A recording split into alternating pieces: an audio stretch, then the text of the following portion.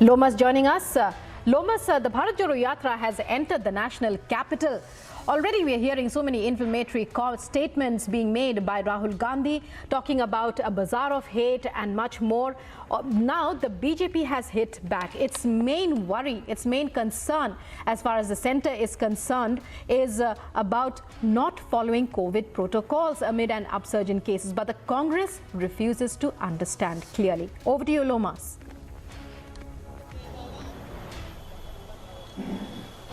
बिल्कुल, मैं आपको बता दूं कि भारत जोड़ो यात्रा बदरपुर से चल करके आश्रम पहुंच चुकी है। मैं एक आपको तस्वीर यहां पे दिखाना चाहूंगा कि जो तमाम लोग हैं, जो समर्थक हैं यहां पे कांग्रेस के, उन्होंने ना तो मास्क पहना है और ना ही किसी भी जो कोविड प्रोटोकॉल है उसको यहां पे फॉलो करते हुए दिख रहे हैं। साफ तौर पे उनका कहना है कि कोई कोविड नहीं है भारत में, अभी तक कोई भी प्रोटोकॉल सरकार के द्वारा जारी नहीं किया गया है और जब जारी किया जाएगा तब हम मास्क पहनेंगे। अभी कोई भी कोरोना के कोई भी यहाँ पे लक्षण दिखाई नहीं दे रहे। जब कोरोना आ जाएगा तब हम उसको फॉलो करेंगे। तो कहीं ना कहीं आप देख सकते हैं कितनी बड़ी लापरवाही यहाँ पर जो लोग हैं, जो भारत जोड़ो यात्रा में शामिल हो रहे हैं, उनके द्वारा अपनाया जा रहा है, जो उनके नेता है उनके द्वारा देखा जा रहा है। क्योंकि राहुल गांधी भी जब स्टेज पे पहुंचे थे तो उन्होंने भी ना तो मास्क पहना था, ना तो कोविड के गाइडलाइन को उनके द्वारा फॉलो किया गया था।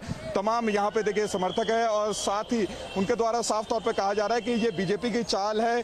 जब जब कांग्रेस पार्टी इस तरीके से काम करते है या फिर लोगों से जुड़ने का काम करती है तो कहीं ना कहीं वो इस तरह के बातों को लेकर के सामने आती है। कभी कोविड को लेकर आती है, कभी दूसरे मुद्दे उठा देती है, लेकिन वो आम लोगों के मुद्दों को कहीं ना कहीं पीछे छोड़ देती है। जो लोगों के आम मुद्दे हैं उनको पीछे छोड़ते हैं।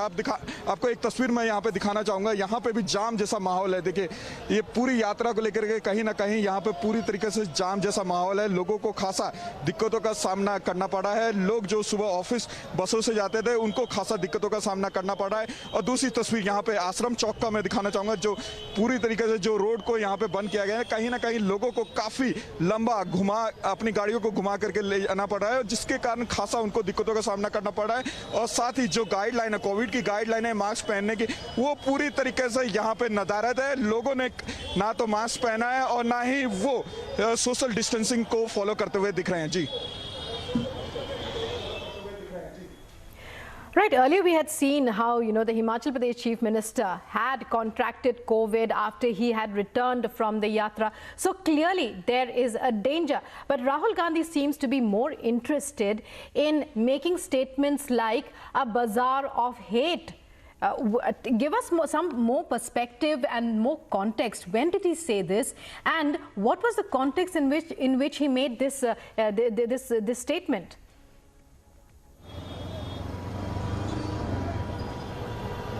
बिल्कुल, राहुल गांधी की तरफ से जो स्टेटमेंट्स दिए जा रहे हैं तो कहीं ना कहीं वो लोगों की जान की परवाह किए बिना दिए जा रहे हैं। उनकी तरफ से जिस तरीके से कोविड को लेकर के कहा जा रहा है कि कोविड अभी तक भारत में आया ही नहीं, लेकिन आप जब चीन की तस्वीरें देखें तो कहीं ना कहीं वो आपको भयभीत करती है। क्योंकि चीन में जिस तरीके से तस्वीरें निकल के सामने आ रही है वो कहीं ना कहीं ये आपको बता दे कि अब तैयार हो जाए, नहीं तो तैयार नहीं आप होंगे तो लेट हो जाएगा। तो कहीं ना कहीं वो भारत पे भारी असर पड़ सकता है। क्योंकि जिस तरीके से आपने देख सकते हैं पिछले 2 सालों में जब कोरोना की लहरें थी तो कहीं ना कहीं लोगों ने अपने परिवार के लोगों को खोया था, उसमें खासा लोगों को दिक्कतों का सामना करना पड़ा था।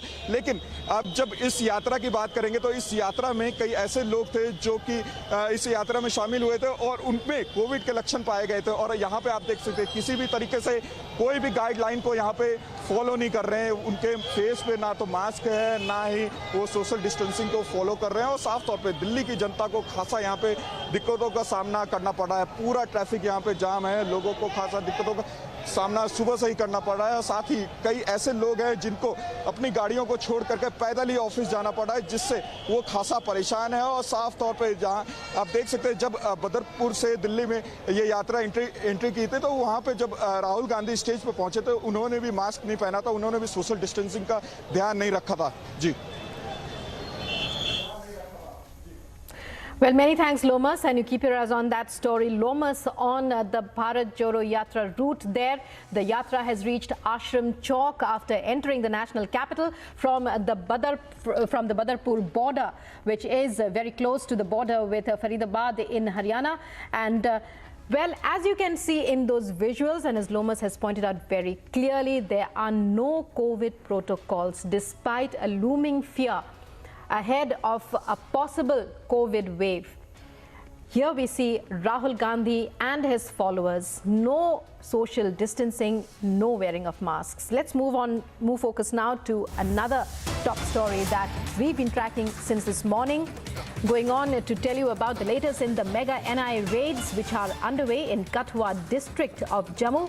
The raids are also underway in Arnia area of Jammu district along the Indo-Pakistan international border. Several other locations are also being raided. Raids are being carried out by NIA teams by Chandigarh NIA teams. And on your screen are the first visuals of the NIA raids that began early this morning. The past few days have seen many threats from Pakistan-sponsored Khalistan terror organizations. Khalistan-Pakistan terror link under NIA scanner.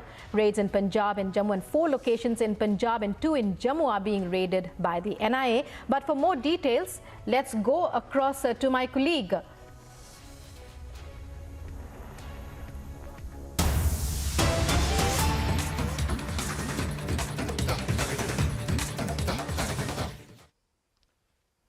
कार्यक्रम में उपस्थित सभी पूज्य संतगण, अन्य महानुभाव और मेरे प्यारे नौजवान साथियों, आप सभी को जय स्वामीनारायण। पूज्य शास्त्री जी महाराज श्री धर्मजीवन दास जी स्वामी की प्रेरणा से, उनके आशीर्वाद से राजकोट गुरुकुल के 75 वर्ष हो रहे हैं। मैं राजकोट गुरुकुल के 75 वर्षों की इस यात्रा के लिए आप सभी को हृदय से बहुत बहुत बधाई देता हूं। भगवान श्री स्वामीनारायण, उनके नाम स्मरण से ही एक नव चेतना का संचार होता है। और आज आप सब संतों के सानिध्य में स्वामीनारायण का नाम स्मरण एक अलग ही सौभाग्य का अवसर है। मुझे विश्वास है इस ऐतिहासिक संस्थान का आने वाला भविष्य और भी यशस्वी होगा। इसके योगदान और भी अप्रतिम होंगे। साथियों, श्री स्वामीनारायण गुरुकुल राजकोट की यात्रा के 75 वर्ष ऐसे कालखंड में पूरे हो रहे हैं जब देश अपनी आजादी के 75 वर्ष मना रहा है। ये सुखद संयोग तो है ही, सुखद सुयोग भी है। एक राष्ट्र के रूप में भारत की, आजाद भारत की जीवन यात्रा ऐसे सुयोगों से ही, और हजारों साल की हमारी महान परंपरा भी ऐसे ही सुयोगों से ही गतिमान रही है। ये सुयोग है कर्मठता और कर्तव्य के सुयोग। ये सुयोग है संस्कृति और समर्पण के सुयोग। ये सुयोग है आध्यात्म और आधुनिकता के सुयोग। जब देश आजाद हुआ तो हमारे ऊपर ये जिम्मेदारी थी कि हम शिक्षा के क्षेत्र में भारत के प्राचीन वैभव और हमारा महान गौरव को पुनर्जीवित करें। लेकिन गुलामी की मानसिकता के दबाव में सरकारें उस दिशा में बढ़ी नहीं, और कुछ बातों में तो उल्टे पैर चली। और इन परिस्थितियों में एक बार फिर हमारे संतों ने, आचार्यों ने देश के प्रति इस कर्तव्य को निभाने का बीड़ा उठाया। स्वामीनारायण गुरुकुल इसी सुयोग का एक जीवंत उदाहरण है। आजादी के तुरंत बाद भारतीय मूल्यों और आदर्शों की नींव पर इस आंदोलन को, इस संस्थान को निर्मित किया गया।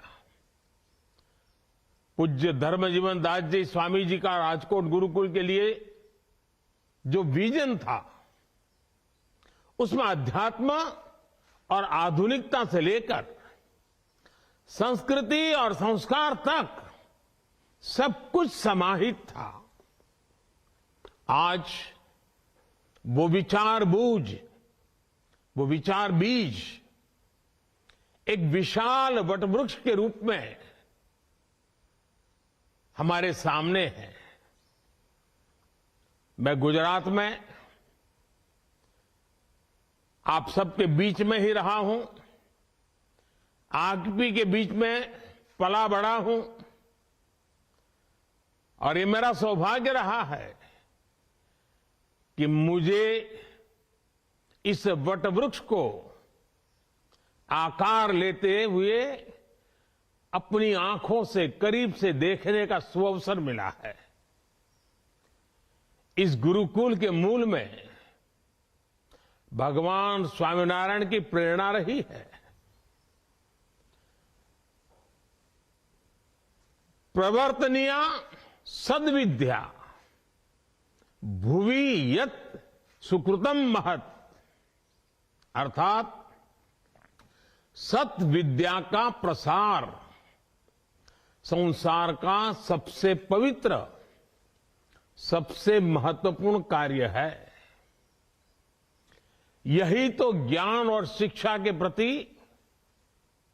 भारत का वो शाश्वत समर्पण है जिसने हमारी सभ्यता की नींव रखी है।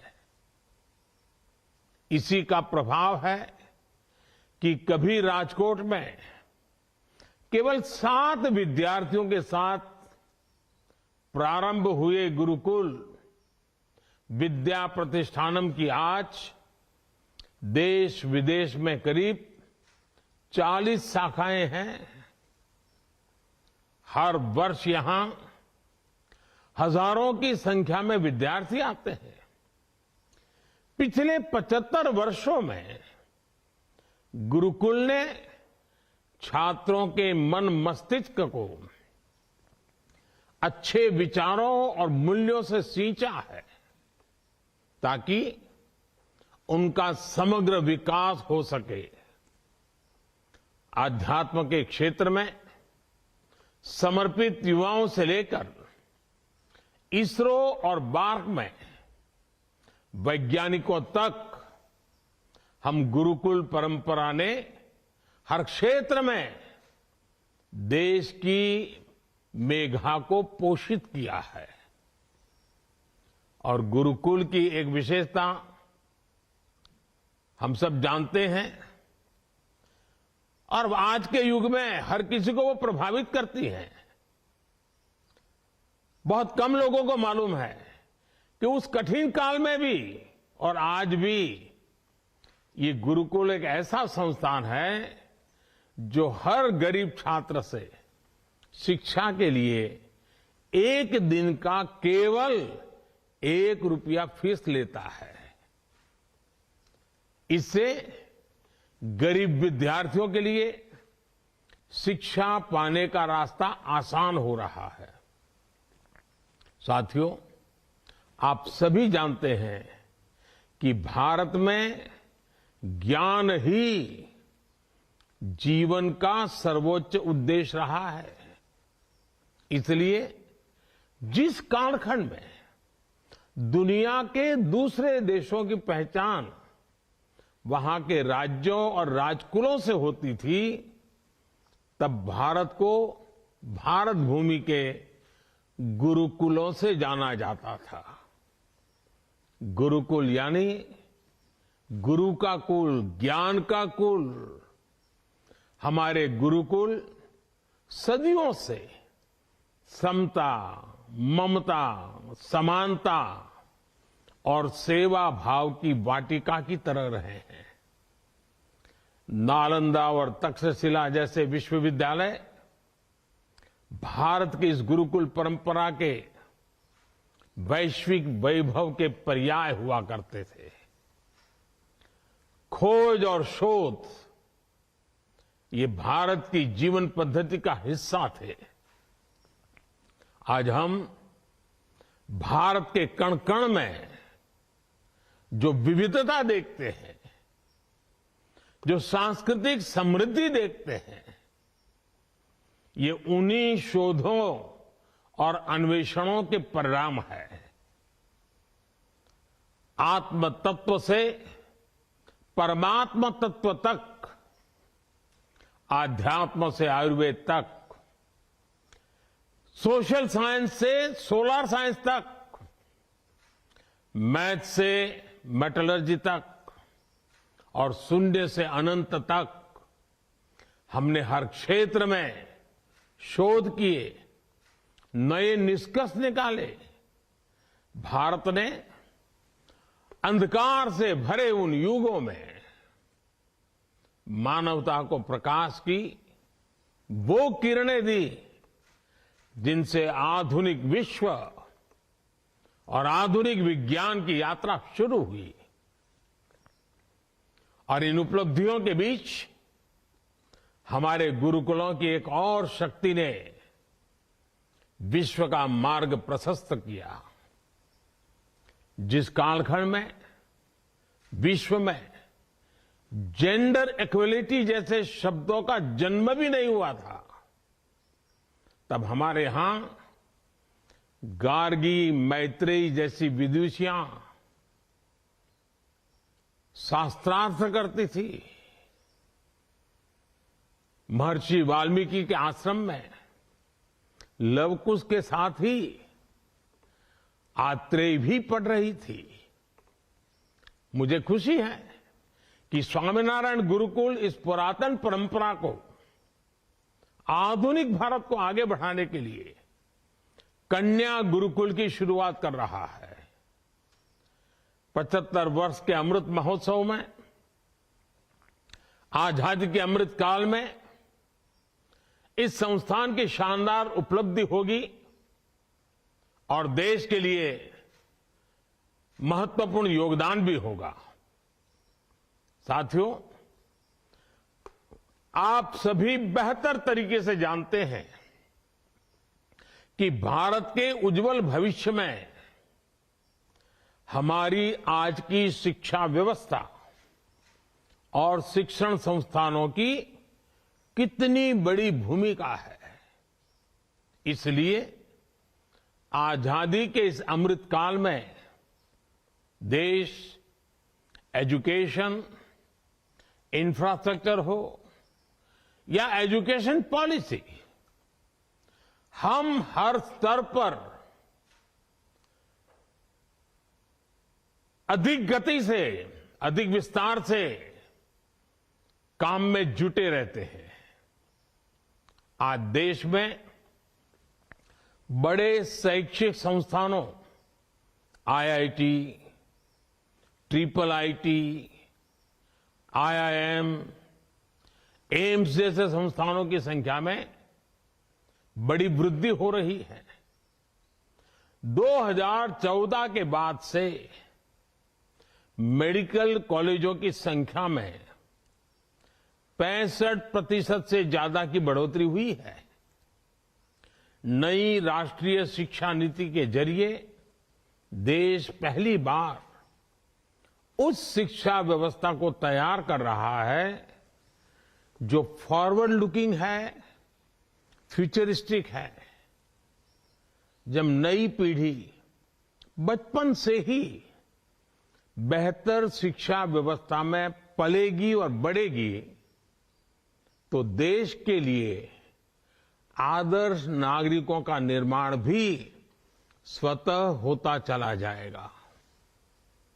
यही आदर्श नागरिक, आदर्श युवा 2047 में, 2047 में, जब देश आजादी के 100 साल मनाता होगा, विकसित भारत के सपने को सिद्धि तक लेकर के जाएंगे।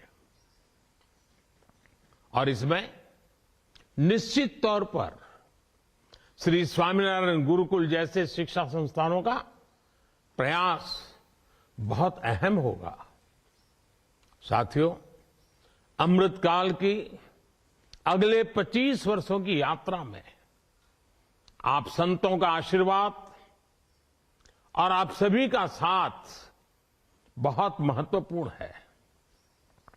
आज भारत में और भारत के संकल्प भी नए हैं, उन संकल्पों की सिद्धि के प्रयास भी नए हैं।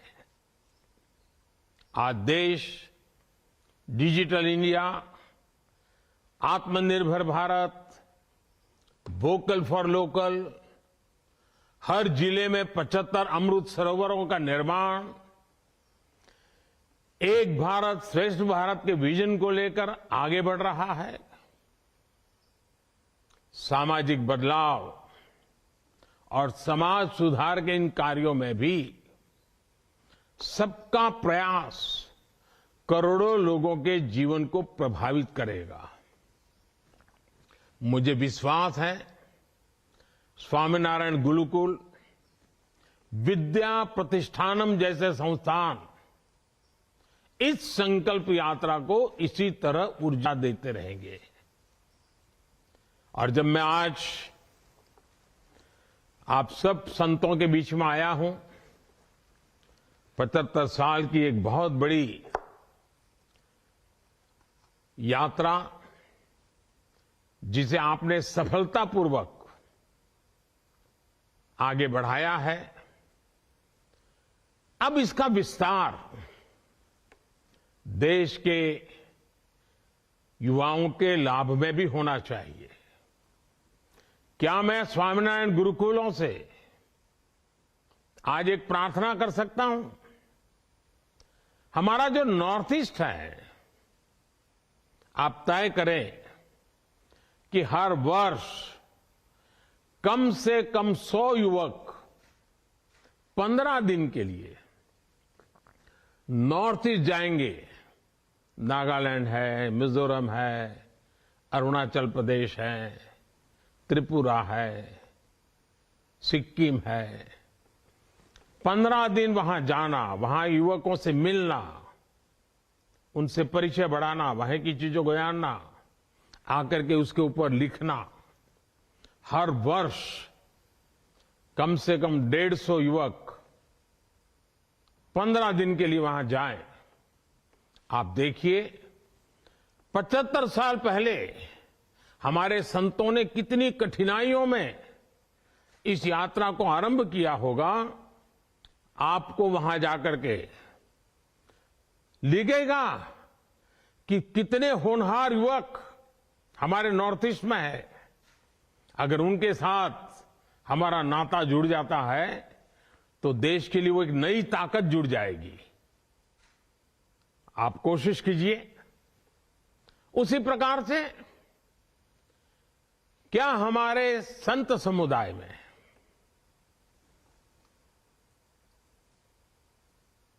मुझे याद है जब बेटी बचाओ अभियान हम कर रहे थे तो छोटी छोटी बालिकाएं मंच पर आकर के 7 मिनट, 8 मिनट, 10 मिनट का बड़ा हृदय द्रावक और बड़े अभिनय के साथ भाषण करती थी।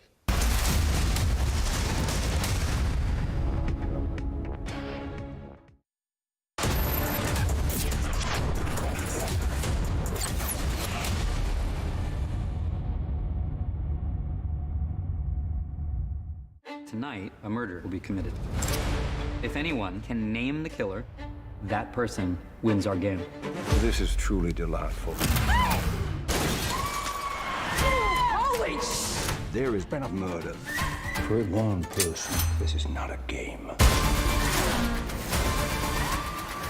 The killer wouldn't hesitate to kill again. You must be really great at clues. I'm very bad at dumb things. Glass Onion, a Knives Out mystery.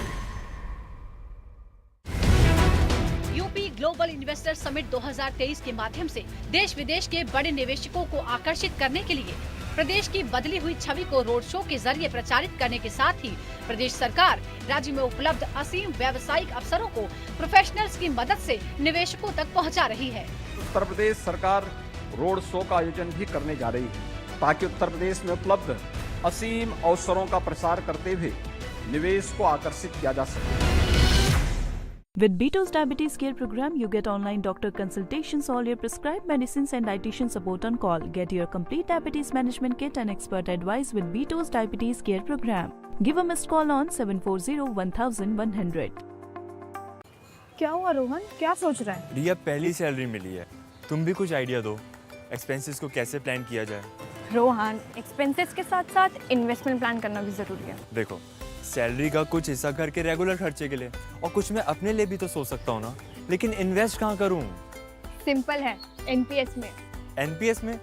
रिया, अभी तो मैंने कमाना शुरू किया है, इतना आगे के लिए अभी से क्यों पैसे जोड़ूं?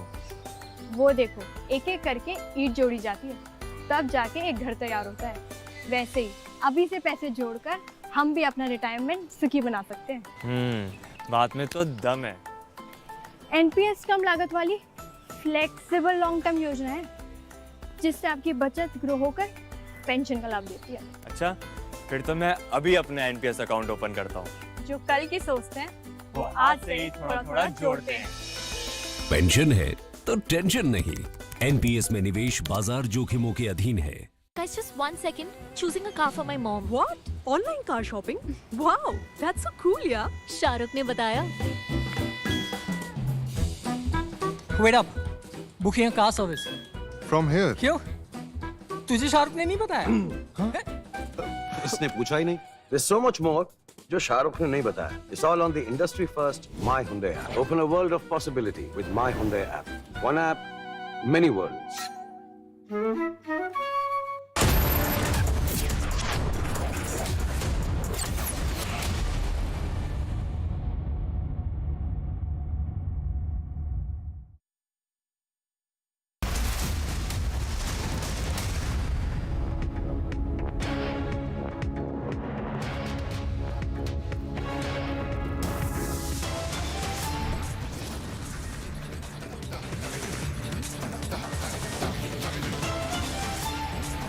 It's 11:30 and here are the headlines. Former ICICI Bank CEO Chanda Kochhar and husband arrested in loan fraud case.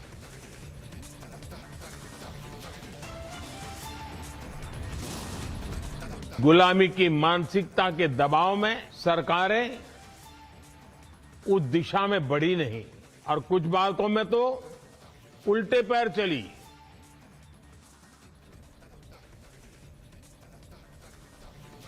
Prime Minister Narendra Modi calls out Gulami mindset, says the world is recognizing India. देश की सुरक्षा नहीं, आपको तो देश हित नहीं, परिवार हित पहले है। और ये कांग्रेस ने समय समय पर दिखाया। कोविड की शुरुआत पर भी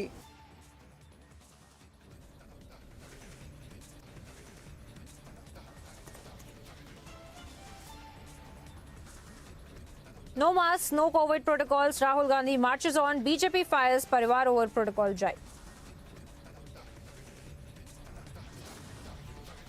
चुने हुए लोग नफरत फैला रहे हैं, मगर हिंदुस्तान का आम नागरिक मोहब्बत की बात कर रहा है, एक साथ चलने की बात कर रहा है, हाथ मिलाकर आगे बढ़ने की बात कर रहा है।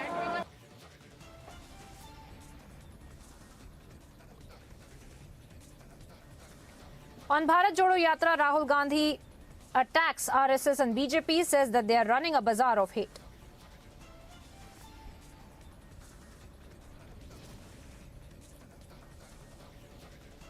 Mega SIA crackdown on terror funding in Jammu and Kashmir, Jamaat-e-Islami properties sealed.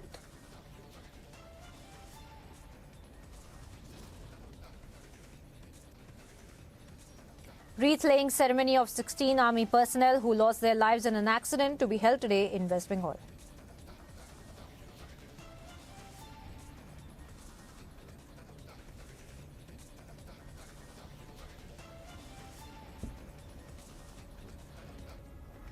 Thank you for staying with Republic TV viewers. I'm Priyanka Sharma. We are live and breaking and getting you all the updates of one of the biggest stories that we are tracking today is that of the former CEO of ICICI, that is Chanda Kochhar, in fact, who had been taken into custody by the Central Bureau of Investigation along with her husband Deepak Kochhar as well, that had been arrested yesterday by the CBI, and now we're learning that they are likely to be produced at 2 p.m.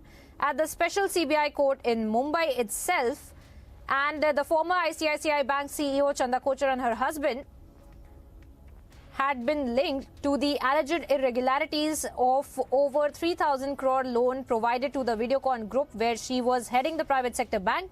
Now, Chanda Kochhar had quit as the CEO and managing director of ICICI in October 2018 over the allegations that she favored Videocon Group, a consumer electronics and oil and gas exploration company, saying that she violated the bank's code of conduct and internal policies. The ICICI said a year later that it would treat Ms. Kochhar's exit as a termination for cause, as she had been accused of criminal conspiracy and cheating by the CBI for alleged irregularities in a loan of rupees 3,250 crores in 2012 to the Videocon group as well, which became a NPA in the ICICI Bank. Now, that is the entire background of the case that is under investigation, for which Chanda Kochhar, in fact, had been taken into custody by the Central Bureau of Investigation yesterday, along with her husband Deepak Kochhar as well. And of course, we have seen how the interrogation and the multiple summons that had been sent to Chanda Kochhar have also panned out, and how the investigating authorities,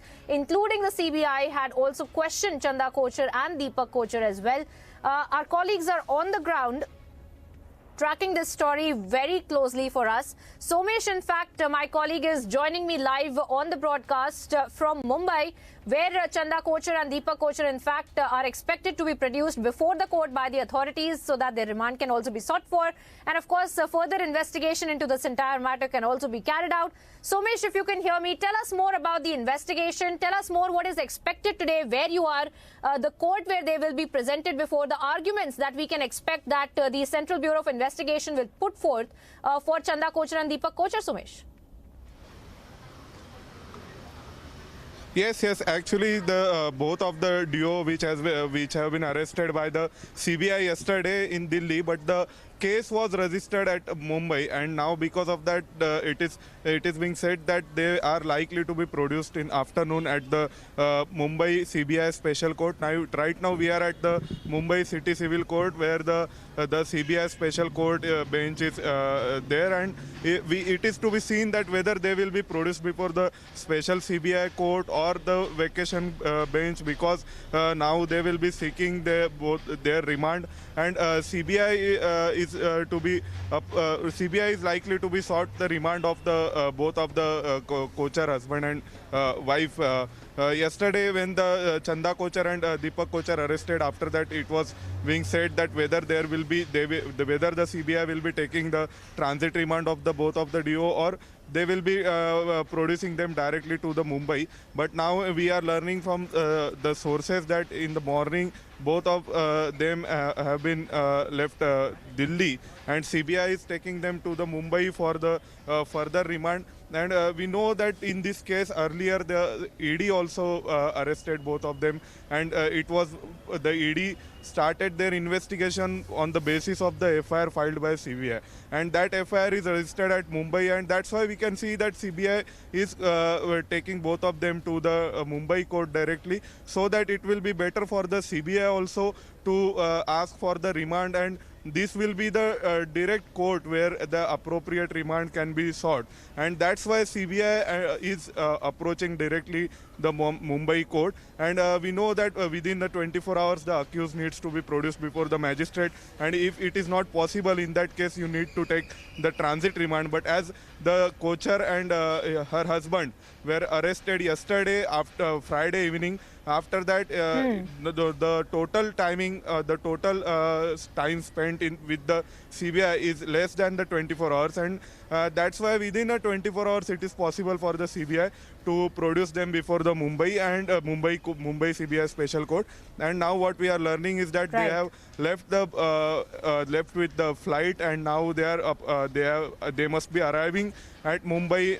It is to be known that whether they will be produced after the mid session or before the first session, before the vacation bench. Right, of course. The Somesh, there you're getting us some very important details, Somesh, of this very important case today as well that is going to be panning out. And of course, Chanda Kochhar and Deepak Kochhar will be presented before the court there in Mumbai, where you are right now. And of course, we trust you to keep us ahead on this big story that we are tracking today. For the moment, viewers, we move on.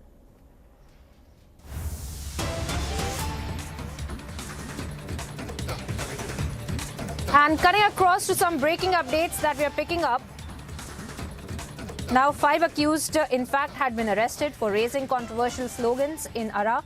Now, the Chandi police station of Kochhar district had arrested 5 accused while taking prompt action in the case, raising controversial slogans in the joy of winning the match.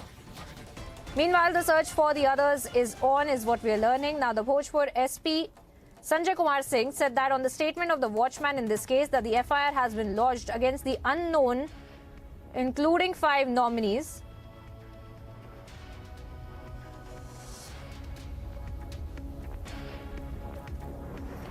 Apart from Tanveer Alam and Kalu, now 2 accused named Sonu have also been arrested. Now, these are the controversial images and audio, in fact, of this video that we are getting, where, in fact, pro-Pakistan slogans had been raised as well. And now we are looking at this visuals of the same.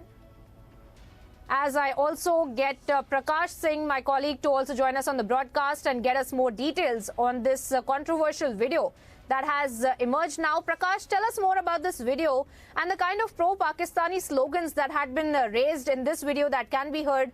Has the cognizance been taken by the authorities, and how many people, in fact, have been arrested so far in this case? Well, 5 people have been taken into custody. They have all been arrested for raising a pro-Pakistan slogan after a game of badminton that took place. And of course, it has become a trend in the entire country that time and again, certain section of the people raise pro-Pakistan slogan. And this incident took place in Bhojpur district of Bihar, in the Chandi police station. And a controversial slogans were raised in the joy of winning the match. Meanwhile, the search for other culprits are also on, and the Bhojpur SP Sanjay Singh said that the watchman in this case, on the basis of the watchman in this case, an FIR has been lodged against the unknown, including 5 nominees. These are Arman, Muhammad, and apart from them, Tanveer Alam and Kallu, 2 accused named, have been arrested. So those who are on the run, they will be nabbed, what the SP says, and the search for others are also on. Back to you.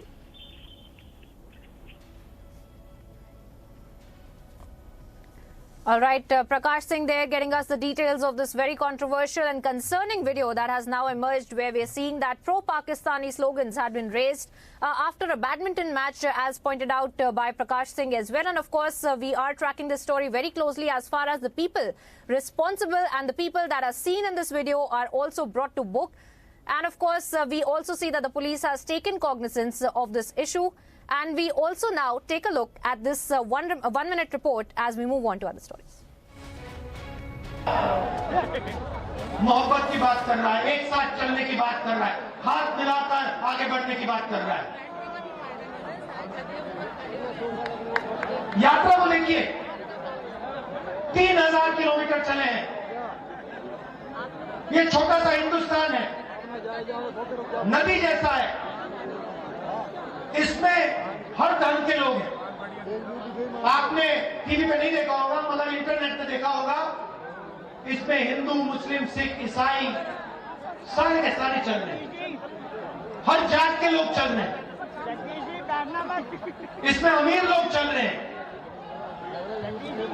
गरीब लोग चल रहे हैं, किसान, मजदूर, हर भाषा बोलने के लोग चल रहे हैं। और आपको इस यात्रा में नफरत नहीं दिखाई देगी। बीजेपी की मानसिकता के दबाव में सरकारें उस दिशा में बढ़ी नहीं और कुछ बातों में तो उल्टे पैर चली।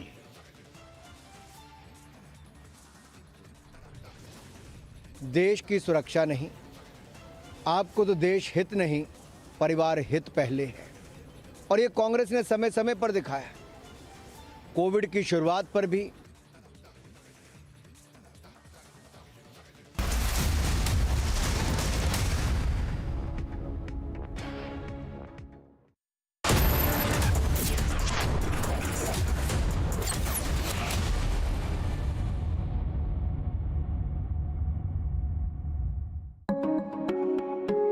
an unshakable belief, a 360-degree holistic model of development, and a strong team of 300 people is transforming millions of lives in rural Maharashtra.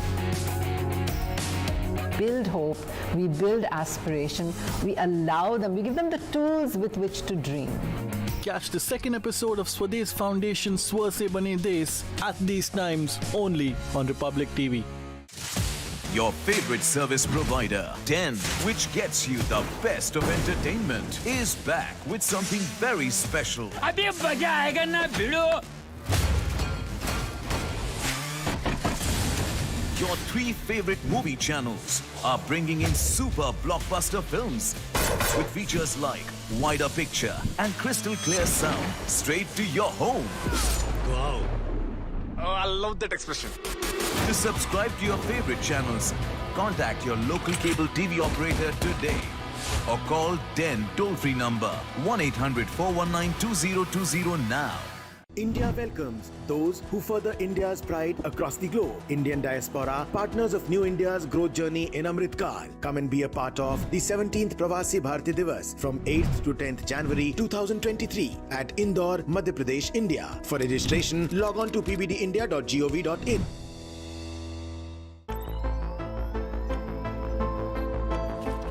Everyone looks at the world today. At Hyundai, we go beyond with experiences that take us forward. Inspired by our today, we design your tomorrow. Some said electric is the future. We said, why stop there? At Hyundai, we are going beyond mobility, and you are welcome to join us. एक दिन मैं सोते सोते गिर गया और मुझे कुछ नहीं हुआ। पता है किसने किया? घोस्ट ने। वो हर बार मुझे बचा लेता है। मिलोगे? अरे कोई घोस्ट नहीं, रोनी के पापा ही हैं जो उसे सेफ रखते हैं। जैसे हैवेल्स लाइफ शील्ड वायर्स जो दिखते नहीं पर घर को सेफ रखते हैं। ना आग पकड़े, ना जहरीली गैस छोड़े। Wires that don't catch fire.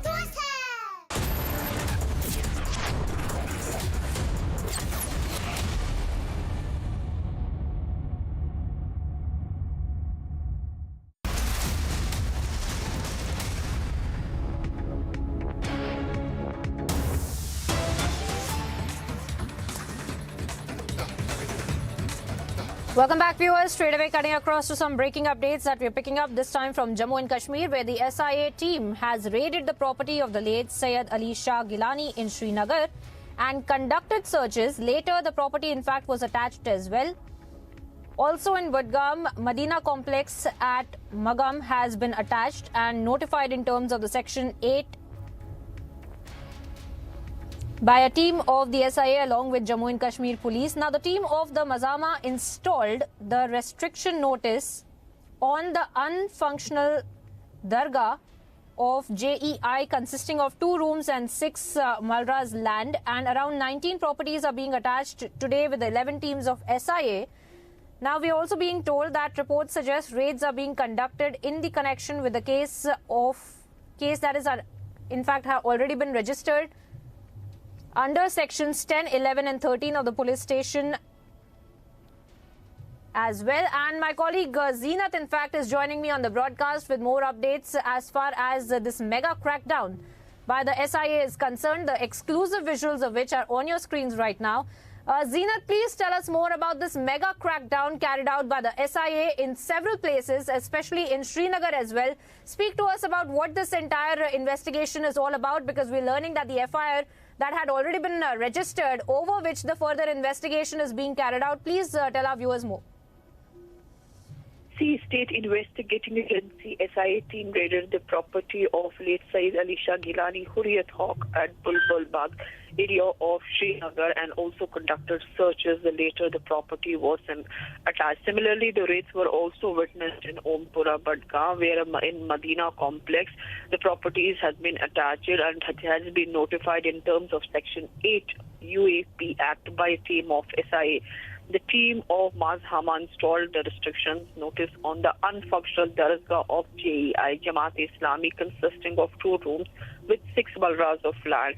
Similarly, as per this reports that are coming in, around 20 properties as of now has been attached by the SIA. All this started a long time back because we are seeing the terror crackdown in Jammu and Kashmir by NIA as well as SIA. The case pertains to the criminal conspiracy for carrying out terrorist and the subversive activities hatched by the cadres of overground workers, OGWs of various prescribed organizations and their affiliates and offshoots, operating under various pseudonames at the behest of the Pakistani commanders and the handlers. If you remember, in 2019, Ministry of Home Affairs also banned this Jamaat-e-Islami, considering it as a terror outfit, because the kind of activities this Jamaat-e-Islami has been doing under the name of through Zakat, the Falayam Trust, even the schools that were having an affiliation of Jamaat-e-Islami, recently they too were banned. So this tells you that how the government is quite serious as far as of taking the terror network out or taking the oxygen out for supporting the terrorism in the Jammu and Kashmir. So we are seeing the case has been registered under the FIR number in the police stations on Srinagar. The SIA has conducted the raids in past as well. In fact, during the searches that were conducted, incriminated material, or we talk about the digital evidences like SIM cards and the storage devices that were also seized by the SIA time to time. As of now, what we are picking is that 20 properties have been seized, and that also includes the 2 Malra land with 2 canal and the 11 Malra land of Jamaat-e-Islami that was seized today by SIA. The visuals that we are beaming comes from Badgaon, Ompura, similarly in Bagad, Barzala, and also in Magam, where the raids were conducted by the State Investigating Agency. The raids are not only specific in Srinagar, but it is in Central Kashmir, also in South Kashmir's Kulgam, where the raids were conducted. Yesterday, NIA conducted the raids in the other parts of the districts. Yes, Priyanka. That's right. Zeenat Zishan Fazal, our Kashmir Bureau Chief, with those details and the perspective on the terror network and the crackdown that is being carried out by the SIA on this terror network. And as Zeenat put it, choking the oxygen out of the terror network as well, so that they cannot operate in this entire particular territory. And as Zeenat was also pointing out, that the NIA also had carried out their own investigation into this network as well. Zeenat, I want to thank you for joining us on the broadcast with those details.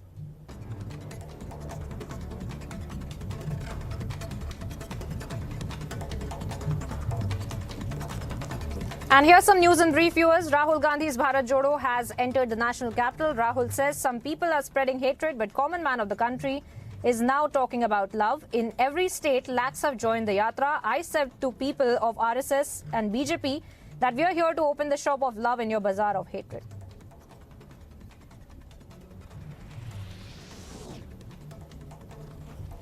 Uttarakhand Governor Lieutenant General Gurmeet Singh has approved the anti-conversion amendment bill passed by the State Legislative Assembly in November. The bill, titled Religions Freedom Amendment Bill 2022, was passed by the Assembly during the winter session. The state government has intended to implement the law at the earliest.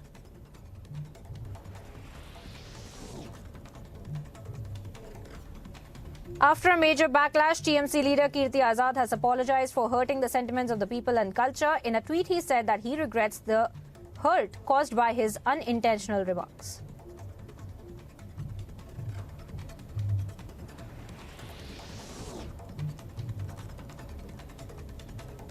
Eight people have lost their lives while 2 others are in critical condition after a vehicle with 10 devotees returning from Sabrimala to Tamil Nadu plunged into a 50 feet deep pit.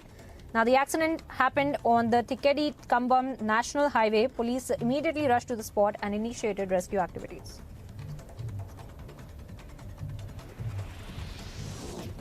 NIA raids taking place in Kochhar district of Jammu. Several other locations are also being raided. Sources claim that the raids are taking place by Chandigarh NIA teams.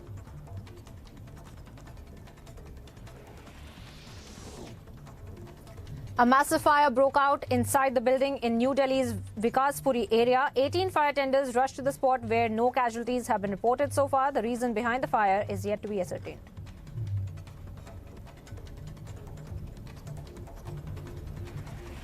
The Allahabad High Court has granted bail to the Kerala-based journalist Siddiqui Kappan, who was arrested by the Uttar Pradesh police on his way to report the Hathras gang rape case. Siddiqui was granted bail in a case lodged by the Directorate of Enforcement under the Prevention of Money Laundering Act of 2002.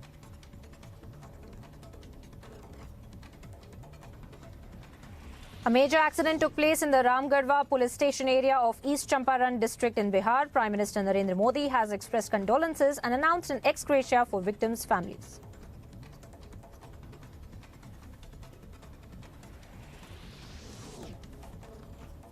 Traffic has been affected in parts of southeast Delhi as Congress's Bharat Jodo Yatra led by the party leader Rahul Gandhi entered the city. The traffic police had earlier issued an advisory cautioning commuters about the routes that were likely to be affected by the yatra.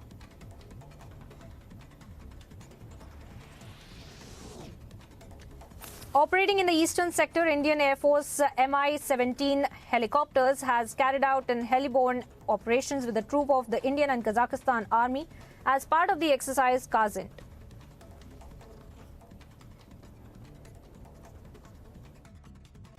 In a bustling Paris neighborhood, a shooting took place targeting the Kochhar Cultural Center, in which 3 people were dead while 4 others were severely injured.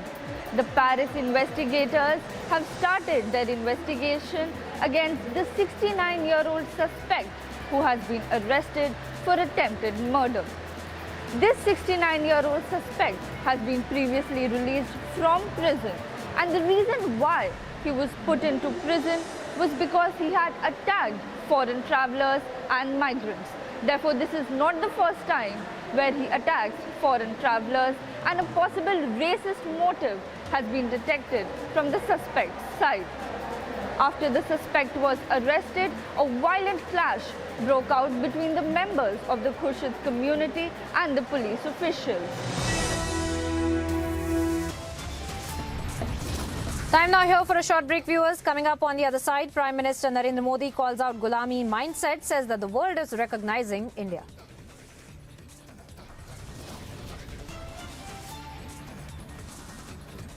And also getting you updates on how the former ICICI Bank CEO Chanda Kochhar will be produced before the special CBI court at 2 p.m. today in Mumbai.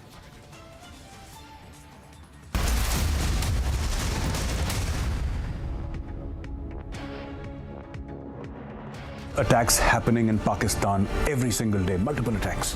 What's happening in China? China is getting a hammering and a battering of a lifetime. What did China do wrong? After all, so many Indians were saying that, China is such a perfect society. They're vaccinating 14 million people in a day.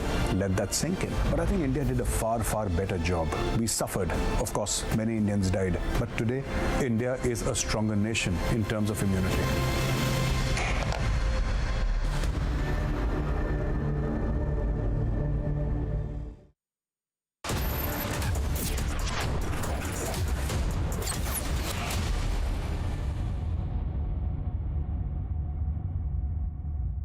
With Beto's Diabetes Care Program, you get online doctor consultations, all your prescribed medicines and dietitian support on call. Get your complete diabetes management kit and expert advice with Beto's Diabetes Care Program. Give a missed call on 740-1100.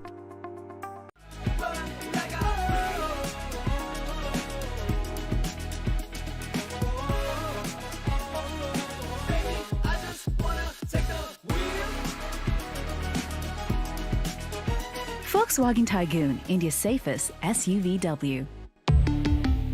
Volkswagen. क्या हुआ रोहन? क्या सोच रहा है? रिया, पहली salary मिली है, तुम भी कुछ आइडिया दो। एक्सपेंसेस को कैसे प्लान किया जाए? रोहन, एक्सपेंसेस के साथ साथ इन्वेस्टमेंट प्लान करना भी जरूरी है। देखो, सैलरी का कुछ हिस्सा घर के रेगुलर खर्चे के लिए और कुछ मैं अपने लिए भी तो सोच सकता हूँ ना, लेकिन इन्वेस्ट कहाँ करूँ? सिंपल है, एनपीएस में।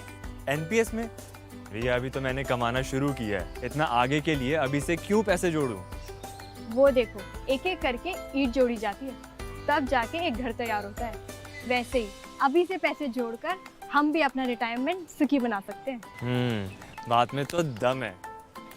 एनपीएस कम लागत वाली फ्लेक्सिबल लॉन्ग टर्म योजना है, जिससे आपकी बचत ग्रो होकर पेंशन का लाभ देती है। अच्छा, फिर तो मैं अभी अपना एनपीएस अकाउंट ओपन करता हूँ। जो कल की सोचते हैं वो आज से ही थोड़ा थोड़ा जोड़ते हैं। पेंशन है तो टेंशन नहीं। एनपीएस में निवेश बाजार जोखिमों के अधीन है। अब जियो मार्ट की ग्रैंड फिनाले सेल में फूड और ग्रोसरीज पे मिलेगा अप टू 50% ऑफ। तो साल जैसा भी गया हो, एंडिंग तो जबरदस्त होगी।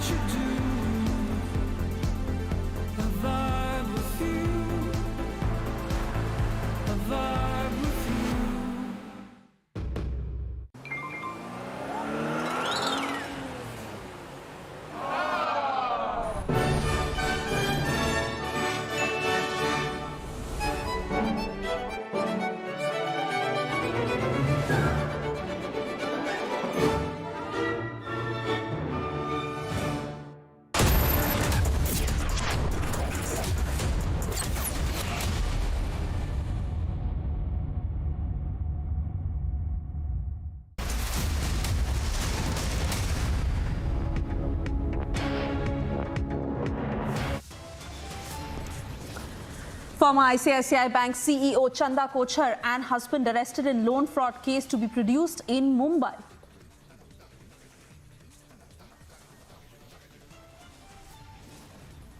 गुलामी की मानसिकता के दबाव में सरकारें उस दिशा में बढ़ी नहीं और कुछ बातों में तो उल्टे पैर चली।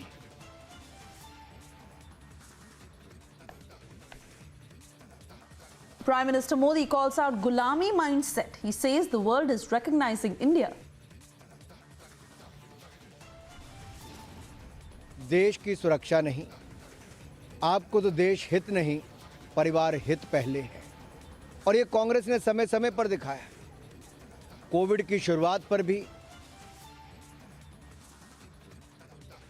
No masks, no COVID protocols. Rahul Gandhi marches on. BJP fires Parivar over protocol jibe.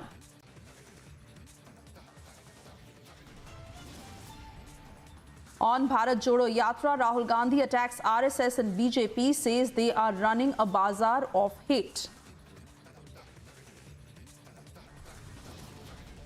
Mega SIA crackdown on terror funding in Jammu and Kashmir. Jamaat-e-Islami properties sealed.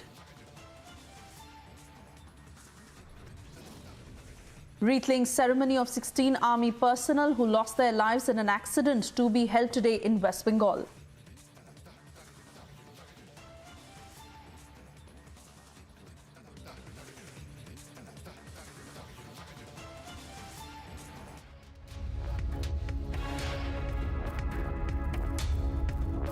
Very good afternoon and thank you for tuning in. You're watching the news at 12 on Republic. I'm Suesha Sawant and we begin this edition with some breaking news coming in as India is on COVID alert.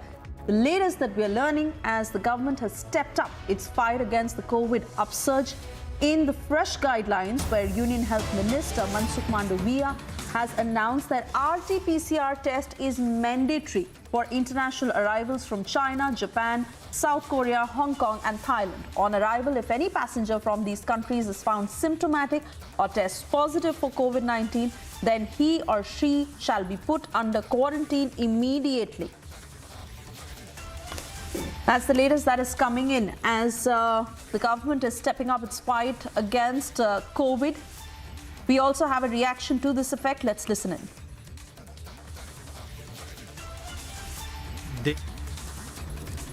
Corona महामारी न फैले उसको लिए सतर्कता बरतना हमने चालू कर दिया है। जिस तरह से चीन में कोरोना महामारी की भयानकता हम देख रहे हैं, उसको देखते हुए चीन, जापान, दक्षिण कोरिया, हांगकांग, बैंकॉक सभी से आने वाली फ्लाइट पर हम एविएशन मिनिस्ट्री के साथ बातचीत करके तुरंत ही एयर सुविधा पोर्टल का इम्प्लीमेंटेशन करके सभी पैसेंजर को RT-PCR कंपलसरी करेंगे, उसका ट्रेसिंग करना चालू कर देंगे और इंडिया में आने के बाद किसी को बुखार मालूम पड़े या तो टेस्ट पॉजिटिव पाया जाए तो तुरंत ही हम उसको क्वारंटाइन करने के लिए भी आदेश जारी करने जा रहे हैं ताकि देश को कोविड महामारी के सामने हम बचा सकें। Madhurima now joins us live on the broadcast. Madhurima, the point is to arrest the spread at the very point from where it can be a node of spreading the infection, which is the international airport, because international passengers coming from these very countries that are particularly seeing a surge, and which is why RT-PCR mandatory for international travelers now.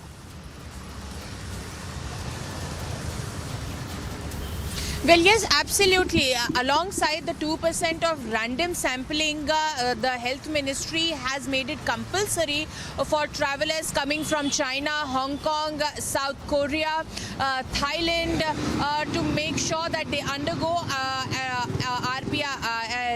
RT-PCR test.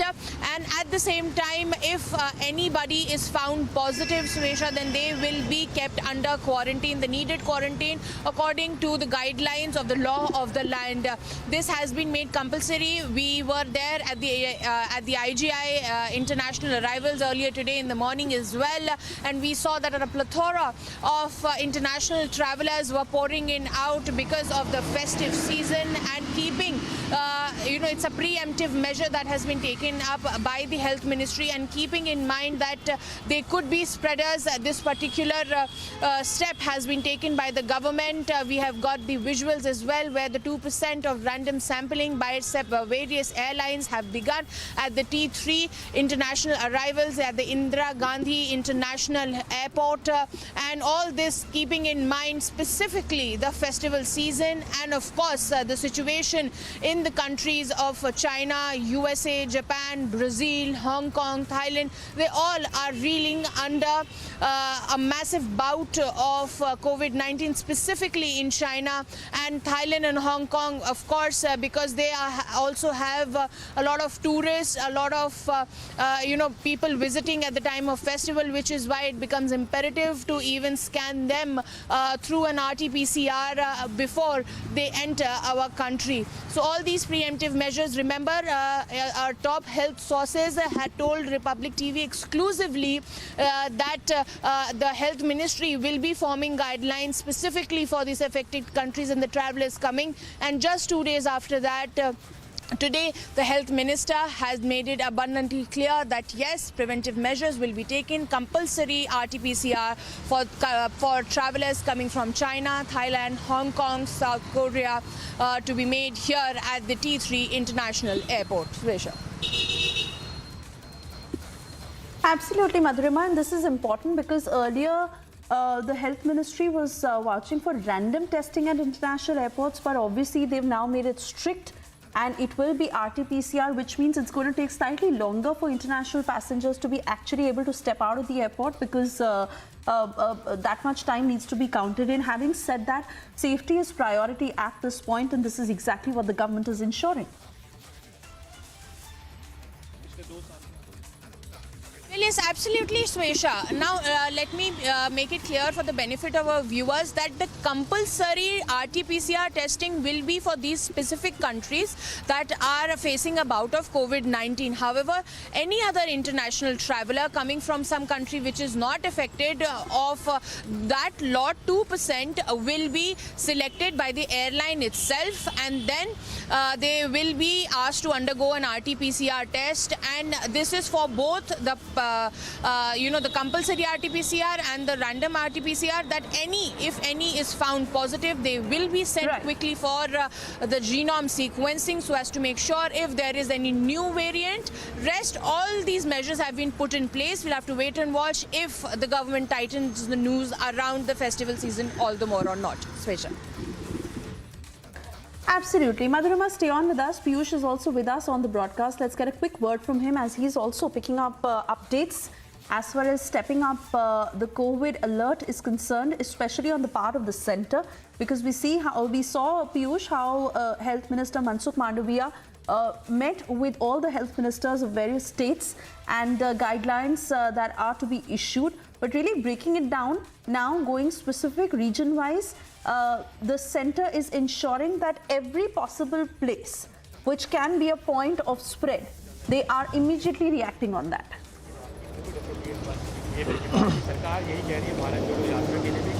Well, absolutely. Remember that the government has been issuing advisories time and again as far as the COVID is concerned, and this time once we are now learning is that the government has issued the fresh advisory where it has said that the passengers who are traveling from China, Hong Kong and a few other countries, they will have to go through COVID-19 tests. And today we also saw those pictures coming in from Indira Gandhi International Airport where the COVID testing has in fact begun there. So it is a big step which has now been taken by the government. Earlier also the government had been claiming that it has taken all the precautionary measures as far as for fighting COVID is concerned.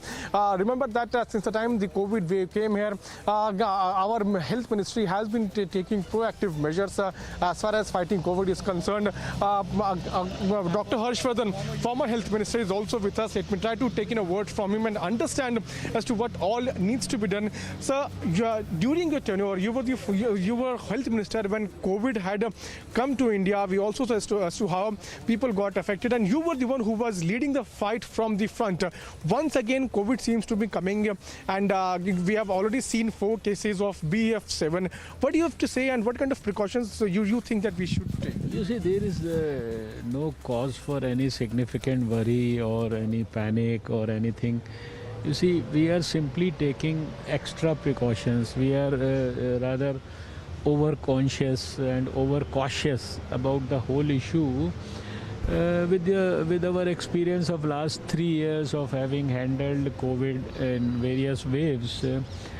And in the light of the emerging high number of cases in neighboring countries and in particular China, which is a neighbor, we are taking extra precautions, and we are advising our people, and I would like to congratulate the government of India, my own government, where the Prime Minister himself was leading during the COVID crisis earlier, and now anticipating that things could take a turn for the worse.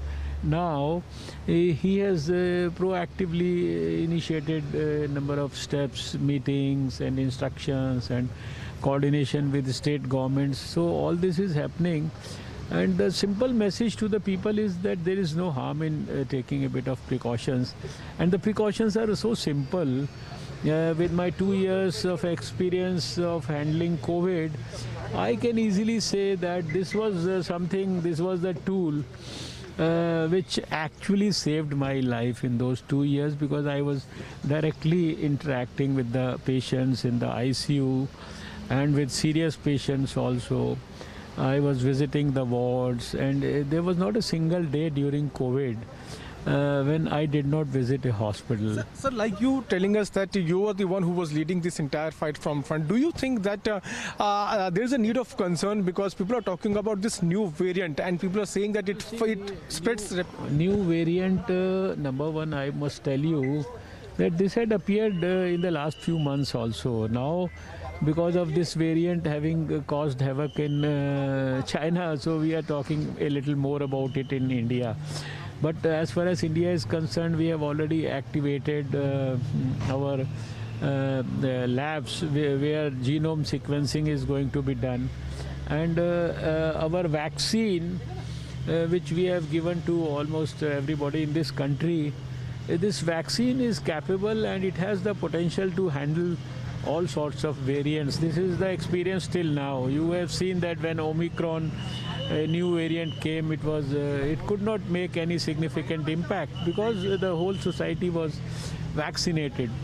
So the only lesson right now would be that those who have not got themselves vaccinated even now, or those who have not got a precaution dose till now, they should get themselves adequately strengthened from the vaccination point of view at this particular moment, and maybe revive the habit of using a mask, more particularly in public places and in crowded places. Last question. The government has just issued directions that people who are coming from China, Hong Kong, or few other countries, they will have to mandatorily go through COVID-19 testing. Do you think that we need to take more steps, or we need to enhance, steps as far as? I think to begin with, this is more than adequate step on the part of the government, because when we are testing everybody who is coming from China, all the relevant places, I think that's quite a bit of precaution for the time being, and government has enough experience of last 3 years, so if they have to go a step further, they can always review and improvise their strategy. Thank you so much for speaking to us. So Dr. Harshvardhan is perfectly telling us as to how the biggest weapon, the biggest shield which we can adopt right now is mask, and also the vaccination, about which he talked about. Remember that the government has already said that nasal vaccine would be available on COVID app, on COVID portal. In fact, the government has been revising its guidelines, and a couple of days back we had also reported as to how government might revise its guidelines as far as passengers traveling from China is concerned. And now what we are hearing is that government has made mandatory for the travelers traveling from China to India to go through COVID-19 testing. We'll have to wait and watch what more strategy the government is further going to take. But yes, Dr. Harshvardhan has highlighted that we have taken adequate steps, and we have a good experience of 3 years of fighting COVID. Absolutely, and for that very reason, RT-PCR tests have been made mandatory for international passengers, Piyush, who are arriving from all those countries which have seen a sharp spurt in cases of COVID. On that note, thank you for getting us that perspective from the former Union Health Minister, Dr. Harshvardhan.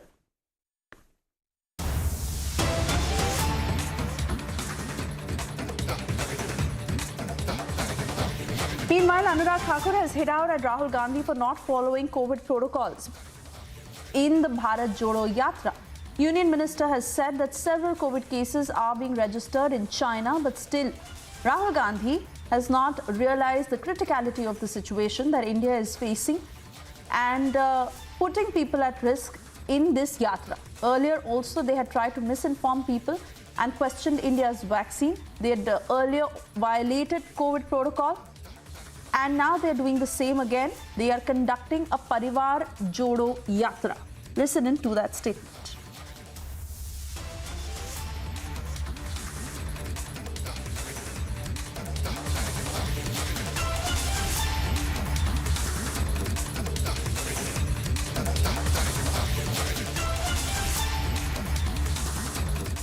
समर्थक चल रहे हैं जो देश का नामो निशान मिटाने की सोचते हों, वो भारत जोड़ने की बात ही कैसे कर सकते हैं। जिनकी यात्रा में नफरत का बीज बोने वाले हों, वो मोहब्बत की दुकान खोलने की बात ही कैसे कर सकते हैं। राहुल जी, पूरी दुनिया भर में चीन, कोरिया, जापान में लाखों केस कोरोना के आ रहे हैं। अस्पतालों के बाहर लंबी कतार लगी है, शवों का ढेर लगा है, लेकिन आपको देश की सुरक्षा नहीं, आपको तो देश हित नहीं, परिवार हित पहले है। और ये कांग्रेस ने समय समय पर दिखाया। कोविड की शुरुआत पर भी देश में भय और भ्रम फैलाने का काम कांग्रेस के दिग्गज नेताओं ने किया और देश की गरीब जनता को भी और आम जनमानस को भी कोविड के बारे में दुष्प्रचार किया। भारत के वैज्ञानिकों पर, भारत की वैक्सीन पर प्रश्न चिन्ह खड़े किए। मैं फिर एक बार याद करवाना चाहता हूं, ये वही लोग हैं जिन्होंने तब भी कोविड प्रोटोकॉल तोड़े थे, जिन्होंने तब भी भय और भ्रम फैलाया था, जिसके कारण हज़ारों नहीं लाखों लोगों की जानें भी गई। आज भी जब देश और दुनिया के सामने संकट है, तो कांग्रेस जिम्मेदारी को छोड़कर भ्रष्ट लोगों को जोड़ने का, परिवार को जोड़ने की ये यात्रा कर रही है। इससे ज़्यादा इसका कोई और कोई कारण नहीं दिखता है। मैं तो यही कहूँगा, अपना हित, अपने परिवार का हित छोड़ो, देश का हित पहले सोचो। Did Rahul Gandhi as a responsible person isolate himself? Start wearing a mask? He could be an asymptomatic carrier. Did he get himself tested? Did he do all the protocols that are required? Today he is saying mask is a bahana. COVID is a bahana. First they spread vaccine hesitancy. They spread lies and rumors about vaccines. Bachade ka khoon mila hai. Vaccines will be very dangerous for you. And now they are saying masks are also a bahana. So remember, this is exactly what the BJP has been raising against the Congress during the Bharat Jodo Yatra, where remember several people have tested positive for COVID, and the centre has been pointing out how the Congress has been negating all the norms, violating COVID protocol, and this is certainly not what the party should be doing. Having said that, we know the position of the Congress that has been stating that it is the BJP that is scared of Rahul Gandhi's popularity on social media and all the attention he's garnering through the Bharat Jodo Yatra, and this is exactly why the BJP is making an excuse when it comes to COVID in wanting to stop the Bharat Jodo Yatra. So that is exactly what is coming in from both sides, but Union Minister Anurag Thakur once again hitting out at the Congress over COVID protocol not being followed during the Bharat Jodo Yatra. And a quick check of all the top stories we are tracking for you this afternoon. Rahul Gandhi's Bharat Jodo Yatra that has entered the national capital. Rahul Gandhi says some people are spreading hatred, but the common man of the country is now talking about love. In every state, lakhs have joined the Bharat Jodo Yatra and have said to people of RSS and BJP that we are here to open the shop of love in your bazaar of hatred. Uttarakhand Governor Lieutenant General Gurmeet Singh has approved the anti-conversion amendment bill passed by the State Legislative Assembly in November. The bill, titled Religion Freedom Amendment Bill 2022, was passed by the Assembly during the winter session. The state government has intended to implement the law at the earliest. After a major backlash, TMC leader Kirti Azad has apologized for hurting the sentiments of the people and culture. In a tweet, he said that he regrets the hurt caused by his unintentional remark. 8 people have lost their lives while 2 others are in critical condition after a vehicle with 10 devotees returning from Sabrimala to Tamil Nadu plunged into a 50 feet deep pit. The accident happened on the Hekari-Kambam National Highway. The police immediately rushed to the spot and initiated rescue activities. NIA raids taking place in Katwa district of Jammu, where several other locations are also being raided. Sources claim that the raids are taking place by Chandigarh NIA teams. A massive fire broke out inside a building in New Delhi's Vikaspuri area. 18 fire tenders were rushed to the spot where no casualties were reported. The reason behind the fire is yet to be ascertained.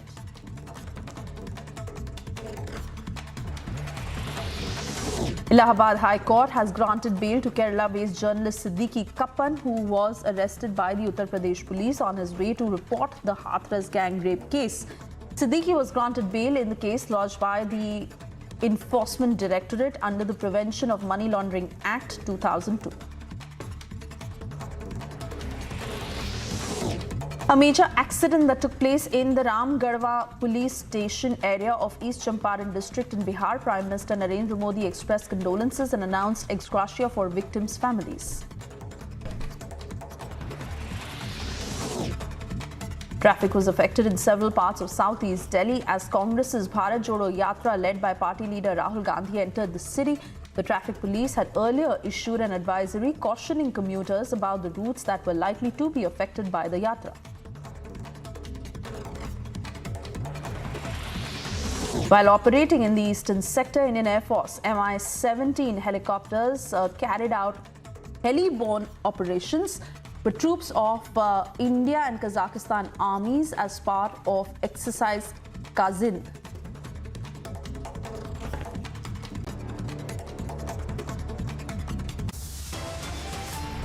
We're stepping into a very short commercial break. On the other side, we get you details as former ICICI Bank CEO Chanda Kochhar and her husband have been arrested in the loan fraud case. They are all set to be produced in Mumbai. Also, mega SIA crackdown on terror funding in Jammu and Kashmir, where Jamaat-e-Islami properties have been seized.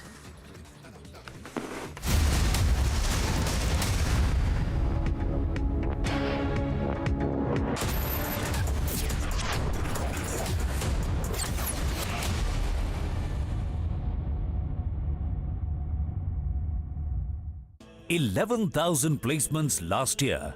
At Amity, we are committed to nurturing passionate, hardworking and proactive professionals.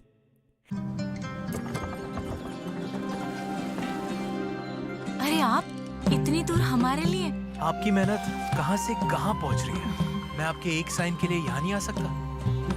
हो गया आपका account open. हर बंद राह open हो सकती है, लगता है सिर्फ दिल। धन्यवाद। एक्सिस बैंक, दिल से open.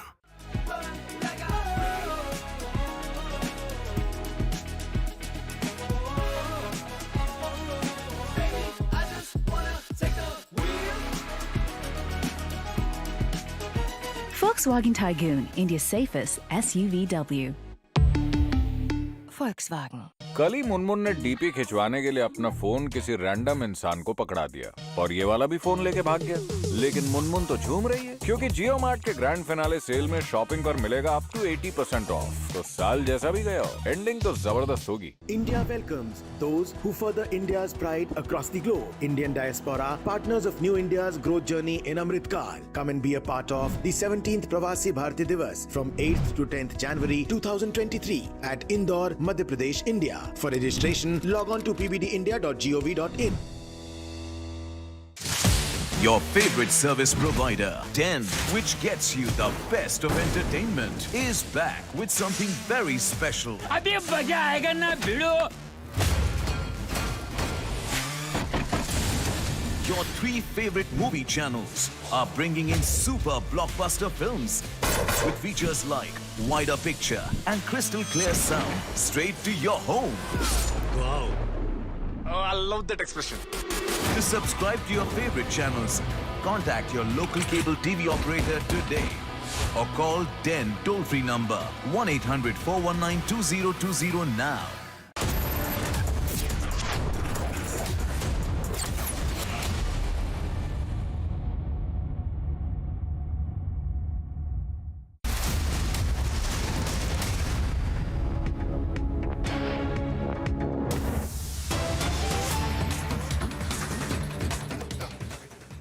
And cutting across to more breaking news coming in, National Health Mission Secretary has written to states regarding the availability and constant check of medical oxygen, ventilation, oxygen cylinders, oxygen attached beds to be in adequate quantity in hospitals.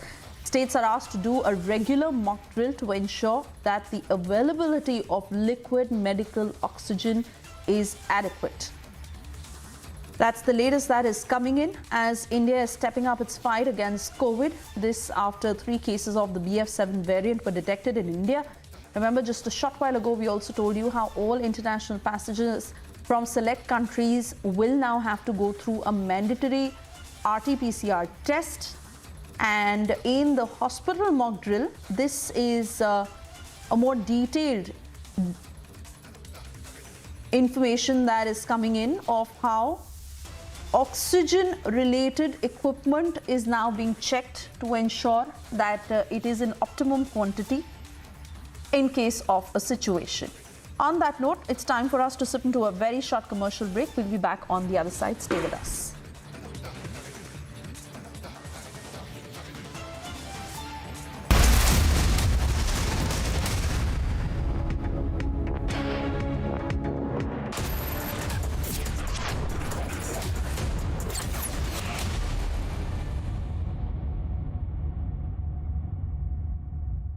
With Beto's Diabetes Care Program, you get online doctor consultations, all your prescribed medicines and dietitian support on call. Get your complete diabetes management kit and expert advice with Beto's Diabetes Care Program. Give a missed call on 740-1100. पढ़ता है, खेलता है, झूलता उछलता है, दौड़ता कभी कभी दौड़ कराता है, आगे आगे बढ़ता है इंडिया, अमूल क्या हुआ रोहन, क्या सोच रहा है? रिया पहली सैलरी मिली है, तुम भी कुछ आइडिया दो, एक्सपेंसेस को कैसे प्लान किया जाए। रोहन, एक्सपेंसेस के साथ साथ इन्वेस्टमेंट प्लान करना भी जरूरी है। देखो, सैलरी का कुछ हिस्सा घर के रेगुलर खर्चे के लिए और कुछ मैं अपने लिए भी तो सोच सकता हूँ ना, लेकिन इन्वेस्ट कहाँ करूँ? सिंपल है, एनपीएस में। एनपीएस में? रिया अभी तो मैंने कमाना शुरू किया है, इतना आगे के लिए अभी से क्यों पैसे जोड़ूं? वो देखो, एक एक करके ईंट जोड़ी जाती है, तब जाके एक घर तैयार होता है। वैसे ही अभी से पैसे जोड़कर हम भी अपना रिटायरमेंट सुखी बना सकते हैं। बात में तो दम है। एनपीएस कम लागत वाली फ्लेक्सिबल लॉन्ग टर्म योजना है, जिससे आपकी बचत ग्रो होकर पेंशन का लाभ देती है। अच्छा, फिर तो मैं अभी अपना एनपीएस अकाउंट ओपन करता हूँ। जो कल की सोचते हैं वो आज से ही थोड़ा थोड़ा जोड़ते हैं। पेंशन है तो टेंशन नहीं। एनपीएस में निवेश बाजार जोखिमों के अधीन है।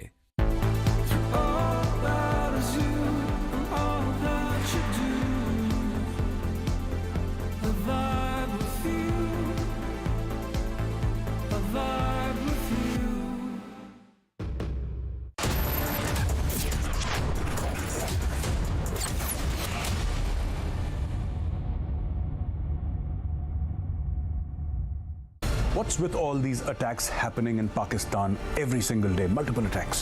What's happening in China? China is getting a hammering and a battering of a lifetime. What did China do wrong? After all, so many Indians were saying that, China is such a perfect society. They're vaccinating 14 million people in a day. Let that sink in. But I think India did a far, far better job. We suffered. Of course, many Indians died. But today, India is a stronger nation in terms of immunity.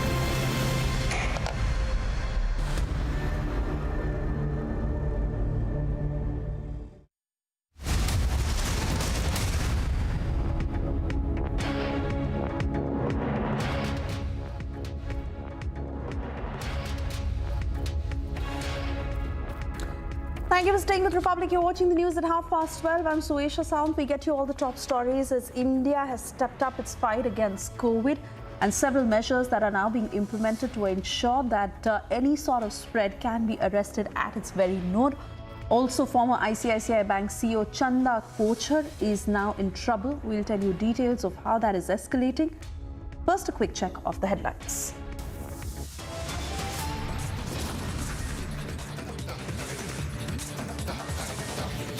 Former ICICI Bank CEO Chanda Kochhar and husband have been arrested in loan fraud case. They are to be produced in Mumbai.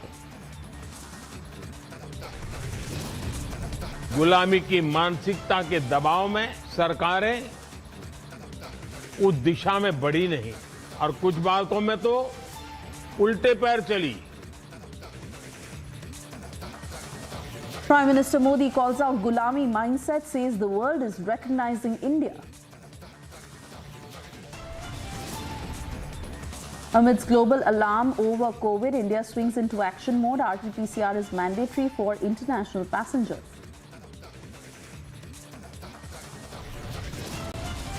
सुरक्षा नहीं, आपको तो देश हित नहीं, परिवार हित पहले है।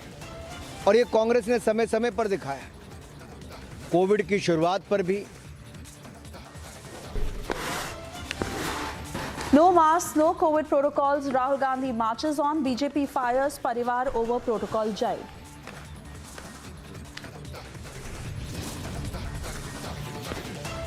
Mega SIA crackdown on terror funding in Jammu and Kashmir. Jamaat-e-Islami properties sealed.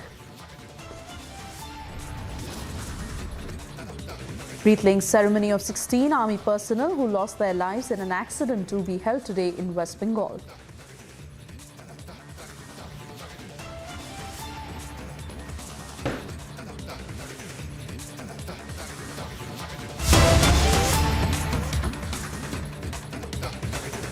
And we are cutting across to these latest details coming in. Source-based information of how the Kochhars are likely to be produced by 2 p.m. at the special CBI court in Mumbai. Former ICICI Bank CEO Chanda Kochhar and her husband Deepak Kochhar, who were arrested by the CBI on Friday in a case linked to alleged irregularities in an 3,000 crore loan provided to the Videocon Group when she was heading the private sector bank. Chanda Kochhar, 59 years of age, had quit as CEO and Managing Director of ICICI Bank in October 2018 over these allegations that she favored Videocon Group, and now, as they've been arrested, Chanda Kochhar and Deepak Kochhar to be produced in court by about 2 p.m. Abhishek Kapoor, Senior Executive Editor, now joining us on the phone line. Abhishek, what exactly is expected? 2 p.m. we understand they'll be produced in court. What after that? Well, this is a CBI case, Suesha, and this was, I believe, registered sometime in 2019. Early part of 2019, and then subsequently there was an ED case also. There has been an arrest of Deepak Kochhar, Chanda's husband, in that case, and it was CBI in fact called Chanda and Deepak Kochhar for questioning, and subsequent to which they have been booked under sections of cheating, criminal conspiracy, and of course, as is the domain of CBI, the Prevention of Corruption Act, subsequent to which the two have been arrested. Now, obviously, they have to be produced before the court, a transit remand, and then the agency believes that they have enough material, and it seems that during the questioning, the couple were not giving right answers, so their custodial interrogation is needed. Remember, this case pertains to a loan to the tune of about 3,500 crore rupees, which was sanctioned when Chanda Kochhar happened to be helming the ICICI Bank, and this was given to Videocon Group.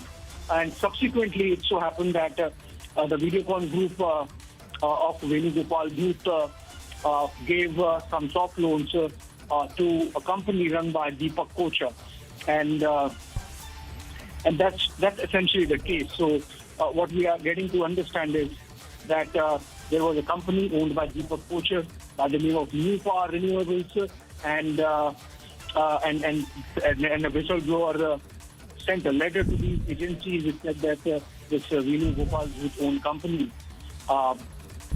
Supreme Energy, it lent about 65 crore rupees to Deepak Kochhar, New Power, and that was subsequent to the loan sanctioned by the ICICI Bank to the Videocon Group of Venugopal Bhuth. So essentially, some kind of a quid pro quo, some kind of passing of kickbacks, all those things are to be investigated. That's the charge essentially, and Enforcement Directorate investigation has gone on parallelly under the Prevention of Money Laundering Act, and this one is on the Prevention of Corruption Act, and that's where the couple is being is under the spotlight, and it has been questioned, has been arrested now yesterday late evening after CBI called them for questioning. This also involves the criminal conspiracy, cheating and corruption. So all those charges to be investigated, and that's why the agency believes that the couple has not cooperated, and hence their custodial interrogation is required, and that's why they will be produced before a court in about an hour's time from now, and then taken to custody. And if the court gives the custody, then of course whatever time the custody, they will be questioned in custody by the CBI. All right, Abhishek, many thanks for getting us those details. Also getting a quick word from Sambhav, who's live outside the special CBI, I beg your pardon, who's live outside the Delhi court. Sambhav, what are the updates you have? So here in this case, wherein Sanjay, in this case, so basically the updates so far is that both Kochhars would be produced in a special CBI court, probably in Mumbai, because the FIR is from Mumbai. So there are very high chances that they both would be produced in Mumbai. Apart from it, I am here outside the Delhi court, Delhi special CBI court, wherein earlier it was, we are predicting that they are both would likely be produced here in Delhi, as the arrest happened yesterday in Delhi. But we are getting from our sources that they would be produced in Mumbai court, and probably the CBI would seek further custody of both the Kochhars in this Videocon scam case. All right, we'll keep a close eye on these developments. Sambhav, for the moment, I want to thank you for joining us. And moving on, the SI team that raided the property of late Syed Ali Shah Gilani in Srinagar and conducted searches.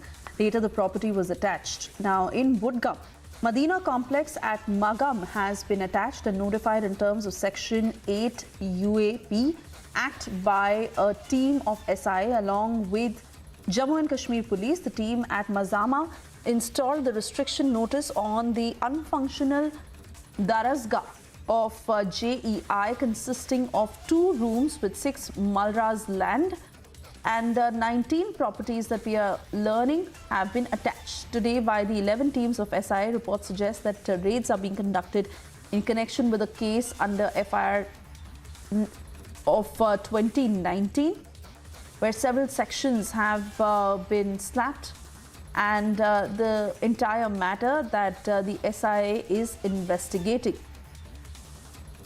Republic was the first to get you details of how these properties have been attached, and the latest says that even Syed Ali Shah Gilani's property is a part of this.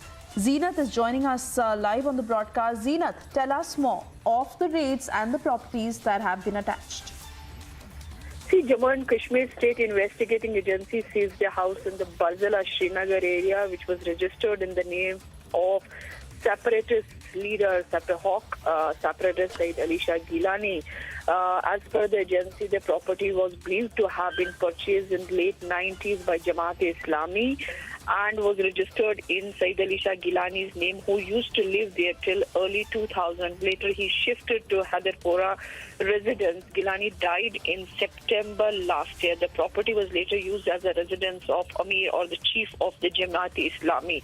The SIA also seized another residential house in the same area. SIA action is a part of the seizure of several properties belonging to the Jamaat-e-Islami, which is a banned organization banned by Ministry of Home Affairs in 2019. SIA has identified many, around 188 JI properties across the Union Territory of Jammu and Kashmir, and which has either been notified or under process of being notified for further legal action. As far as the result of the investigation of the case, FIR number 17 of 2019, US 10, 11 and 13 of police station Batmalu being investigating by the agency. The move is aimed at choking the availability of funds for successionist activities and to dismantle the ecosystem.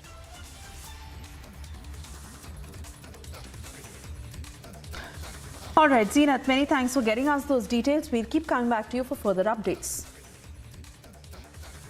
And moving on, we are now picking up details of UP Chief Minister Yogi Adityanath, who met with Prime Minister Narendra Modi in New Delhi. We are trying to ascertain as to what was the agenda of this meet and whether the very fact that the centre is now on high alert when it comes to COVID also was a factor that was discussed between the two leaders. But this was certainly a meeting that happened between UP Chief Minister Yogi Adityanath and Prime Minister Narendra Modi.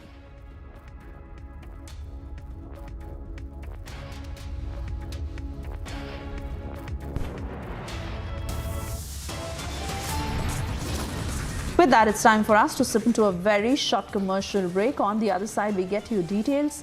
No masks, no COVID protocols. Rahul Gandhi marches on, but BJP is firing the Parivar over protocol jibe.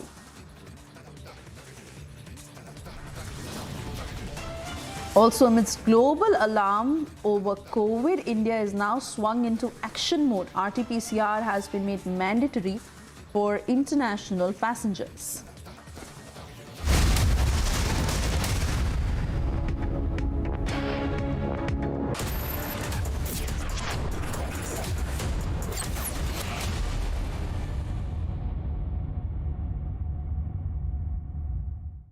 Mr. Blanc, you're the world's greatest detective, right?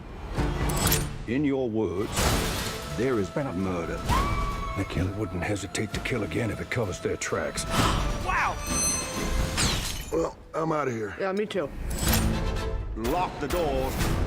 Stay in your rooms. Everyone is in danger. Are you calling me dangerous? Well, we'll see.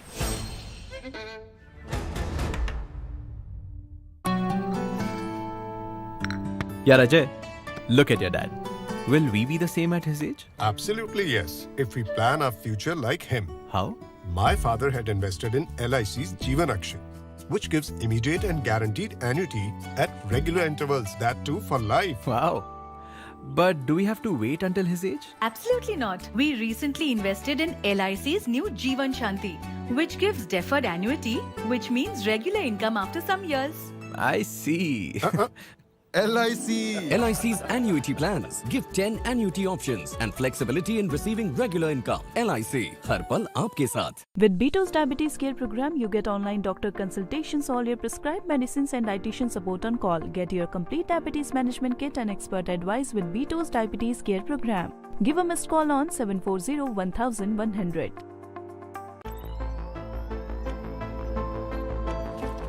Everyone looks at the world today. At Hyundai, we go beyond with experiences that take us forward. Inspired by our today, we design your tomorrow. Some said electric is the future. We said, why stop there? At Hyundai, we are going beyond mobility, and you are welcome to join us.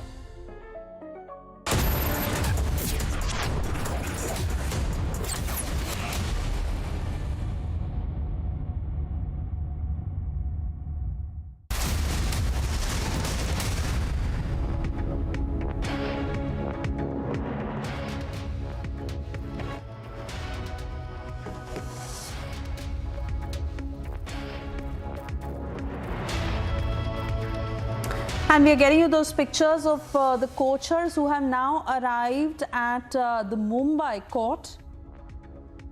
Remember, any time now the hearing is set to begin. They were to reach actually by 2 p.m. But those are first pictures coming in from Mumbai, where both Chanda Kochhar and Deepa Kochhar have now reached the court. Both husband and wife who were arrested in the loan fraud case. Former ICICI Bank CEO Chanda Kochhar and her husband, who have been under the scanner after she had quit as CEO of ICICI 4 years ago. And at that time, as there were charges against her of how she had favored the Videocon group while clearing loans. Those are charges that were denied by Chanda Kochhar. But this is the latest, as both Chanda and Deepa Kochhar have now been arrested by the CBI. This happened on Friday in connection with alleged irregularities that amount to over 3,000 crore rupees of loan that was provided to the Videocon group when she was heading the private sector bank. She was later forced to quit as CEO and managing director of ICICI Bank over these allegations. And she had said that she had not violated the bank's code of conduct and internal policies.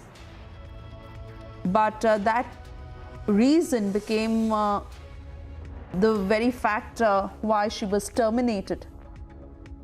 She's been accused of criminal conspiracy and cheating by the CBI for alleged irregularities in the loan that was granted to the Videocon group in 2012. Amounting to the tune of 3,250 crores. That became an NPA for the ICICI Bank. And a whistleblower who had alleged how Deepa Kochhar had benefited from the dealing. Chanda Kochhar and Deepa Kochhar, who have been under the scanner since 2018. From the time these details came to light. And Abhishek Kapoor, senior executive editor, is with us on the phone line. Abhishek, those pictures of the Kochhars having arrived at the court in Mumbai, and important to know what the next step will be. This is in the court, and the agency, I believe, might seek a transit remand, because remember, they were called to Delhi for questioning, and the arrest has happened in Delhi. And it seems that the agency thought that maybe the couple was not really forthright, or they are suspecting the possibility of destruction of evidence. Remember, the case pertains to a criminal conspiracy, cheating, corruption under the Prevention of Corruption Act, which is the mandate of the CBI. A parallel investigation, of course, going on by the Enforcement Directorate, which generally looks into money laundering cases. The case itself pertains to 2012 sometime, Suesha, when Chanda Kochhar was the MD of the bank, the ICICI bank, and it was a loan that was given to Videocon Group, which is under the spotlight, up to the tune of about 3,250 crore rupees, if I believe correctly. And the Videocon Group, in turn, at that time headed by Venu Gopal Dhutt, of course, the owner of the company, gave some loan or invested some money in a company by the name of Newpar, which was owned by Deepak Kochhar, who happens to be the husband of Chanda Kochhar. So essentially, what we are seeing is the agencies are investigating the possibility of this investment by the Venu Gopal Dhutt company into Chanda Kochhar's husband's company as some sort of kickback, some sort of a proceed of corruption, and that is the reason why the case really came out. And now, of course, in the pictures we are seeing the couple being taken for transit remand. I think they might be, the obvious reason could be that the CBI wants to take them to Mumbai and to, look at documents, look at, as it is called in criminal investigation, the place where this happened, so the computers, the documents, whatever material connected with that case, that time, those loans, connecting the dots, so to say. So the agency wants to do that, and that's why this entire investigation. Remember, after a green light from the government, the agencies have been going after corporate corruption. We have seen how the whole thing started with the Yes Bank and then HDIA, among others, and almost similar cases. Those were also about kickbacks. And then, of course, the larger corruption scene that saw crackdown from the government, from Vijay Mallya to Nirav Modi. Again, in most of the cases, it was about banks giving loans which turned NPAs, and then there were kickbacks to those who were issuing loans, be it Rana Kapoor of Yes Bank or, in this case, Chanda Kochhar of ICICI Bank. Absolutely, Abhishek. And Somesh, our colleague, is in Mumbai inside the court. Difficult for him to obviously talk at this point. But Sambhav, in the meanwhile, is also with us on the broadcast. And Sambhav, any updates on what's expected in Mumbai next? Also, the developments in Delhi? So in this case, earlier it was expected that both Chanda Kochhar and Deepak Kochhar would be produced in Delhi, but later on we came to know that they would be produced in Mumbai, and they are now getting produced in Mumbai, a special CBI court. And what is expected out of this case, in such cases where bank frauds of this tune are involved, CBI generally takes remand for a few more days so that they can investigate, probe the matter in quite details. Long hours of questioning could happen with the accused in this case. Now here the fraud is of some 300 crore to the tune of some 300 crore rupees, wherein there are some serious allegations on Chanda Kochhar when she was at the helm of ICICI Bank as a CEO and the managing director, and given a loan to Videocon. So there are certain serious questions, and it is not a new case. Earlier also investigation happened in the case, and Enforcement Directorate, another federal probe agency, has questioned Deepak Kochhar, grilled Deepak Kochhar, in fact arrested Deepak Kochhar earlier in the same matter. And now the CBI has taken the matter. Now let us, it is a wait and watch situation here, what the Mumbai court will have to say in this matter. Probably there are chances that CBI would ask for further remand so that they can further investigate, interrogate into the matter. All right. Thank you for getting us those details, Sambhav. And of course, we'll try and connect with Somesh also in a while. But important to know in which direction this heads and the trouble mounting for the Kochhars in this case. Thank you at the moment. State Investigation Agency SIA has sealed several properties belonging to the banned Jamaat-e-Islami. Properties have been attached in 4 districts of Budgam, Pulwama, Srinagar and Kulgam. One more gang war took place in broad daylight in Mehendipur Balaji police station area of Dausa district in Rajasthan. History sheeter Niranjan Meena was attacked in the clash between his and the rival group. The gang war erupted over establishing supremacy in the area. BJP spokesperson Shahzad Poonawala questioned law and order situation in Rajasthan after a gang war took place in Dausa.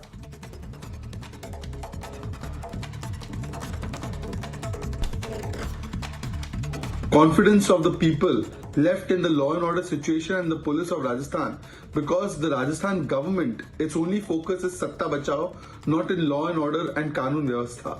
And because of this, the criminals feel that this is my government and I can do whatever I want. And therefore such open gang wars take place in broad daylight. This is yet another instance of how Rajasthan's law... Prime Minister Modi addressed the 75th Amrit Mahotsav of Shri Swami Narayan Gurukul Rajkot Sansthan via video conferencing. Prime Minister Modi said that government backs, the steps regarding it under colonial mindset that it does not back.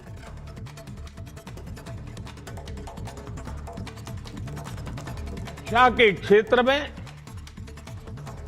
Bharat के प्राचीन वैभव और हमारा महान गौरव को पुनर्जीवित करें, लेकिन गुलामी की मानसिकता के दबाव में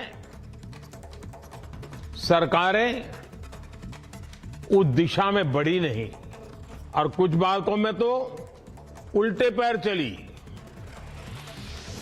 Rahul Gandhi's Bharat Jodo Yatra has entered the national capital. Rahul Gandhi said that people of the RSS and BJP have created a bazaar of hatred.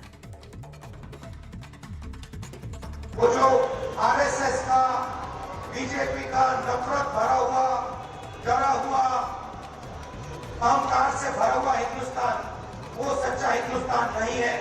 सच्चा हिंदुस्तान ये है, मोहब्बत का, प्यार का, भाईचारे का, इज्जत का Hindustan.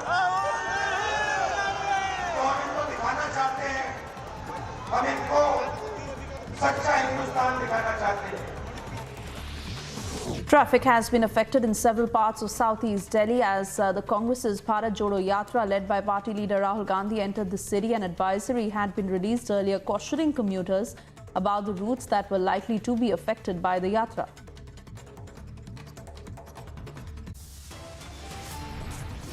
Slipping into a short commercial break. On the other side, we get you details as BJP fires Parivar over protocol jibe after saying that no mask, no COVID protocols are being followed in Rahul Gandhi's march. Also, it's a mega SIA crackdown on terror funding in Jammu and Kashmir. Jamaat-e-Islami properties have been sealed.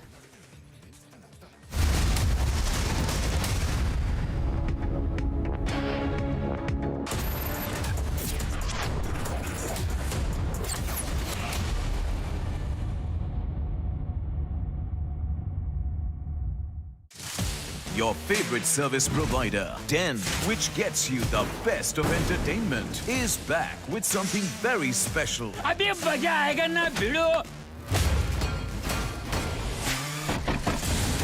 Your 3 favorite movie channels are bringing in super blockbuster films with features like wider picture and crystal clear sound straight to your home. Wow. Oh, I love that expression. To subscribe to your favorite channels, contact your local cable TV operator today or call 10 toll-free number 1-800-419-2020 now. छक्का नहीं, टूटा। आपके tiles को चाहिए MY के लेटिक्री tile adhesive. Formula ऐसा कि अब टाइल न टूटेगा न छूटेगा।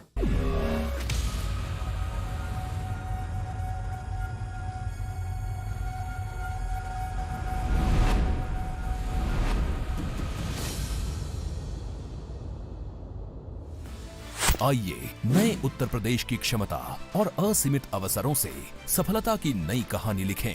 यूपी ग्लोबल इन्वेस्टर्स समिट 10 से 12 फरवरी 2023। नए भारत के ग्रोथ इंजन उत्तर प्रदेश में निवेश करें।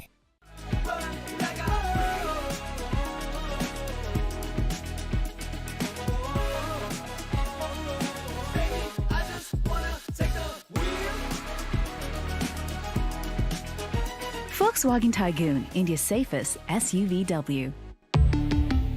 Volkswagen.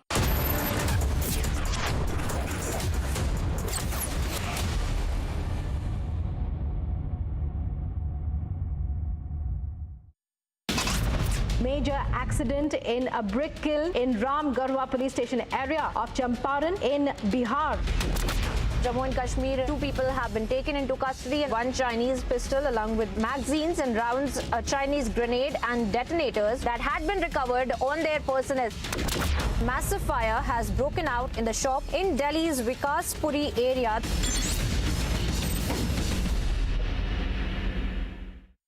What's with all these attacks happening in Pakistan every single day, multiple attacks? What's happening in China? China is getting a hammering and a battering of a lifetime. What did China do wrong? After all, so many Indians were saying that, China is such a perfect society. They're vaccinating 14 million people in a day. Let that sink in. But I think India did a far, far better job. We suffered. Of course, many Indians died. But today, India is a stronger nation in terms of immunity.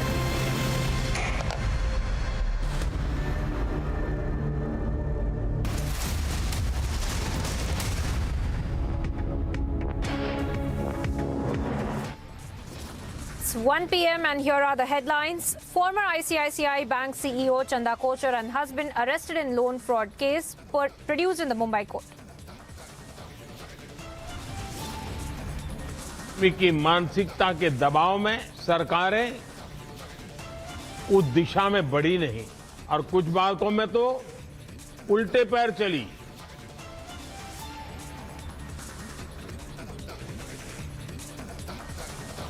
Prime Minister Narendra Modi calls out Gulami mindset, says the world is recognizing India.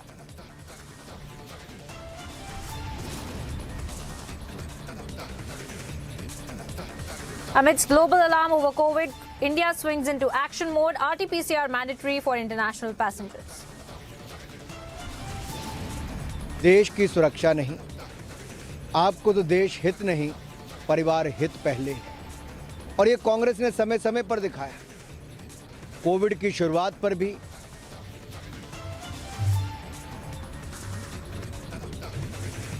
No masks, no COVID protocols. Rahul Gandhi marches on. BJP fires Parivar over protocol jibe.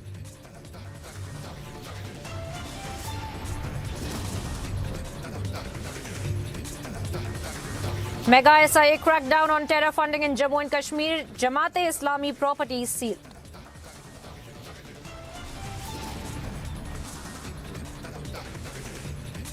And it is also the wreath-laying ceremony for 16 army personnel who lost their lives in an accident to be held today in West Bengal.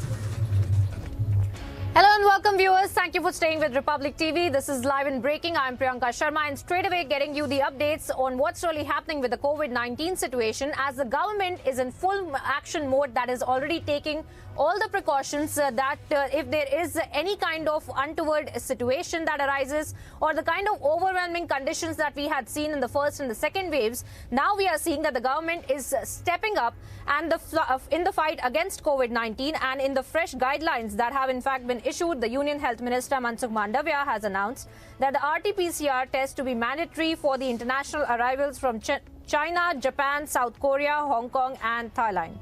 Now, on arrival, if the passengers from the countries are found to be symptomatic or test positive for COVID-19, then he or she will be put under quarantine as well. And we also see the kind of precautions that the union government, in fact, has been taking over the past few days that we have seen the kind of actions that have been taken, the meetings that have been chaired, especially in the health ministry as well. There has been a meeting that had been chaired as well to check for the oxygen supply. And also now we see that a huge step in the fight against COVID-19 with respect to the guidelines that have now been issued by the Union Health Minister Mansukh Mandavia, that who has in fact announced that the RT-PCR test will be mandatory for the international arrivals from China, Japan, South Korea, Hong Kong and Thailand.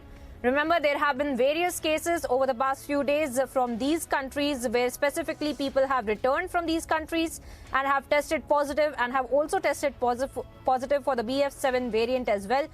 Now, viewers, we have our correspondents on the ground. In fact, my colleague Madhurima earlier filed this report from the Delhi airport. Let's take a look.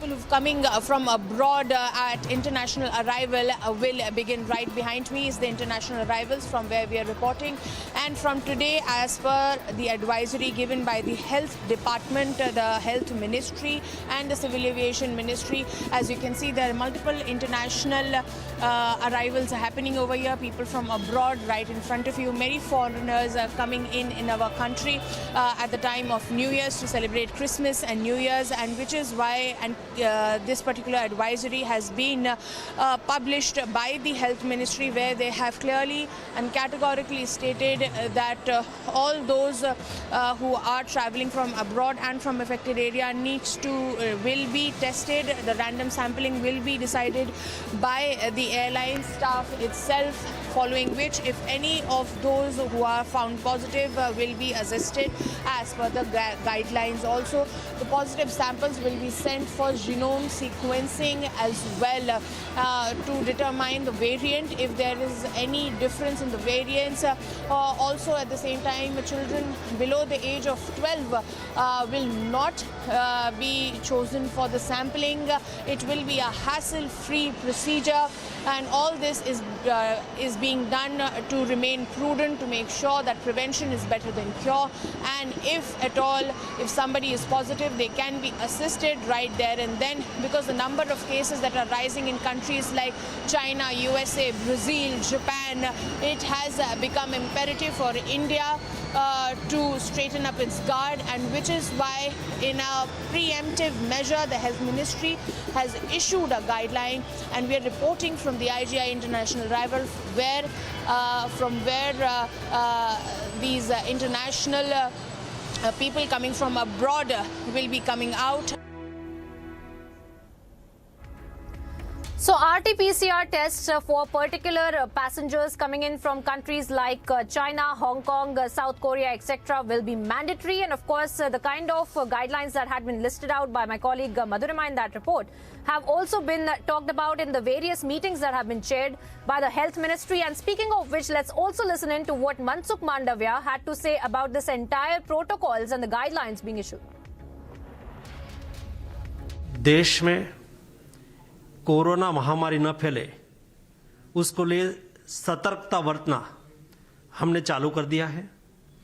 जिस तरह से चीन में corona महामारी की भयानकता हम देख रहे हैं, उसको देखते हुए चीन, जापान, दक्षिण कोरिया, हांगकांग, बैंकॉक सभी से आने वाली फ्लाइट पर हम एविएशन मिनिस्ट्री के साथ बातचीत करके तुरंत ही एयर सुविधा पोर्टल का इम्प्लीमेंटेशन करके सभी पैसेंजर को आरटी-पीसीआर कंपलसरी करेंगे, उसका ट्रेसिंग करना चालू कर देंगे, और इंडिया में आने के बाद किसी को बुखार मालूम पड़े या तो टेस्ट पॉजिटिव पाया जाए तो तुरंत ही हम उसको क्वारंटाइन करने के लिए भी आदेश जारी करने जा रहे हैं, ताकि देश को कोविड महामारी के सामने हम बचा सके।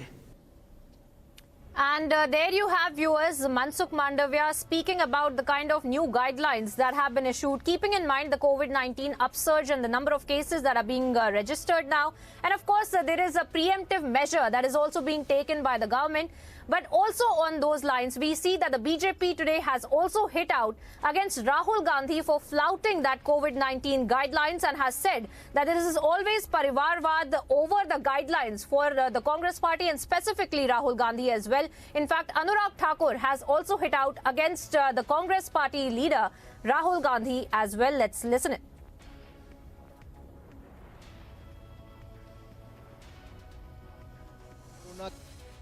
समर्थक चल रहे हैं जो देश का नामो निशान मिटाने की सोचते हों, वो भारत जोड़ने की बात ही कैसे कर सकते हैं।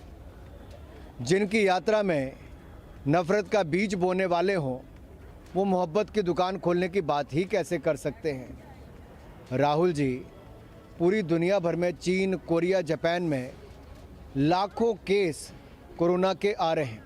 अस्पतालों के बाहर लंबी कतार लगी है, शवों का ढेर लगा है, लेकिन आपको देश की सुरक्षा नहीं, आपको तो देश हित नहीं, परिवार हित पहले है। और ये कांग्रेस ने समय समय पर दिखाया। कोविड की शुरुआत पर भी देश में भय और भ्रम फैलाने का काम कांग्रेस के दिग्गज नेताओं ने किया और देश की गरीब जनता को भी और आम जनमानस को भी कोविड के बारे में दुष्प्रचार किया। भारत के वैज्ञानिकों पर, भारत की वैक्सीन पर प्रश्न चिन्ह खड़े किए। मैं फिर एक बार याद करवाना चाहता हूं, ये वही लोग हैं जिन्होंने तब भी कोविड प्रोटोकॉल तोड़े थे, जिन्होंने तब भी भय और भ्रम फैलाया था, जिसके कारण हजारों नहीं लाखों लोगों की जानें भी गई। आज भी जब देश और दुनिया के सामने संकट है, तो कांग्रेस जिम्मेदारी को छोड़कर भ्रष्ट लोगों को जोड़ने का, परिवार को जोड़ने की ये यात्रा कर रही है। इससे ज़्यादा इसका कोई और कोई कारण नहीं दिखता है। मैं तो यही कहूँगा, अपना हित, अपने परिवार का हित छोड़ो, देश का हित पहले सोचो। Did Rahul Gandhi as a responsible person isolate himself? Start wearing a mask? He could be an asymptomatic carrier. Did he get himself tested? Did he do all the protocols that are required? Today he is saying mask is a bahana. COVID is a bahana. First they spread vaccine hesitancy. They spread lies and rumors about vaccines. Bachade ka khoon mila hai. Vaccines will be very dangerous for you. And now they are saying masks are also a bahana.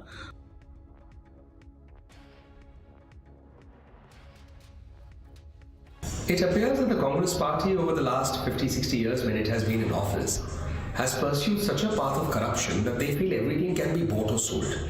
What kind of language is this? Pyar ki dukaan. Can love be purchased or sold in a shop?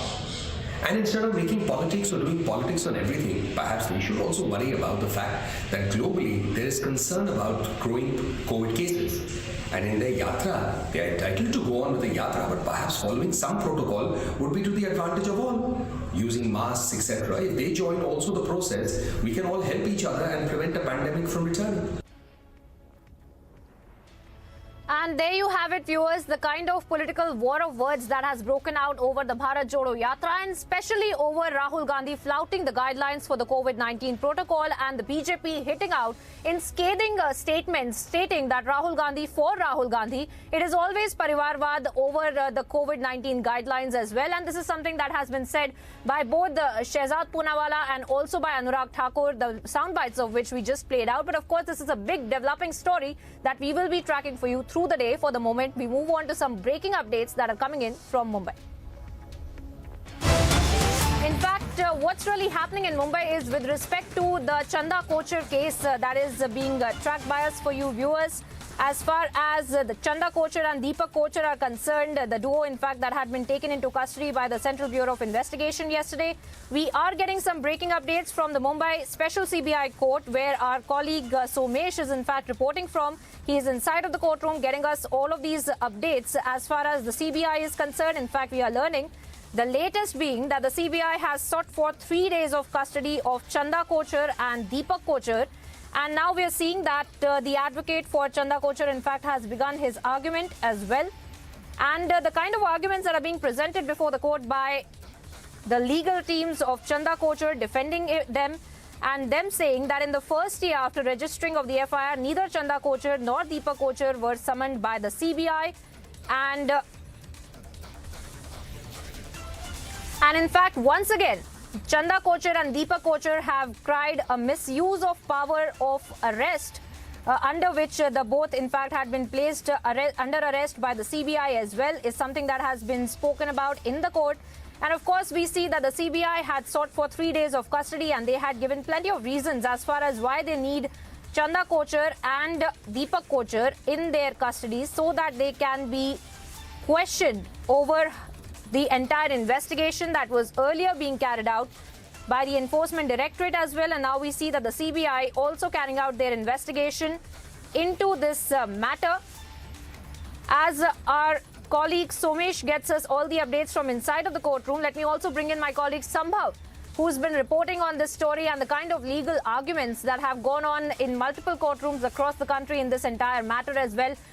Sambhav, tell us more about the kind of legal arguments that are being presented before the courtroom. We see that Somesh is also putting out that information as far as what's really the argument inside of the courtroom by Chanda Kochhar, by Deepak Kochhar, by CBI seeking for 3 days custody. Speak to us a little bit about what's really happening inside of the court.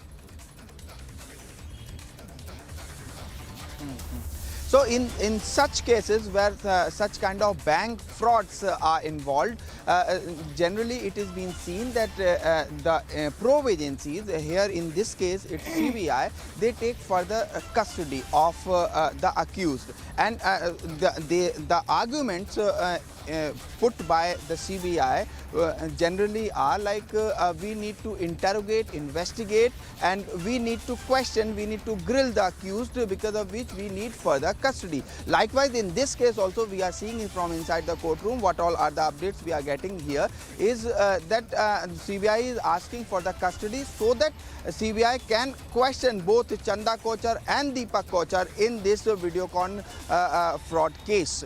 Herein, speaking of the I mean content of the case, what all happened in the case is not new.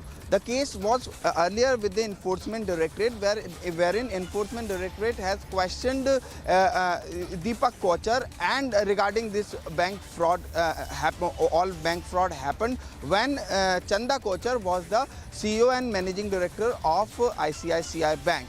Now again, CBI would also question the questions of the CBI whenever they investigate, probe into the matters, would be also on the same lines. Earlier, yesterday, when they arrested both Chanda and Deepak Kochhar, the questions were also on the same lines as to I mean how this fraud happened, how the money went to ICICI from ICICI Bank to Videocon, and how the alleged quid pro quo between this Videocon and Deepak Kochhar's company, who is the husband of Chanda Kochhar. So this all thing needs to be investigated further, because of which there are very high chances that CBI would get further custody in this matter. That's right, Sambhav. As you're bringing us that information, let me also put out this last bit of information before we move on, because we are seeing that the arguments are going on inside of the courtroom as we speak, and we see that the lawyers of Chanda Kochhar and Deepak Kochhar, in fact, are arguing before the courtroom. In fact, they have also said that why was the arrest of Chanda Kochhar and Deepak Kochhar even necessary is something that is the question that is being raised. What purpose will it be solving is something that is being asked by the lawyers of Chanda Kochhar, and what objective will it achieve is something that has been said by the lawyers of Chanda Kochhar and Deepak Kochhar as well. For the moment, viewers, we move on to some more updates as this is a big story that is developing, and we'll keep coming back to it.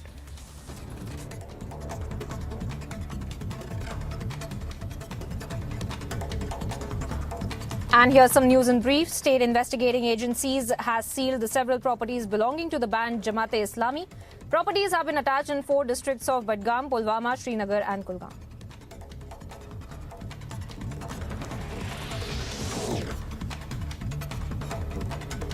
One more gang war took place in broad daylight in Mehendipur Balaji police station near the Dausa district in Rajasthan.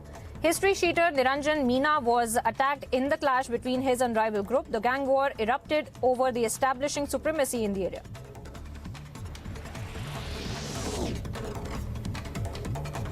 BJP spokesperson Shehzad Poonawalla has questioned the law and order situation in Rajasthan after gang war took place in Dausa district. There is no confidence of the people left in the law and order situation and the police of Rajasthan, because the Rajasthan government, its only focus is Satta Bachao, not in law and order and Kanun Vyavastha. And because of this, the criminals feel that this is my government and I can do whatever I want. And therefore such open gang wars take place in broad daylight. This is yet another instance of how Rajasthan's law and order has completely failed. Prime Minister Narendra Modi addressed the 75th Amrit Mahotsav of Shri Swaminarayan Gurukul Rajkot Sansthan via the video conferencing. Prime Minister Narendra Modi said that the governments back then didn't take steps regarding it under colonial mindset.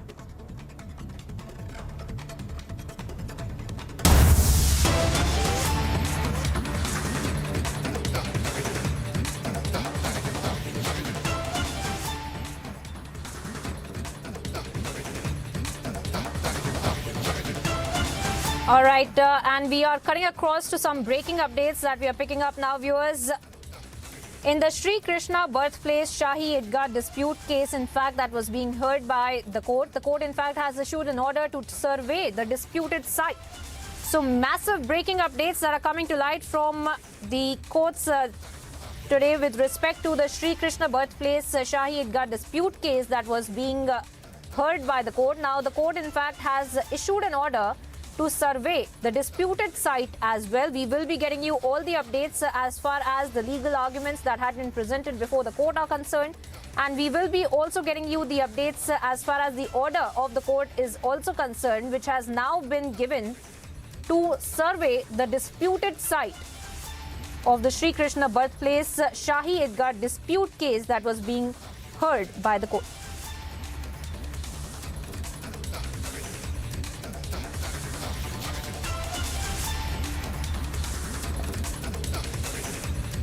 All right, as far as the court order is concerned, this is a massive update that we are picking up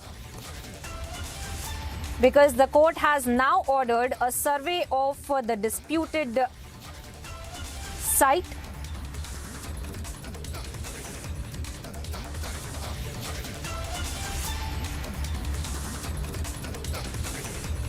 All right, our senior executive editor Abhishek Kapoor is also joining us on the broadcast. Abhishek, tell us more about the order that has just now been passed by the court, and they have in fact ordered to survey the disputed site, Abhishek. Well, yes, Priyanka, so this has been going on for a while, remember, and several proceedings like we have seen in the case of Kashi Vishwanath Temple in Varanasi. We have seen a similar movement starting about 6 months back in Mathura with petitioners coming in and wanting a survey done insofar as the campus of the Mathura Krishna Janmabhoomi Temple is concerned. And so now it seems that the upper civil judge, senior division, and that's court number 3 of Mathura in the district courts, they have said that as per the petition or agreeing to the petition, the place will be surveyed and sort of, reading and translating from Hindi. And it says that the place will be surveyed and a report will be submitted. I cannot see any date given insofar as in how much time the survey has to be done. So the time to be taken for the survey has been left to the concerned agency, which obviously would be Archaeological Survey of India, and I'm just reading it. अदालत अमीन को आदेशित किया जाता है कि उभय पक्ष के सूचित करते हुए विवादित स्थल का निरीक्षण कर अपनी आख्या मय मानचित्र नियत तिथि तक न्यायालय में प्रस्तुत करना सुनिश्चित करें. And essentially what it says is that both the sides should be informed about the survey, and after informing both the sides, the survey should be carried out, and subsequently a report should be submitted as per the time given. Now, it does not say in the particular instruction by what time this has to be done, but this is an important development. Remember what happened in the case of Kashi Vishwanath Temple. You would recall that the survey led to the discovery of the shivling, which has now become the key piece of evidence insofar as the Hindu side are concerned. The matter, of course, in various courts, including the Supreme Court of the country and the Allahabad High Court. Similarly, in the case of Mathura, there are several petitions in Allahabad High Court, but this one, and obviously the other side can go and challenge, but pending that, as of now, as things stand, a survey has been ordered to understand what exactly stands where insofar as the dispute of Mathura Krishna Janmabhoomi Temple is concerned, along with, of course, the Aurangzebi Mosque that the original petitioners believe stands where the actual birthplace of Lord Krishna is.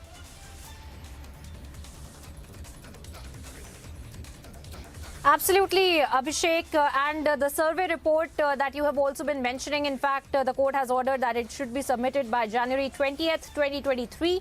And of course, a Gyanvapi-like survey expected in this matter as well. And of course, this is a huge developing story that we are going to be tracking for our viewers. For the moment, Abhishek, thank you for joining us with those updates. Acting on forced conversions in the state, Uttarakhand Governor Lieutenant General Gurmeet Singh has now approved the Anti-Conversion Amendment Bill. The bill was passed by the State Legislative Assembly in November. And the approval by Governor has now cleared the way for strict actions against forced conversions in the state. With the state government intending to implement the law at the earliest, the Governor's nod is a green light. From Rajasthan to Assam, concerns over forced conversions have only been rising. Uttarakhand government is set to pave the way as it cracks down on forced conversions. Bureau Report, Republic TV.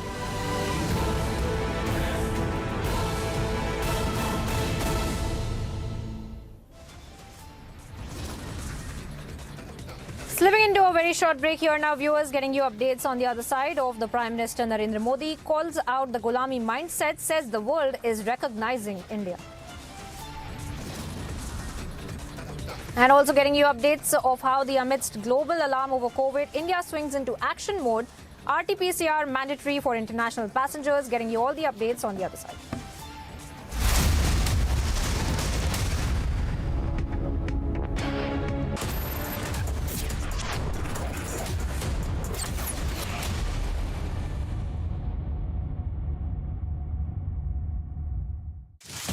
Your favorite service provider, 10, which gets you the best of entertainment, is back with something very special. अभी मजा आएगा ना भिड़ो. Your 3 favorite movie channels are bringing in super blockbuster films with features like wider picture and crystal clear sound straight to your home. Wow. Oh, I love that expression. To subscribe to your favorite channels, contact your local cable TV operator today or call 10 toll-free number 1-800-419-2020 now. India welcomes those who further India's pride across the globe. Indian diaspora, partners of New India's growth journey in Amrit Kaal. Come and be a part of the 17th Pravasi Bharati Divas from 8th to 10th January 2023 at Indore, Madhya Pradesh, India. For registration, log on to pbdindia.gov.in. Guys, just 1 second. Choosing a car for my mom. What? Online car shopping? Wow, that's so cool, yeah. Shahrukh ne bataya. Wait up. Booking a car service. From here? क्यों? तुझे शाहरुख ने नहीं बताया? इसने पूछा ही नहीं. There's so much more जो शाहरुख ने नहीं बताया. It's all on the industry first My Hyundai app. Open a world of possibility with My Hyundai app. One app, many worlds. With Beto's Diabetes Care Program, you get online doctor consultations, all your prescribed medicines and dietitian support on call. Get your complete diabetes management kit and expert advice with Beto's Diabetes Care Program.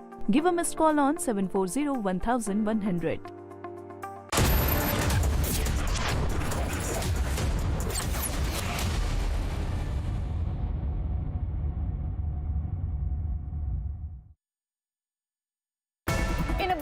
Paris neighborhood, a shooting took place targeting the Kochhar Cultural Center, in which 3 people were dead while 4 others were severely injured.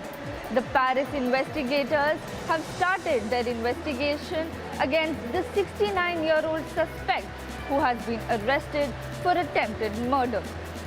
This 69-year-old suspect has been previously released from prison, and the reason why he was put into prison was because he had attacked foreign travelers and migrants. Therefore, this is not the first time where he attacks foreign travelers, and a possible racist motive has been detected from the suspect's side. After the suspect was arrested, a violent clash broke out between the members of the Kochhar community and the police officials.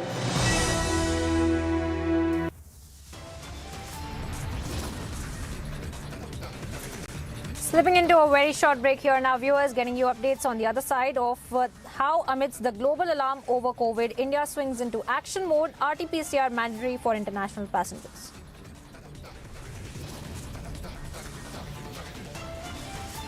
Also, no masks, no COVID protocols, Rahul Gandhi marches on, BJP fires Parivar over protocol jibe.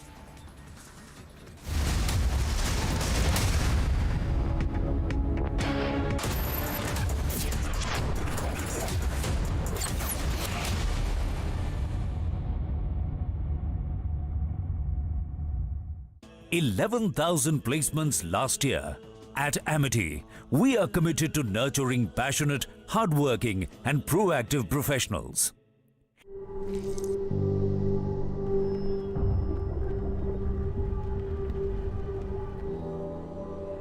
Helps beat sensitivity fast. Sensodyne Rapid Relief.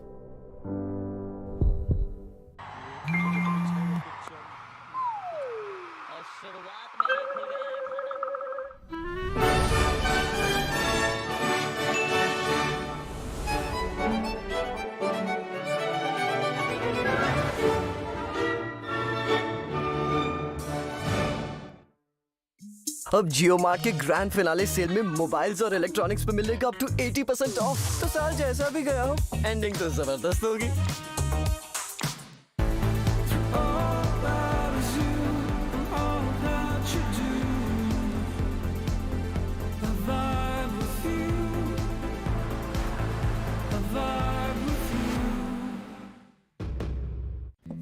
एक दिन मैं सोते सोते गिर गया और मुझे कुछ नहीं हुआ। पता है किसने किया? घोस्ट ने। मेरा दोस्त है, वो हर बार मुझे बचा लेता है। घोस्ट को कैसे पता मैं अंधेरे से डरता हूँ? घोस्ट मेरा दोस्त है। मिलोगे? अरे कोई घोस्ट नहीं, रोनी के पापा ही हैं जो उसे सेफ रखते हैं। जैसे हैवेल्स लाइफ शील्ड वायर्स जो दिखते नहीं पर घर को सेफ रखते हैं। ना आग पकड़े, ना जहरीली गैस छोड़े। Wires that don't catch fire.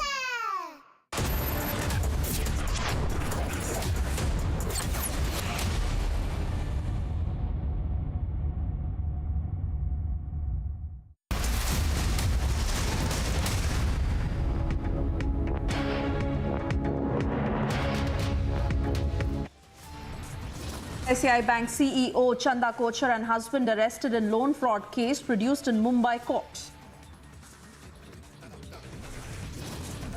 गुलामी की मानसिकता के दबाव में सरकारें उस दिशा में बढ़ी नहीं और कुछ बातों में तो उल्टे पैर चली। Prime Minister Modi calls out Gulami mindset, says the world is recognizing India. Amidst global alarm over COVID, India swings into action mode, RT-PCR mandatory for international passengers. देश की सुरक्षा नहीं, आपको तो देश हित नहीं, परिवार हित पहले है। और ये कांग्रेस ने समय समय पर दिखाया। कोविड की शुरुआत पर भी No masks, no COVID protocols. Rahul Gandhi marches on. BJP fires Parivar over protocol jibe. Mega SIA crackdown on terror funding in Jammu and Kashmir. Jamaat-e-Islami properties sealed. Wreath-laying ceremony of 16 army personnel who lost their lives in an accident to be held today in West Bengal.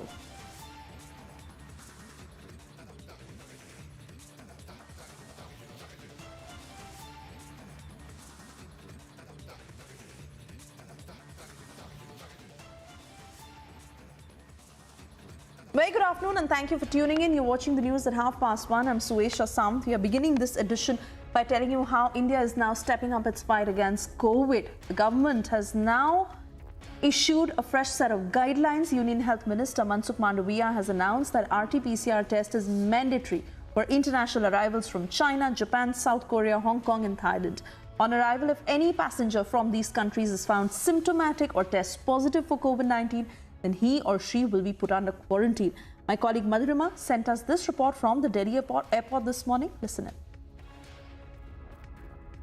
Coming from abroad at international arrival will begin. Right behind me is the international arrivals from where we are reporting, and from today, as per the advisory given by the Health Department, the Health Ministry and the Civil Aviation Ministry, as you can see, there are multiple international arrivals happening over here. People from abroad right in front of you. Many foreigners are coming in our country at the time of New Year's to celebrate Christmas and New Year's, and which is why this particular advisory has been published by the Health Ministry, where they have clearly and categorically stated that all those who are traveling from abroad and from affected area will be tested. The random sampling will be decided by the airline staff itself, following which, if any of those who are found positive will be assisted as per the guidelines. Also, the positive samples will be sent for genome sequencing as well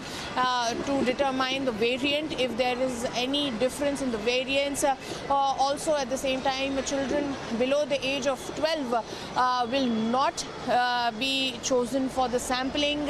It will be a hassle-free procedure, and all this is being done to remain prudent, to make sure that prevention is better than cure, and if at all, if somebody is positive, they can be assisted right there and then, because the number of cases that are rising in countries like China, USA, Brazil, Japan, it has become imperative for India to straighten up its guard, and which is why, in a preemptive measure, the Health Ministry has issued a guideline, and we are reporting from the IGI International Arrival, from where these international people coming from abroad will be coming out.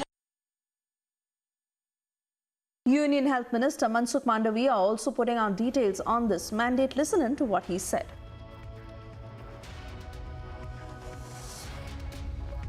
देश में corona महामारी न फैले उसको लिए सतर्कता बरतना हमने चालू कर दिया है। जिस तरह से चीन में कोरोना महामारी की भयानकता हम देख रहे हैं, उसको देखते हुए चीन, जापान, दक्षिण कोरिया, हांगकांग, बैंकॉक सभी से आने वाली फ्लाइट पर हम एविएशन मिनिस्ट्री के साथ बातचीत करके तुरंत ही एयर सुविधा पोर्टल का इम्प्लीमेंटेशन करके सभी पैसेंजर को आरटी-पीसीआर कंपलसरी करेंगे, उसका ट्रेसिंग करना चालू कर देंगे, और इंडिया में आने के बाद किसी को बुखार मालूम पड़े या तो टेस्ट पॉजिटिव पाया जाए तो तुरंत ही हम उसको क्वारंटाइन करने के लिए भी आदेश जारी करने जा रहे हैं, ताकि देश को कोविड महामारी के सामने हम बचा सके। All right, so this is how the government has now stepped up its fight against COVID, especially when it comes to international airports and checking those very nodes where they are now trying to arrest the spread. Remember, 3 cases of the BF7 Omicron variant, that is BF7, like I said, have been detected in India. And now, at international airports, RT-PCR has been made mandatory for all those passengers who are especially coming from countries that have particularly seen a sharp spike in COVID cases.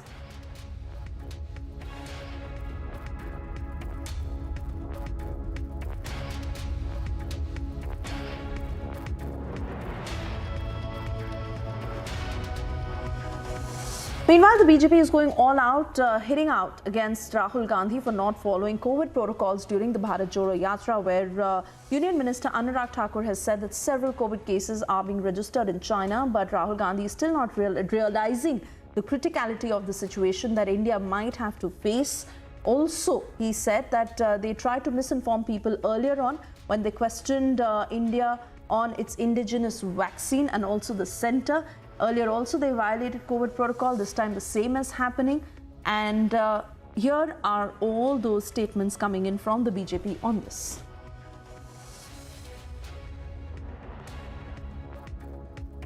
समर्थक चल रहे हैं जो देश का नामो निशान मिटाने की सोचते हों, वो भारत जोड़ने की बात ही कैसे कर सकते हैं।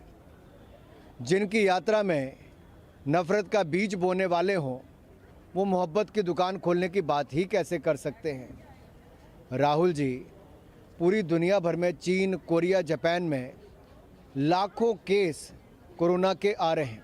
अस्पतालों के बाहर लंबी कतार लगी है, शवों का ढेर लगा है, लेकिन आपको देश की सुरक्षा नहीं, आपको तो देश हित नहीं, परिवार हित पहले है। और ये कांग्रेस ने समय समय पर दिखाया। कोविड की शुरुआत पर भी देश में भय और भ्रम फैलाने का काम कांग्रेस के दिग्गज नेताओं ने किया और देश की गरीब जनता को भी और आम जनमानस को भी कोविड के बारे में दुष्प्रचार किया। भारत के वैज्ञानिकों पर, भारत की वैक्सीन पर प्रश्न चिन्ह खड़े किए। मैं फिर एक बार याद करवाना चाहता हूं, ये वही लोग हैं जिन्होंने तब भी कोविड प्रोटोकॉल तोड़े थे, जिन्होंने तब भी भय और भ्रम फैलाया था, जिसके कारण हज़ारों नहीं लाखों लोगों की जानें भी गई। आज भी जब देश और दुनिया के सामने संकट है, तो कांग्रेस जिम्मेदारी को छोड़कर भ्रष्ट लोगों को जोड़ने का, परिवार को जोड़ने की ये यात्रा कर रही है। इससे ज़्यादा इसका कोई और कोई कारण नहीं दिखता है। मैं तो यही कहूँगा, अपना हित, अपने परिवार का हित छोड़ो, देश का हित पहले सोचो। Did Rahul Gandhi as a responsible person isolate himself? Start wearing a mask? He could be an asymptomatic carrier. Did he get himself tested? Did he do all the protocols that are required? Today he is saying mask is a bahana. COVID is a bahana. First they spread vaccine hesitancy. They spread lies and rumors about vaccines. Bachade ka khoon mila hai. Vaccines will be very dangerous for you. And now they are saying masks are also a bahana. It appears that the Congress party over the last 50-60 years when it has been in office has pursued such a path of corruption that they feel everything can be bought or sold. What kind of language is this? Pyar ki dukaan. Can love be purchased or sold in a shop? And instead of making politics or doing politics on everything, perhaps we should also worry about the fact that globally there is concern about growing COVID cases. And in their yatra, they are entitled to go on with the yatra, but perhaps following some protocol would be to the advantage of all. Using masks, etc. If they join also the process, we can all help each other and prevent a pandemic from returning. And Lomas now joining us live on the broadcast. Well, Lomas, this is what the BJP has been harping upon, especially since India has heightened its fight against COVID, on how protocols must be followed during the Bharat Jodo Yatra. But clearly the Congress is far from it, as they have already called this an excuse of the BJP to stop the Bharat Jodo Yatra, and they are absolutely not paying heed to all the advisory that is coming in.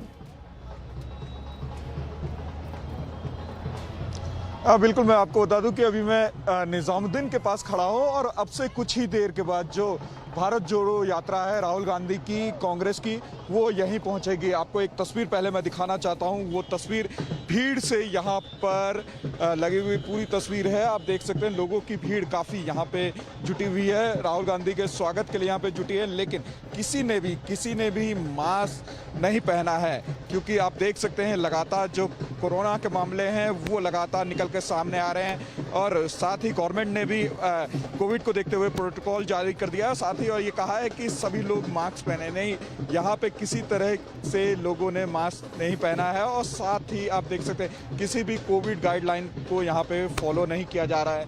लेकिन आप जिस तरीके से देख सकते हैं कि China में जो तस्वीरें निकल के सामने आ रही है, उसके बाद कहीं ना कहीं जो भारतीय गवर्नमेंट है उन्होंने बड़ा एक फैसला लिया है कि जो कोविड की जितनी गाइडलाइंस है उसको जल्द से जल्द फॉलो करें सभी। लेकिन यहाँ पे आप देख सकते हैं जो कांग्रेस की ये भारत जोड़ो यात्रा है उसमें किसी तरीके से ना तो कोई भी गाइडलाइन को फॉलो किया जा रहा है और ना ही कोई भी डिस्टेंस मेंटेन किया जा रहा है साफ तौर पे। क्योंकि कुछ दिन पहले आप देख सकते हैं स्वास्थ्य मंत्री ने खुद राहुल गांधी को एक लेटर लिखा था, उसमें कहा था कि आप प्रोटोकॉल फॉलो करें कोविड को लेकर के, नहीं तो आप या तो स्थगित कर दें पूरी यात्रा को। लेकिन जिस तरीके से ये यात्रा की जा रही है लोगों को तो खासा दिक्कतों का सामना करना पड़ा है। दूसरी तरफ जो कोविड की गाइडलाइंस हैं उसको भी यहाँ पे फॉलो करते हुए लोग नहीं दिख रहे हैं। जी Absolutely, Lomas, and that is very, very visible in the kind of pictures that are coming in from the national capital.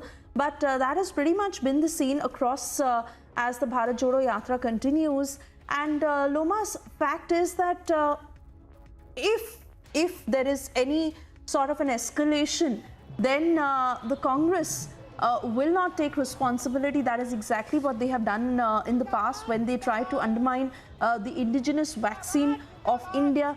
And now once again we see this kind of behavior being displayed where the Congress is just saying that the BJP is trying to run them down, and it is nothing more, knowing the seriousness of the situation in China and other countries and the sudden spike. बिल्कुल आपने सही कहा। जिस तरीके से China में जो स्थिति बन रही है, कहीं ना कहीं कांग्रेस को वो देखने चाहिए किस तरीके से भारतीय गवर्नमेंट के द्वारा जब चाइना में जो तस्वीरें निकल के आ रही हैं, जो कोविड के मामले निकल के आ रहे हैं, उसको लेकर के कोविड गाइडलाइन को फॉलो करने की बात यहाँ पे कही गई है। क्योंकि आप देख सकते हैं कि किसी तरीके से जो यात्रा निकाली जाती है उसमें कई लोग शामिल होते हैं, और जब लोग शामिल होते हैं तो उसमें ना तो किसी तरह की गाइडलाइन को उनके द्वारा फॉलो की जाती है, ना तो मास्क पहना जाता। वही तस्वीर यहाँ पे भी है, लोगों के द्वारा ना तो यहाँ पे मास्क पहना गया है और साथ ही जो कोविड की गाइडलाइन है उसको भी फॉलो करते हुए नहीं दिख रहे। तो कहीं ना कहीं चाइना में जो तस्वीर निकल के सामने आ रही है, लोगों को सोचना चाहिए। और साथ ही जो सीनियर नेता होते हैं, जो जिस तरीके से राहुल गांधी पूरे यात्रा की अगुवाई कर रही है, उनको भी सोचना चाहिए कि जो चीन में स्थिति है कहीं ना कहीं वो यहाँ पे भारत में ना उत्पन्न हो। उसको लेकर के जहाँ पे भारतीय गवर्नमेंट के द्वारा कई सारे यहाँ पे प्रयास किए जा रहे हैं, तो उनको भी उन प्रयासों में ध्यान रखना चाहिए कि किस तरीके से कोविड की गाइडलाइन को फॉलो करवाएं। और साथ ही जिस तरीके से जब नेशनल कैपिटल में ये पूरी यात्रा पहुँची है, तो कहीं ना कहीं लोगों को खासा दिक्कतों का सामना करना पड़ा है। सुबह से ही ट्रैफिक को लेकर के खासा दिक्कतों का सामना करना पड़ा है। और साथ ही हमने कई ऐसी तस्वीरें भी देखी जहाँ पे एम्बुलेंस लंबी कतारों में वो जाम में अटकी हुई थी।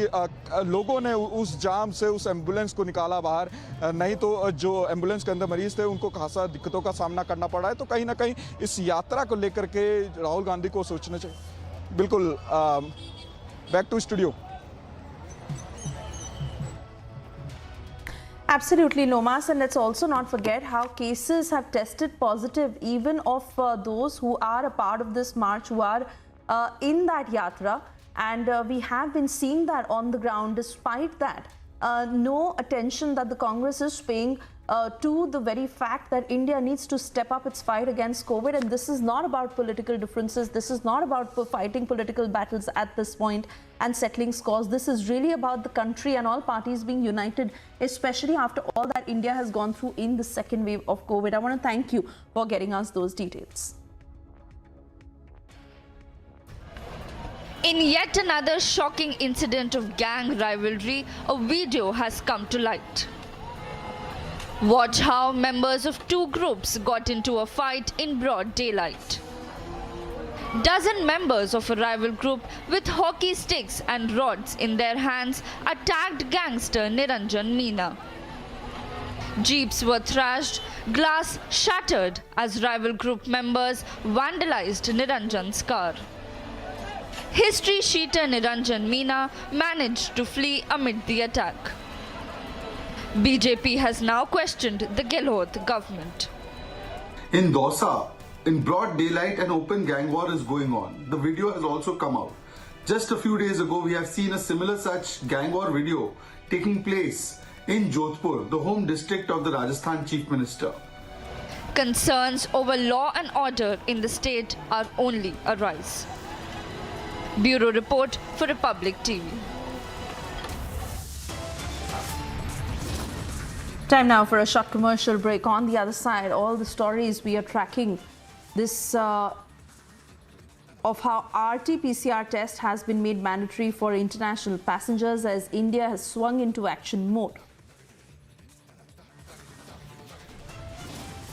Also, former ICICI Bank CEO Chanda Kochhar and her husband, who were arrested in the loan fraud case, have now been produced in Mumbai court.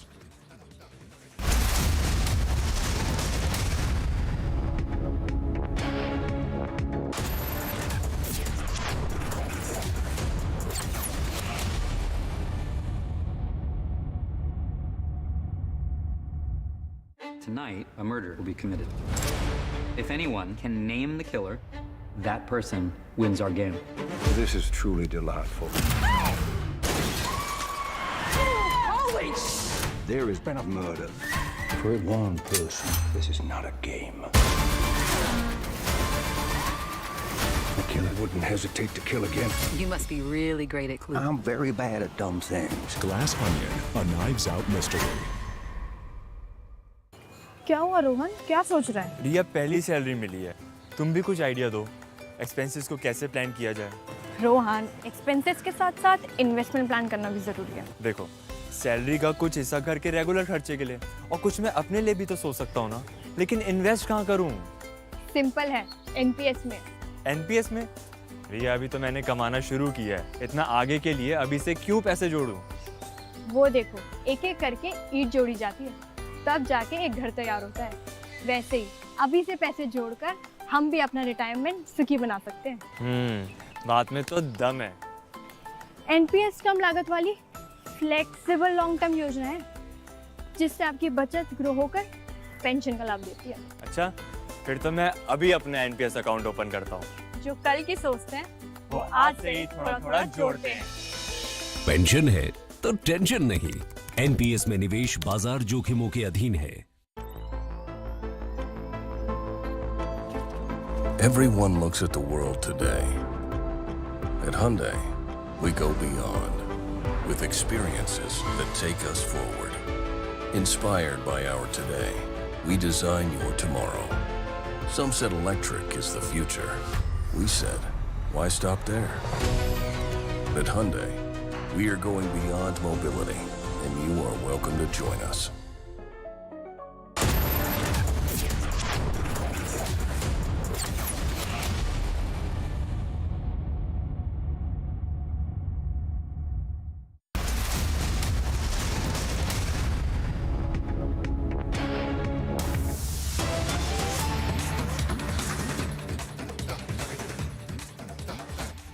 And cutting across to breaking news coming in, PDP chief and former Jammu and Kashmir Chief Minister Mehbooba Mufti has sparked another controversy, saying that there should be relocation of pundits for some time so that they should feel safe.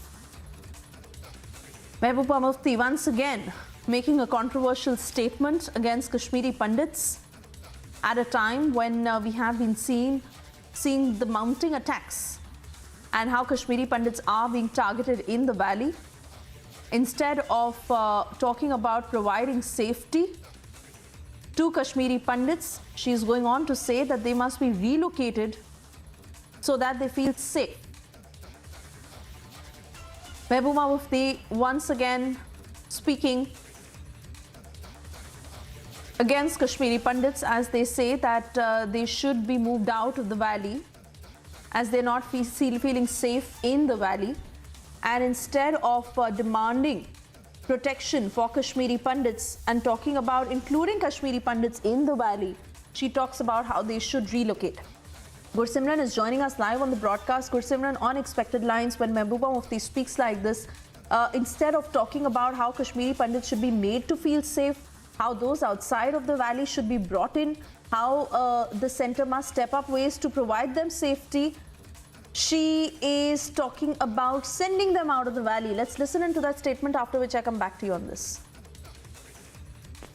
तकलीफ को जानने की कोशिश करें, उनका उसका कोई इजाला करें कि आप उसको डिक्टेट देते हो, एक अल्टीमेटम देते हो कि आप ज्वाइन करो नहीं तो आपकी तनख्वाहें बंद होंगी। ये गलत है। बहुत सफ़र किया है, सबने सफ़र किया, पर कश्मीरी पंडितों ने बहुत सफ़र किया है और हाल ही में उनकी काफ़ी हलाकतें भी हुई हैं। तो इसको बड़ा गौर से देखने की ज़रूरत है और कुछ अरसे के लिए जो उनकी डिमांड है उसको मान लेना चाहिए, ताकि जब उनको इत्मीनान हो जाए कि कश्मीर में हालात सही हो गए हैं, वो वापस अपनी ड्यूटी पे जा सकते हैं, तो उनको तब ड्यूटी पे जाने के लिए कहना चाहिए। अभी इस तरह से मजबूर नहीं किया। क्या रिलोकेशन एक सही रहेगा फैसला? अगर रिलोकेट किया जाएगा मसला हल होगा उनका?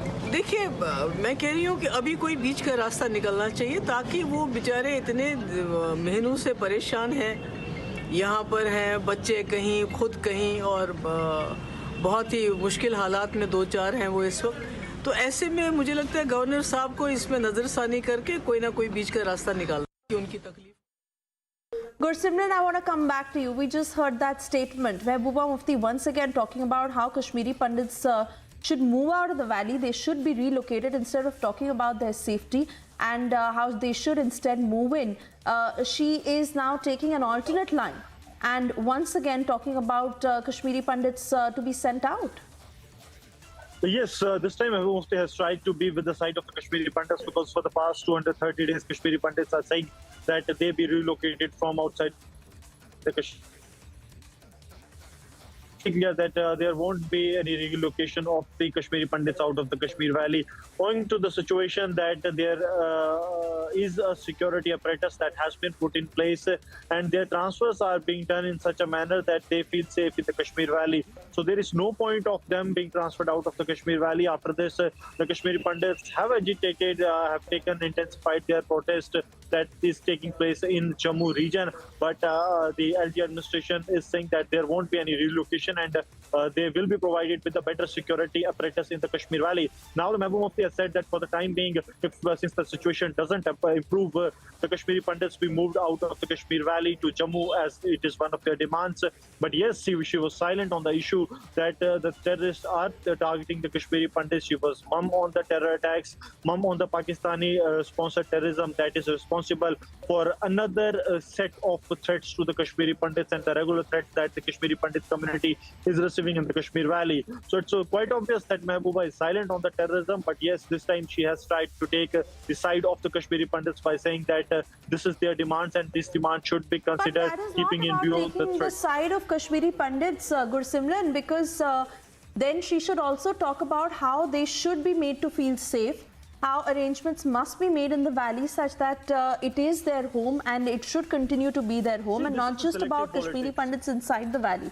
But the whole idea of the abrogation of Article 370 was also in the larger way of how Kashmiri Pandits outside of the valley should be made to move in.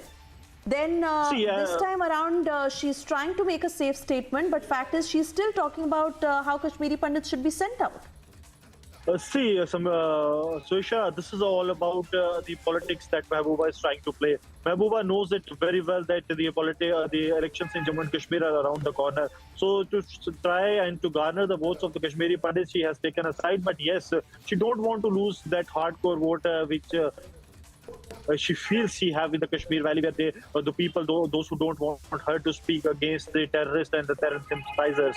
That is what she is now up to, and she don't want to even speak a single word against the Pakistani terrorists and the terror groups, and that's why she chose that it's better to put the blame on the LG administration by saying that, see, we are also supporting that the Kashmiri Pandits be sent back to the Jammu region, but it is the LG administration and the union government that is not doing so, that is making them scapegoats in the Kashmir Valley. So with a single dart, she's trying to hit the two targets, and that's why this kind of a statement has come from the Mehbooba Mufti. She wants to keep both the quarters happy, not by blaming the Pakistan, not by blaming the terrorists, and also trying to portray a image that she is with the Kashmiri Pandits.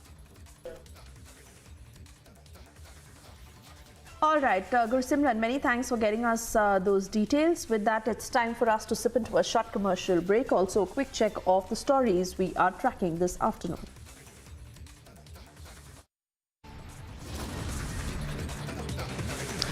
Former ICICI Bank CEO Chanda Kochhar and husband Deepak Kochhar were arrested in the loan fraud case where this afternoon they were produced in Mumbai court. Also, Prime Minister Modi calls out the Gulami mindset, saying the world is recognizing India.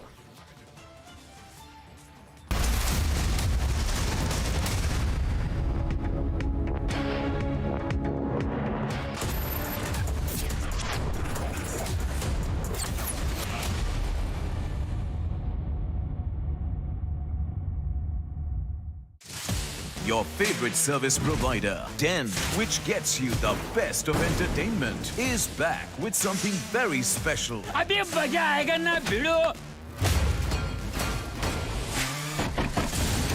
Your 3 favorite movie channels are bringing in super blockbuster films with features like wider picture and crystal clear sound straight to your home. Wow. Oh, I love that expression. To subscribe to your favorite channels, contact your local cable TV operator today or call Den toll-free number 1-800-419-2020 now.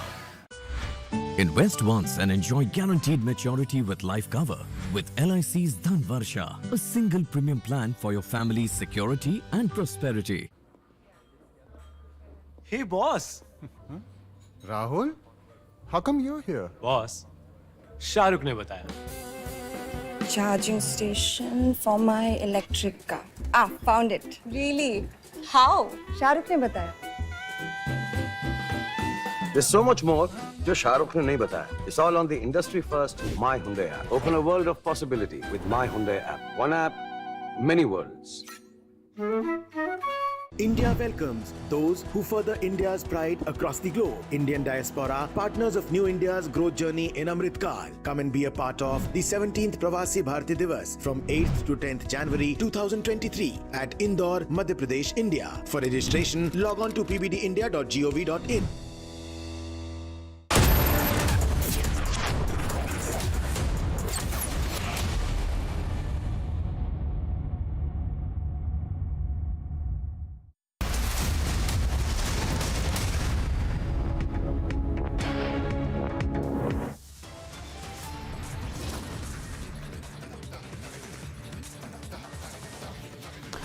Former ICICI Bank CEO Chanda, Kochhar and husband arrested in loan fraud case produced in Mumbai court.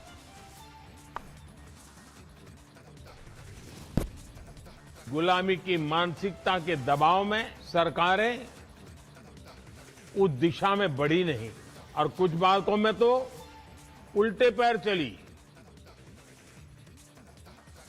Prime Minister Modi calls out Gulami mindset, says the world is recognizing India.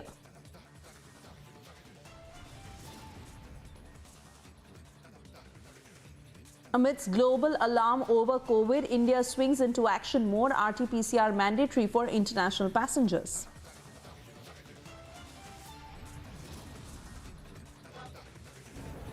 आपको तो देश हित नहीं, परिवार हित पहले, और ये कांग्रेस ने समय समय पर दिखाया. कोविड की शुरुआत पर भी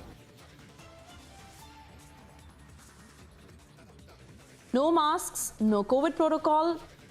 Rahul Gandhi marches on. BJP fires Parivar over protocol jibe.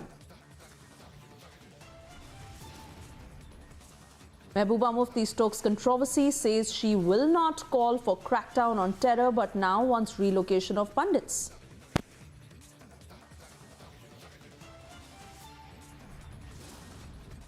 Beetling ceremony of 10 army personnel who 16 army personnel who lost their lives in an accident to be held today in West Bengal.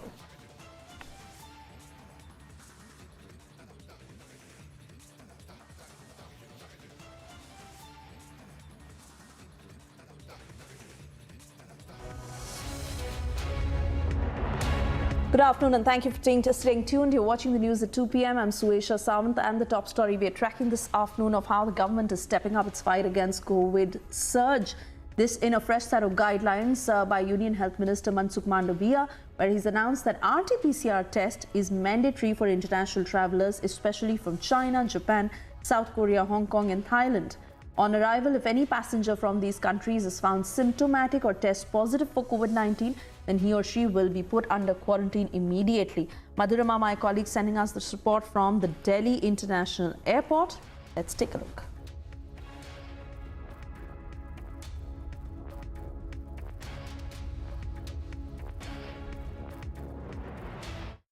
We're reporting from the international arrivals at the IGI Airport Terminal 3, and from today the 2% sampling of international people who've coming from abroad at international arrival will begin. Right behind me is the international arrivals from where we are reporting, and from today, as per the advisory given by the Health Department, the Health Ministry and the Civil Aviation Ministry, as you can see, there are multiple international arrivals happening over here. People from abroad right in front of you. Many foreigners are coming in our country at the time of New Year's to celebrate Christmas and New Year's, and which is why this particular advisory has been published by the Health Ministry, where they have clearly and categorically stated that all those who are traveling from abroad and from affected area will be tested. The random sampling will be decided by the airline staff itself. following which if any of those who are found positive will be assisted as per the guidelines. Also, the positive samples will be sent for genome sequencing as well to determine the variant if there is any difference in the variants. Also, at the same time, children below the age of 12 will not be chosen for the sampling. It will be a hassle-free procedure, and all this is being done to remain prudent, to make sure that prevention is better than cure. And if at all, if somebody is positive, they can be assisted right there and then, because the number of cases that are rising in countries like China, USA, Brazil, Japan, it has become imperative for India to straighten up its guard, and which is why in a preemptive measure the Health Ministry has issued a guideline, and we are reporting from the IGI International Arrival from where these international people coming from abroad will be coming out, and it is here where the testings will be done. The COVID RT-PCR test will be conducted as per the guidelines of the Union Health Ministry. This is Madhurima Mishra with Vijay Narudeshwar for Republic TV. People who've coming from abroad at international arrival will begin. Right behind me is the international arrivals from where we are reporting, and from today, as per the advisory given by the Health Department, the Health Ministry and the Civil Aviation Ministry, as you can see, there are multiple international arrivals happening over here. People from abroad right in front of you. Many foreigners are coming in our country at the time of New Year's to celebrate Christmas and New Year's, and which is why this particular advisory has been published by the Health Ministry, where they have clearly and categorically stated that all those who are traveling from abroad and from affected area will be tested. The random sampling will be decided by the airline staff itself.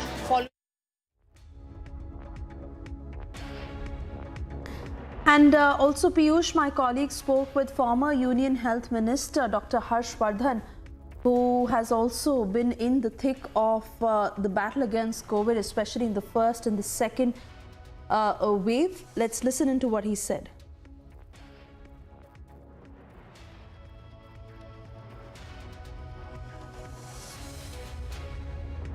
You see, there is no cause for any significant worry or any panic or anything. You see, we are simply taking extra precautions. We are rather over-conscious and over-cautious about the whole issue. With our experience of last 3 years of having handled COVID in various waves, and in the light of the emerging high number of cases in neighboring countries, and in particular China, which is a neighbor, we are taking extra precautions, and we are advising our people. And I would like to congratulate the government of India, my own government, where the Prime Minister himself was leading during the COVID crisis earlier, and now anticipating that things could take a turn for the worse. Now he has proactively initiated a number of steps, meetings and instructions and coordination with the state governments. So all this is happening. And the simple message to the people is that there is no harm in taking a bit of precautions. And the precautions are so simple. With my 2 years of experience of handling COVID, I can easily say that this was this was the tool which actually saved my life in those 2 years, because I was directly interacting with the patients in the ICU and with serious patients also. I was visiting the wards, and there was not a single day during COVID when I did not visit a hospital. Sir, like you telling us that you were the one who was leading this entire fight from front, do you think that there is a need of concern, because people are talking about this new variant and people are saying that it spreads? New variant, number one, I must tell you that this had appeared in the last few months also. Now, because of this variant having caused havoc in China, so we are talking a little more about it in India. But as far as India is concerned, we have already activated our the labs where genome sequencing is going to be done, and our vaccine which we have given to almost everybody in this country, this vaccine is capable and it has the potential to handle all sorts of variants. This is the experience till now. You have seen that when Omicron, a new variant came, it could not make any significant impact because the whole society was vaccinated. So the only lesson right now would be that those who have not got themselves vaccinated even now, or those who have not got a precaution dose till now, they should get themselves adequately strengthened from the vaccination point of view at this particular moment.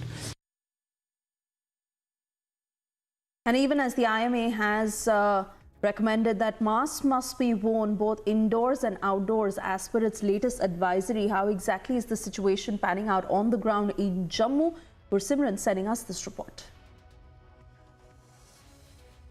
As the threat of COVID pandemic looms over the country again, there are very few people who are now resorting to the mask precautions, and we are in the Satwari area of Jammu, one of the busiest area where people will be seen roaming without the mask. I'll request Gaurav to keep showing you the visuals that there are many people who have not been using mask for a long, even after the regular request from the government that they should adhere to the mask protocol to avoid the further spread of the COVID. The locals can be seen here without the mask, without the COVID appropriate behavior, which clearly shows that no matter how many attempts the government makes, it all will fall flat as the people don't extend the help to them and the people don't abide by the COVID appropriate behavior. The people can be seen running away from the cameras as well.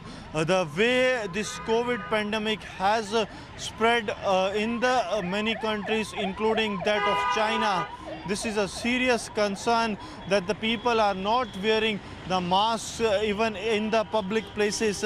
That could lead this pandemic to grow in the coming days. But the government also needs to see that how the implementation of this COVID appropriate behavior needs to take place at a time when the entire Jammu and Kashmir and the entire country is facing the possibility of a breakout of another wave of the COVID-19. Though desperate attempts, we saw that how the China tried to hide its data from the international community, but what the international community feels that in the coming days there is a likely possibility of spread of the COVID-19. Also, Union Health Minister Mansukh Mandavia making an announcement on the same, that RT-PCR has been made mandatory for international passengers. Here's what he said. देश में corona महामारी न फैले उसको लिए सतर्कता बरतना हमने चालू कर दिया है। जिस तरह से चीन में कोरोना महामारी की भयानकता हम देख रहे हैं, उसको देखते हुए चीन, जापान, दक्षिण कोरिया, हांगकांग, बैंकॉक सभी से आने वाली फ्लाइट पर हम एविएशन मिनिस्ट्री के साथ बातचीत करके तुरंत ही एयर सुविधा पोर्टल का इम्प्लीमेंटेशन करके सभी पैसेंजर को RT-PCR कंपलसरी करेंगे, उसका ट्रेसिंग करना चालू कर देंगे और इंडिया में आने के बाद किसी को बुखार मालूम पड़े या तो टेस्ट पॉजिटिव पाया जाए तो तुरंत ही हम उसको क्वारंटाइन करने के लिए भी आदेश जारी करने जा रहे हैं, ताकि देश को कोविड महामारी के सामने हम बचा सके। Moving on, the BJP has hit out full swing against Rahul Gandhi for not following COVID protocols during the Bharat Jodo Yatra, where Union Minister Anurag Thakur has said that despite several COVID cases that have been registered in China, Rahul Gandhi is still not realizing the criticality of the situation that India might face due to this yatra. Also, earlier how the Congress tried to misinform people and question the indigenous COVID vaccine. Earlier also how Congress violated COVID protocols. This time they are doing the same. Word coming in from the BJP. Listen in. समर्थक चल रहे हैं जो देश का नामो निशान मिटाने की सोचते हों, वो भारत जोड़ने की बात ही कैसे कर सकते हैं।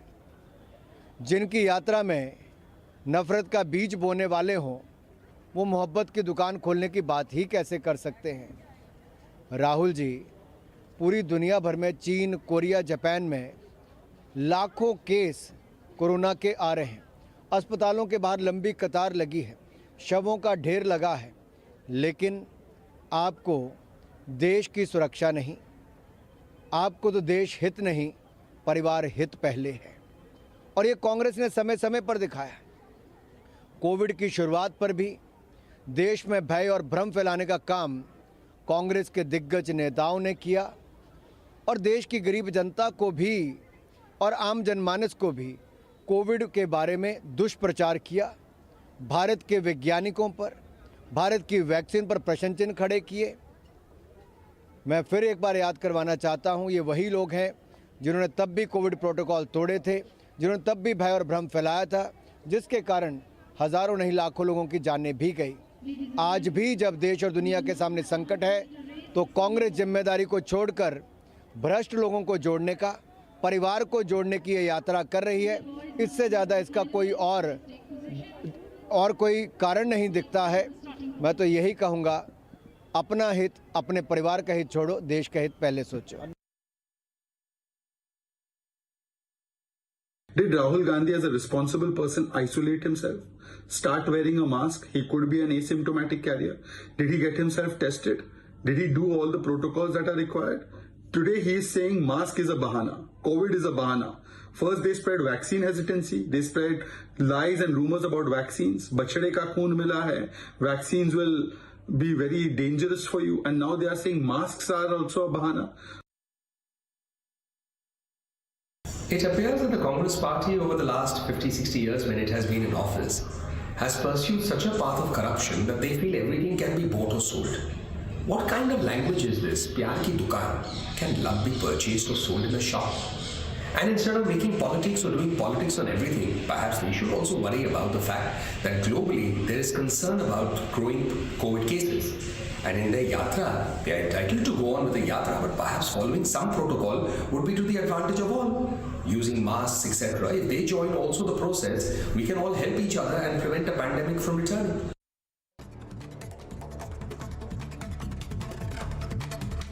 State Investigation Agency ICICI has sealed several properties belonging to the banned Jamaat-e-Islami. Properties have been attached in 4 districts of Budgam, Pulwama, Srinagar and Kulgam.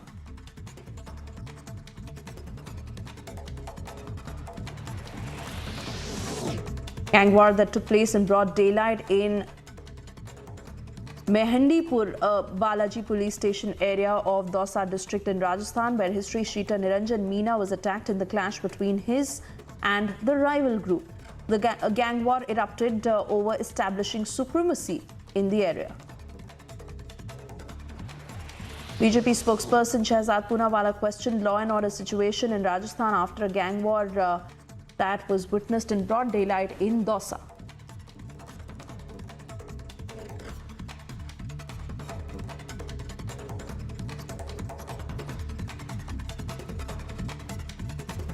There is no confidence of the people left in the law and order situation and the police of Rajasthan because the Rajasthan government, its only focus is Satta Bachao, not in law and order and Kanun Vyavastha. And because of this, the criminals feel that this is my government and I can do whatever I want. And therefore such open gang wars take place in broad daylight. This is yet another instance of how Rajasthan's law and order has completely failed. Prime Minister Modi addressed the 75th Amrit Mahotsav of Sri Swaminarayan Gurukul Rajkot Sansthan via video conferencing. Prime Minister Modi said that the government back then did not take steps regarding it under colonial mindset. हम शिक्षा के क्षेत्र में भारत के प्राचीन वैभव और हमारा महान गौरव को पुनर्जीवित करें। लेकिन गुलामी की मानसिकता के दबाव में सरकारें उस दिशा में बढ़ी नहीं और कुछ बातों में तो उल्टे पैर चली। Rahul Gandhi's Bharat Jodo Yatra has entered the national capital. He said that people of RSS BJP have created a bazaar of hatred. वो जो आरएसएस का बीजेपी का नफरत भरा हुआ डरा हुआ अहंकार से भरा हुआ हिंदुस्तान वो सच्चा हिंदुस्तान नहीं है। सच्चा हिंदुस्तान ये है मोहब्बत का, प्यार का, भाईचारे का, इज्जत का हिंदुस्तान। तो हम इनको दिखाना चाहते हैं, हम इनको सच्चा हिंदुस्तान दिखाना चाहते हैं। Traffic has been affected in several parts of southeast Delhi as the Congress's Bharat Jodo Yatra led by Rahul Gandhi entered the city. An advisory was also released earlier cautioning commuters about the routes that were likely to be affected because of the yatra. BJP spokesperson Shehzad Poonawala slammed Rahul Gandhi's Bharat Jodo Yatra for not following COVID protocol. He further added that this is Parivar Jodo Yatra, Karab Jodo Yatra. Did Rahul Gandhi as a responsible person isolate himself? Start wearing a mask? He could be an asymptomatic carrier. Did he get himself tested? Did he do all the protocols that are required? Today he is saying mask is a bahana. COVID is a bahana. First they spread vaccine hesitancy. They spread lies and rumors about vaccines. Bachade ka khoon mila hai. Vaccines will be very dangerous for you. And now they are saying masks are also a bahana. Union Minister Anurag Thakur lambasted Congress leader Rahul Gandhi for not realizing the critical state of COVID. Rahul ji, पूरी दुनिया भर में चीन, Korea, Japan में लाखों case corona के आ रहे हैं। अस्पतालों के बाहर लंबी कतार लगी है, शवों का ढेर लगा है, लेकिन आपको देश की सुरक्षा नहीं, आपको तो देश हित नहीं, परिवार हित पहले है। और ये कांग्रेस ने समय समय पर दिखाया। कोविड की शुरुआत पर भी देश में भय और भ्रम फैलाने का काम कांग्रेस के दिग्गज नेताओं ने किया। BJP questioned Congress party for following a path of corruption and not following COVID protocols as Bharat Jodo Yatra entered into the national capital. It appears that the Congress party over the last 50-60 years when it has been in office has pursued such a path of corruption that they feel everything can be bought or sold. What kind of language is this? Pyar ki dukaan. Can love be purchased or sold in a shop? And instead of making politics or doing politics on everything, perhaps we should also worry about the fact that globally there is concern about growing COVID cases. And in their yatra, they are entitled to go on with the yatra, but perhaps following some protocol would be to the advantage of all. Using masks, etc. If they join also the process, we can all help each other and prevent a pandemic from returning. 5 accused were arrested in Bihar's Ara district after a video of them raising Pakistan Zindabad slogans went viral on social media. The incident occurred where the group apparently celebrated their victory after a badminton match and raised anti-national slogans.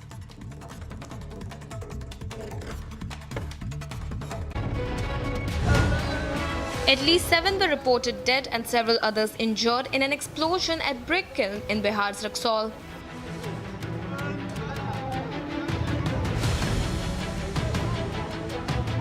Around 24 laborers who were present at the spot were injured in the incident, and about 20 people are still reported to be missing.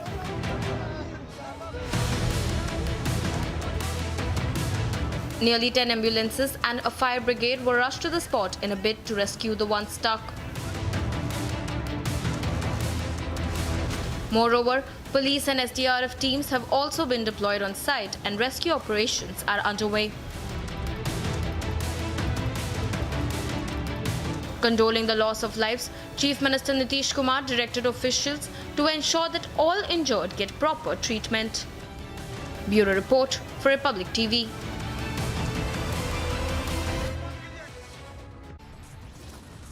Slipping into a short commercial break. On the other side, getting you details how Prime Minister Modi called out Gulami mindset, saying the world is recognizing India. And Mehbooba Mufti has stoked another controversy where she won't call for crackdown on terror but wants the relocation of Kashmiri Pandits, saying it's for their safety.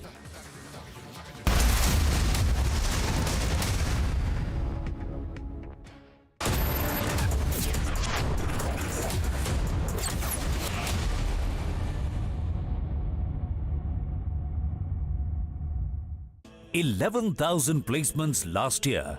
At Amity, we are committed to nurturing passionate, hardworking, and proactive professionals. Your favorite service provider, 10, which gets you the best of entertainment, is back with something very special. अभी मजा आएगा ना भिड़ो. Your 3 favorite movie channels are bringing in super blockbuster films with features like wider picture and crystal clear sound straight to your home. Wow. Oh, I love that expression. To subscribe to your favorite channels, contact your local cable TV operator today or call 10 toll-free number 1-800-419-2020 now. UP global investor summit 2023 के माध्यम से देश विदेश के बड़े निवेशकों को आकर्षित करने के लिए प्रदेश की बदली हुई छवि को रोड शो के जरिए प्रचारित करने के साथ ही प्रदेश सरकार राज्य में उपलब्ध असीम व्यावसायिक अवसरों को प्रोफेशनल्स की मदद से निवेशकों तक पहुंचा रही है। उत्तर प्रदेश सरकार रोड शो का आयोजन भी करने जा रही है ताकि उत्तर प्रदेश में उपलब्ध असीम अवसरों का प्रसार करते हुए निवेश को आकर्षित किया जा सके। With Beto's Diabetes Care Program, you get online doctor consultations, all your prescribed medicines and dietitian support on call. Get your complete diabetes management kit and expert advice with Beto's Diabetes Care Program. Give a missed call on 740-1100.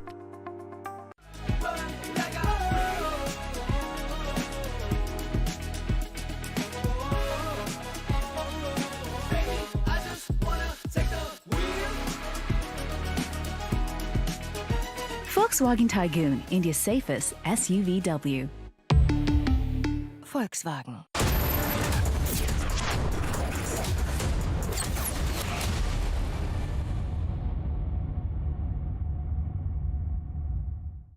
What's with all these attacks happening in Pakistan every single day, multiple attacks? What's happening in China? China is getting a hammering and a battering of a lifetime. What did China do wrong? After all, so many Indians were saying that, China is such a perfect society. They're vaccinating 14 million people in a day. Let that sink in. But I think India did a far, far better job. We suffered. Of course, many Indians died. But today, India is a stronger nation in terms of immunity.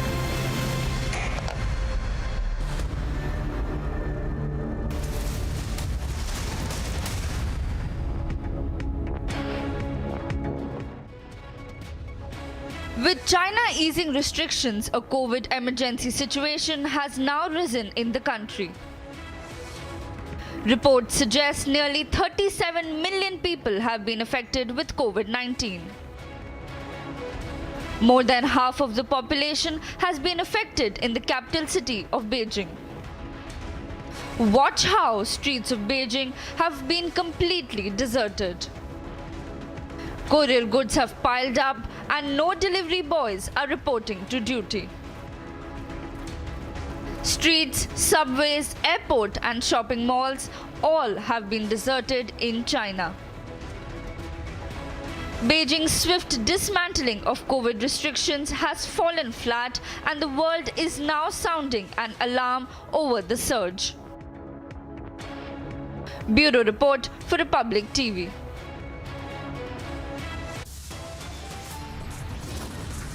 Time now for a short commercial break, but the big stories we are tracking: former ICICI Bank CEO Chanda Kochhar and husband Deepak Kochhar have been arrested in loan fraud case. They were produced in Mumbai court. Also, Mehbooba Mufti has stoked a controversy, won't call out for crackdown on terror, but now wants relocation of pundits.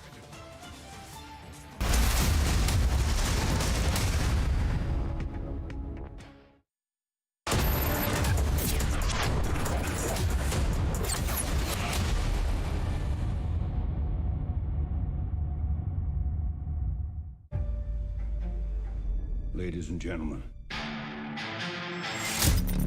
You expected The puzzle. But for a law person, this is not a game. Explain it to us, detective.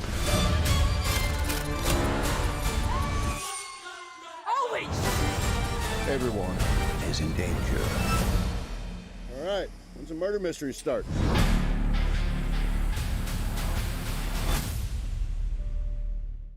क्या हुआ रोहन, क्या सोच रहा है? रिया, पहली salary मिली है, तुम भी कुछ आइडिया दो। एक्सपेंसेस को कैसे प्लान किया जाए? रोहन, एक्सपेंसेस के साथ साथ इन्वेस्टमेंट प्लान करना भी जरूरी है। देखो, सैलरी का कुछ हिस्सा घर के रेगुलर खर्चे के लिए और कुछ मैं अपने लिए भी तो सोच सकता हूँ ना, लेकिन इन्वेस्ट कहाँ करूँ? सिंपल है, एनपीएस में। एनपीएस में? रिया, अभी तो मैंने कमाना शुरू किया है, इतना आगे के लिए अभी से क्यों पैसे जोड़ूं? वो देखो, एक एक करके ईंट जोड़ी जाती है, तब जाके एक घर तैयार होता है। वैसे ही अभी से पैसे जोड़कर हम भी अपना रिटायरमेंट सुखी बना सकते हैं। बात में तो दम है। एनपीएस कम लागत वाली फ्लेक्सिबल लॉन्ग टर्म योजना है, जिससे आपकी बचत ग्रो होकर पेंशन का लाभ देती है। अच्छा, फिर तो मैं अभी अपना एनपीएस अकाउंट ओपन करता हूँ। जो कल की सोचते हैं वो आज से ही थोड़ा थोड़ा जोड़ते हैं। पेंशन है तो टेंशन नहीं। एनपीएस में निवेश बाजार जोखिमों के अधीन है। आपकी किचन और बाथरूम्स को चाहिए MY के लेटीक्रीट SP100 टाइल जॉइंट का ऑलराउंडर। MY के लेटीक्रीट SP100 जोड़ हो तो ऐसा। Everyone looks at the world today. At Hyundai, we go beyond with experiences that take us forward. Inspired by our today, we design your tomorrow. Some said electric is the future. We said, why stop there? At Hyundai, we are going beyond mobility, and you are welcome to join us.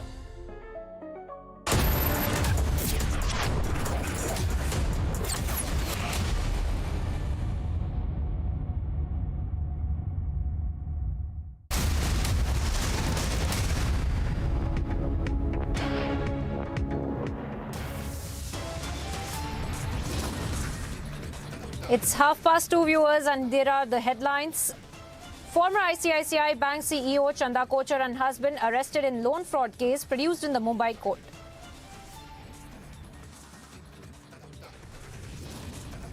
गुलामी की मानसिकता के दबाव में सरकारें उस दिशा में बढ़ी नहीं और कुछ बातों में तो उल्टे पैर चली।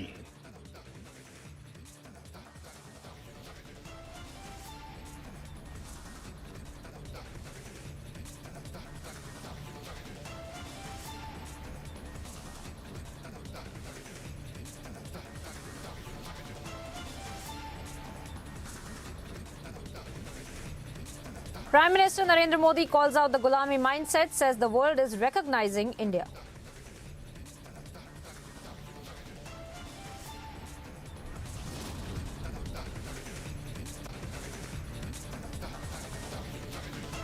Amidst the global alarm over COVID-19, India swings into action mode. RT-PCR mandatory for international passengers.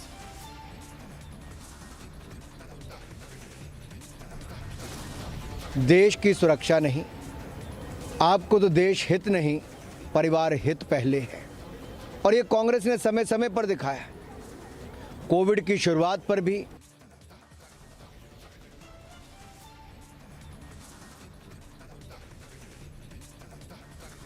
No masks, no COVID protocols. Rahul Gandhi marches on. BJP fires Parivar over protocol jibe.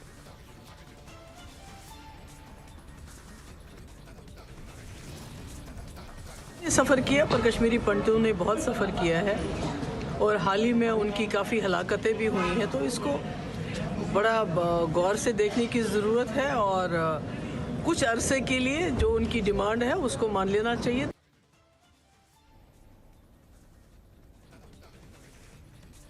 Mehbooba Mufti stokes controversy. She won't call for crackdown on terror but now wants relocation for pundits.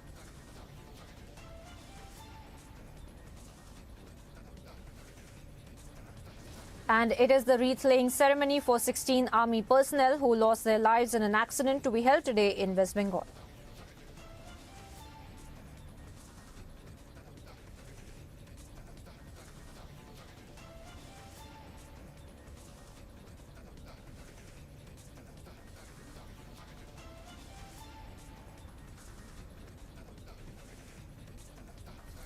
Thank you for tuning into Republic TV viewers. I'm Priyanka Sharma. We are live and breaking and straight away getting you the biggest story that we are tracking for you with respect to Chanda Kochhar and her husband Deepak Kochhar that had been arrested, who had in fact been arrested by the Central Bureau of Investigation just yesterday, and of course now they have also been produced before the special CBI court in Mumbai, where in fact the CBI had also asked for a 3-day remand from the court. And of course we had seen how the developments were also taking place as far as the arguments inside of the courtroom are also concerned, and we had seen that the advocate Desai, arguing for the Kochhars, in fact had also questioned as to why was it necessary to arrest Chanda and Deepak Kochhar yesterday by the CBI, and that there was a earlier investigation into this entire matter as well, and that the matter in fact the FIR in fact had also been registered earlier. And so why was the need for arrest of Chanda Kochhar and Deepak Kochhar also arising yesterday, when we had seen the CBI taking the duo into custody, and now of course we see the arguments being put forth by the lawyers of Chanda and Deepak Kochhar before the courtroom, where in fact they are questioning this entire arrest of Chanda Kochhar and Deepak Kochhar as well. In fact, I believe Sambhav is also joining us live on this big story. Sambhav, tell us more about the investigation that was being conducted by the CBI, and of course we had earlier also seen multiple agencies looking into this entire matter, and now we also see Sambhav the kind of questions that have been arisen before the court of law, where the lawyers in fact have questioned the entire arrest of Chanda Kochhar, the entire arrest of Deepak Kochhar. What really are you picking up with respect to these legal arguments that are going on in the Mumbai courtroom? So generally in such cases what we see in the court that CBI or the Enforcement Directorate gets remand very easily. But here the case is different. Here the hearing is more than 1 hour.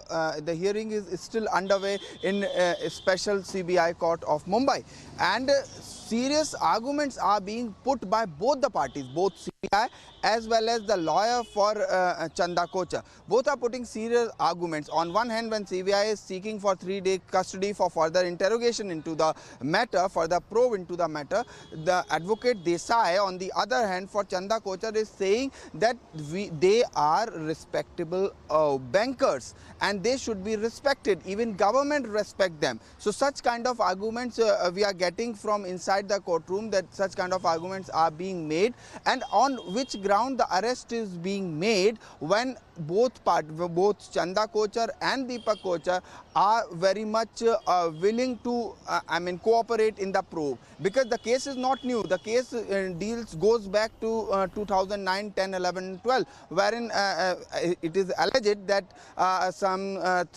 loan to the tune of 3,000 crore is given by the ICICI bank when Chanda Kochhar was the CEO and the managing director of the bank to Videocon. So this is the whole scam, where earlier Enforcement Directorate had also probed into the matter. Now the CBI has arrested yesterday from Delhi and now produced both of them in the Mumbai court, and serious arguments are still going on. More than 1 hour of hearing is still, it's wait and watch kind of situation. What the court will have to say in all this, whether CBI is going to get the remand of both Kochhars, or they get a kind of bail or something. So it's wait and watch here, and we need to see what the court says in this. Well, absolutely, Sambhav. But of course, we have also been seeing how the legal arguments have been presented before the court, and of course, the Kochhar duo questioning the entire arrest and also questioning the political vendetta in this entire matter. They have stated this in the courtroom as well. Of course, we will have to wait and watch as far as how this entire hearing will culminate.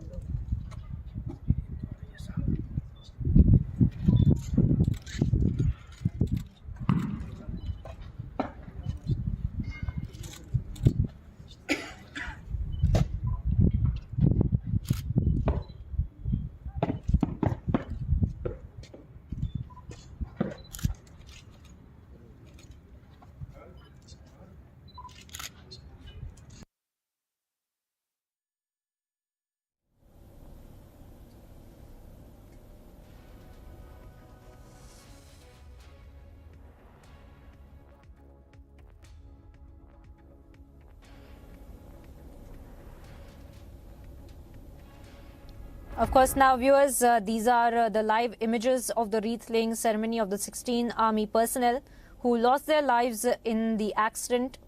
And of course, the wreath-laying ceremony, as we had been tracking for you all day, that was all set to take place in West Bengal today. And of course, those are the live images of the wreath-laying ceremony as well that we are putting out on your screens.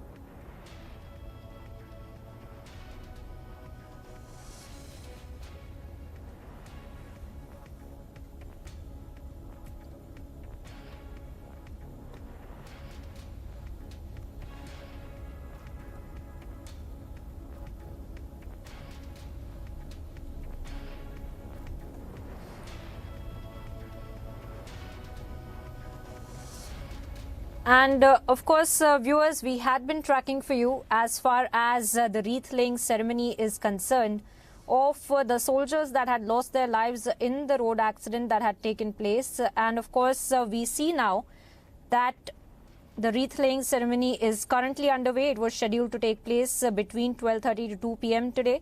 And of course, we see this happening now with respect to our brave soldiers that lost their lives in a road accident in Sikkim. And of course, now we see that the wreath-laying ceremony is being carried out in West Bengal.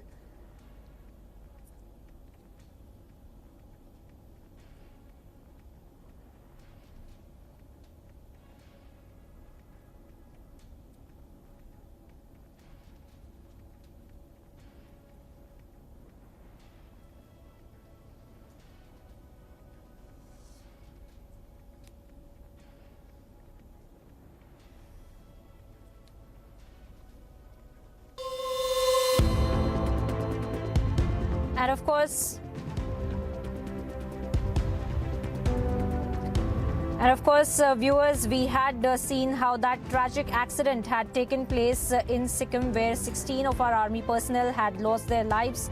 And of course, now we are looking at the wreath-laying ceremony of our brave martyrs who had in fact lost their lives in Sikkim, and now in West Bengal, the wreath-laying ceremony is underway.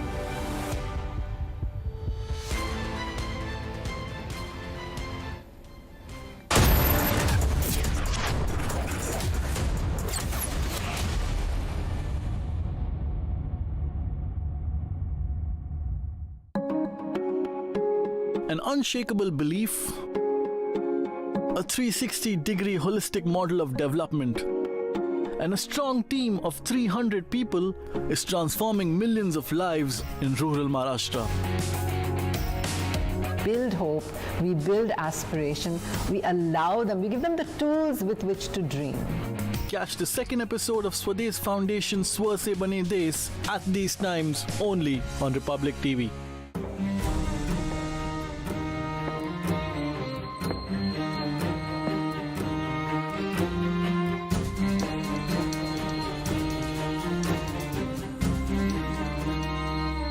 For how long will you continue being tensed about the future? Pension can free you from future's tension. With LIC's new Pension Plus, make your own pension plan, because this plan creates market-linked wealth for your future. Moreover, this plan comes with guaranteed additions and also offers various options for receiving pension, so that you grow young and tension-free. LIC, हर पल आपके साथ. जैन 2022 से अब तक रोहन 6 बार dump हुआ है, but Rohan वो तो लहरा रहा है, क्योंकि जियो मार्ट के ग्रैंड फिनाले सेल में शॉपिंग पर मिलेगा अप टू 80% ऑफ. तो साल जैसा भी गया हो, एंडिंग तो जबरदस्त होगी. India welcomes those who further India's pride across the globe. Indian diaspora, partners of New India's growth journey in Amrit Kaal. Come and be a part of the 17th Pravasi Bharati Divas from 8th to 10th January 2023 at Indore, Madhya Pradesh, India. For registration, log on to pbdindia.gov.in.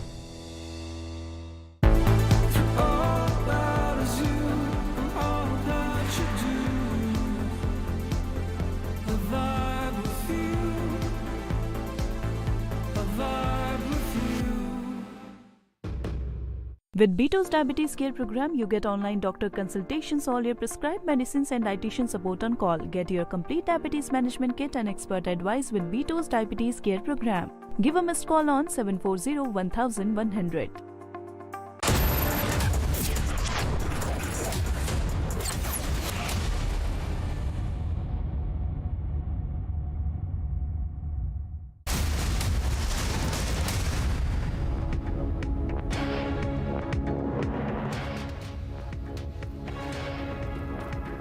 Welcome back, viewers. One of the most concerning situations are that of the COVID-19, where we see now the government taking preemptive action and the guidelines, in fact, that have also been issued as far as the RT-PCR test is concerned.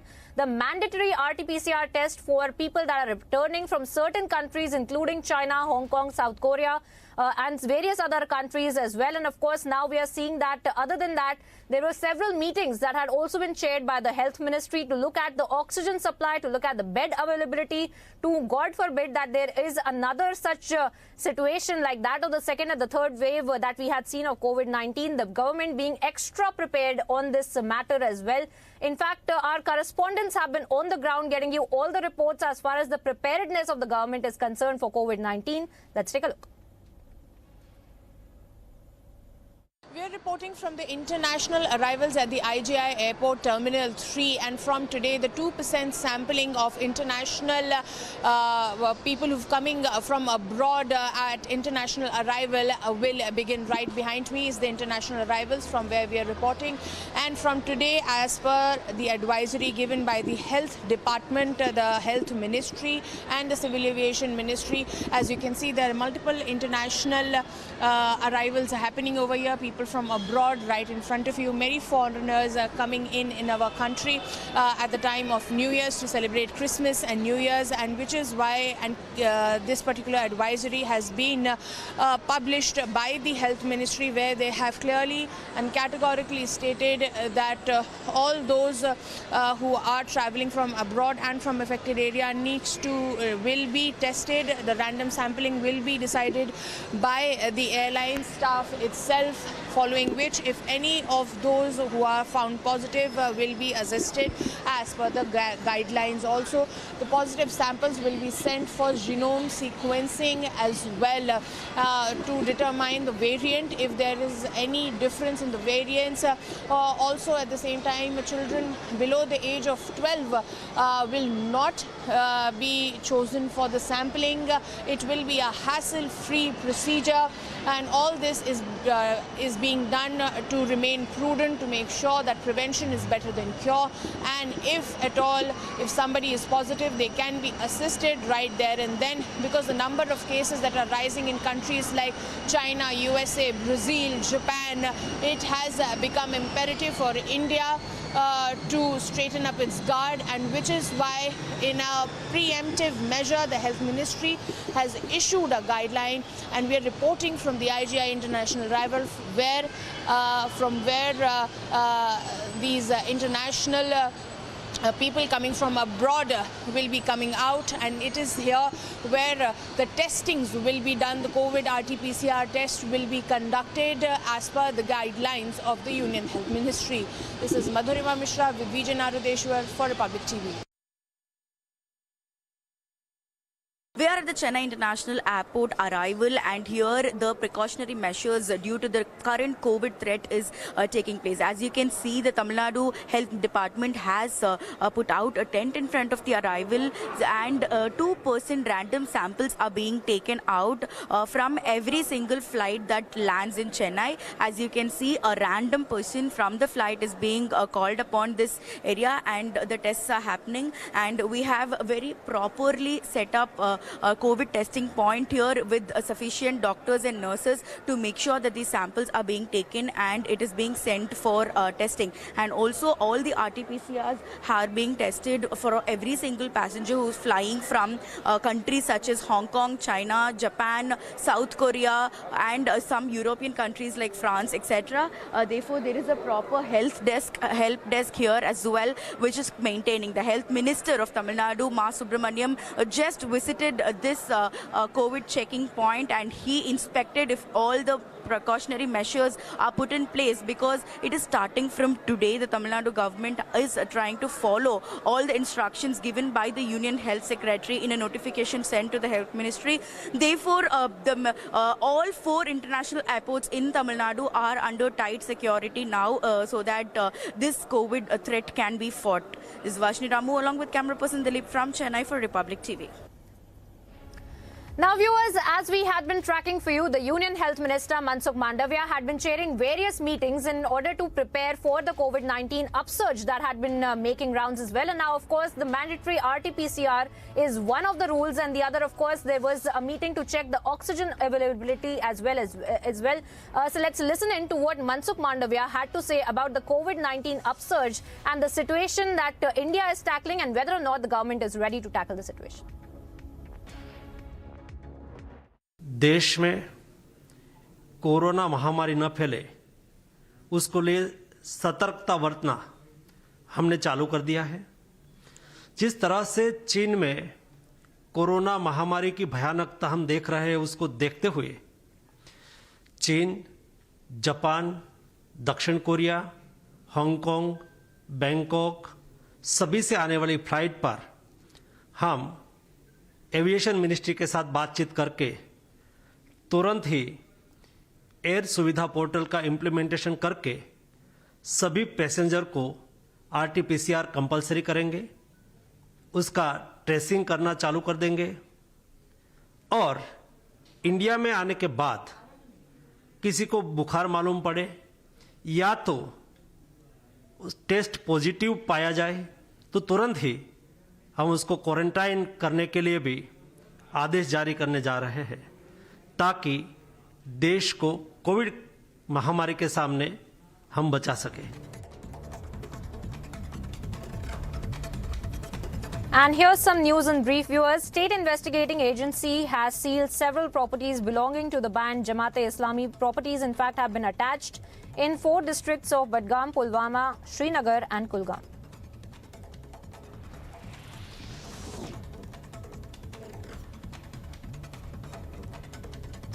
One more gang war took place in broad daylight in Mehendipura Balaji police station area of Dausa district in Rajasthan. History sheeter Niranjan Meena was attacked in the clash between his and rival group. The gang war erupted over establishing supremacy in the area. BJP spokesperson Shehzad Poonawalla has questioned the law and order situation in Rajasthan after gang war took place in Dausa district. People left in the law and order situation and the police of Rajasthan, because the Rajasthan government, its only focus is Satta Bachao, not in law and order and Kanun Vyavastha. And because of this, the criminals feel that this is my government and I can do whatever I want. And therefore such open gang wars take place in broad daylight. This is yet another instance of how Rajasthan's law and order has completely failed. Prime Minister Narendra Modi addressed the 75th Amrit Mahotsav of Shri Swaminarayan Gurukul Rajkot Sanstha via video conferencing. Prime Minister Narendra Modi said that the government back then did not take steps regarding it under colonial mindset.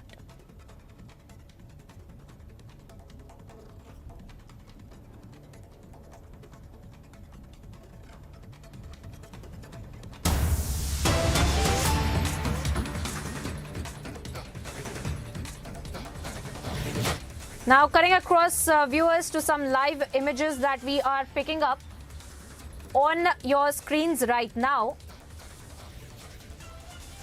And in fact, differences over the unified mass at the famed St. Mary's, where this incident in fact snowballed into violence last month, has cast its shadow on the Christmas celebrations, with police being deployed to prevent the situation from deteriorating any further. Now, following the violence, the district administration had decided to close down the church. An argument on whether the priest should be facing the churchgoers or the altar during the Holy Mass had assumed the form of violence between the two factions as well. In fact, my colleague Ashwin is also joining us right now. on the broadcast. Ashwin, tell us more about the kind of clashes that had erupted there, and speak to us about the latest updates as far as the authorities are concerned and whether or not they have taken cognizance of it. Well, Priyanka, this issue has been snowballing for some time. In fact, last month also the same issue had caused much uproar in the church after it was decided to change the entire worship system into a unified format. As you rightly pointed out, the argument was between whether the mass should be held facing the churchgoers or should be held facing the altar. Now, one of the Vatican-appointed priest, Anthony Tarrant, was in fact appointed last month, but when he came to the Basilica for conducting this unified new form of ritual, he was completely stopped by the churchgoers from the local areas. And this had snowballed. There was a peace talk in between. But however, on the eve of Christmas, we can see violence has unfolded inside the very church premises, where the rebel group had took control of the church from inside, and the management of the church had taken control of the church from outside, and police had to finally get into it and lock the church. The district administration has ensured that no events will happen in the church. For the time being, the church has been locked. It is a vexed conflict that has happened because of a change in the rituals, in the way a mass is conducted in the church. And remember, it's there are very handful basilicas in the state of Kerala, and St. Mary's Basilica is known to be one of them. And in that, this conflict has arisen, causing much embarrassment to the Catholic Church in Kerala. All right, Ashwin there getting us all the updates as far as these clashes are concerned. And of course, Ashwin, we have seen how you also pointed out that, in fact, the district administration had decided to close down the church as well. And of course, an argument on whether the priest should face the churchgoers or the altar during the Holy Mass had assumed the form of violence between these two factions as well. Speak to us about what's really happening right now on our screens, and also we see that on today morning, in fact, we had seen that the issue had taken an ugly turn between the two warring factions, leading to unruly scenes inside the church as the light equipment inside of the church had also been broken. Ashwin, speak to us a little bit about that. Yes, from these photographs and these videos which have emerged, it clearly shows that the two factions of the priests, in fact, stood either side of the altar, offering contrasting style of mass at the same time. Now, this is what has unraveled. Something unbelievable has happened. The priests themselves are divided over the issue. In fact, the members of the laity, which favors the congregation facing mass, and those opposed to it were engaged in a war of words. So even between the laity itself, there has been differences of opinion, and this has led to a mass defection between the community, which was supposed to hold a mass on the eve of All Christmas. Right, Ashwin there getting us the details, very important details, viewers, in fact, emerging out of Kerala, where we are seeing that the clashes, in fact, had taken place at the Kochi church, and of course on the eve of Christmas, things taking an ugly turn as well.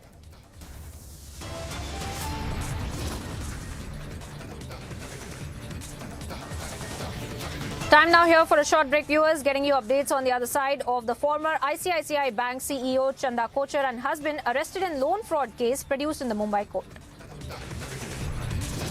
And the Prime Minister Narendra Modi calls out Gulami mindset, says the world is recognizing India. Getting you all the updates after a short break.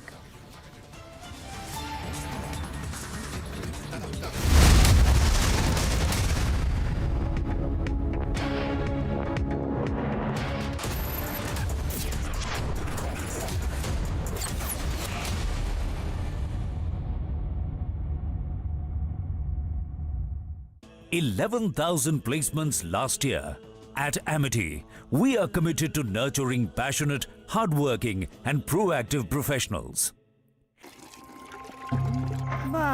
বাইরে security আর নিজের বাড়িতে এইসব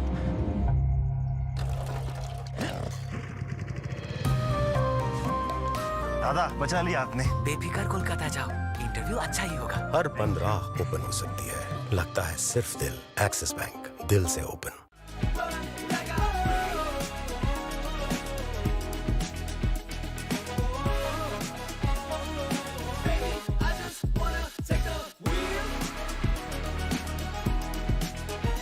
Volkswagen Tiguan, India's safest SUVW. Volkswagen.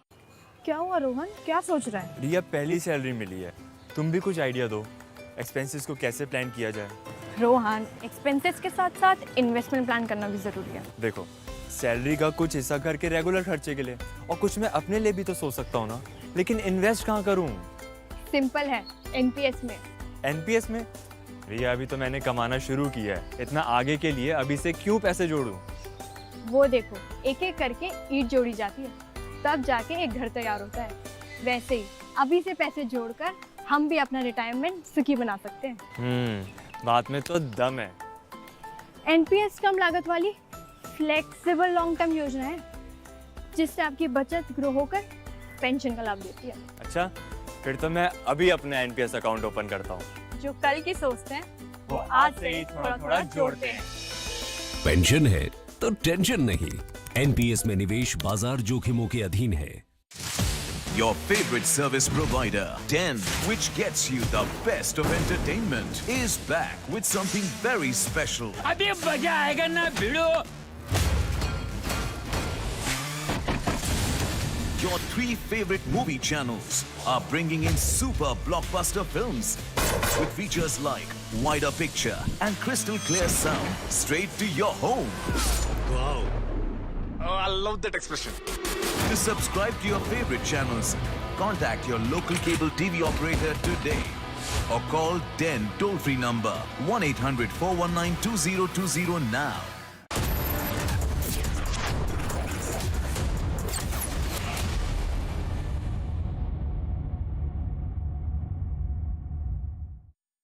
What's with all these attacks happening in Pakistan every single day, multiple attacks? What's happening in China? China is getting a hammering and a battering of a lifetime.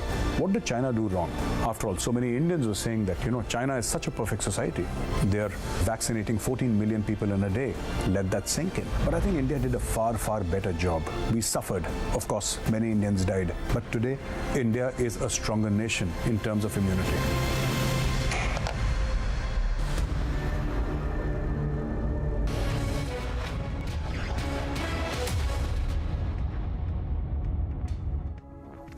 Good afternoon. You're watching Superfast 50. I'm Suesha Sound. Beginning with the first story, the government is stepping up its fight against COVID upsurge abroad with the fresh guidelines. Our Union Health Minister Mansukh Mandaviya has now announced where RT-PCR tests has now been made mandatory for international arrivals from China, Japan, South Korea, Hong Kong and Thailand. On arrival, if any passenger from these countries is found symptomatic or tests positive for COVID-19, then he or she will be put under quarantine.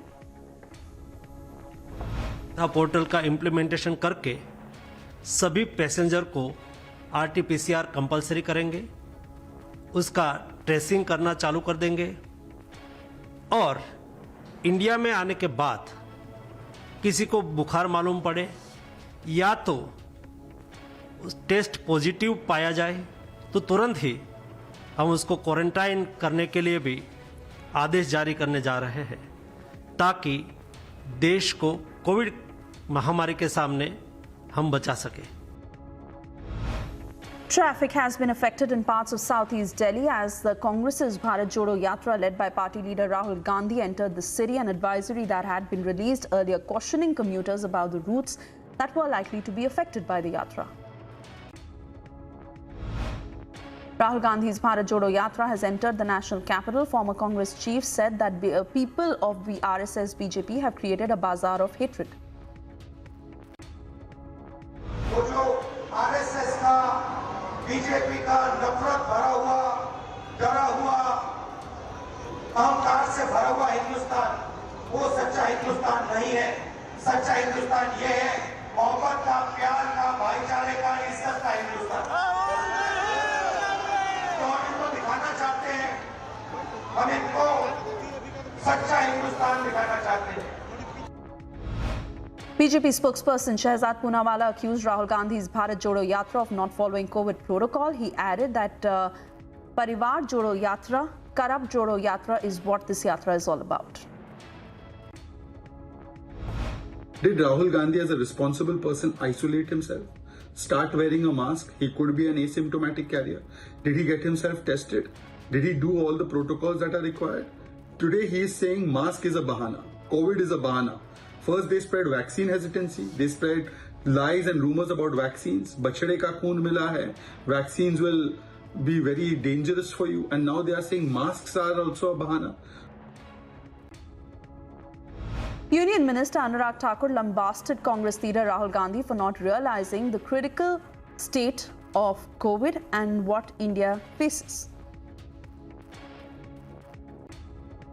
Rahul ji, पूरी दुनिया भर में चीन, Korea, Japan में लाखों case corona के आ रहे हैं। अस्पतालों के बाहर लंबी कतार लगी है, शवों का ढेर लगा है, लेकिन आपको देश की सुरक्षा नहीं, आपको तो देश हित नहीं, परिवार हित पहले है। और ये कांग्रेस ने समय समय पर दिखाया। कोविड की शुरुआत पर भी देश में भय और भ्रम फैलाने का काम कांग्रेस के दिग्गज नेताओं ने किया। BJP questioned the Congress party, accusing it of following a path of corruption and of not following COVID protocol as Bharat Jodo Yatra entered the national capital. It appears that the Congress party over the last 50-60 years when it has been in office has pursued such a path of corruption that they feel everything can be bought or sold. What kind of language is this? Pyar ki dukaan. Can love be purchased or sold in a shop? And instead of making politics or doing politics on everything, perhaps we should also worry about the fact that globally there is concern about growing COVID cases. And in their yatra, they are entitled to go on with the yatra, but perhaps following some protocol would be to the advantage of all. Using masks, etc. If they join also the process, we can all help each other and prevent a pandemic from returning. Prime Minister Modi addressed the 75th Amrit Mahotsav of Sri Swami Narayan Gurukul Rajkot Sansthan via video conferencing, where Prime Minister raised the matter of earlier governments not battling the colonial mindset. हम शिक्षा के क्षेत्र में भारत के प्राचीन वैभव और हमारा महान गौरव को पुनर्जीवित करें, लेकिन गुलामी की मानसिकता के दबाव में सरकारें उस दिशा में बढ़ी नहीं और कुछ बातों में तो उल्टे पैर चली। Former ICICI Bank CEO Chanda Kochhar and her husband have been arrested in a loan fraud case involving the bank and the Videocon group and have been produced in Mumbai court for a remand hearing wherein the CBI has sought 3 days remand. PDP chief and former Jammu and Kashmir Chief Minister Mehbooba Mufti sparked another controversy, saying that there should be relocation of Pandits for some time so that they feel safe. Kashmiri पंडितों ने बहुत सफ़र किया है और हाल ही में उनकी काफ़ी हलाकतें भी हुई हैं, तो इसको बड़ा गौर से देखने की ज़रूरत है और कुछ अरसे के लिए जो उनकी डिमांड है उसको मान लेना चाहिए, ताकि जब उनको इत्मीनान हो जाए कि कश्मीर में हालात सही हो गए हैं, वो वापस अपनी ड्यूटी पे जा सकते हैं, तो उनको तब ड्यूटी पे जाने के लिए कहना चाहिए। अभी इस तरह से मजबूर नहीं किया जाए।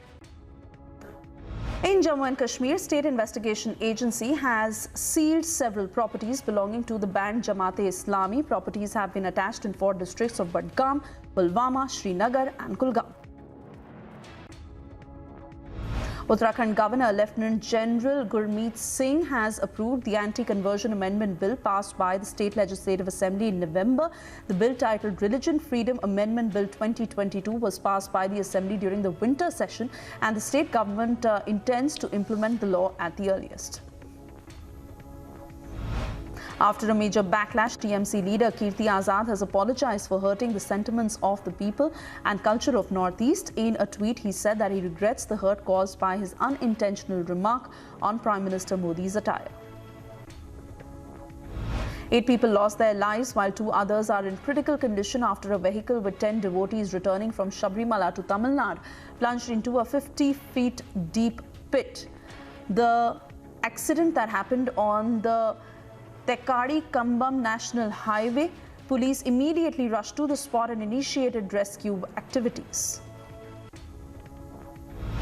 NIA raids are taking place in Kathua district of Jammu. Several other locations are also being raided. Sources claim that the raids are being conducted by Chandigarh NIA teams. As the fire broke out inside a building in New Delhi's Vikaspuri area, 18 fire tenders that rushed to the spot. The reason behind the fire is yet to be ascertained. Allahabad High Court has granted bail to Kerala-based journalist Siddiqui Kappan, who was arrested by the Uttar Pradesh police on his way to report the Hathras gang rape case. Siddiqui was granted bail in a case lodged by the ED under PMLA. A major accident that happened in the Ramgarhwa police station area of East Champaran district in Bihar. Prime Minister Modi expressed condolences and announced ex gratia for the victims' families. 5 accused were arrested in Bihar's Ara district after a video of them raising Pakistan Zindabad slogans went viral on social media. The incident occurred where the group apparently celebrated their victory after a badminton match and raised anti-national slogans. Another incident of gang war that took place in broad daylight in Dausa district in Rajasthan, wherein history sheeter Niranjan Meena was attacked in a clash between his group and the rival group. The gang war erupted over establishing supremacy in the area. BJP spokesperson Shahzad Poonawala questioned the law and order situation in Rajasthan after a gang war took place in Dausa. No confidence of the people left in the law and order situation and the police of Rajasthan, because the Rajasthan government, its only focus is Satta Bachao, not in law and order and Kanun Vyavastha. And because of this, the criminals feel that this is my government and I can do whatever I want. And therefore such open gang wars take place in broad daylight. This is yet another instance of how Rajasthan's law and order has completely failed. In a major decision, the Modi government has decided to provide free ration to 81.35 crore people under the National Food Security Act for 1 more year. Food Minister Piyush Goyal said that the centre will bear the entire burden of providing free food grains under NFSA. Union Cabinet has decided to revise the pension of armed forces pensioners and family pensioners under the one rank one pension scheme. Because of this decision, more than 25.13 lakh veterans will be benefited. In a fresh development in the Shraddha Walkar murder case, Aftab's judicial custody has been extended for 14 days. With this, the court has also given approval for Aftab's voice sample, which will be recorded on Monday. Congress leader Hamid Khan has been arrested with MDMA drugs worth 15 lakh rupees in Ayodhya Nagar police station limits in Bhopal. Sources claim that the police has recovered drugs from his car, which has been confiscated.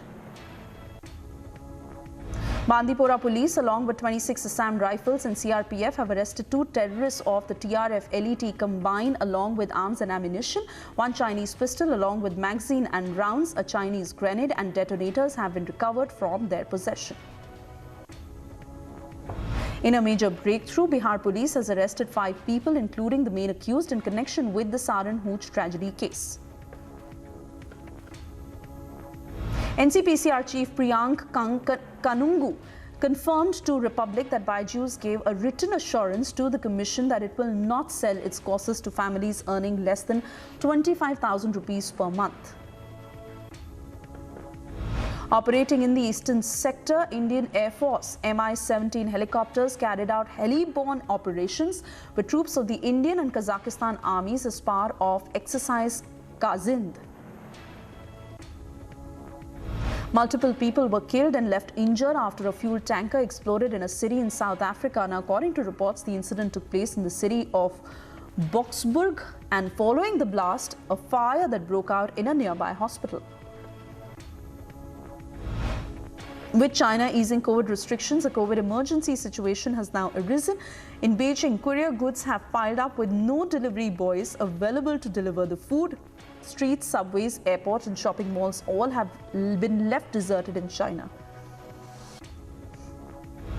A powerful car bomb detonated near a residential area in Islamabad, killing 2 suspected terrorists and an officer. Now, according to the police, at least 3 police officers and 7 passers-by were wounded in the bombing. The Pakistani Taliban has claimed responsibility for the explosion.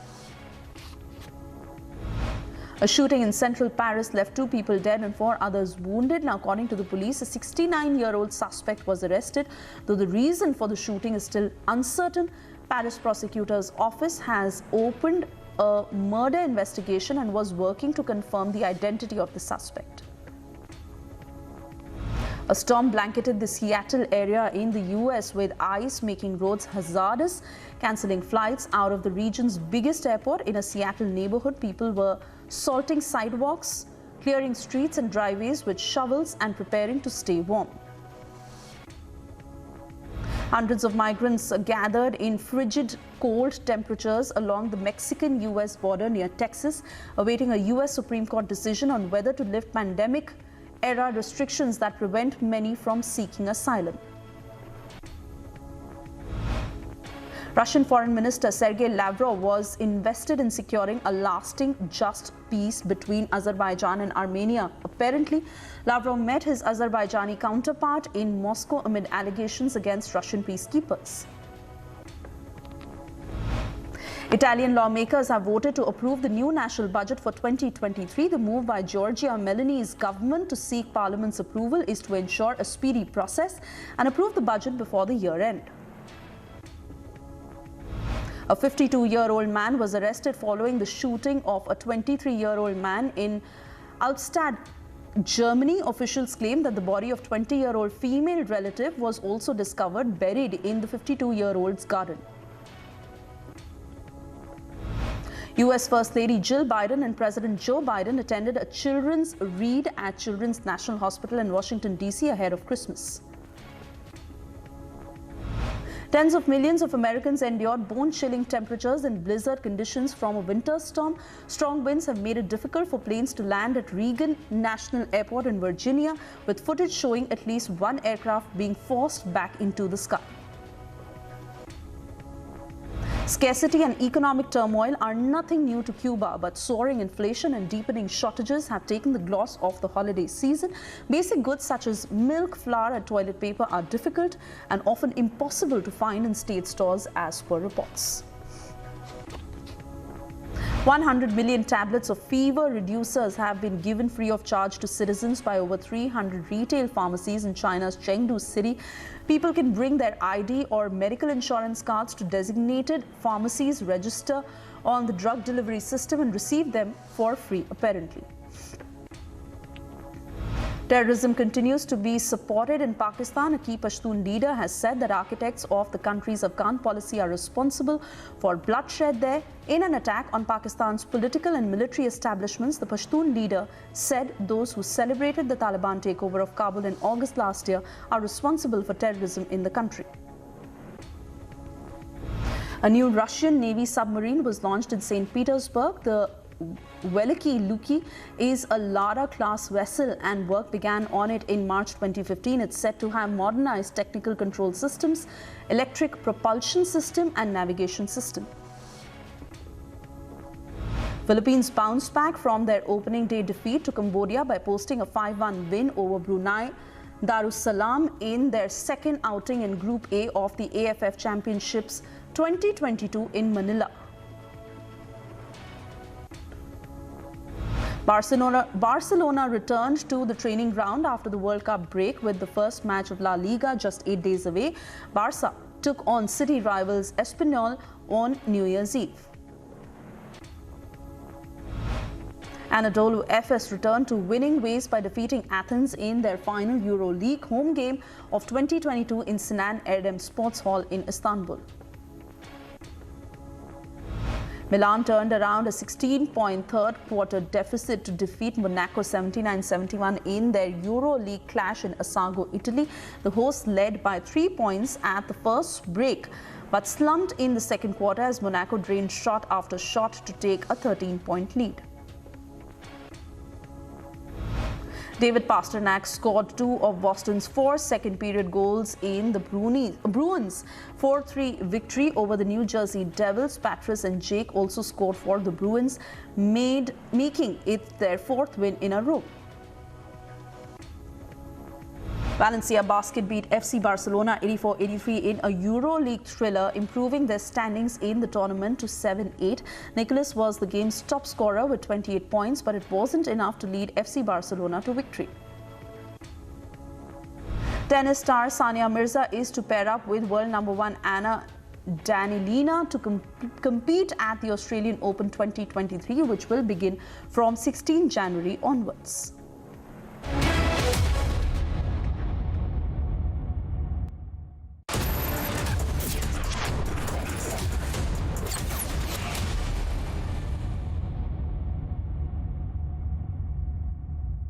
सोच रहा हूँ commentary try करूं। Match का आखिरी ball, तेज तूफानी delivery, एक धमाकेदार shot और ये गया छक्का। छक्का नहीं, टूटा।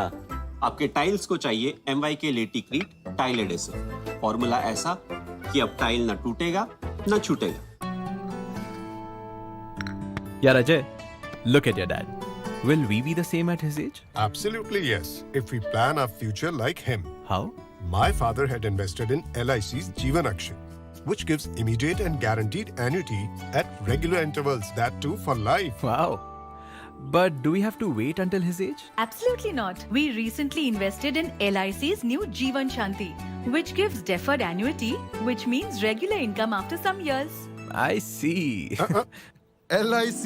LIC's annuity plans give 10 annuity options and flexibility in receiving regular income. LIC, हर पल आपके साथ. Guys, just 1 second. Choosing a car for my mom. What? Online car shopping?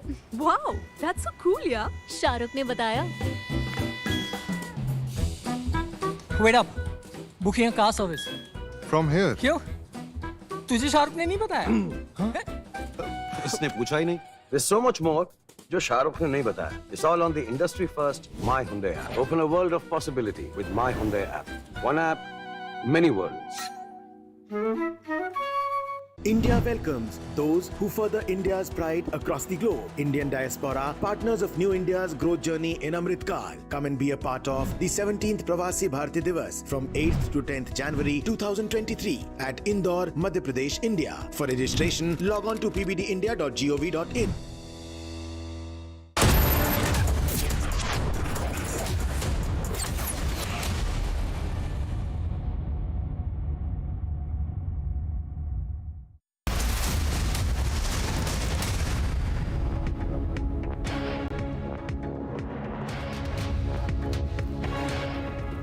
And details that are just coming in of the blast that broke the roof of the emergency department at the Tambo Memorial Hospital. This destroyed 2 houses and several cars and injured bystanders in South Africa. A gas tanker that stuck under a bridge exploded in Johannesburg, killing 8 people, injuring scores more and damaging nearby buildings. Those pictures on your screens of the horrific tragedy that unfolded after that tanker exploded, killing 8 in South Africa. And they were all rushed to the emergency department at the Tambo Memorial Hospital. 2 houses have been completely gutted out and several cars that have been destroyed in this blast.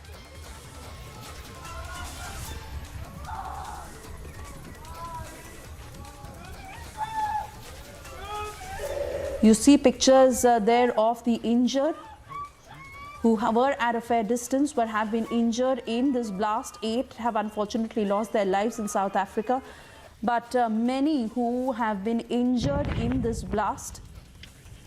Not only has the death toll risen, but also the damage to property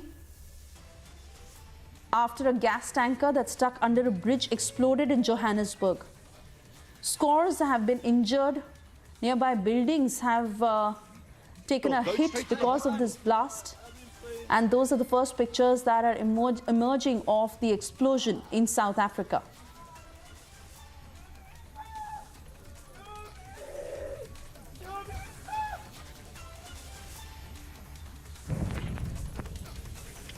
We're trying to get further details on the rescue operations that are underway and how exactly is the authority now jumping into action.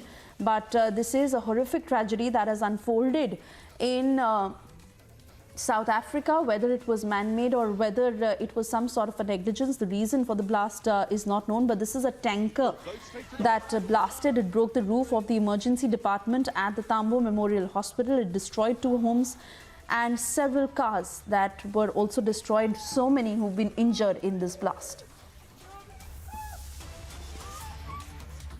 There is no cause for any significant worry or any panic or anything. You see, we are simply taking extra precautions. We are rather over-conscious and over-cautious about the whole issue. With our experience of last 3 years of having handled COVID in various waves, and in the light of the emerging high number of cases in neighboring countries and in particular China, which is a neighbor, we are taking extra precautions, and we are advising our people. And I would like to congratulate the government of India, my own government, where the Prime Minister himself was leading during the COVID crisis earlier, and now anticipating that things could take a turn for the worse. Now he has proactively initiated a number of steps, meetings and instructions and coordination with state governments. So all this is happening. And the simple message to the people is that there is no harm in taking a bit of precautions. And the precautions are so simple. With my 2 years of experience of handling COVID, I can easily say that this was the tool which actually saved my life in those 2 years, because I was directly interacting with the patients in the ICU and with serious patients also. I was visiting the wards, and there was not a single day during COVID when I did not visit a hospital. New variant, number one, I must tell you that this had appeared in the last few months also. Now, because of this variant having caused havoc in China, so we are talking a little more about it in India. Time for a short break. On the other side, former ICICI Bank CEO Chanda Kochhar and husband Deepak Kochhar, arrested in loan fraud case, are produced in Mumbai court. Also, Prime Minister Modi calls out Gulami mindset, says the world is recognizing India. What's with all these attacks happening in Pakistan every single day? Multiple attacks. What's happening in China? China is getting a hammering and a battering of a lifetime. What did China do wrong? After all, so many Indians were saying that, China is such a perfect society. They're vaccinating 14 million people in a day. Let that sink in. But I think India did a far, far better job. We suffered. Of course, many Indians died. But today, India is a stronger nation in terms of immunity.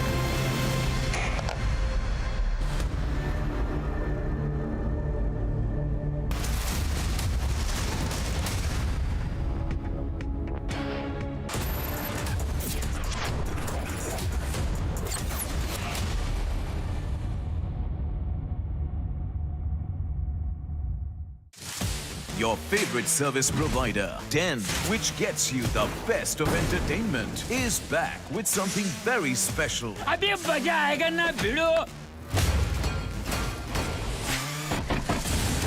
Your 3 favorite movie channels are bringing in super blockbuster films with features like wider picture and crystal clear sound straight to your home.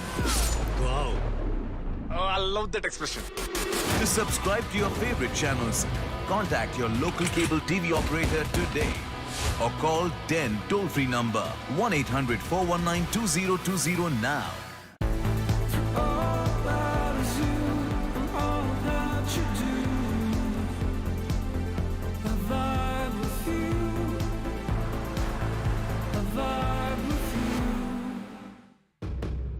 With Beto's Diabetes Care Program, you get online doctor consultations, all your prescribed medicines and dietitian support on call. Get your complete diabetes management kit and expert advice with Beto's Diabetes Care Program. Give a missed call on 740-1100.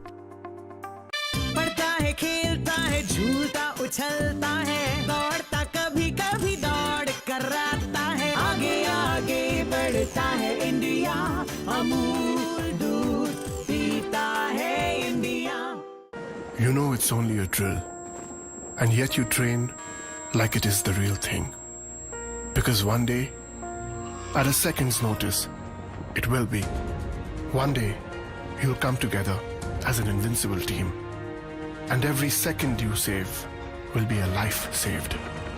The Indian Air Force is looking for an exceptional team. A team that is truly a cut above. Join the Indian Air Force to be a cut above.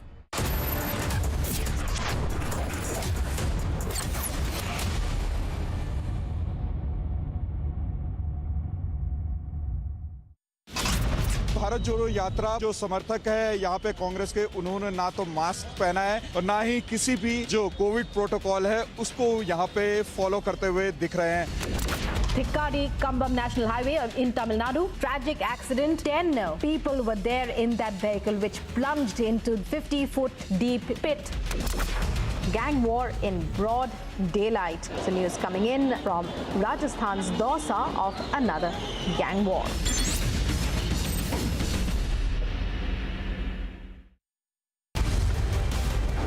In the battle between content and landing, the nation decides. Republic is the winner. Slice and dice, landing channels run for cover. Content wins, landing loses. Republic, the All India #1.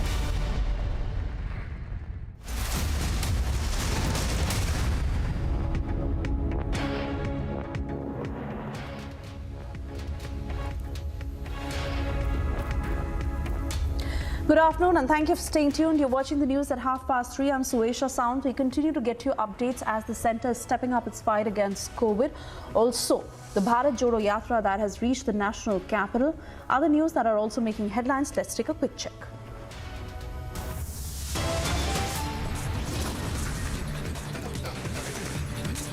Former ICICI Bank CEO Chanda Kochhar and husband arrested in loan fraud case produced in Mumbai court.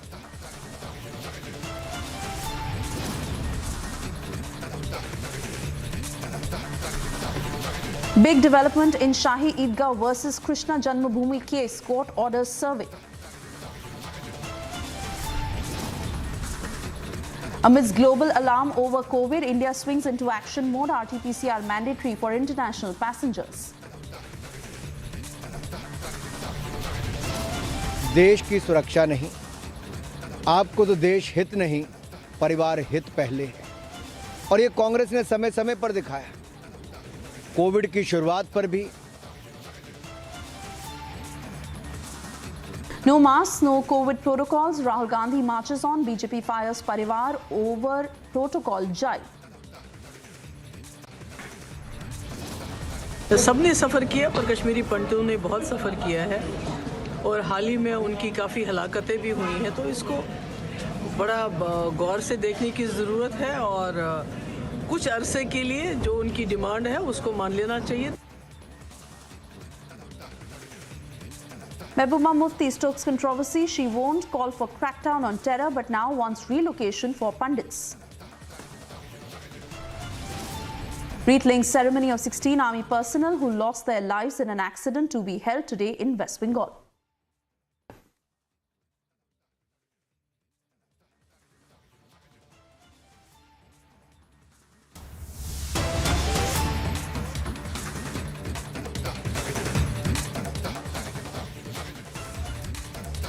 And this is the latest coming in from the Mumbai court, where custody has been granted to the CBI of the Kochhars.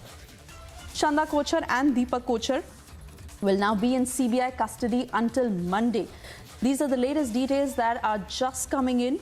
Chanda Kochhar and Deepak Kochhar, who were arrested on Friday by the CBI in connection with the loan that was favored to Videocon Group allegedly by Chanda Kochhar, which also caused benefits to Deepak Kochhar, as is being alleged when she was the CEO of ICICI Bank. And while these charges have been levied on her since 2018, which she has completely denied, on Friday is when the CBI had arrested Chanda Kochhar and Deepak Kochhar in connection with the alleged irregularities of over 3,000 crore loan that was given to the Videocon Group when Chanda Kochhar was heading ICICI Bank. And as the matter is being probed, remember CBI has been granted custody of both Chanda Kochhar and Deepak Kochhar until Monday, which means that they will be questioned until Monday by the CBI. Remember, they have been refuting all the charges as she's been accused of criminal conspiracy and cheating by the CBI for alleged irregularities in a loan of 3,250 crores in 2012 to the Videocon Group, which later became an NPA for the ICICI Bank. A whistleblower that also alleged that Deepak Kochhar and family members benefited from these dealings. And now the Mumbai court that has granted custody of Chanda Kochhar and Deepak Kochhar till Monday to the CBI. Shavan Sen is with me on the phone line. Shavan, what more do we know? All right, I believe it's Sambhav joining us on the phone line. Sambhav, you were inside the Mumbai court as arguments were made. Finally, the court having granted the CBI custody until Monday of the Kochhars. What happened in the court? So, yes. The special CBI court in Mumbai has granted this CBI custody till Monday to both Kochhars in this complete scam. And now the point is, generally hearings don't go so long. But here in this case, hearing went for more than 1 hour, wherein both the CBI has put forth its argument and the lawyer for Chanda Kochhar also put his argument, wherein the CBI very categorically said that Kochhars are not cooperating in the probe, because of which we needed the arrest and we have done the arrest. On the other hand, the lawyer for Chanda Kochhar has mentioned that my client is very much cooperative and whenever the probe agency is, asking for questioning, we are going there. Everything is as per the law. And these are the allegations being put by the CBI. Now, the CBI has said we need to drill further and we need to investigate the matter further, and because of which we need the custody. So finally, the custody has been granted, which was very much expected also. Generally, in such cases, custody is granted to the federal probe agencies. Here also, the custody has been granted. Now, it is to be seen what all investigation happens in this case. Now, the case is not new.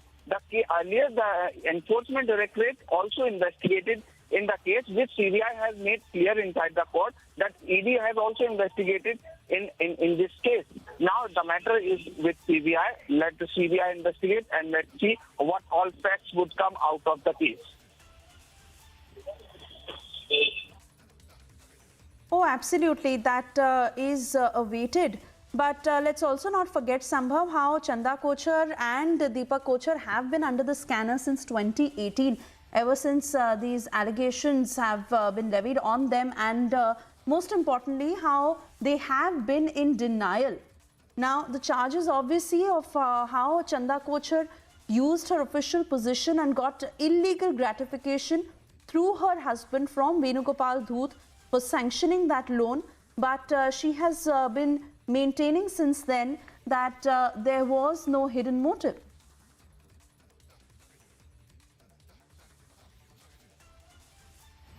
All right, not too sure if Sambhav is still connected with us, but remember, he was in the court while arguments were being made. Finally, the court granted CBI custody of the Kochhars until Monday, which means they will be questioned by the officials until Monday. This, as we understand, that Chanda Kochhar has been in denial of these allegations that have been made against her. And this, of course, is in connection of how Deepak Kochhar also benefited from the dealings with the Videocon Group and been under the scanner since 2018. The couple was finally arrested by the CBI on Friday, and they have been produced in court. Meanwhile, Somesh is also joining us on the broadcast. Somesh, fact is that she has always been in denial of the allegations that have been pressed, but also the very fact that her lawyer states that both the couple, both Chanda Kochhar and Deepak Kochhar are cooperating with the officials, which is not been agreed upon by the CBI, and which is why they sought custody until Mondays when they have been granted custody. Do we have more details of the line of questioning, or what exactly is the CBI's plan? Yes. Now we are getting the big breaking news on the Republic TV that the Kochhar duo has been remanded to the CBI custody till Monday. It means the request of CBI was for the 3 days custody. It means the today is to be counted as our first day. Tomorrow will be the second day, and third day will be on the Monday. On the Monday, they will be produced again before the CBI court. Now, what happened in the court was there was a lengthy argument by the defense counsel, and at the same time, the CBI advocate rebutted the argument. The defense counsel was trying to say that this is where their main issue of the argument was that the CBI has not yet arrested the borrower or the beneficiary of the whole issue, who is the Dhoot. And Mr. Dhoot is not even arrested earlier by the ED, and not in this case by the CBI too. So that's why they have been arguing that there will be the first beneficiary of the case is not being Sumesh, they're getting us details of how the Kochhars are now in CBI custody until Monday, as per what has been directed by the court. And this, of course, is extremely important because the officials had been stating that the couple has not been cooperating, as opposed to what the lawyers of the couple stated. Remember, Chanda Kochhar has been in denial of these allegations ever since 2018. But these are serious charges against Chanda Kochhar, who is stated to have misused her official position to grant this loan. We leave it at that. We move on.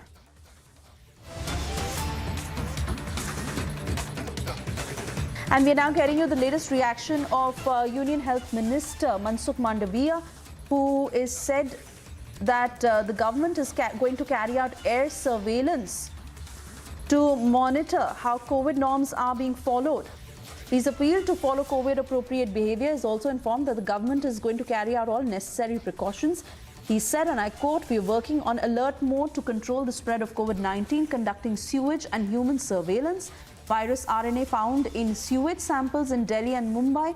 Urge people to wear masks, avoid crowded places and follow COVID-appropriate behavior." Let's listen in to what he said.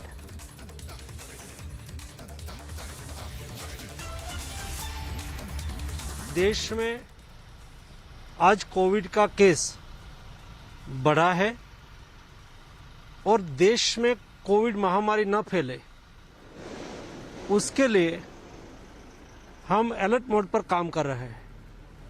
हमने air surveillance भी चालू किया है, Suez surveillance भी चालू किया है और ह्यूमन सर्वेलेंस तो हो ही रहा है। ये तीनों सर्वेलेंस से पता चल रहा है कि अभी दिल्ली और मुंबई में सुएज और एयर सर्वेलेंस में आरएनए मिला है। उसको देखते हुए आने वाले दिनों में क्या क्या प्रिकॉशन लेना है, उस लिए हम सभी राज्यों को अलर्ट दे रहे हैं, राज्यों के साथ इंफॉर्मेशन शेयर कर रहे हैं। हम देश के सभी नागरिक को भी अलर्ट करना चाहते हैं कि आप मास्क का उपयोग करें, आप जरूरत बिना कारण से भीड़ में न जाइए, सैनिटाइजर का उपयोग करें, कोविड एप्रोप्रिएट बिहेवियर का पालन करें, ताकि हम कोविड को रोक पाए और देश को सुरक्षित रख पाए। Union Health Minister urging to the people of the country to follow COVID-appropriate behavior, also saying that the government is stepping up measures to ensure the same, and air surveillance will now be carried out to monitor behavior of the people.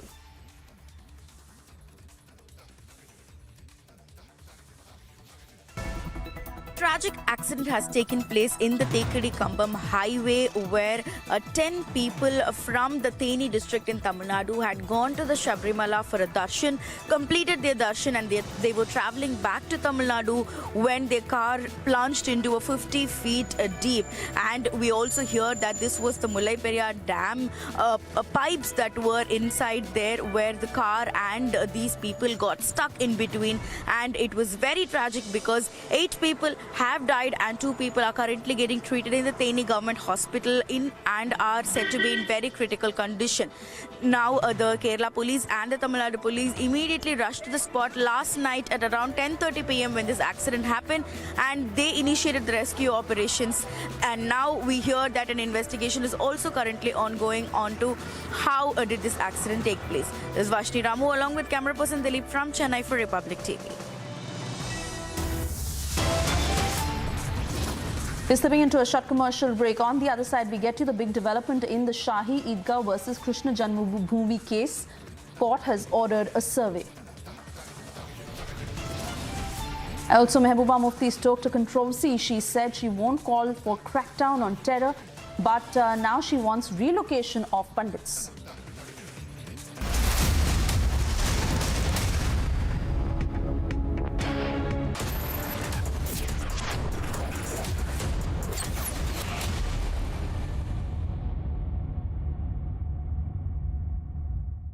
11,000 placements last year. At Amity, we are committed to nurturing passionate, hardworking and proactive professionals. क्या हुआ रोहन? क्या सोच रहा है? रिया पहली salary मिली है, तुम भी कुछ आइडिया दो, एक्सपेंसेस को कैसे प्लान किया जाए? रोहन, एक्सपेंसेस के साथ साथ इन्वेस्टमेंट प्लान करना भी जरूरी है। देखो, सैलरी का कुछ हिस्सा घर के रेगुलर खर्चे के लिए और कुछ मैं अपने लिए भी तो सोच सकता हूँ ना, लेकिन इन्वेस्ट कहाँ करूँ? सिंपल है, एनपीएस में। एनपीएस में? रिया अभी तो मैंने कमाना शुरू किया है, इतना आगे के लिए अभी से क्यों पैसे जोड़ूं? वो देखो, एक एक करके ईंट जोड़ी जाती है, तब जाके एक घर तैयार होता है। वैसे ही अभी से पैसे जोड़कर हम भी अपना रिटायरमेंट सुखी बना सकते हैं। बात में तो दम है। एनपीएस कम लागत वाली फ्लेक्सिबल लॉन्ग टर्म योजना है, जिससे आपकी बचत ग्रो होकर पेंशन का लाभ देती है। अच्छा, फिर तो मैं अभी अपना एनपीएस अकाउंट ओपन करता हूँ। जो कल की सोचते हैं वो आज से ही थोड़ा-थोड़ा जोड़ते हैं। पेंशन है तो टेंशन नहीं। एनपीएस में निवेश बाजार जोखिमों के अधीन है। Everyone looks at the world today. At Hyundai, we go beyond with experiences that take us forward. Inspired by our today, we design your tomorrow. Some said electric is the future. We said, why stop there? At Hyundai, we are going beyond mobility, and you are welcome to join us. देखें, कौन नया खिलाड़ी आया है? समझा देते हैं। प्यार से समझाएंगे, धीरे धीरे से। वो भी अपनी जुबान में।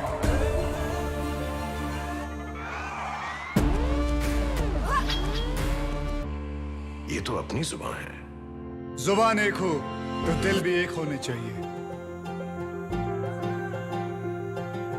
विमल, बोलो जुबान Kesari.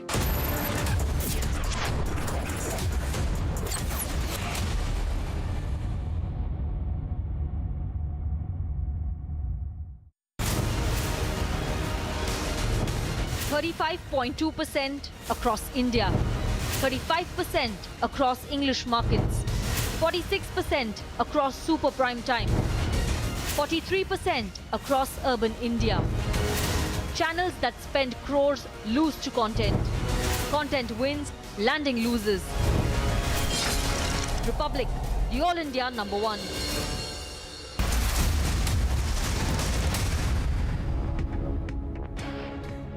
Thank you for staying with Republic. And while PDP chief and former Jammu and Kashmir Chief Minister Mehbooba Mufti sparked another controversy where she said that there should be relocation of Kashmiri Pandits for some time so that they feel safe. Listen into that statement.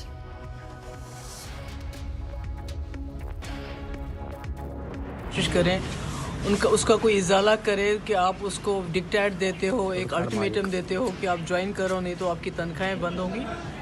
ये गलत है। बहुत सफ़र किया है, सबने सफ़र किया, पर कश्मीरी पंडितों ने बहुत सफ़र किया है और हाल ही में उनकी काफ़ी हलाकतें भी हुई हैं। तो इसको बड़ा गौर से देखने की ज़रूरत है और कुछ अरसे के लिए जो उनकी डिमांड है उसको मान लेना चाहिए, ताकि जब उनको इत्मीनान हो जाए कि कश्मीर में हालात सही हो गए हैं, वो वापस अपनी ड्यूटी पे जा सकते हैं, तो उनको तब ड्यूटी पे जाने के लिए कहना चाहिए। अभी इस तरह से मजबूर नहीं किया। क्या रिलोकेशन एक सही रहेगा फैसला? अगर रिलोकेट किया जाएगा मसला हल होगा उनका?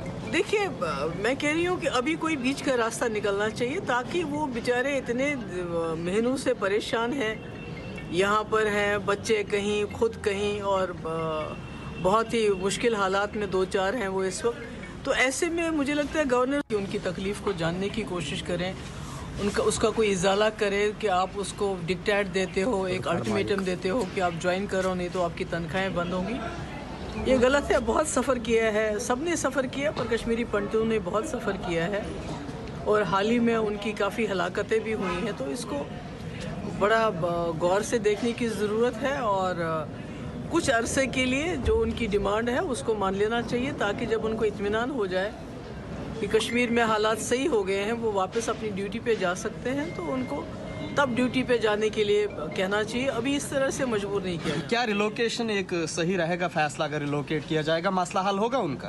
देखिए, मैं कह रही हूँ कि अभी कोई बीच का रास्ता निकलना चाहिए, ताकि वो बेचारे इतने महीनों से परेशान हैं, यहाँ पर हैं, बच्चे कहीं, खुद कहीं, और बहुत ही मुश्किल हालात में दो चार हैं वो इस वक्त। तो ऐसे में मुझे लगता है गवर्नर साहब को इसमें नज़रसानी करके कोई ना कोई बीच का रास्ता निकालना। And moving on, we are now getting you a shocking video of a lover mercilessly thrashing his girlfriend. This has come to light when the girl insisted on marrying her boyfriend. The young man, who got extremely angry and thrashed the girl, he slapped her, he punched her, he kicked her mercilessly, because of which she fainted. Locals admitted that the girl is in the hospital right now and she is undergoing treatment. A case has also been registered under section 151 against the man. You see how brutally he thrashes the girl. Why? Because she asked him to marry her.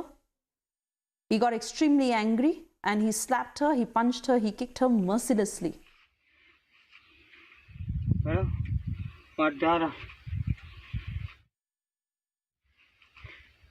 चले जा एक बार जो ते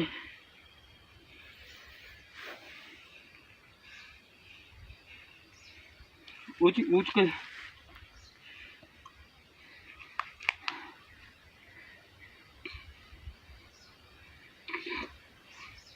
सुहानी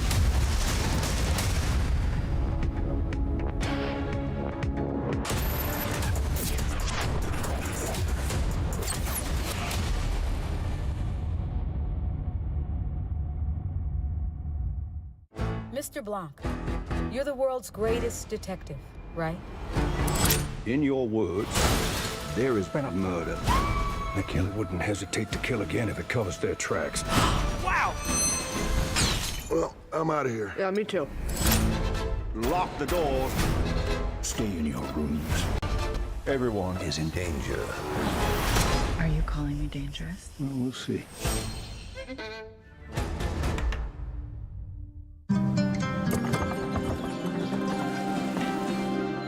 अरे आप इतनी दूर हमारे लिए? आपकी मेहनत कहां से कहां पहुंच रही है। मैं आपके एक साइन के लिए यहाँ नहीं आ सकता। हो गया आपका अकाउंट ओपन। हर बंद राह ओपन हो सकती है, लगता है सिर्फ दिल। धन्यवाद। एक्सिस बैंक, दिल से ओपन। एक दिन मैं सोते सोते गिर गया और मुझे कुछ नहीं हुआ। पता है किसने किया? घोस्ट ने। वो हर बार मुझे बचा लेता है। मिलोगे? अरे कोई घोस्ट नहीं, रोनी के पापा ही हैं जो उसे सेफ रखते हैं। जैसे हैवेल्स लाइफ शील्ड वायर्स, जो दिखते नहीं पर घर को सेफ रखते हैं। ना आग पकड़े, ना जहरीली गैस छोड़े। Wires that don't catch fire.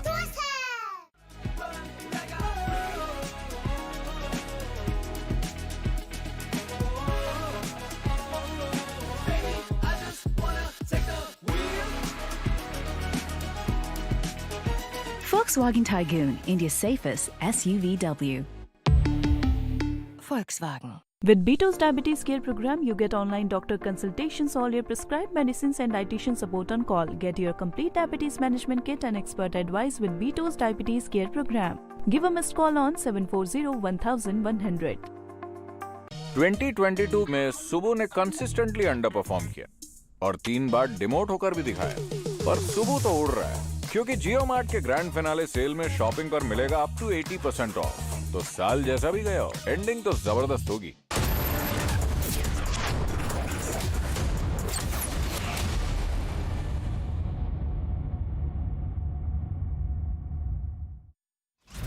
Major accident in a brick kiln in Ramgarhwa police station area of Champaran in Bihar. Jammu and Kashmir, 2 people have been taken into custody. 1 Chinese pistol along with magazines and rounds, a Chinese grenade and detonators that had been recovered on their personnel. Massive fire has broken out in the shop in Delhi's Vikaspuri area.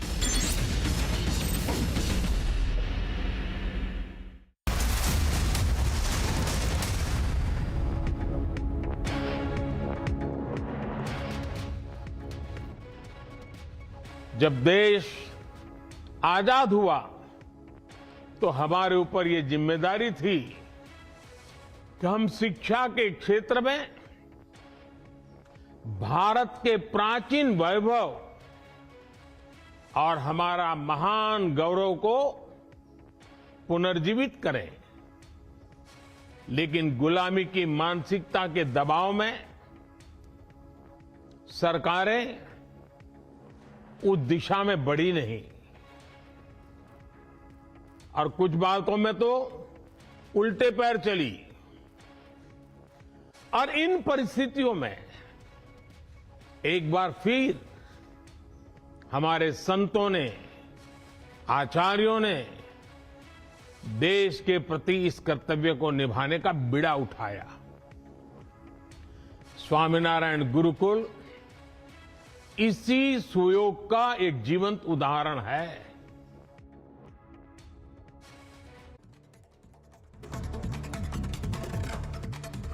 With that, we get you all the top stories that we are tracking for you this afternoon. State investigation agency sealed several properties belonging to the banned Jamaat-e-Islami. Properties have been attached in 4 districts of Budgam, Pulwama, Srinagar and Kulgam.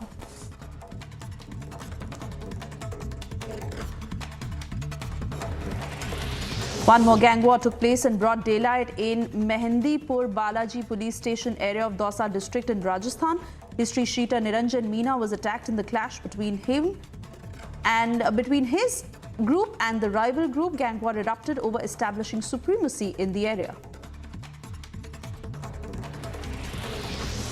BJP spokesperson Shehzad Poonawala questioned the law and order situation in Rajasthan after a gang war took place in Dausa district. There is no confidence of the people left in the law and order situation and the police of Rajasthan because the Rajasthan government, its only focus is Satta Bachao, not in law and order and Kanun Vyavastha. And because of this, the criminals feel that this is my government and I can do whatever I want. And therefore, such open gang wars take place in broad daylight. This is yet another instance of how Rajasthan's law and order has completely failed. PM Modi addressed the 75th Amrit Mahotsav of Sri Swami Narayan Gurukul Rajkot Sansthan via video conferencing. Prime Minister Modi said that governments back then did not take steps regarding it under colonial mindset. शिक्षा के क्षेत्र में भारत के प्राचीन वैभव और हमारा महान गौरव को पुनर्जीवित करें। लेकिन गुलामी की मानसिकता के दबाव में सरकारें उस दिशा में बढ़ी नहीं और कुछ बातों में तो उल्टे पैर चली।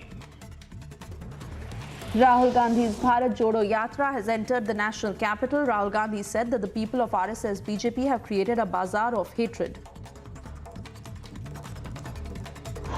वो जो आरएसएस का, बीजेपी का नफरत भरा हुआ, डरा हुआ, अहंकार से भरा हुआ हिंदुस्तान, वो सच्चा हिंदुस्तान नहीं है। सच्चा हिंदुस्तान ये है मोहब्बत का, प्यार का, भाईचारे का, इज्जत का हिंदुस्तान तो हम इनको दिखाना चाहते हैं। हम इनको सच्चा हिंदुस्तान दिखाना चाहते हैं। Traffic was affected in several parts of southeast Delhi as the Congress's Bharat Jodo Yatra led by Rahul Gandhi entered the city. An advisory that was released earlier cautioning commuters about the routes that were likely to be affected by the Yatra.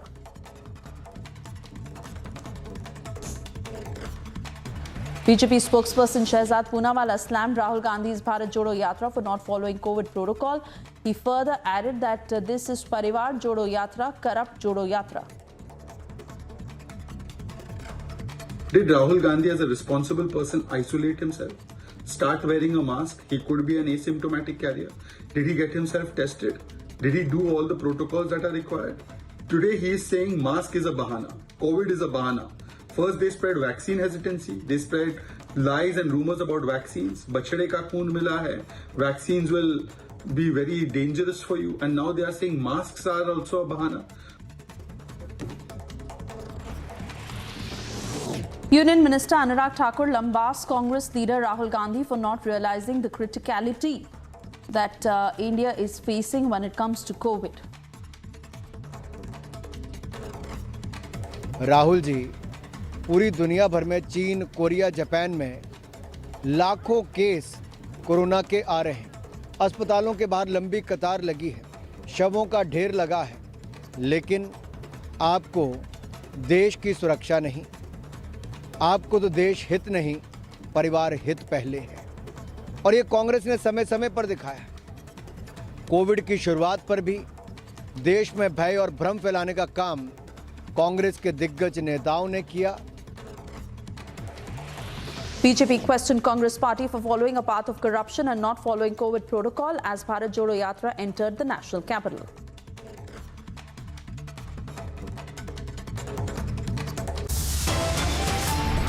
Time now for a short commercial break. On the other side, we get you details of the big development in Shahi Eidgah versus Krishna Janmabhoomi case, where the court has ordered a survey.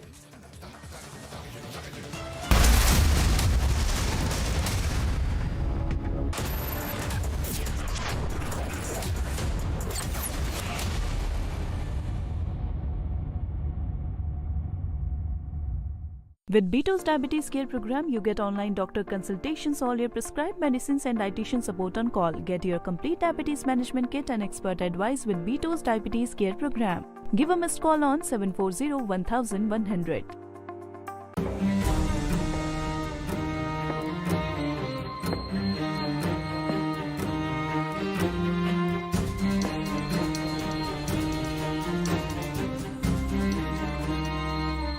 For how long will you continue being tensed about the future? Pension can free you from future's tension. With LIC's new Pension Plus, make your own pension plan because this plan creates market-linked wealth for your future. Moreover, this plan comes with guaranteed additions and also offers various options for receiving pension so that you grow young and tension-free. LIC, har pal aapke saath.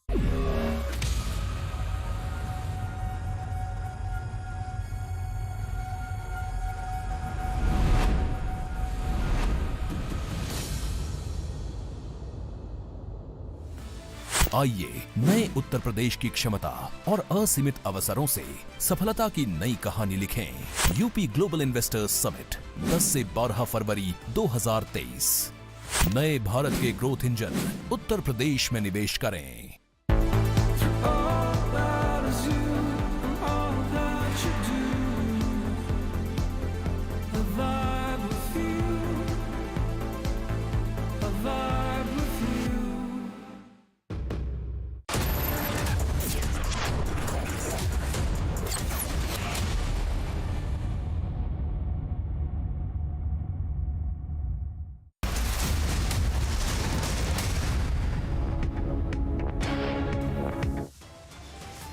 Former ICICI Bank CEO Chanda, Kochhar and husband arrested in loan fraud case. They are now in custody of the CBI till Monday as per the court's direction.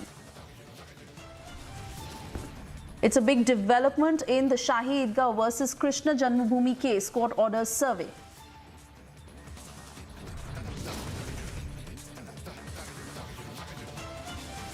Amidst global alarm over COVID, India swings into action mode. RT-PCR is now mandatory for international passengers. देश की सुरक्षा नहीं, आपको तो देश हित नहीं, परिवार हित पहले है। और ये कांग्रेस ने समय समय पर दिखाया। कोविड की शुरुआत पर भी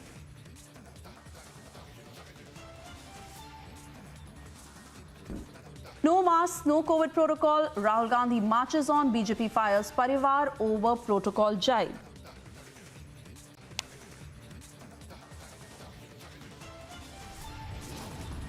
सबने सफ़र किया, पर कश्मीरी पंडितों ने बहुत सफ़र किया है और हाल ही में उनकी काफ़ी हलाकतें भी हुई हैं, तो इसको बड़ा गौर से देखने की ज़रूरत है और कुछ अरसे के लिए जो उनकी डिमांड है उसको मान लेना चाहिए।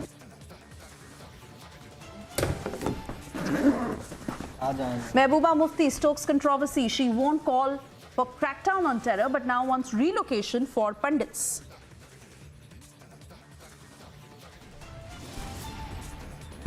Wreath-laying ceremony for 16 army personnel who lost their lives in an accident will be held in West Bengal.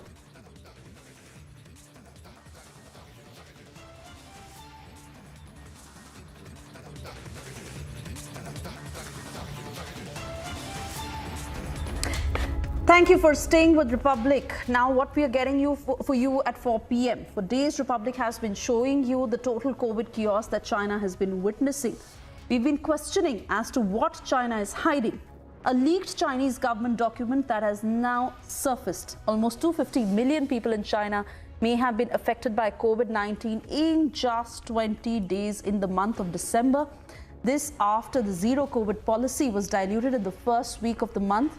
This is according to Radio Free Asia that cited a leaked government document circulating on social media.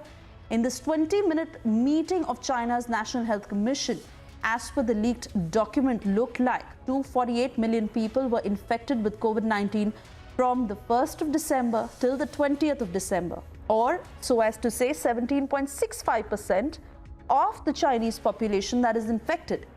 Now, according to Radio Free Asia, the data on COVID cases released by government officials on December 20th is different from what the reality is, where nearly 37 million were estimated. A senior Chinese journalist told Radio Free Asia on Thursday that the document was genuine and had been leaked by someone who attended the meeting, who was acting deliberately and in public interest.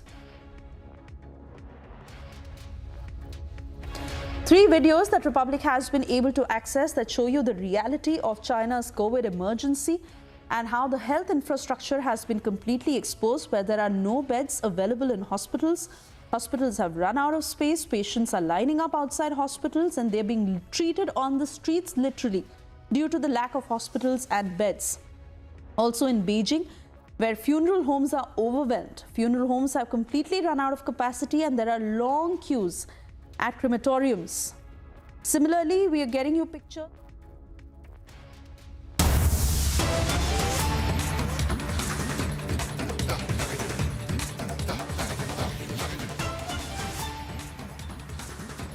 All right, we've cut across to these live pictures coming in from outside the court in Mumbai, where the Kochhars are now being taken by CBI officials. Chanda Kochhar, former ICICI Bank CEO, her husband Deepak Kochhar, who are in CBI custody till Monday, as per what the court has directed, have just been taken outside the court gate, where CBI will now question Chanda Kochhar and Deepak Kochhar until Monday. Chanda Kochhar, who had quit as the CEO and Managing Director of ICICI Bank 4 years ago, she denied that she had favored Videocon Group when it came to clearing loans. And she has been in denial, of the allegations that have been made against her and her husband. She was arrested by the CBI on Friday along with her husband. This is in connection to the alleged irregularities in over 3,000 crore loan that was provided to the Videocon Group when she was heading ICICI Bank. She later quit after these allegations were surfaced. and it was said that she had violated the bank's code of conduct and internal policies, which later became the cause of her termination. She's been accused of criminal conspiracy and cheating by the CBI for alleged irregularities in a loan of 3,250 crore rupees in 2012 to the Videocon group that later became an NPA. A whistleblower who had alleged that Deepak Kochhar had benefited from these dealings along with other family members, and these are the charges against Chanda Kochhar and her husband. They just left from the Mumbai court. They are now in CBI custody until Monday, where they will be questioned in connection with the allegations of whether she misused her official position and got illegal gratification and undue benefit through her husband from Venugopal Dhoot for sanctioning 300 crore rupees to Videocon, which was actually a part of a 40,000 crore loan which Videocon had got from a consortium of 20 banks that were led by the State Bank of India. CBI has now taken custody of the Kochhars. Somesh is with me on the phone line as he was tracking all the developments inside court. Somesh, the Kochhars have just left, and we saw those pictures of how media contingent tried to get a word from the couple, but that did not happen because they were accompanied by CBI officials and have straight away left. They will be questioned by the officials until Monday.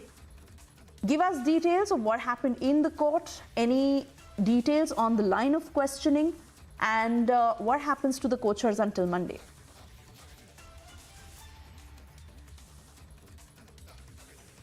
Just now the CBI court remanded both Kochhar, Deepak Kochhar and the lady Kochhar to the CBI custody for 3 days, and now they will be under the remand of CBI till Monday. Now it is to be seen what CBI reveals in their investigation. The contention of CBI before the court was that they were not cooperating with the investigation. The CBI issued them notice under section 41A of the CRPC to cooperate with the investigation. But when the CBI in the courts today has said that yesterday when we asked them, when we repeatedly questioned them about the loan sanctioned to the Videocon, and after that there was another loan of around 3,000 crore. And after that there is another company of NU networking which has stakes of shares of husband of Kochhar, and that time that company received money which was, again, it was considered by the CBI as a quid pro quo against the loan sanctioned to the Videocon, and now they are questioning this both the couple in the custody.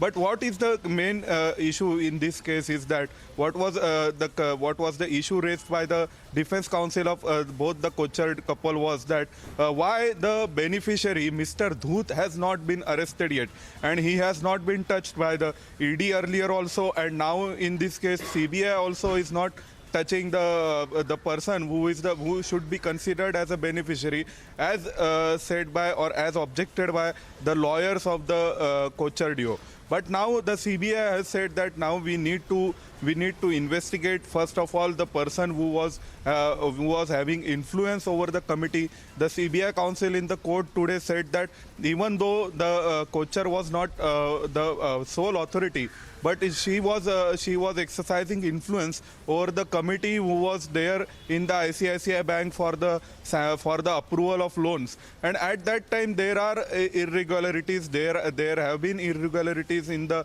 approval process. The due procedure was not followed, and that's why this needs to be investigated, that why a particular company was given that large amount of the loan, and which was later turned into non-performing asset. However, today when the court asked for the approval and the sanction letter given by the bank, the CBI lawyers showed that before the court. But at that time the defense counsel for the Kochhar has said that, see, that even in the approval letter given by and the sanction letter given by the ICICI bank for the approval of the prosecution against the Kochhar, with that letter, it has been said that there was no any. There was no any loss, or there was no any fault in the due procedure of the what is to be before approval of the loan. And this was said by and shown by the defense counsel for the Kochhar, that the bank itself is saying that there were no irregularities, there were no any undue loss on the part of the bank due to this particular loan. But still, after that, the CBI has said that whatever it might be said by the bank, but we need to investigate that why the particular 300 crore loan was sanctioned to Videocon, and after sanctioning of this particular. After sanctioning of this particular loan, there was another money which was received by the charges against the Kochhars, and certainly that the CBI will investigate into of these allegations. Since 2018, remember, it has been 4 years that Chanda Kochhar had resigned from ICICI, where it was stated that she had illegally used, she had abused her position, and she had violated the bank's code of conduct and internal policies.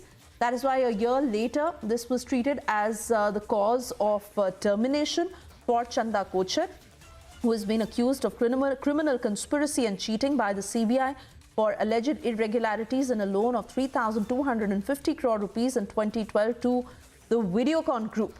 This later became a non-performing asset for ICICI, and a whistleblower who also alleged that Deepak Kochhar, husband of Chanda Kochhar, had benefited from these dealings.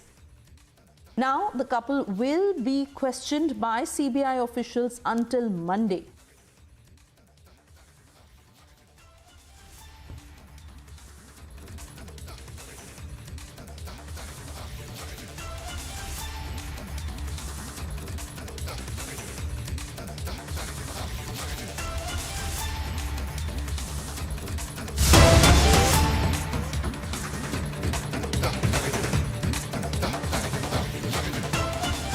And we're cutting across to breaking news coming in. It's a huge cache of arms and ammunition that were recovered by the army and Jammu and Kashmir police in Baramulla district. Police along with the army recovered a huge cache of arms and ammunition in Hatlanga sector of Uri in North Kashmir's Baramulla. That includes 8 AK-47, 74 magazines, 12 Chinese pistols, 24 pistol magazines, 9 Chinese grenades, 5 Pakistan grenades, and much more that were recovered from the area. Zeenat is with me on the broadcast. Zeenat, give us details of the recovery that was made. See, Suesha, it's a huge cache of arms and ammunition that have been recovered by Army as well as Jammu and Kashmir police in Baramulla district of North Kashmir. This recovery was done by the joint forces in Hatlanga sector of Uri in North Kashmir. As per the recoveries that have been made by the joint forces include 8 AK-74U, 24 AK-74 magazines, 12 Chinese pistols, and also 24 pistol magazines. We are also picking from the sources that 9 Chinese grenades with 5 Pak grenades made, 5 wheat bags, along with 81 Pak balloons, 560 rounds of AK-47, and also 244 rounds of pistols were recovered from this very area of the Hatlanga, which is almost 100 plus kilometers from the Srinagar state. It's a huge recovery of cache and arms and ammunition that have been recovered by Baramulla police along with Indian Army, the Hatlanga sector, where the recoveries have been made. And we are picking, this is one of the biggest cache, huge arms and ammunition that have been recovered in North Kashmir of 2022.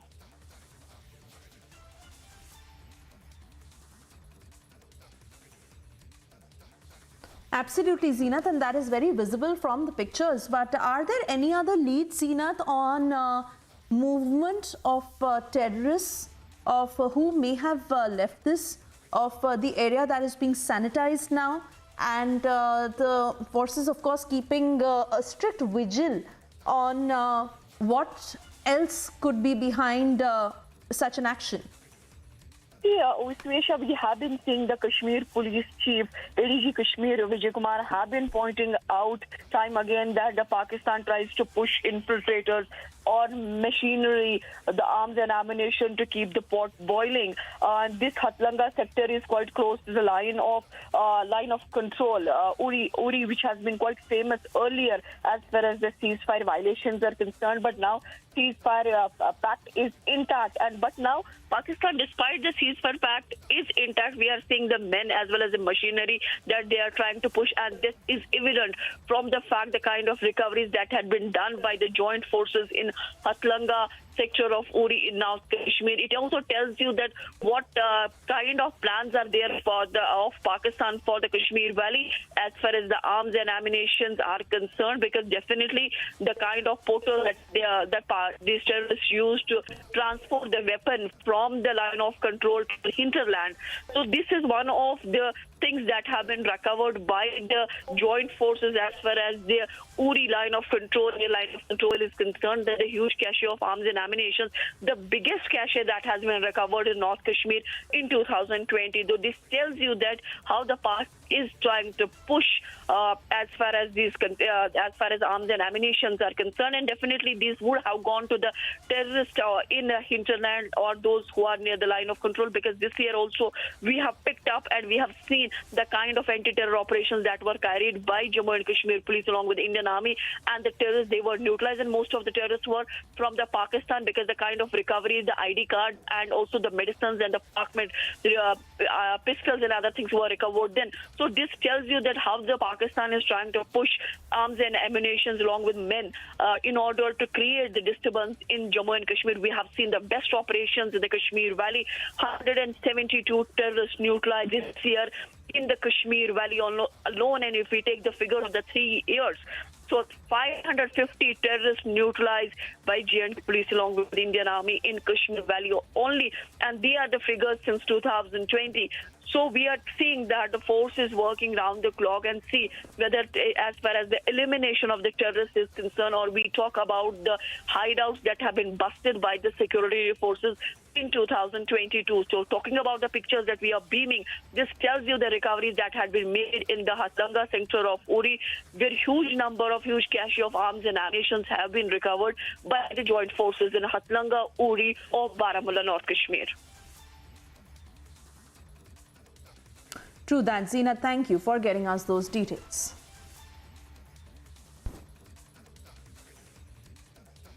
State Investigation Agency is carrying out raids at multiple locations, and also the properties attachment that is taking place in the central as well as in South Kashmir. In the South Kashmir, Kulgam and Pulwama, the attachment of properties is taking place, while in central Kashmir, Budgam and Srinagar, the attachment of properties is taking place. Around 18 to 19 properties are at present being seized by the State Investigating Agency, that also include the Brazula residence of Hurriyat Neta, who is now dead, Sayyid Ali Shah Gilani, as his mutation of the residence was on the name of Jamaat-e-Islami. This is a part of a systematic crackdown on the terror infrastructure and the ecosystem in the Union Territory of Jammu and Kashmir. Earlier also we have seen the crackdown taking place in the South Kashmir as well as in North Kashmir, and this time it's South Kashmir and the Central Kashmir where the crackdown is taking place, and subsequent raids are also following in the Srinagar and the Pulwama district of Kashmir Valley. With Gaurav Sahni, Gursimran Singh for Public Media Network. And even as the centre is stepping up its fight against COVID, in a fresh set of guidelines, Union Health Minister Mansukh Mandaviya has announced that RT-PCR test is now mandatory for international arrivals from China, Japan, South Korea, Hong Kong and Thailand. On arrival, if any passenger from these countries is found symptomatic or tests positive for COVID-19, then he or she will be put under quarantine immediately. In fact, Health Minister has also said that the centre is on alert mode and air surveillance will be carried out to monitor COVID-appropriate behavior. Listen in. देश में आज Covid का case बढ़ा है और देश में Covid महामारी न फैले, उसके लिए हम अलर्ट मोड पर काम कर रहे हैं। हमने एयर सर्वेलेंस भी चालू किया है, सुएज सर्वेलेंस भी चालू किया है, और ह्यूमन सर्वेलेंस तो हो ही रहा है। ये तीनों सर्वेलेंस से पता चल रहा है कि अभी दिल्ली और मुंबई में सुएज और एयर सर्वेलेंस में आरएनए मिला है। उसको देखते हुए आने वाले दिनों में क्या क्या प्रिकॉशन लेना है, उस लिए हम सभी राज्यों को अलर्ट दे रहे हैं, राज्यों के साथ इंफॉर्मेशन शेयर कर रहे हैं। हम देश के सभी नागरिक को भी अलर्ट करना चाहते हैं कि आप मास्क का उपयोग करें, आप जरूरत बिना कारण से भीड़ में न जाइए, सैनिटाइजर का उपयोग करें, कोविड एप्रोप्रिएट बिहेवियर का पालन करें, ताकि हम कोविड को रोक पाए और देश को सुरक्षित रख पाए। We are at the Chennai International Airport arrival, and here the precautionary measures due to the current COVID threat is taking place. As you can see, the Tamil Nadu Health Department has put out a tent in front of the arrival, and 2% random samples are being taken out from every single flight that lands in Chennai. As you can see, a random person from the flight is being called upon this area, and the tests are happening. And we have a very properly set up COVID testing point here with sufficient doctors and nurses to make sure that these samples are being taken and it is being sent for testing. And also all the RT-PCRs are being tested for every single passenger who is flying from countries such as Hong Kong, China, Japan, South Korea, and some European countries like France, etc. Therefore, there is a proper help desk here as well, which is maintaining. The Health Minister of Tamil Nadu, Ma Subramaniam, just visited this COVID checking point, and he inspected if all the precautionary measures are put in place, because it is starting from today. The Tamil Nadu government is trying to follow all the instructions given by the Union Health Secretary in a notification sent to the Health Ministry. Therefore, all 4 international airports in Tamil Nadu are under tight security now, so that this COVID threat can be fought. This is Vashni Ramu along with camera person Dilip from Chennai for Republic TV.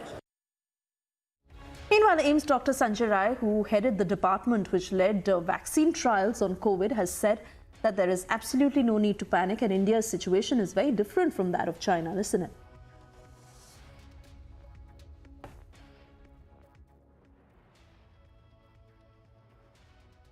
have professor Sanjay Rai from the All India Institute of Medical Sciences. Sir, धन्यवाद हमसे बात करने के लिए।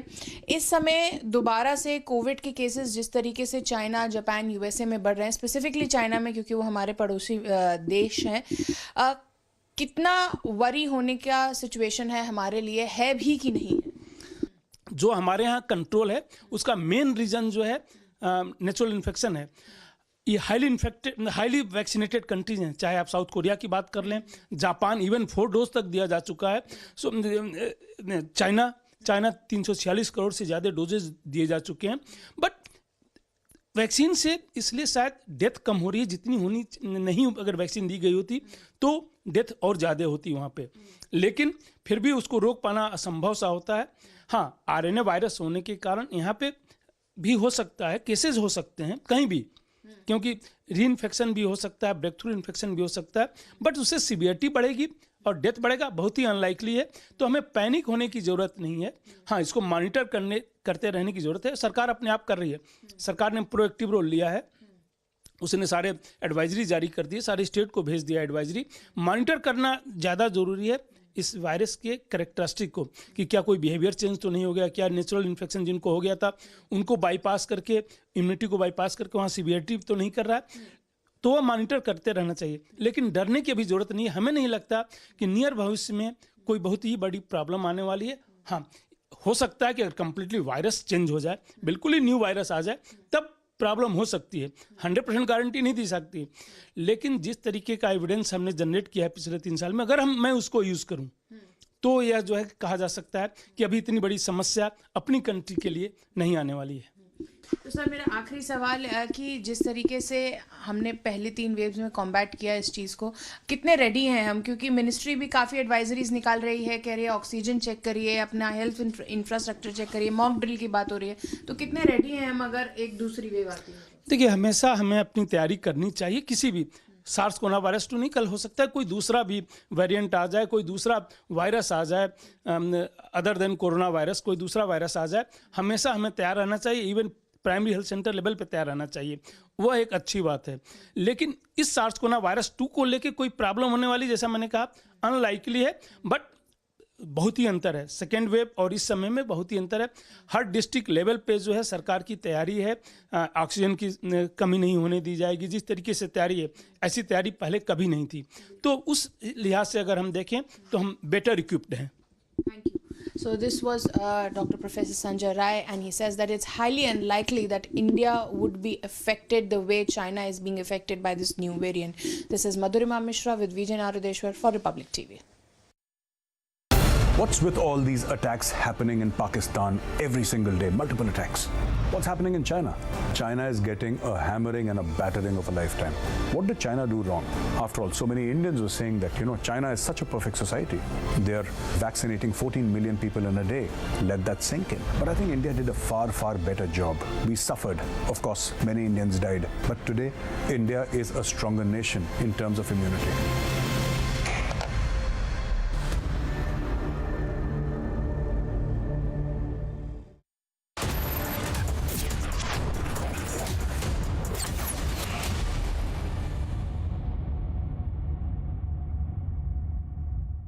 अब जियो mart के grand finale cell में home and kitchen essentials पर मिलेगा अप टू 80% ऑफ। तो साल जैसा भी गया हो, एंडिंग तो जबरदस्त होगी। India welcomes those who further India's pride across the globe. Indian diaspora, partners of New India's growth journey in Amrit Kaal. Come and be a part of the 17th Pravasi Bharati Divas from 8th to 10th January 2023 at Indore, Madhya Pradesh, India. For registration, log on to pbdindia.gov.in. Whenever I had ice cream or cold water, I would experience a sharp shooting sensation. So I just kept ignoring it. Even my hot chai was giving me the same amount of discomfort. My dentist recommended Sensodyne. So now I can be completely carefree and sip my hot cup of tea. It really works.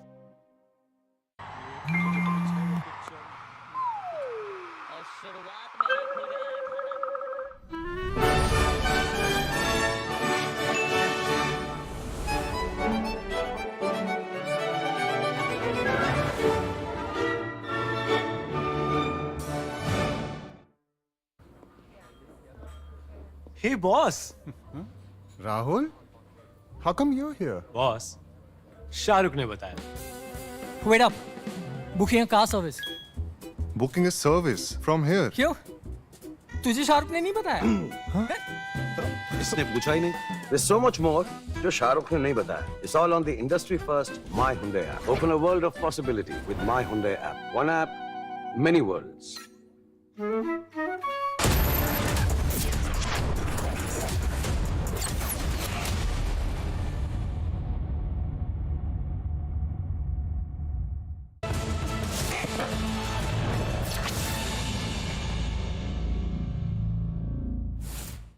Much has happened in the world in the last 7 days, and today I'm going to tell you what all has happened and what will impact you.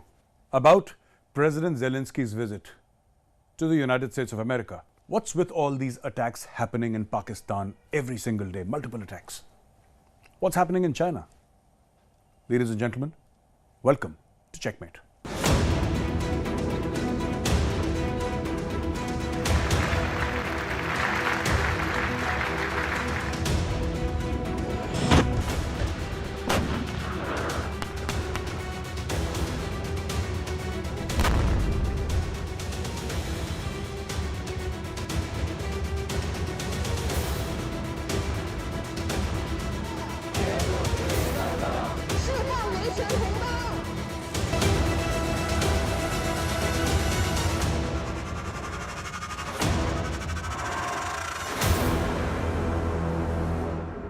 Recently, President Zelensky of Ukraine visited the United States of America, and there is this big figure of 45 billion US dollars being bandied around.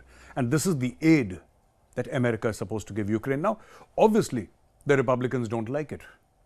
And the Democrats say that this money must be given. While addressing the US Congress, and even later, Zelensky made this very, very important point.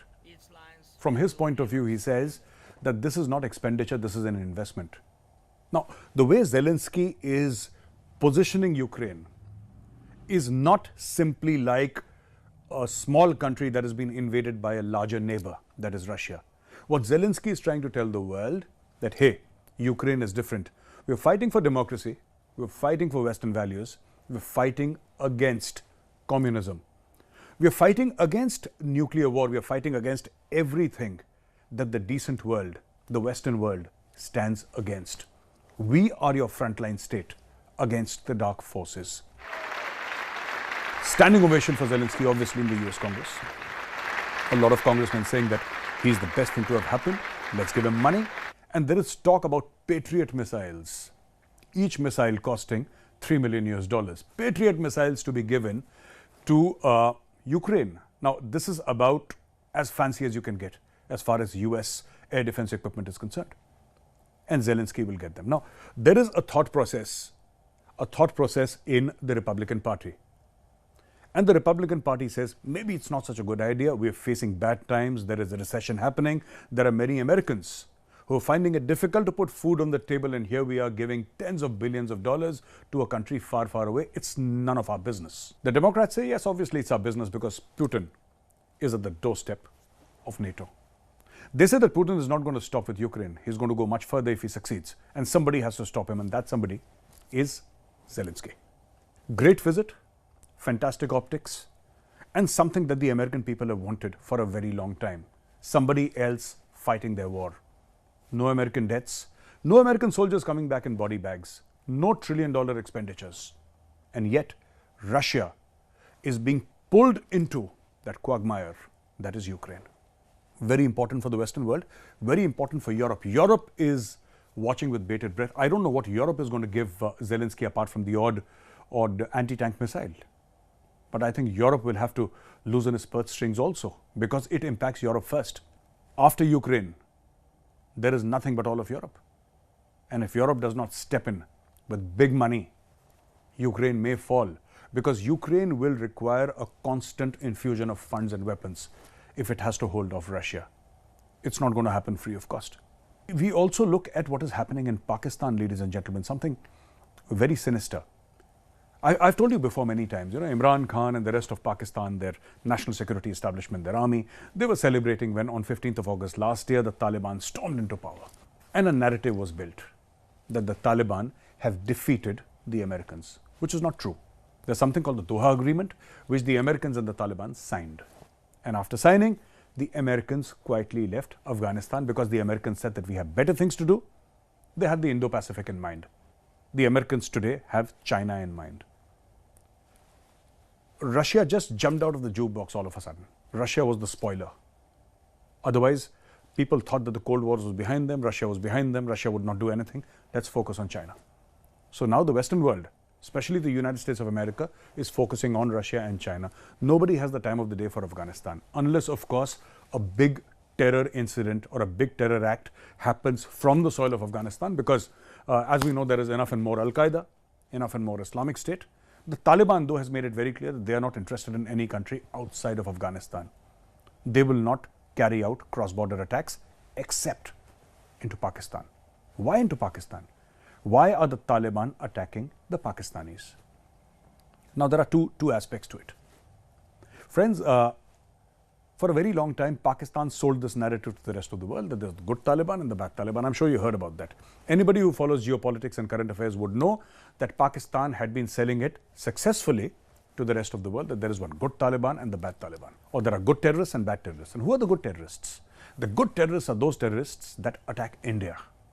And the bad terrorists are those terrorists that attack Pakistan. Now, today, the national security establishment, not overtly, but at least covertly realizes that they were wrong all along.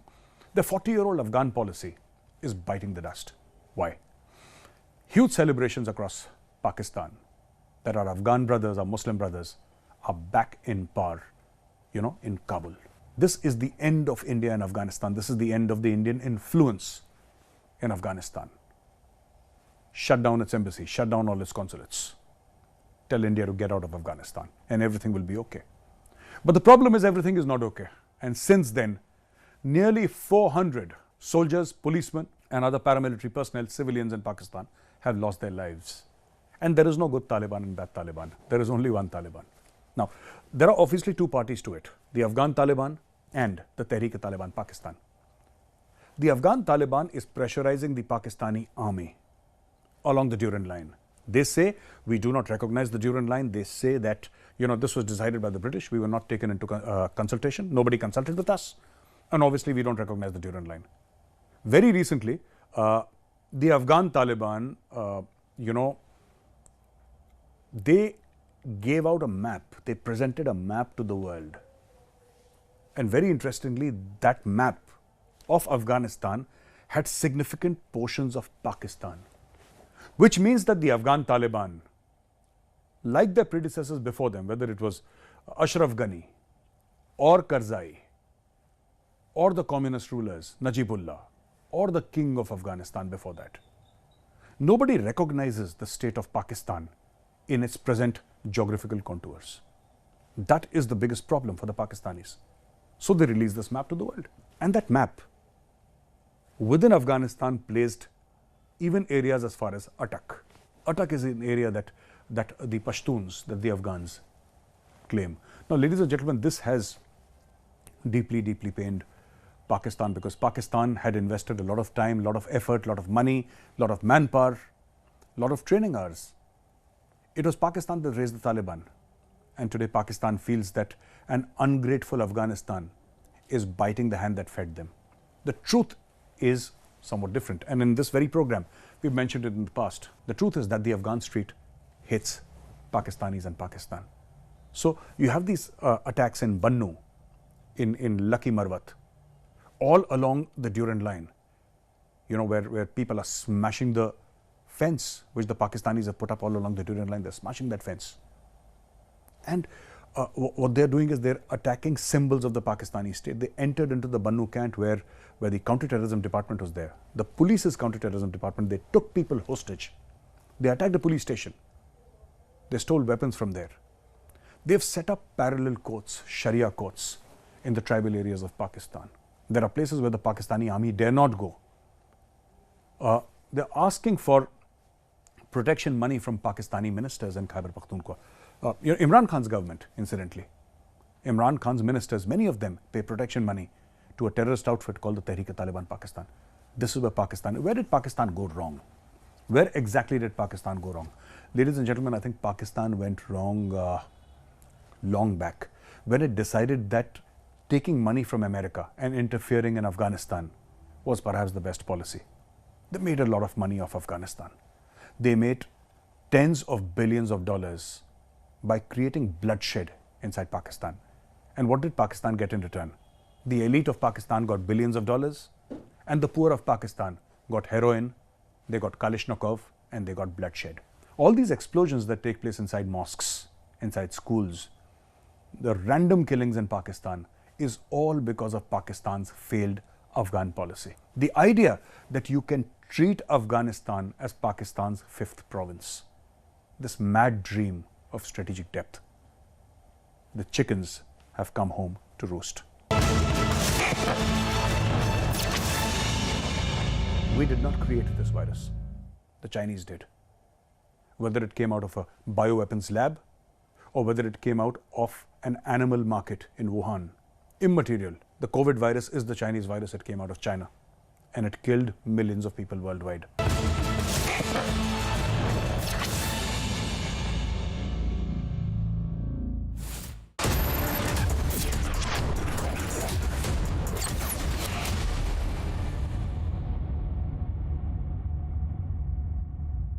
With Beto's Diabetes Care Program, you get online doctor consultations, all your prescribed medicines and dietitian support on call. Get your complete diabetes management kit and expert advice with Beto's Diabetes Care Program. Give a missed call on 740-1100. क्या हुआ रोहन, क्या सोच रहा है? रिया पहली salary मिली है, तुम भी कुछ आइडिया दो। एक्सपेंसेस को कैसे प्लान किया जाए? रोहन, एक्सपेंसेस के साथ साथ इन्वेस्टमेंट प्लान करना भी ज़रूरी है। देखो, सैलरी का कुछ हिस्सा घर के रेगुलर खर्चे के लिए और कुछ मैं अपने लिए भी तो सोच सकता हूँ ना, लेकिन इन्वेस्ट कहाँ करूँ? सिंपल है, एनपीएस में। एनपीएस में? भैया अभी तो मैंने कमाना शुरू किया है, इतना आगे के लिए अभी से क्यों पैसे जोड़ूं? वो देखो, एक एक करके ईंट जोड़ी जाती है, तब जाके एक घर तैयार होता है। वैसे ही अभी से पैसे जोड़कर हम भी अपना रिटायरमेंट सुखी बना सकते हैं। बात में तो दम है। एनपीएस कम लागत वाली फ्लेक्सिबल लॉन्ग टर्म योजना है, जिससे आपकी बचत ग्रो होकर पेंशन का लाभ देती है। अच्छा, फिर तो मैं अभी अपना एनपीएस अकाउंट ओपन करता हूँ। जो कल की सोचते हैं वो आज से ही थोड़ा थोड़ा जोड़ते हैं। पेंशन है तो टेंशन नहीं। एनपीएस में निवेश बाजार जोखिमों के अधीन है। अरे आप इतनी दूर हमारे लिए? आपकी मेहनत कहां से कहां पहुंच रही है। मैं आपके एक साइन के लिए यहाँ नहीं आ सकता? हो गया आपका अकाउंट ओपन। हर बंद राह ओपन हो सकती है, लगता है सिर्फ दिल। धन्यवाद। एक्सिस बैंक, दिल से open.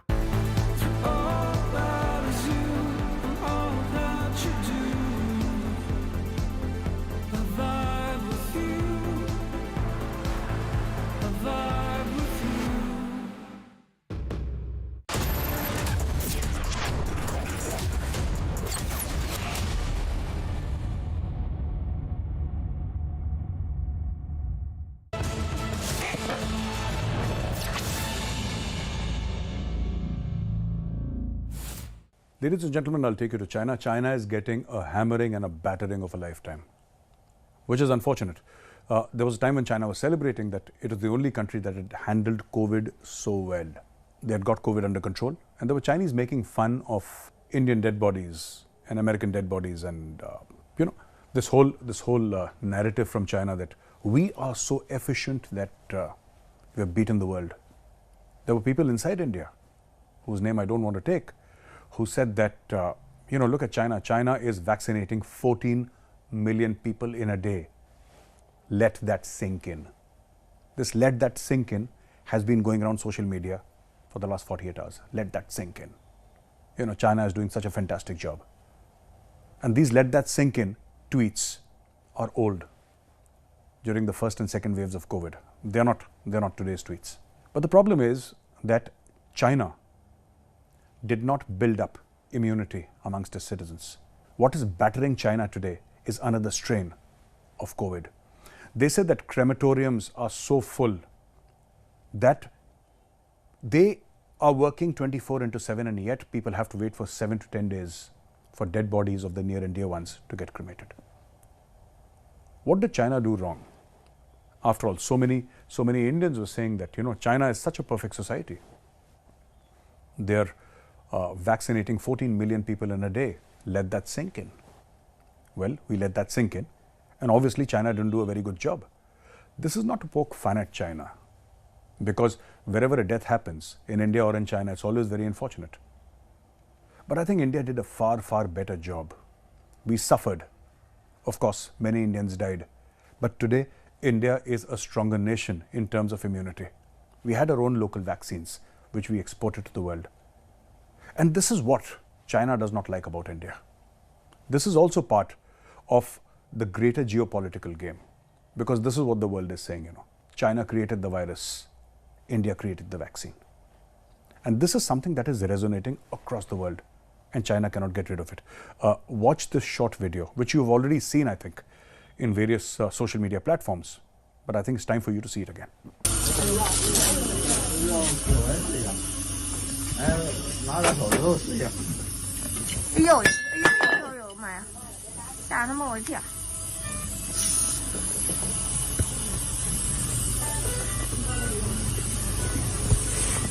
If you see this video, you see people lying down in hospital beds, packed like sardines. And China, with all its fantastic infrastructure, China, with all its first world medical facilities, is coming to a standstill. There is almost a state of revolt in the Chinese cities. When Xi Jinping had locked the Chinese inside their home and welded the doors shut, people said they want to come out. And this is what the Chinese government feared. But the public backlash was so fierce, so terribly fierce that people had started burning posters of Xi Jinping. People had come out on the roads. They were fighting with the riot police. We want freedom. We want to come out. Please don't lock us up inside our homes. That is what the Chinese people said. Under pressure, the Chinese government said, all right, come out. And when they came out, death and destruction followed. Now, there are a few things, We can talk about Dr. Andrew Fauci. Why not? We can talk about how this virus came from inside China. But I'd like to share some other things with you, ladies and gentlemen. Many of the viruses have come out of China. Why? Well, you've got viruses coming out of India also, and Africa, and other Western countries. But most of the viruses do come out of China. It is because the Chinese research which goes bad when they create weapons of war, biological weapons of war, or is it also what they choose to eat? And the jury is still out on the fact that many Chinese choose to eat things that will cause infections. It's supposed to be a delicacy in China. For example, and I'm not making this up, you can Google it. Eggs boiled in the urine of young boys as young as 10 years. So what these egg vendors do is, they have these stalls, they have these shops which sell these boiled eggs. They go to schools in the morning and they collect fresh urine from schools. They get the urine of boys 10 or younger. And that is the cutoff, 10 years or younger. And they boil eggs with the shells on. And when the eggs have boiled, they peel off the shells, put the boiled eggs again in the urine and then boil them again. And these are served as delicacies to people. And they said the flavor is amazing. I would not judge the Chinese for eating bats, though it's not something that I would do voluntarily. I would not judge them for eating what they eat. But if you eat human waste, it is going to result in pandemics. This is something that the human body throws out because it is waste. This is not something that you're supposed to consume, at least not on a daily basis, and it's certainly not a delicacy. So this is exactly what is happening in China. And it is my suggestion to our own civil aviation ministry and to the powers that be, that we need to shut down all airlines flying to and from China. The Chinese virus will come here again. It is the Chinese virus. Let's make no mistake. Let's call it out for what it is. This is the Chinese virus. It's going to come to India if we don't stop flights. There are already people who are suffering in India. There are already people who've got it. Yes, we have higher immunity than the Chinese. There is no doubt about it. But the fact of the matter is, our economy may not be able to withstand another severe beating. We did not create this virus. The Chinese did. Whether it came out of a bioweapons lab or whether it came out of an animal market in Wuhan, immaterial. The COVID virus is the Chinese virus. It came out of China and it killed millions of people worldwide. India cannot afford to take another chance. The first thing we should do is shut off all flights with China, and then educating the people, enforcing masks, people who haven't got their booster doses. All these things will have to be put into place on an emergency setting. Otherwise, we will suffer economically, people will suffer personal loss, and we will go back to those dark old days of COVID when the roads were deserted and there was no business happening and people were locked up inside their houses. Why should India suffer because China messes up? No. There's another report which has come out of a new Indian missile called Pralay. Pralay is the Sanskrit word for doomsday, and this missile has a range of between 150 to 500 kilometers, and it has solid fuel. Unlike the Prithvi, which had liquid fuel, this has solid fuel, and this is a missile that is causing jitters in both China and Pakistan. So these are for what I would term, though this is not the classical military term, but I would call shallow strikes. This is unlike the Agni, which can fly for 5,500 kilometers plus. This is just 150 kilometers to 500 kilometers. Maybe a strategic headquarters, maybe a core headquarters, maybe a div headquarters somewhere behind enemy lines. This is something that we needed, an advanced version of the Prithvi. Now, this has nothing to do with Prithvi. The technology, the entire system is absolutely different. But just to explain to an audience in non-technical terms, think of it as a higher and more advanced version of the Prithvi missile. The Pralay missile will be inducted, hopefully, into the Indian Armed Forces soon. And this will give the Indian Armed Forces the unique capability to hit strategic targets inside China and inside Pakistan. China has very little and Pakistan almost none in terms of air defense cover to stop the Pralay. And when you fire many of them, there is no way that the Chinese are going to be able to stop it. And this is something that has scared the Chinese. When we tested the Pralay, the Chinese knew that it is because of the stress that they are putting along the line of actual control that India has tested the Agni 5 and now the Pralay. And all these missiles that India is churning out, most of them, not all of them, but most of them are China specific. And China knows it. This is one of the reasons why China will come, push against the line of actual control, but not try and force its way majorly inside. They will retreat because they know that India is building up consensus, not just missiles, mind you, also public consensus to strike back hard at the Chinese, should they try another misadventure. The Pakistani Foreign Minister, Bilawal Bhutto, has expressed disappointment at the Afghan Taliban, asking girls not to attend universities and colleges and basically shutting down higher education for girls in Afghanistan. And Pakistan says that, it's very disappointed. I don't know what Pakistan is disappointed about because the same thing happens in Pakistan. Malala Yousafzai was a Pakistani and she was shot inside Pakistan for wanting to educate girls. Now this is like the pot calling the kettle black. Let me say it more plainly. Malala Yousafzai's case came to the fore and the world applauded her for her bravery. She got the Nobel Prize. But there are many Malalas inside Pakistan. And I think Pakistan should worry more about itself because there are places in Pakistan, in the tribal areas, that are a no-go for the Pakistani armed forces. Absolutely. There are places inside Pakistan where there is no rule of law, where the writ of the state did not run. There are places where terrorists collect taxes from not just common citizens, but from the police, from the armed forces, from the politicians, from people who represent the state of Pakistan. And Pakistan cannot get these areas under control. They cannot ensure girls' education, women's education, even primary education in such places.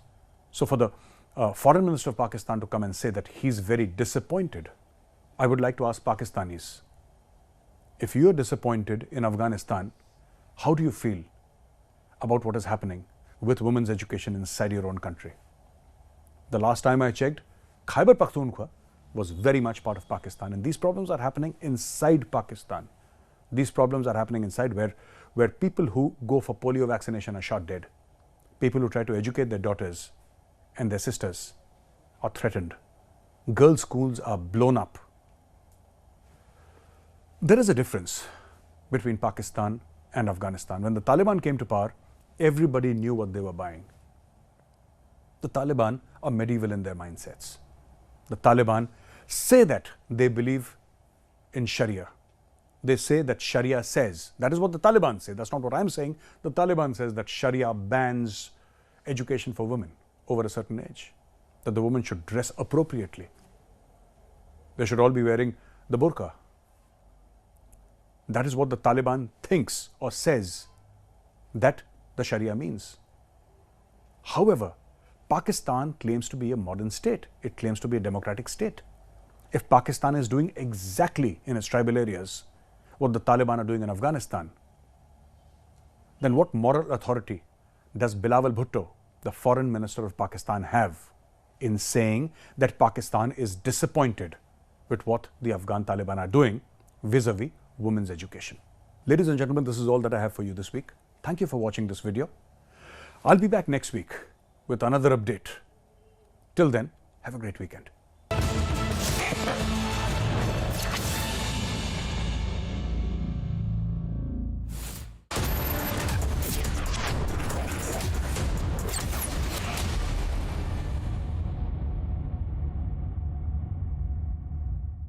Tonight, a murder will be committed. If anyone can name the killer, that person wins our game. This is truly delightful. Holy there has been a murder. For one person, this is not a game. A killer wouldn't hesitate to kill again. You must be really great at clues. I'm very bad at dumb things. Glass Onion, a Knives Out mystery.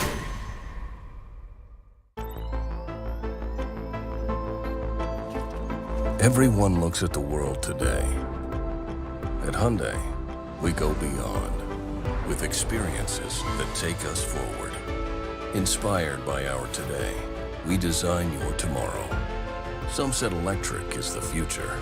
We said, why stop there?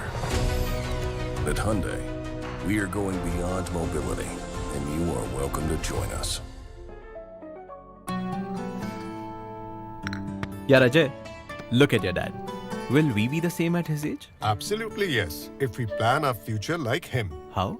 My father had invested in LIC's Jeevan Akshay, which gives immediate and guaranteed annuity at regular intervals, that too for life. Wow. But do we have to wait until his age? Absolutely not. We recently invested in LIC's new Jeevan Shanti, which gives deferred annuity, which means regular income after some years. I see. LIC. LIC's annuity plans give 10 annuity options and flexibility in receiving regular income. LIC, हर पल आपके साथ.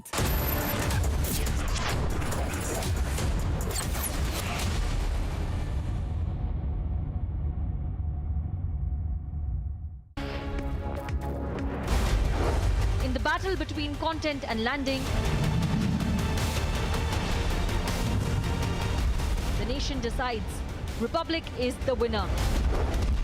Slice and dice, landing channels run for cover. Content wins, landing loses. Republic, the All India #1. Major accident in a brick kiln in Ram Garhwa police station area of Champaran in Bihar. Jammu and Kashmir, 2 people have been taken into custody. 1 Chinese pistol along with magazines and rounds, a Chinese grenade and detonators that had been recovered on their personnel. Massive fire has broken out in the shop in Delhi's Vikaspuri area.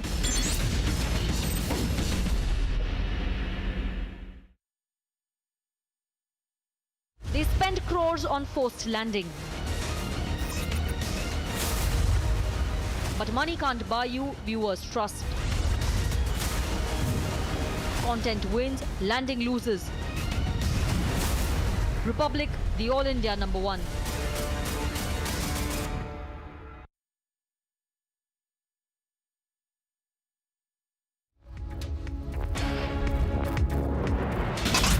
Major accident in a brick kiln in Ram Garhwa police station area of Champaran in Bihar. Jammu and Kashmir, 2 people have been taken into custody. 1 Chinese pistol along with magazines and rounds, a Chinese grenade and detonators that had been recovered on their personnel. Massive fire has broken out in the shop in Delhi's Vikaspuri area.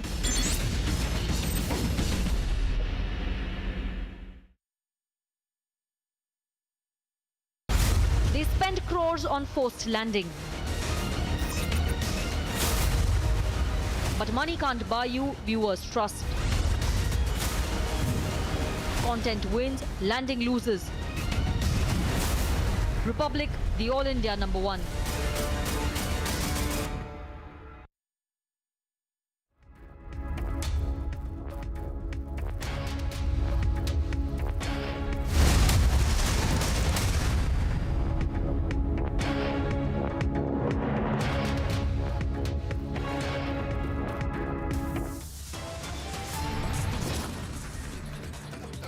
Former ICICI Bank CEO Chanda Kochhar and her husband sent to CBI custody till Monday in a loan fraud case.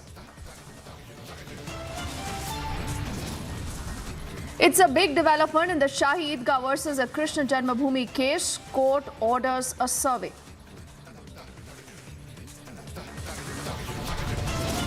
Amidst a global alarm over COVID, India swings into action mode. RT-PCR now is mandatory for international passengers.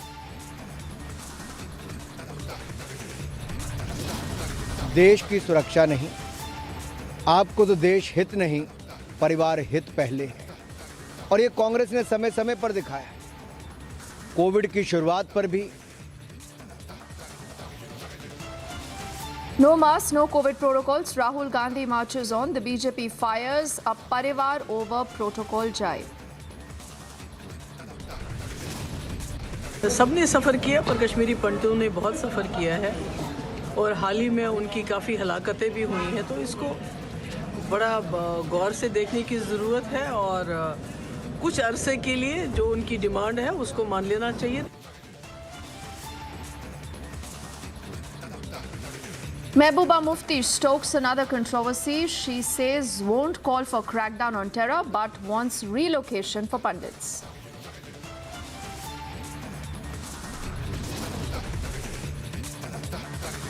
Retelling ceremony of the 16 army personnel who lost their lives in an accident to be held today in West Bengal.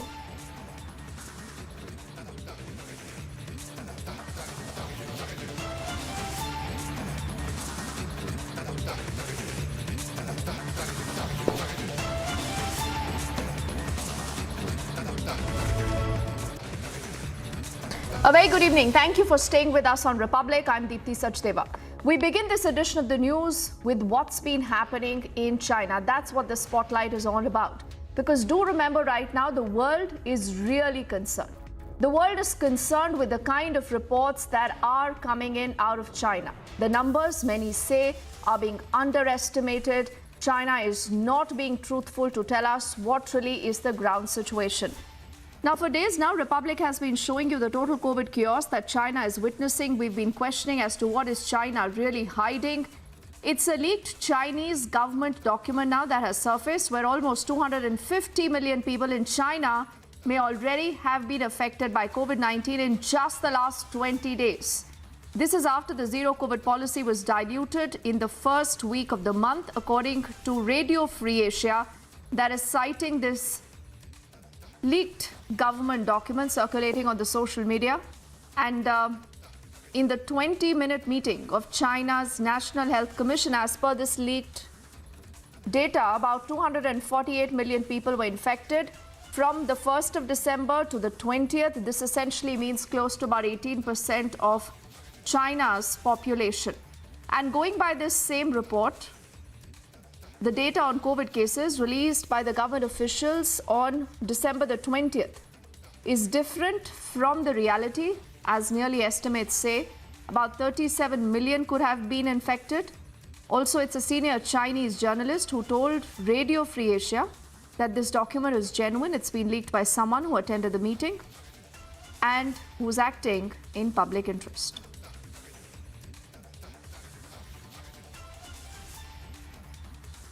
What you see on your screen is one such video, and many such videos, remember, you will see on the social media. The moment you type China plus COVID, a lot of this is what the Chinese authorities want to really hide.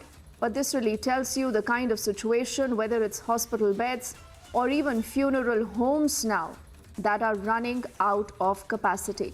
Abhishek also joining us. He has more insight into this report right now.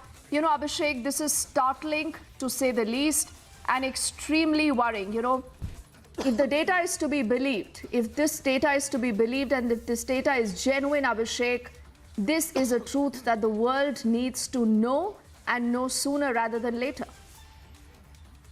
Oh, absolutely. In fact, the problem with Chinese is they are so opaque as a society, and of course the Chinese communist state are absolutely non-transparent and dishonest when it comes to sharing information, and that is the reason why this pandemic is spread and you know, attain the scale that it did worldwide, because the Chinese were absolutely untruthful about the spread in the initial days in way back in 2019 and 2020. So that is all the more reason why all these pictures that are coming in, Deepthi, we are seeing them essentially through global media and social media platforms and not from, you know, typically official Chinese sources. Remember, yesterday, for example, in the daily briefing that the Chinese Ministry of Foreign Affairs does, their message was everything is normal, everything is in control. But these pictures really call the bluff and are to the contrary. And that's all the more reason the world is concerned. We should be concerned.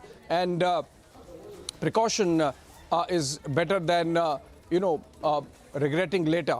Having said that, these pictures, these numbers that are coming in from the Chinese, not corroborated officially, speak of a situation which is clearly not in control, unlike what the Chinese official foreign ministry spokesperson wants the world to believe. In fact, if you go by some of these social media reports, the situation is even more alarming to a level where, for example, yesterday I was going through some information, and again, I must add again, the Chinese officially Chinese continue to deny it, but then there are reports that there have been mass casualties, the daily death count is touching almost 5,000, and that millions are getting infected in every 24-hour news cycle. And the reason is obviously because of the Chinese model, which was feted really around the world, the so-called zero COVID policy, which has really backfired now that the Chinese, after suffered economically,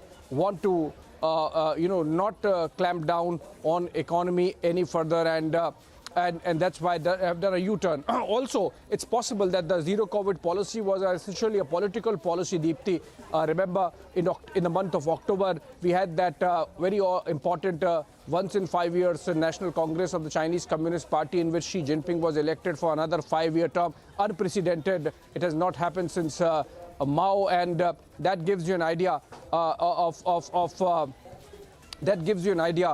the political intent that was there in following zero COVID policy. The Chinese Communist state did not want those COVID infections and the consequent possible deaths to affect in any manner Xi Jinping's chances of getting that third term. But immediately after that, everything is hunky-dory, and zero COVID policy has been withdrawn, leading to a situation where China, like the rest of the world, with low immunity levels because the lockdowns had sort of shielded the population artificially for the last couple of years, is now really facing the brunt of a variant which is even more virulent than the earlier ones. So though, of course, it's early stage and we don't know exactly how it impacts the body, and that's a matter of history around the world, including in India.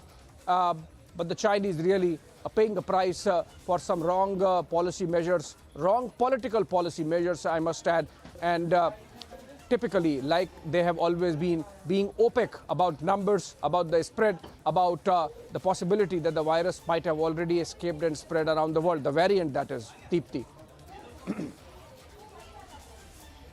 Oh yes, absolutely. That's a chilling reality, Abhishek. For the moment, I thank you. But staying with the story, we can also now play out, remember, 3 videos that our team has scanned. But these 3 videos, if you look at them very closely, they will actually tell you the reality and why today the world is so worried when it comes to China. This is the first video on your screens that you're looking at. This is essentially of how there are no beds in hospitals. A lot of these patients that you see there on the streets, they're literally waiting for the treatment. A lot of them are now being administered treatment outside itself as the hospitals have begun to run out of space. The second video that you will see now on your screens is also of how funeral homes are overwhelmed. Earlier we had reported how a lot of these funeral homes were even guarded. They were heavily guarded to ensure there is just limited information that comes out. But an extremely tragic and a worrying situation right now in Beijing in particular, where funeral homes already have run out of capacity. Also now, this third video that you'll just see on your screens, there it is. It is a young woman gasping for breath, where she literally collapses after this episode of breathlessness. And again, remember, important to underscore that we are at Republic. The idea is not to spread panic, but the idea is just to put out the reality of the China COVID numbers, the China's real situation. And as the experts back here in the country say, that there is nothing to worry, only and only stay vigilant.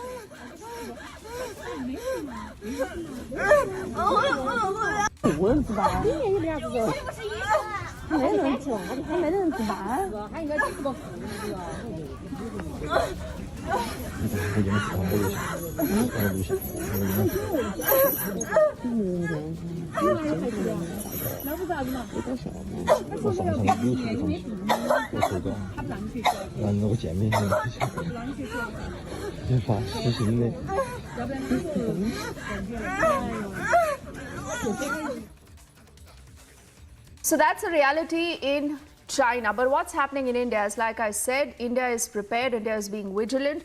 Also, what's happened now is that the government has said that there is going to be a mandatory RT-PCR, especially for international travelers who are coming in from countries that are affected right now, whether that is China, that's Hong Kong, that's Vietnam, Indonesia. In fact, there's an entire list of countries now from where these travelers, the moment they land in India, will have to go this mandatory RT-PCR. And just in case anyone is found positive, he or she will be also put into quarantine. Earlier, this is what we've heard from the Union Health Minister.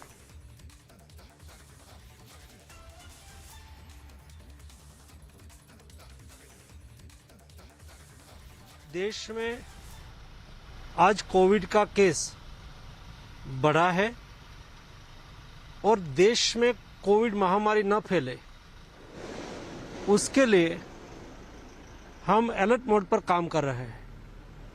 हमने air surveillance भी चालू किया है, Suez surveillance भी चालू किया है और ह्यूमन सर्वेलेंस तो हो ही रहा है। ये तीनों सर्वेलेंस से पता चल रहा है कि अभी दिल्ली और मुंबई में सुएज और एयर सर्वेलेंस में आरएनए मिला है। उसको देखते हुए आने वाले दिनों में क्या क्या प्रिकॉशन लेना है, उस लिए हम सभी राज्यों को अलर्ट दे रहे हैं, राज्यों के साथ इंफॉर्मेशन शेयर कर रहे हैं।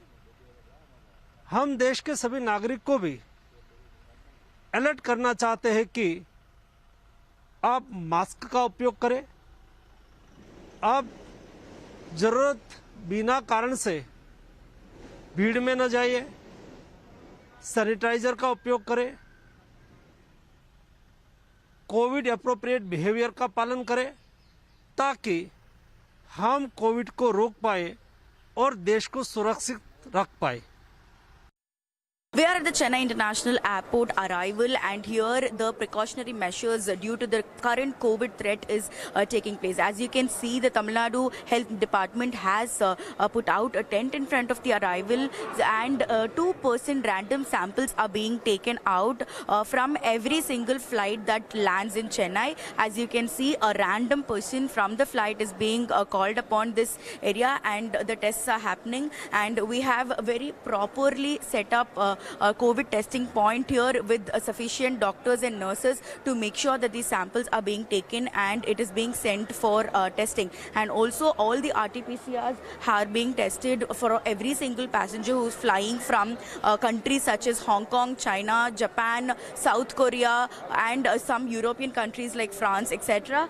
Therefore, there is a proper help desk here as well, which is maintaining. The Health Minister of Tamil Nadu, Ma Subramaniam, just visited this COVID checking point, and he inspected if all the precautionary measures are put in place, because it is starting from today. The Tamil Nadu government is trying to follow all the instructions given by the Union Health Secretary in a notification sent to the Health Ministry.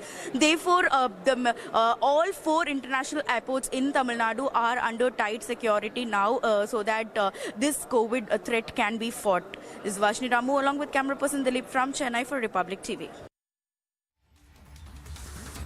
So you saw the preparations there also at the Chennai airport, but what's been happening otherwise? Should you be worried? What should you be doing? These are questions, remember, on top of everyone's mind. The reason why we are putting out the next interview of Dr. Sanjay Rai. He is a professor at the Department of Community Medicine, and he says there is absolutely no reason for anyone in India right now to panic. We have Professor Sanjay Rai from the All India Institute of Medical Sciences. Sir, धन्यवाद हमसे बात करने के लिए। इस समय दोबारा से कोविड के केसेस जिस तरीके से चाइना, जापान, यूएसए में बढ़ रहे हैं, स्पेसिफिकली चाइना में, क्योंकि वो हमारे पड़ोसी देश हैं, कितना वरी होने का सिचुएशन है हमारे लिए, है भी कि नहीं? जो हमारे यहाँ कंट्रोल है उसका मेन रीज़न जो है नेचुरल इन्फेक्शन है। ये हाईली वैक्सीनेटेड कंट्रीज हैं, चाहे आप साउथ कोरिया की बात कर लें, जापान इवन 4 डोज तक दिया जा चुका है। सो चाइना 346 करोड़ से ज़्यादा डोजेज दिए जा चुके हैं। बट वैक्सीन से इसलिए शायद डेथ कम हो रही है, जितनी होनी नहीं, अगर वैक्सीन दी गई होती तो डेथ और ज़्यादा होती वहाँ पे। लेकिन फिर भी उसको रोक पाना असंभव सा होता है।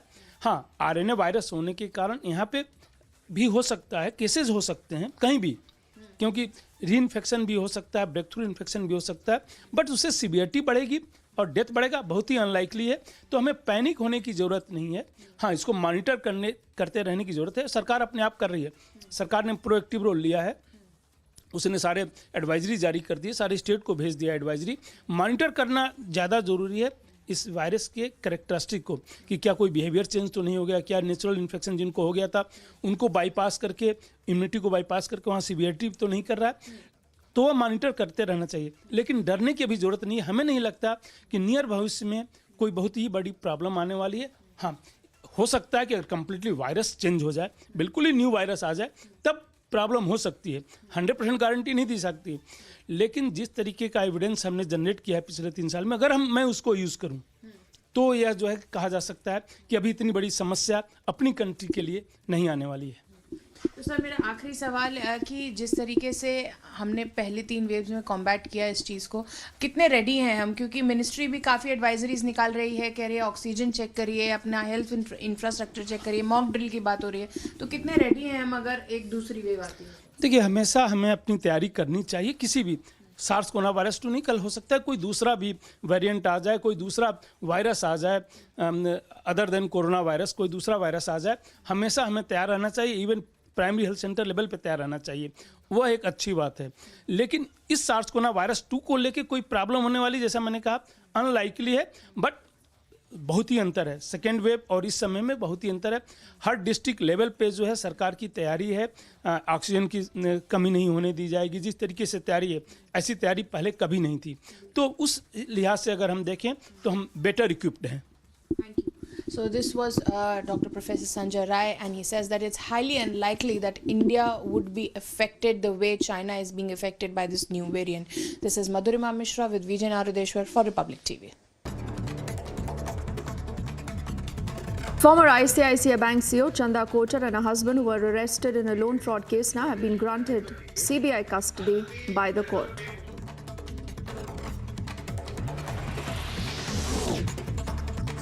In a big development in the Shahi Eidgah versus the Krishna Janmabhoomi case, a local court now has ordered a survey. This is coming in the backdrop of a plea demanding the removal of the Shahi Eidgah. Amidst a global alarm over COVID, India swings into action mode. The health minister has made RT-PCR mandatory now for international passengers. हम देश के सभी नागरिक को भी alert करना चाहते हैं कि आप मास्क का उपयोग करें, आप जरूरत बिना कारण से भीड़ में न जाइए, सैनिटाइजर का उपयोग करें, कोविड एप्रोप्रिएट बिहेवियर का पालन करें, ताकि हम कोविड को रोक पाए और देश को सुरक्षित रख पाए। As India fights against COVID-19, Rahul Gandhi continues with his Bharat Jodo Yatra. Amidst the massive backlash, the BJP has fired a parivar over protocol jibe on Rahul Gandhi. Did Rahul Gandhi as a responsible person isolate himself? Start wearing a mask? He could be an asymptomatic carrier. Did he get himself tested? Did he do all the protocols that are required? Today he is saying mask is a bahana. COVID is a bahana. First they spread vaccine hesitancy. They spread lies and rumors about vaccines. Bachade ka khoon mila hai. Vaccines will be very dangerous for you. And now they are saying masks are also a bahana.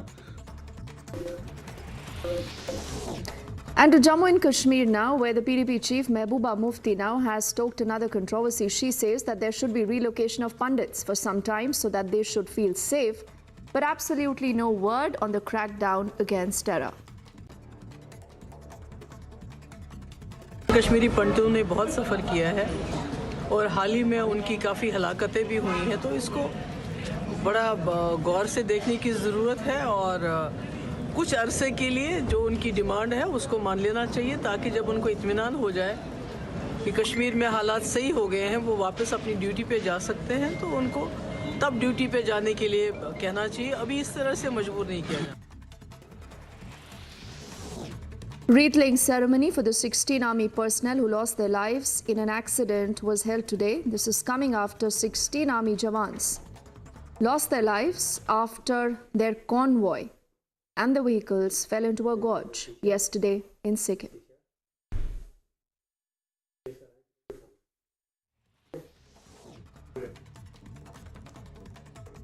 Differences over unified Mass at the famed St. Mary's Basilica here, which snowballed into violence last month, has cast its shadow on the Christmas celebrations again.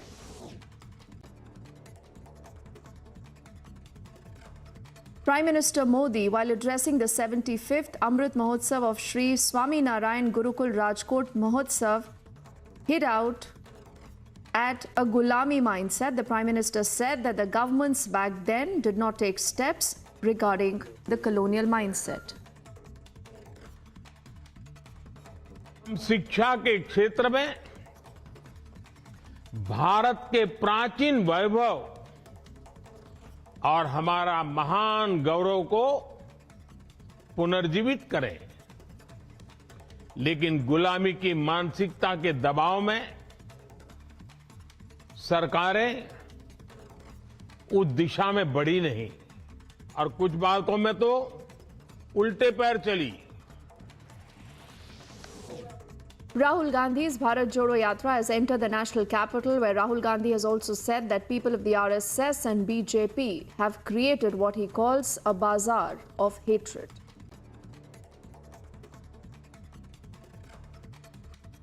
Following the explosion at a chimney of a brick kiln in the state of Bihar, the Chief Minister Nitish Kumar now has announced an ex gratia amount of rupees 4 lakhs each that will be given to the families of those killed in the explosion.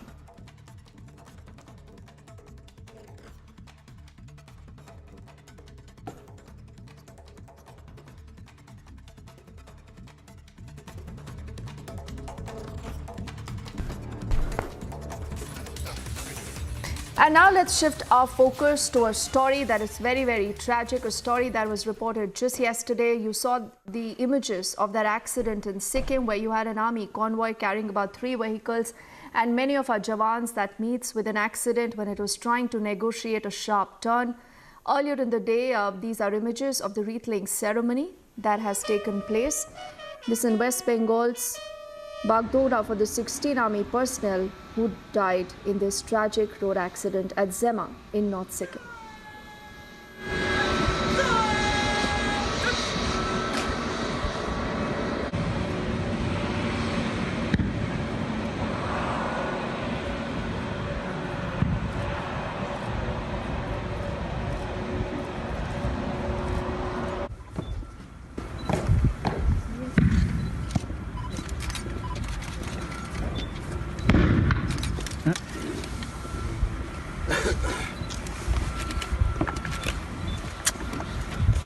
Camera पीछे करिए,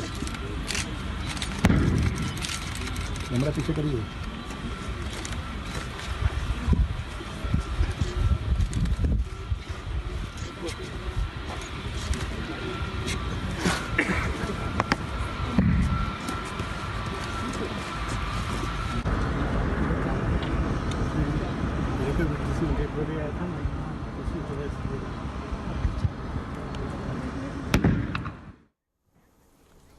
So Republic also joins the entire country in extending our condolences to the bereaved families, as we'll track that story and much more. Also, when we come back, we're heading into a quick break right now. On the other side, it's a big development also in the Shahi Idgah versus the Krishna Janmabhoomi case, where the court now has ordered for a survey. Also, Mehbooba Mufti has stoked another controversy. She says that Pandits possibly can move out of the valley for some time till they feel safe, but absolutely no word on the crackdown on terror. The full story on the other side.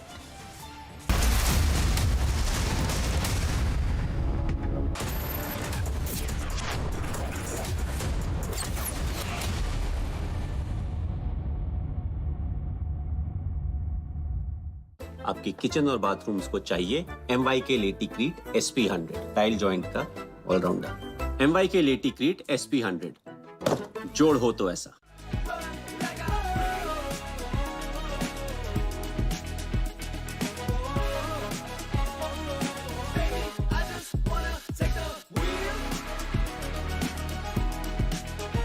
Volkswagen Tiguan, India's safest SUVW.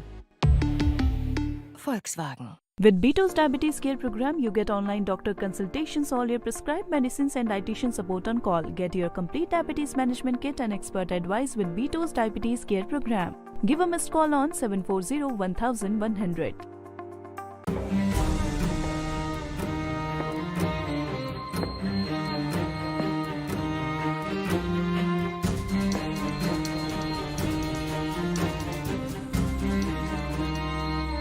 For how long will you continue being tensed about the future? Pension can free you from future's tension. With LIC's new Pension Plus, make your own pension plan because this plan creates market-linked wealth for your future. Moreover, this plan comes with guaranteed additions and also offers various options for receiving pension so that you grow young and tension-free. LIC, हर पल आपके साथ। अब जियो mart के grand finale cell में mobiles और electronics पे मिलेगा up to 80% of. तो साल जैसा भी गया हो, एंडिंग तो जबरदस्त होगी।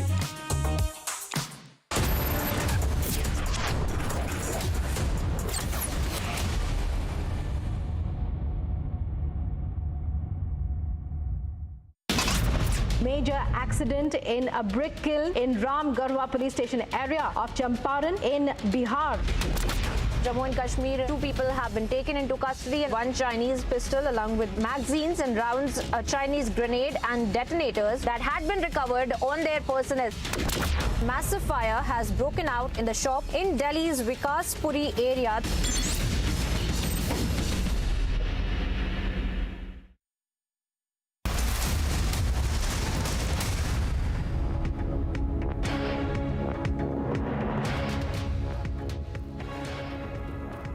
Welcome back from COVID in China to Rahul Gandhi's Bharat Jodo Yatra entering Delhi, and of course the big decision today by a court in Mathura of allowing a survey to be done at the Krishna Janmabhoomi Eidgah Temple complex. And we will take you through all those stories, but let's begin with the headlines first.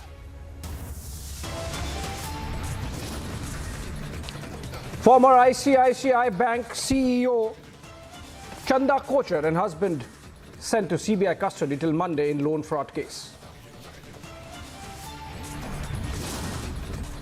Big development in Shahi Eidgah versus Krishna Janmabhoomi case, court orders survey.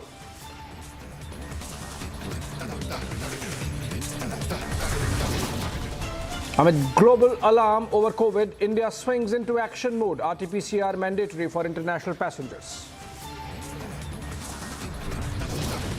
देश की सुरक्षा नहीं, आपको तो देश हित नहीं, परिवार हित पहले है। और ये कांग्रेस ने समय समय पर दिखाया। कोविड की शुरुआत पर भी No masks, no COVID protocols. Rahul Gandhi marches on. BJP fires Parivar over protocol jibe. सबने सफ़र किया, पर कश्मीरी पंडितों ने बहुत सफ़र किया है और हाल ही में उनकी काफ़ी हलाकतें भी हुई हैं, तो इसको बड़ा गौर से देखने की ज़रूरत है और कुछ अरसे के लिए जो उनकी डिमांड है उसको मान लेना चाहिए।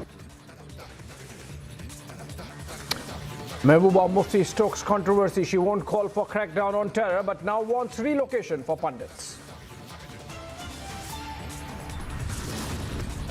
Wreath-laying ceremony of 16 army personnel who lost their lives in an accident held today in West Bengal.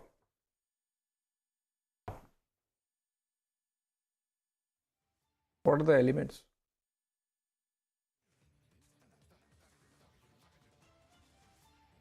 All right, a Mathura court on Saturday passed an order in the Krishna Janmabhoomi Shahi Eidgah case to survey the disputed site. The court, while hearing the petition of Hindu Sena, issued an order to survey the disputed site on the lines that had happened in the case of Kashi Vishwanath Temple in Varanasi. The court issued notices to all the parties and said that they have been asked to comply with the court's order.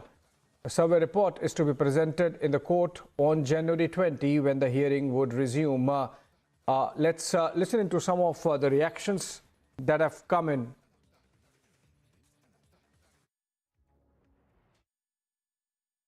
Okay, we are breaking out of this story because an important development is taking place, which is of wreath-laying ceremony to the soldiers who died in an accident yesterday in Sikkim. These are pictures coming in from Gangtok.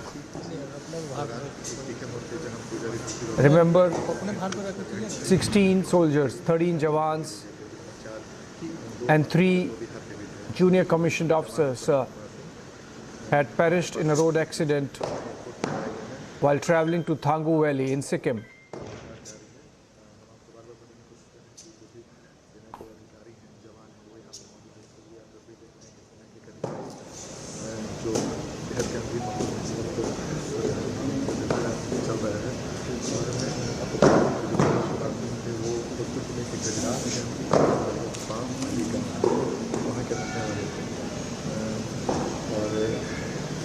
परिवार में वो उनके भाई सबसे छोटे थे 2011 में इनकी सेना में बहाली थी और इसके दौरान जब 60 की पोस्टिंग थी उस दौरान ये घटना हुई थी।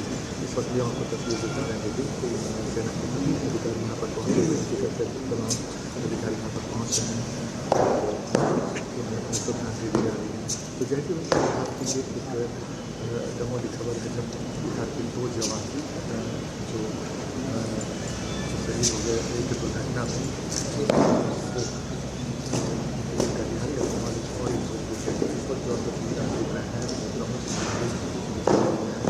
उनकी तस्वीर में से दिखा रहे हैं सुरक्षा और सेना के जो भी अधिकारी यहाँ पर हैं वो पूरा भागीदारी से आ रहे हैं और कर रहे हैं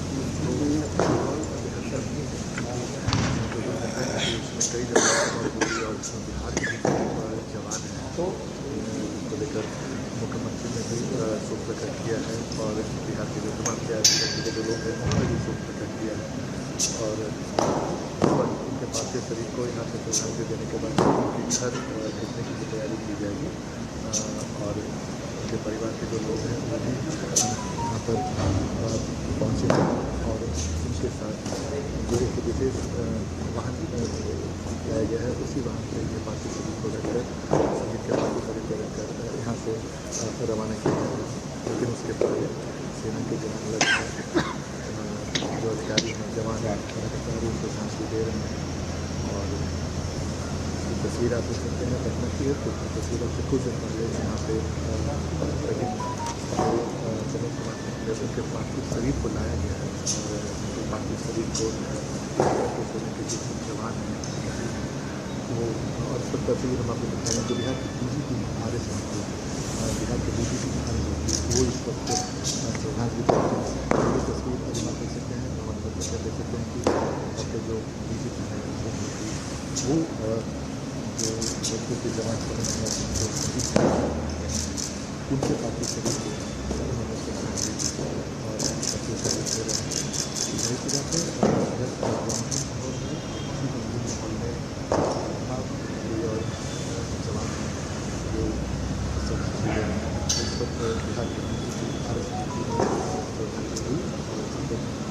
और सेना के अधिकारी वो भी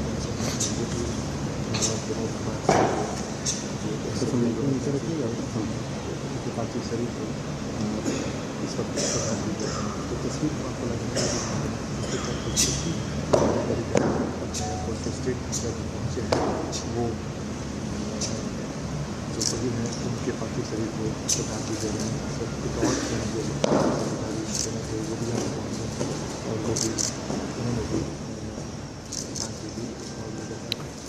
Well, we're getting pictures from Gangtok where respects are being paid in a memorial service, in a wreath-laying ceremony to the soldiers who had perished in a tragic road accident yesterday in Sikkim while traveling towards the Thangu Valley. 13 Jawans, 3 junior commissioned officers met with an accident when the vehicle they were traveling in as part of a convoy slipped on a gradient and went into a gorge, killing all the occupants. Major Sinha joins us over the phone.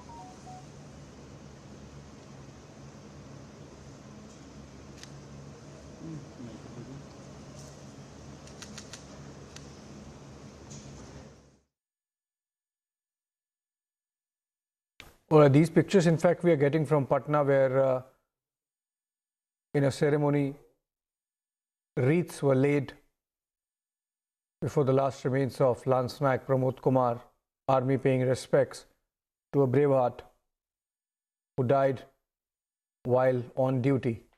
General Sinha joins us over the phone. Very good afternoon, sir.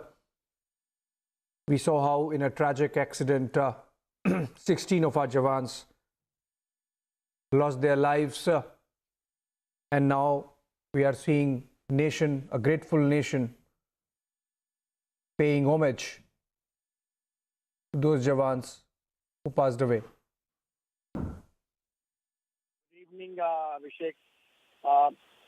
First, my heartfelt condolence to the brave hearts who has in their line of duty. They have gone and met this tragic, accident on which they have lost the life of the nation. These are the challenges of our service conditions, which we face 24/7, 365 days in a year. This is an operational, requirement, especially what has happened in the North Sikkim. If you see this area and terrain, especially in this weather conditions, in this part of the year, it is a very, very unfortunate. And because generally we don't move in this type, in this type of weather and this type of time, but what is happening in the northern borders, these are the operational requirements. And as I said, that these are the challenges of our operational commitment to the nation. These brave hearts have lost their lives in line of that, and that's why the whole country is actually standing with them and paying homage to them. May Almighty give them the family to bear the loss. These people, they have given to their near and dear ones, but their duty, their service to the nation will not go to the way we are standing steadfast at these challenging terrain and challenging heights and challenging conditions. Mind you, as far as the North Sikkim is concerned, North Sikkim is, area where we are totally dominating. We call it a plateau area. The plateau is actually facing a very important garrison of PLA, and which has to be, especially when this, they are getting belligerent in those areas, we have to be absolutely steadfast and we have to be proactive, because number of sensitive and very disputed areas are in this. And what I feel that these people and these boys and these men, these soldiers and junior commissioned officers were doing their duty in those areas. So it is a great, great service. They have done it for the nation, and it should be taken that way. And my heartfelt condolence to them. Obviously, sir, we join in as a grateful nation pays its last respects to soldiers who perished in that tragic accident in Sikkim yesterday. On that note, a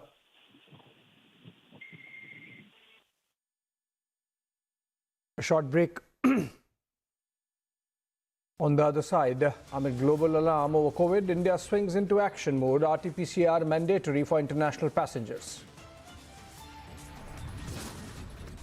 Mehbooba Mufti stokes controversy. She won't call for a crackdown on terror, but now wants relocation for pundits.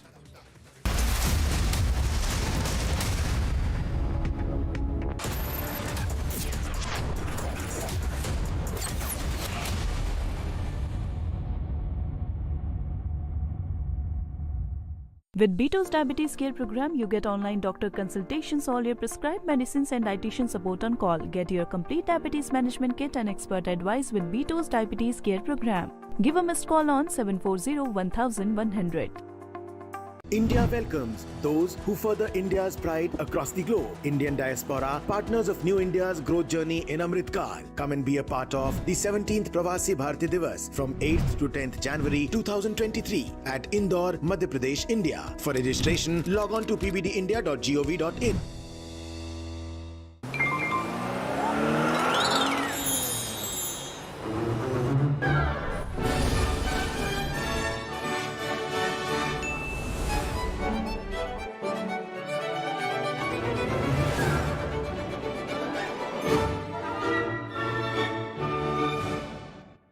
Just 1 second, choosing a car for my mom. What? Online car shopping? Wow, that's so cool, yeah. Shahrukh ने बताया. Wait up, booking a car service. From here. क्यों? तुझे शाहरुख ने नहीं बताया? इसने पूछा ही नहीं. There's so much more जो शाहरुख ने नहीं बताया. It's all on the industry first My Hyundai app. Open a world of possibility with My Hyundai app. One app, many worlds.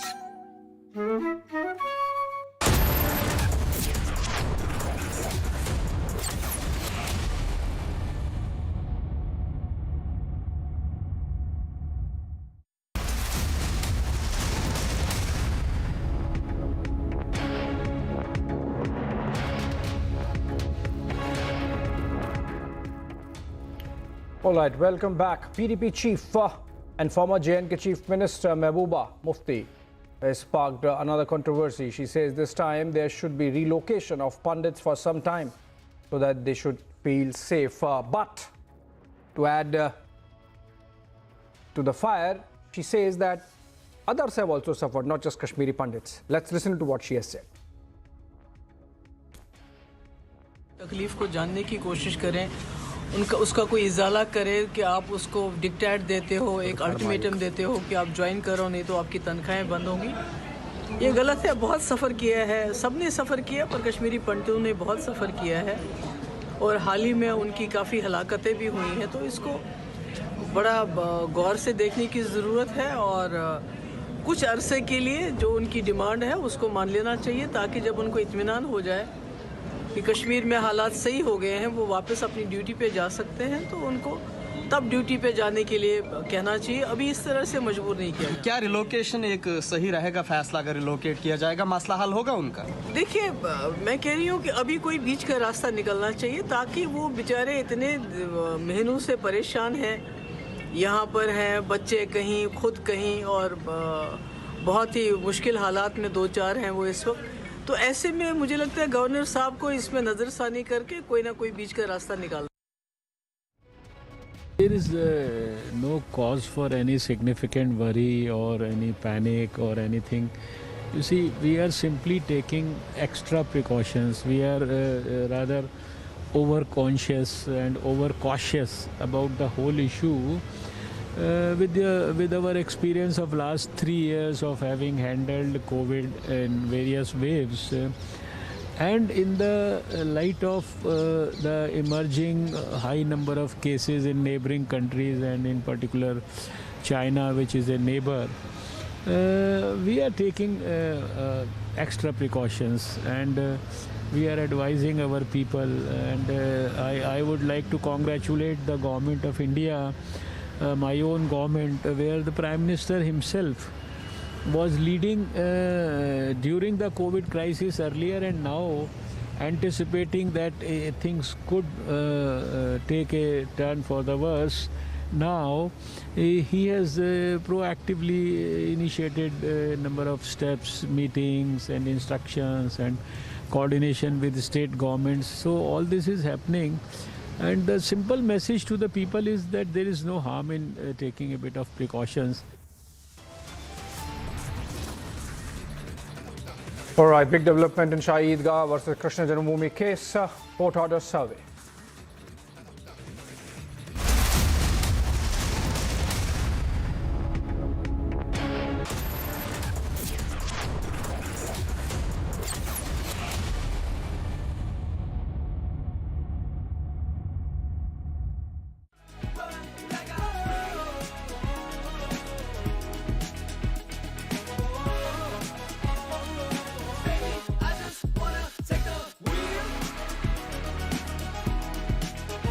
Volkswagen Tiguan, India's safest SUVW. Volkswagen. पढ़ता है, खेलता है, झूलता, उछलता है, दौड़ता, कभी कभी दौड़ कराता है, आगे आगे बढ़ता है इंडिया, अमूल दूध पीता है इंडिया। क्या हुआ रोहन, क्या सोच रहा है? रिया, पहली सैलरी मिली है, तुम भी कुछ आइडिया दो, एक्सपेंसेस को कैसे प्लान किया जाए। रोहन, एक्सपेंसेस के साथ साथ इन्वेस्टमेंट प्लान करना भी जरूरी है। देखो, सैलरी का कुछ हिस्सा घर के रेगुलर खर्चे के लिए और कुछ मैं अपने लिए भी तो सोच सकता हूँ ना, लेकिन इन्वेस्ट कहाँ करूँ? सिंपल है, एनपीएस में। एनपीएस में? रिया, अभी तो मैंने कमाना शुरू किया है, इतना आगे के लिए अभी से क्यों पैसे जोड़ूं? वो देखो, एक एक करके ईंट जोड़ी जाती है, तब जाके एक घर तैयार होता है। वैसे ही अभी से पैसे जोड़कर हम भी अपना रिटायरमेंट सुखी बना सकते हैं। बात में तो दम है। एनपीएस कम लागत वाली फ्लेक्सिबल लॉन्ग टर्म योजना है, जिससे आपकी बचत ग्रो होकर पेंशन का लाभ देती है। अच्छा, फिर तो मैं अभी अपना एनपीएस अकाउंट ओपन करता हूँ। जो कल की सोचते हैं वो आज से ही थोड़ा थोड़ा जोड़ते हैं। पेंशन है तो टेंशन नहीं। एनपीएस में निवेश बाजार जोखिमों के अधीन है।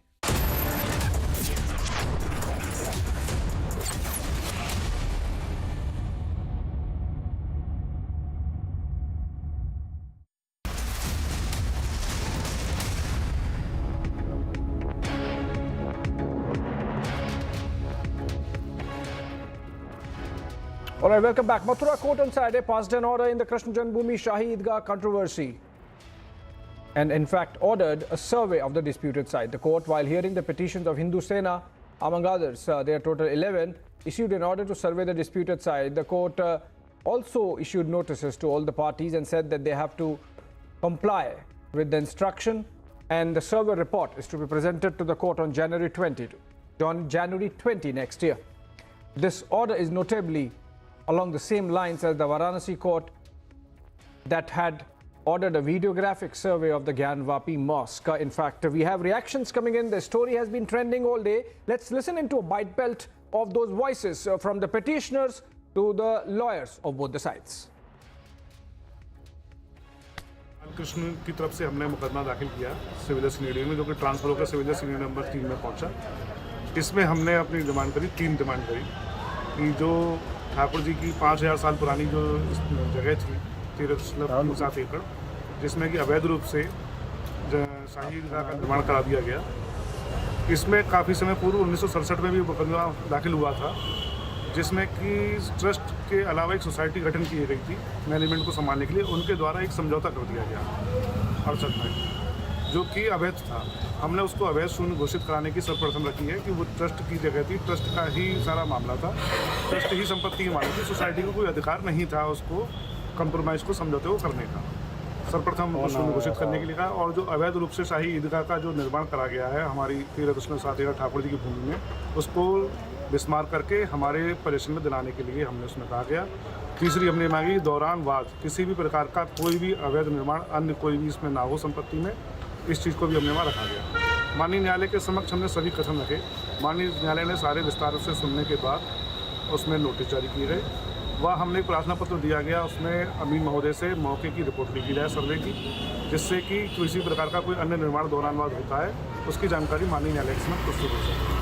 अमीन महोदय की रिपोर्ट पे प्रार्थना पत्र को माननीय न्यायालय ने स्वीकार किया गया। अब इसमें अग्रिम तिथि 20 जनवरी लगी हुई है। 20 जनवरी तक अमीन महोदय को मौके की स्थिति लाकर न्यायालय के समक्ष प्रस्तुत रखनी पड़ेगी। क्या कुछ होगा अमीन की रिपोर्ट में, क्या अमीन करेंगे जाकर? अमीन जितना भी विवादित स्थल है और जो भी 13.7 एकड़ की पूरी भूमि है, पूरी संपत्ति का मौका मुआयना करने के बाद माननीय न्यायालय के सामने मैं नक्शा रिपोर्ट दर्ज रहेंगे। उसके बाद माननीय न्यायालय उस पर अपने अग्रिम आदेश करेगा। देखिए, हम बड़े लंबे समय से प्रयासरत थे कि वहाँ पर अमीन सर्वे जाए, क्योंकि ये प्रॉपर्टी हिंदू पक्षकारों की प्रॉपर्टी है और 1670 में औरंगजेब ने तोड़ी थी, ये सब जानते हैं। तो हमारा एकमात्र उद्देश्य था कि वहाँ पर अमीन सर्वे हो जाए, कोर्ट कमीशन जाए और वहाँ की वीडियोग्राफी हो, फोटोग्राफी हो, जितने भी तथ्य हैं, जितने भी एविडेंसेस हैं, सब रिकॉर्ड में आनी चाहिए। इसको लेकर के हमने 23 दिसंबर 2020 को केस सूट फाइल किया था और भी कई लोगों ने फाइल किए थे। तो कल माननीय न्यायालय के द्वारा एक आदेश पारित किया गया है कि वहाँ पर कोर्ट के द्वारा नियुक्त अमीन जाएगा और अमीन जाकर के 20 तारीख तक अपनी रिपोर्ट माननीय न्यायालय में सबमिट करेगा। वहाँ की वीडियोग्राफी करेगा, वो वहाँ की फोटोग्राफी होनी चाहिए और वहाँ जितने भी सिम्बल्स हैं उन सिम्बल्स को रिकॉर्ड पर लेकर के माननीय न्यायालय के आदेश अनुसार वहाँ पर वो दाखिल करेंगे। तो ये कल न्यायालय के द्वारा ये आदेश पारित किया गया है। क्या ये सर्वे जो ज्ञानवापी की तरह ही होगा, क्या कुछ अलग होगा? नहीं, जो कोर्ट का प्रोविजन है, सीपीसी का प्रोविजन है कि सर्वे एक जैसा ही होता है, ज्ञानव्यापी की तर्ज पर ही इसका सर्वे होगा, क्योंकि ज्ञानव्यापी में भी सभी तथ्यों को वहाँ रिकॉर्ड में लाए गए थे। कोर्ट कमिश्नर जो गए थे और उन्होंने पूरा जितने भी तथ्य थे सबको रिकॉर्ड में लेकर के माननीय न्यायालय में दाखिल किया था। तो यहाँ भी कोर्ट अमीन जाएंगे, पूरी रिकॉर्डिंग होगी, उसकी वीडियोग्राफी होगी और हम सभी पक्षकार रहेंगे वहाँ पर और वहाँ पर जा कर के इन सभी तथ्यों को जो हिंदी संस्कृति को प्रदर्शित करते हैं उन सब प्रतीकों को रिकॉर्ड कराएंगे और न्यायालय के समक्ष वो सब तथ्यों को रखेंगे, जिससे कि दूध का दूध पानी का पानी हो जाए सबके सामने।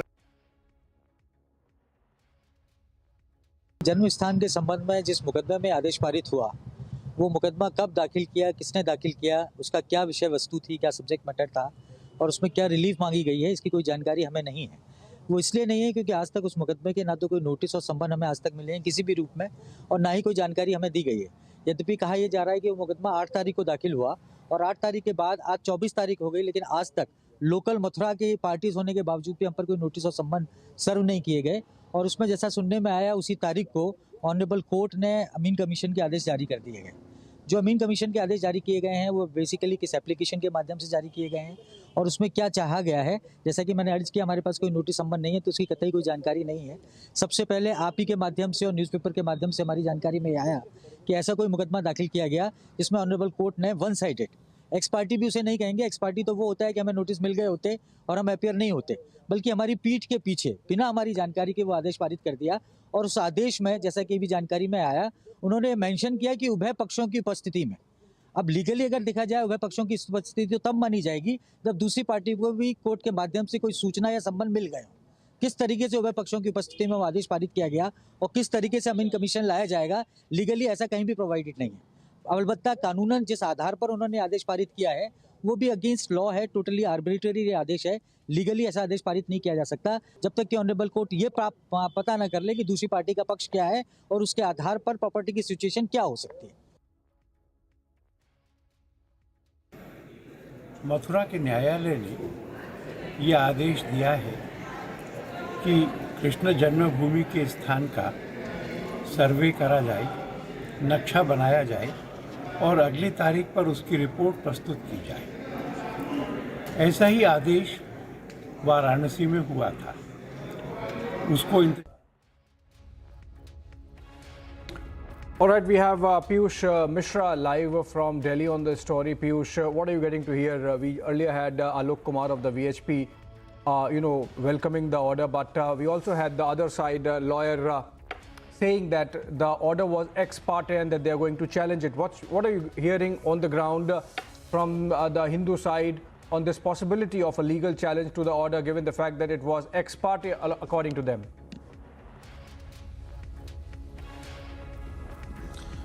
Well, certainly what we are now hearing, Abhishek, is that the next date of hearing is January 20, and before that, what we are now learning is that the survey report is going to be completed, and it is going to conduct in a similar fashion like it took place during the Gyan Vapi time.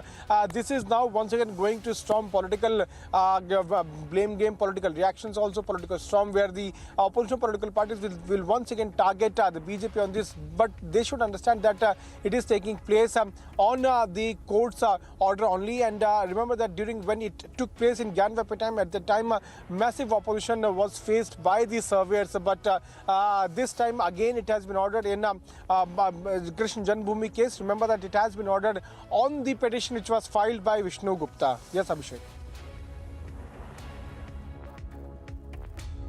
All right, thank you so much, Piyush Mishra, joining us. On that note, we have to take a short break. And on the other side, former ICICI Bank CEO Chanda Kochhar and husband sent to CBI custody till Monday in loan fraud case.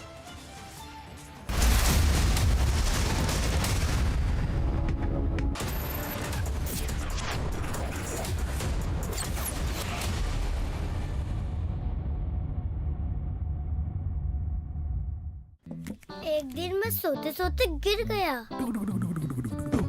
और मुझे कुछ नहीं हुआ। पता है किसने किया? Ghost ने। मेरा दोस्त है, वो हर बार मुझे बचा लेता है। घोस्ट को कैसे पता मैं अंधेरे से डरता हूँ? घोस्ट मेरा दोस्त है। मिलोगे?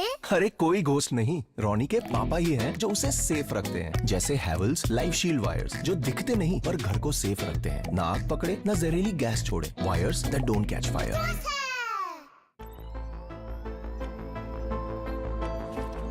Everyone looks at the world today. At Hyundai, we go beyond with experiences that take us forward. Inspired by our today, we design your tomorrow. Some said electric is the future. We said, why stop there? At Hyundai, we are going beyond mobility, and you are welcome to join us.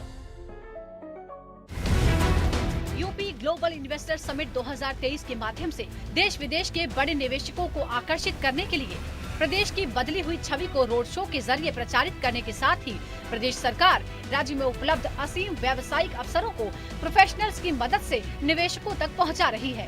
Uttar Pradesh सरकार road show का आयोजन भी करने जा रही है ताकि उत्तर प्रदेश में उपलब्ध असीम अवसरों का प्रसार करते हुए निवेश को आकर्षित किया जा सके।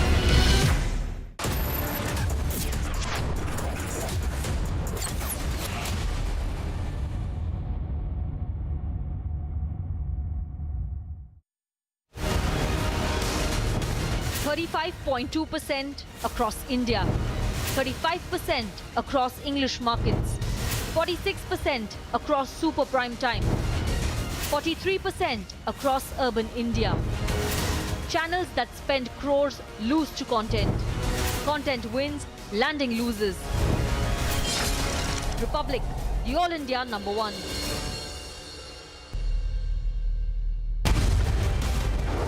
In the battle between content and landing,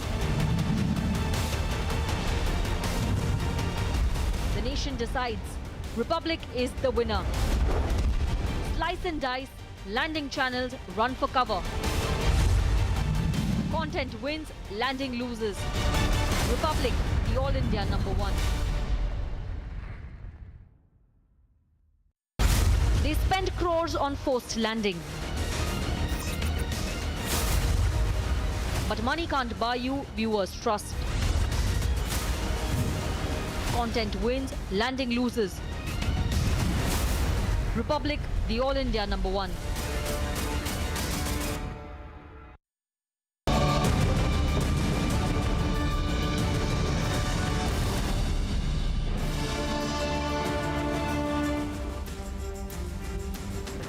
A very good evening. Her name is Chanda Kochhar. She and her husband both now have been arrested by the Central Bureau of Investigation.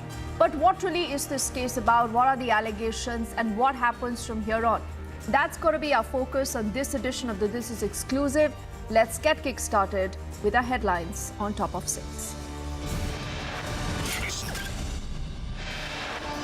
Former ICICI Bank CEO Chanda Kochhar and her husband sent to CBI custody till Monday in a loan fraud case.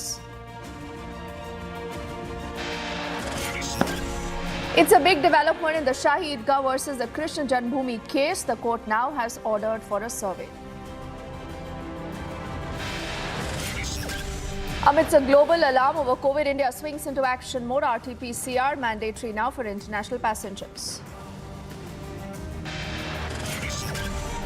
सुरक्षा नहीं, आपको तो देश हित नहीं, परिवार हित पहले है, और ये कांग्रेस ने समय समय पर दिखाया।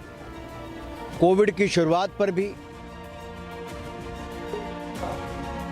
No mask, no COVID protocols. Rahul Gandhi marches on. The BJP fires a Parivar over protocol jibe. सबने सफ़र किया, पर कश्मीरी पंडितों ने बहुत सफ़र किया है और हाल ही में उनकी काफ़ी हलाकतें भी हुई हैं, तो इसको बड़ा गौर से देखने की ज़रूरत है और कुछ अरसे के लिए जो उनकी डिमांड है उसको मान लेना चाहिए। Mehbooba Mufti stoking a controversy. She won't call for crackdown on terror, but now wants relocation for Kashmiri Pandits.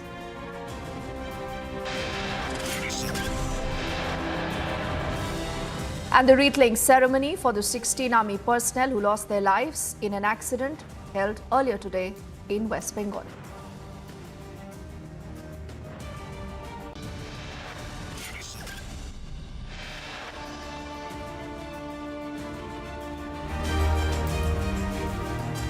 Let's begin this edition of the news with more details on the case about Chanda, Kochhar and her husband. Now, the Central Bureau of Investigation, that is the CBI, has got a 3-day remand for the former managing director, the chief executive officer of the ICICI Bank, Chanda Kochhar, her husband Deepak Kochhar. The CBI arrested the couple on Friday late night. This was in connection with the alleged ICICI Bank Videocon money laundering case. The CBI law, in fact, in the court says that they've arrested the accused number 4 and 5 as per the FIR registered with them.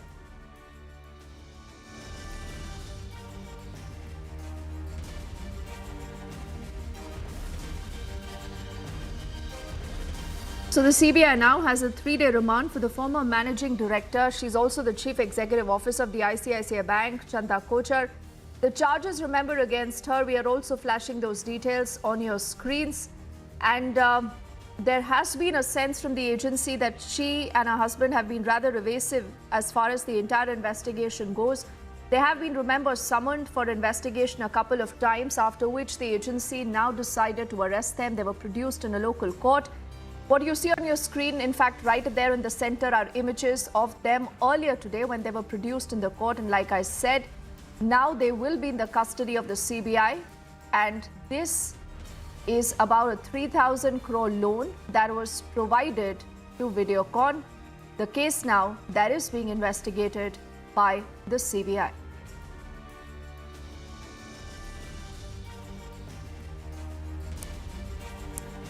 Alisha also joining us live right now. She has more details. Alisha, first up, give us the background of the entire case. Where does the investigation stand? And what really has been the role of Chanda Kochhar and her husband Deepak Kochhar? When it talks to the role of Deepak and Chanda Kochhar, what has been mentioned by the CBI? Because there is 1,000 crore which has been making a loss because of the sanction that was given by Chanda Kochhar and Deepak Kochhar. Moreover, it was more than 1,000 crore which has actually made it a loss to the ICICI Bank. And this is what transpired during the course of investigation by Central Bureau of Investigation, after which CBI has arrested Chanda Kochhar and Deepak Kochhar, and both were present before the special CBI court in Mumbai. Now, what is also mentioned before the court when it comes to the CBI, it also they have said that there are several evidence that has come across the loss that has been made to the bank and of course to the investor as well. While we know that there were several people who has come across to it, and moreover there was also defense lawyer Amit Desai who was defending in front of the court, who was appearing for Chanda Kochhar and Deepak Kochhar, who mentioned that the arrest that has been made by CBI is illegal because the case that has been registered earlier by the enforcement directorate is something that has also been given before the court, and the case in which enforcement directorate was looking into it is something a matter of question. But the arrest that has been made by CBI is something illegal. But there are several evidence that has actually transpired before the court, and the CBI has actually given those evidence while making an argument, and the CBI initially has sought for the 3 days of custody.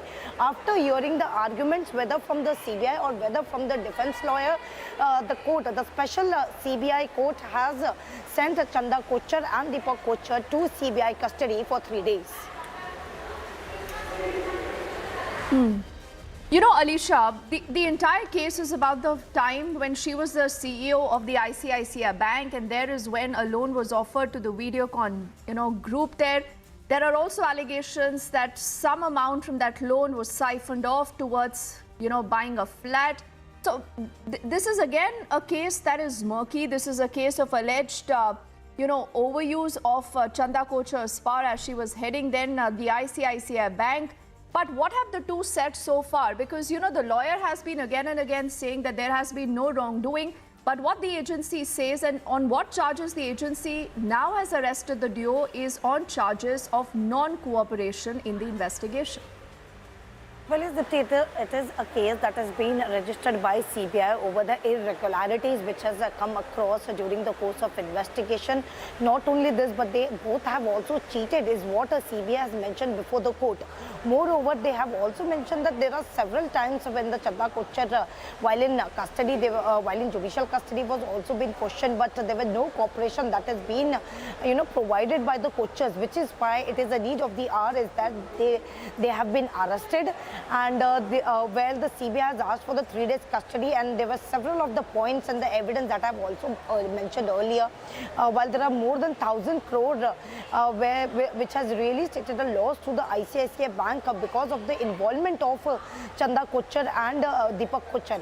We know that in 2018, whether Chanda Kochhar has already stepped down as the CEO of the ICICI Bank, but still there was an involvement, and there are also many of the people in this entire case, specifically when it comes to the irregularities which has happened by Kochhars, and CBI getting all those evidence that has transpired during the course of investigation.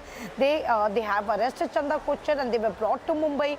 Specifically, they were produced before the special CBI court in Mumbai, and many of the points that has been put forward by the CBI when it comes to the details of the irregularities and the cheating that has been conducted by Chanda Kochhar and Deepak Kochhar in this entire fraud case, ICICI Bank and Videocon fraud case, which has been also investigated by Enforcement Directorate earlier back then, and they were also arrested, because we even know that ED who has already filed earlier filed the ECIR, and they have questioned for around 11 to 12 hours, and after that after a long hours when the Chanda Kochhar was arrested. But moreover, now the CBI has arrested Chanda Kochhar. They have asked for the 3 days, and the same 3 days custody has been provided, has been granted by the special CBI court.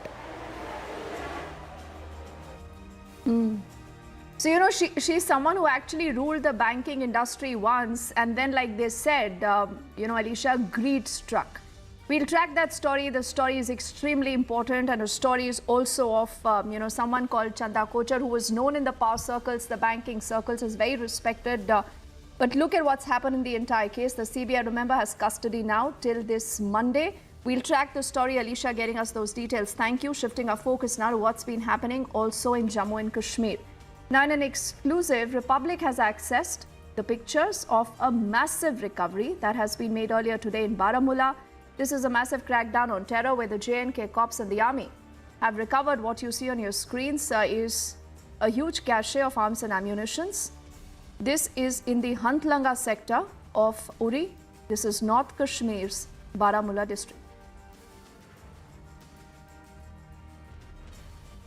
Zeenat is on the phone line. She has more details. Zeenat, do we have absolutely any idea about who really was behind this? Who was this recovery actually meant for? See, this kind of Dipti, as we know that Pakistan trying to push infiltrators and the men and machinery, arms and ammunition through the line of control, despite that the ceasefire agreement is intact. This time from the Hatlunga sector of Uri in North Kashmir, which is more than 100 kilometers from the Srinagar city, the police along with the army had recovered a huge cache of arms and ammunition in this very area. In the joint operation, we are picking up that 8 AK-74U with 24 magazines and 560 rounds, 12 pistols with 24 magazines and 244 rounds, 14 grenades, 81 balloons with Pakistani flag, imprint wheat bags, synthetic gunny bags with made in Pakistan prints, 5 in number among the incriminated material that has been recovered from this area.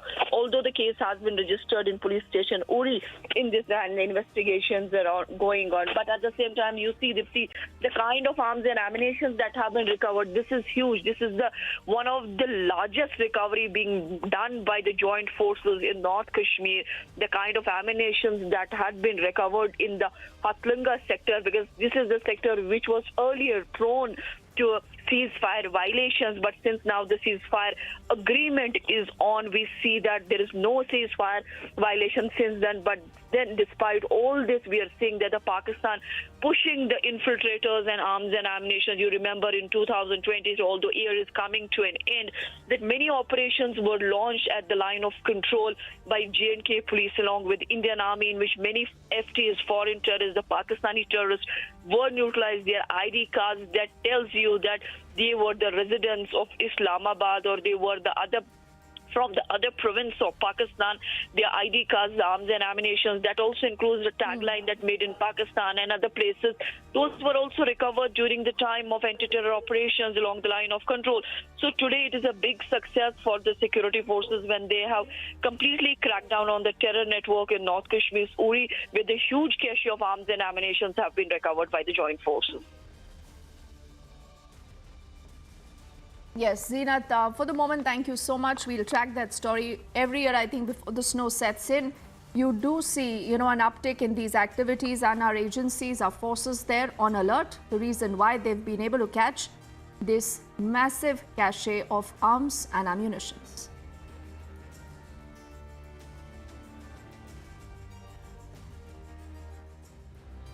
And from that story to the other story that has been grabbing a lot of headlines. Remember, for the last few days, you're looking at the government of India in a proactive mode, trying to ensure that there is no panic when it comes to the COVID cases. But yes, we need to be vigilant. Now, initially, remember, they said that about 2% samples of travelers at the airports will be picked up for random testing. But they've revised that guideline today. In fact, they've extended it to say that RT-PCR now is going to be mandatory for travelers who are coming in, particularly from countries like China, Indonesia, Vietnam, South Korea, keeping in mind that possibly it's important that we are able to isolate the virus in time. Also, it has said in a guideline that just in case anyone is found to be symptomatic or positive, that person is going to be quarantined. Our colleagues reporting from different airports, getting you the ground situation.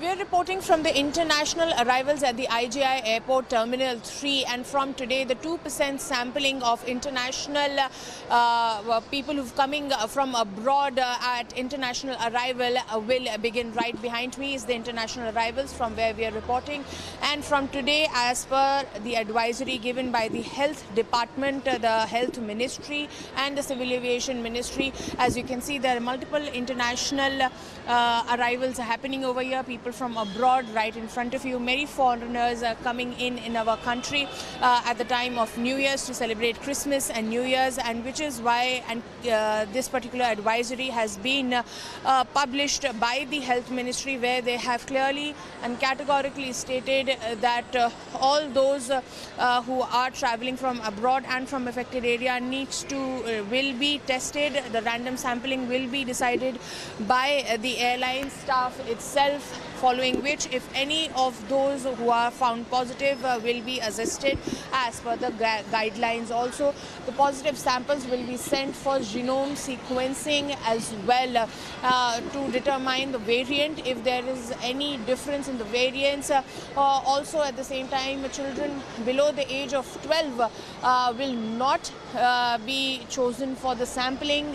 It will be a hassle-free procedure, and all this is being done to remain prudent, to make sure that prevention is better than cure, and if at all, if somebody is positive, they can be assisted right there and then, because the number of cases that are rising in countries like China, USA, Brazil, Japan, it has become imperative for India to straighten up its guard, and which is why in a preemptive measure the Health Ministry has issued a guideline, and we are reporting from the IGI International Arrival where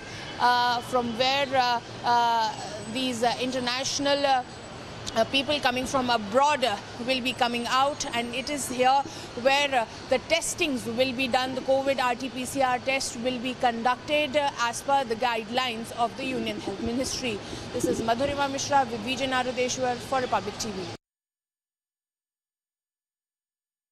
चीन और Japan में जिस तरह से corona का संक्रमण तेजी से फैल रहा है, इसके बाद भारत में भी कोरोना संक्रमण को लेकर खतरा मंडरा रहा है और इसीलिए सरकार सजग है। हर मध्य प्रदेश की बात करें तो मध्य प्रदेश सरकार ने भी इसको लेकर बैठक की है कि हर तरह की तैयारी की जाए। फिलहाल मैं भोपाल के जेपी अस्पताल में हूं, जहां पर आप देखिए जैसे ही ये खबर आती है कि संक्रमण अब फैल रहा है, नया वेरिएंट का खतरा है, इसके बाद जो वैक्सीनेशन के लिए जो लोग आने की संख्या है वो अचानक तेज़ी से बढ़ी है।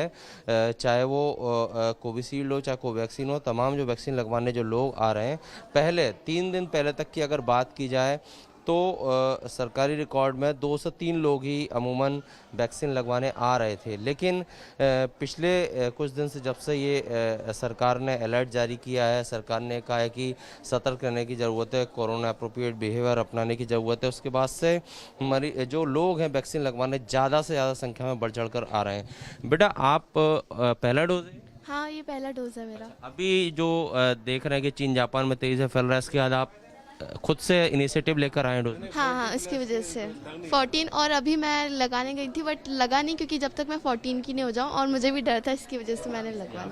हाँ मैम, अगर रिकॉर्ड की बात की जाए तो जैसे अभी ये बच्ची आई है, इसी तरह जो हम सरकारी रिकॉर्ड देख रहे हैं 2 से 3 दिन पहले तक 2 या 3 लोग ही कोरोना, कभी 2 ऐसे आते थे। अच्छा, और अब क्या स्थिति है? आज तो 10 से 12 लोग हो गए हैं। मतलब जैसे जैसे ये संक्रमण का खतरा बढ़ रहा है या सरकार अलर्ट पे, उसके बाद लोग ज़्यादा खुद से आ रहे हैं? बहुत लोग आ रहे हैं, अपने आप से ही आ रहे हैं। सिविल सर्जन है डॉक्टर राकेश श्रीवास्तव सर, उनसे हम बात करते हैं। सर, आप एक्चुअल स्थिति बताइए, 3 दिन पहले तक या 4 दिन पहले तक और अभी की स्थिति। अभी हम लोगों के पास 1-2 मरीज आते थे, 3 मरीज आते थे, उनको थोड़ा सा हम लोगों को समझाना पड़ता था, उसके बाद वो लगाते थे। और अब सरकार ने अपील करी है, और जो खतरा संभावित खतरा देखते हुए काफ़ी लोग आ रहे हैं, पूछताछ भी बड़ी हुई है। कोविशील्ड के लिए भी जो लोग आ रहे हैं अभी हमारे पास उपलब्ध जो है, सरकार उसके हिसाब से सरकार ने भी बुलवाई है, भारत सरकार से लिए कोविशील्ड बुलवाई है, तो अभी जो उपलब्ध है वो लगा रहे हैं हम। तो उसमें बड़ा अच्छा देखने में आ रहा है कि लोग बढ़ चढ़ के भाग ले रहे हैं। सरकार ने जो अपील करी है बहुत अच्छी बात है कि अपने भारत सरकार ने मध्य प्रदेश सरकार ने जो पहल शिवराज जी ने करी थी, माननीय शिवराज जी ने, कि जो वैक्सीनेशन ड्राइव चलाया गया है, उससे बड़ा फ़ायदा हुआ था कि अपन लोगों को ज़्यादा डरने की बात नहीं है। So that's the report that you've seen being filed from Bhopal. But what should people do? What should citizens do? Should you be concerned? Should you panic? These are questions that must be on top of your mind. Let's get in this conversation. From the All India Institute of Medical Sciences, Dr. Sanjay Rai, he remembers is a part there of the Community Medicine Department, and he tells us more about what you should exactly be doing right now. Thus, we have Professor Sanjay Rai from the All India Institute of Medical Sciences. Sir, धन्यवाद हमसे बात करने के लिए। इस समय दोबारा से कोविड के केसेस जिस तरीके से चाइना, जापान, यूएसए में बढ़ रहे हैं, स्पेसिफिकली चाइना में, क्योंकि वो हमारे पड़ोसी देश हैं, कितना वरी होने का सिचुएशन है हमारे लिए, है भी कि नहीं? जो हमारे यहाँ कंट्रोल है उसका मेन रीज़न जो है नेचुरल इन्फेक्शन है। ये हाईली वैक्सीनेटेड कंट्रीज हैं, चाहे आप साउथ कोरिया की बात कर लें, जापान इवन 4 डोज तक दिया जा चुका है।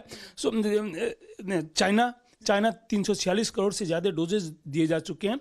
बट वैक्सीन से इसलिए शायद डेथ कम हो रही है, जितनी होनी नहीं, अगर वैक्सीन दी गई होती तो डेथ और ज़्यादा होती वहाँ पे। लेकिन फिर भी उसको रोक पाना असंभव सा होता है। हाँ, आरएनए वायरस होने के कारण यहाँ पे भी हो सकता है, केसेस हो सकते हैं कहीं भी, क्योंकि री इन्फेक्शन भी हो सकता है, ब्रेक थ्रू इन्फेक्शन भी हो सकता है, बट उससे सीवियरिटी बढ़ेगी और डेथ बढ़ेगा, बहुत ही अनलाइकली है। तो हमें पैनिक होने की ज़रूरत नहीं है। हाँ, इसको मॉनिटर करते रहने की ज़रूरत है। सरकार अपने आप कर रही है, सरकार ने प्रोएक्टिव रोल लिया है, उसने सारे एडवाइजरी जारी कर दिए, सारे स्टेट को भेज दिया एडवाइजरी। मॉनिटर करना ज़्यादा ज़रूरी है इस वायरस के कैरेक्टरिस्टिक को, कि क्या कोई बिहेवियर चेंज तो नहीं हो गया, क्या नेचुरल इन्फेक्शन जिनको हो गया था उनको बाईपास करके, इम्यूनिटी को बाईपास करके वहाँ सीवियरिटी तो नहीं कर रहा है। तो वह मॉनिटर करते रहना चाहिए, लेकिन डरने की अभी ज़रूरत नहीं है। हमें नहीं लगता कि नियर भविष्य में कोई बहुत ही बड़ी प्रॉब्लम आने वाली है। हाँ, हो सकता है कि अगर कंप्लीटली वायरस चेंज हो जाए, बिल्कुल ही न्यू वायरस आ जाए, तब प्रॉब्लम हो सकती है। 100% गारंटी नहीं दी सकती, लेकिन जिस तरीके का एविडेंस हमने जनरेट किया है पिछले 3 साल में, अगर मैं उसको यूज़ करूं तो यह जो है कहा जा सकता है कि अभी इतनी बड़ी समस्या अपनी कंट्री के लिए नहीं आने वाली है। तो सर, मेरा आखिरी सवाल कि जिस तरीके से हमने पहले 3 वेव्स में कॉम्बैट किया इस चीज़ को, कितने रेडी हैं हम? क्योंकि मिनिस्ट्री भी काफ़ी एडवाइजरीज निकाल रही है, कह रही है ऑक्सीजन चेक करिए, अपना हेल्थ इंफ्रास्ट्रक्चर चेक करिए, मॉक ड्रिल की बात हो रही है, तो कितने रेडी हैं हम अगर एक दूसरी वेव आती है? देखिए, हमेशा हमें अपनी तैयारी करनी चाहिए। किसी भी सार्स कोरोना वायरस तो नहीं, कल हो सकता है कोई दूसरा भी वेरिएंट आ जाए, कोई दूसरा वायरस आ जाए, अदर देन कोरोना वायरस कोई दूसरा वायरस आ जाए। हमेशा हमें तैयार रहना चाहिए, even primary health centre level पे तैयार रहना चाहिए, वह एक अच्छी बात है। लेकिन इस सार्स कोरोना वायरस 2 को लेके कोई प्रॉब्लम होने वाली, जैसा मैंने कहा, अनलाइकली है। बट बहुत ही अंतर है, सेकेंड वेव और इस समय में बहुत ही अंतर है। हर डिस्ट्रिक्ट लेवल पे जो है सरकार की तैयारी है, ऑक्सीजन की कमी नहीं होने दी जाएगी। जिस तरीके से तैयारी है, ऐसी तैयारी पहले कभी नहीं थी। तो उस लिहाज से अगर हम देखें तो हम बेटर इक्विप्ड हैं। Thank you. So this was Dr. Professor Sanjay Rai, and he says that it's highly unlikely that India would be affected the way China is being affected by this new variant. This is Madhurima Mishra with Vijay Narudeshwar for Republic TV. So those, ladies and gentlemen, are some reassuring words there coming in from the AIIMS doctor. But what should our netas be doing? The Union Health Minister, remember, has said, please follow the COVID protocols. When we come back, we will take that story ahead and we'll actually see what happened in the Bharat Jodo Yatra. No mask, no COVID protocols. Rahul Gandhi now has entered the national capital and he continues to insist that there is absolutely no need to even follow the COVID protocols. The BJP hitting right back. Also, Mehbooba Mufti has stoked another controversy. She will not call for a crackdown on terror, but now she wants relocation for the Kashmiri Pandits.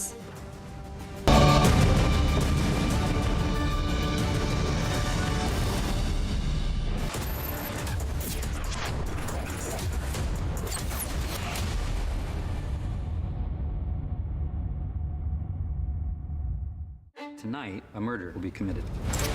If anyone can name the killer, that person wins our game. This is truly delightful. Holy There has been a murder. For one person, this is not a game. The killer wouldn't hesitate to kill again. You must be really great at clues. I'm very bad at dumb things. Glass Onion, a Knives Out mystery. India welcomes those who further India's pride across the globe. Indian diaspora, partners of New India's growth journey in Amritkal. Come and be a part of the 17th Pravasi Bharati Divas from 8th to 10th January 2023 at Indore, Madhya Pradesh, India. For registration, log on to pbdindia.gov.in. Guys, just 1 second. Choosing a car for my mom. What? Online car shopping? Wow, that's so cool, yeah. Shahrukh ne bataya. Wait up. Booking a car service. From here. क्यों? तुझे शाहरुख ने नहीं बताया? इसने पूछा ही नहीं. There's so much more जो शाहरुख ने नहीं बताया. It's all on the industry first My Hyundai app. Open a world of possibility with My Hyundai app. One app, many worlds. आपकी किचन और बाथरूम्स को चाहिए MYK लेटिक्रीट SP100 टाइल जॉइंट का allrounder. MYK लेटिक्रीट SP100 जोड़ हो तो ऐसा.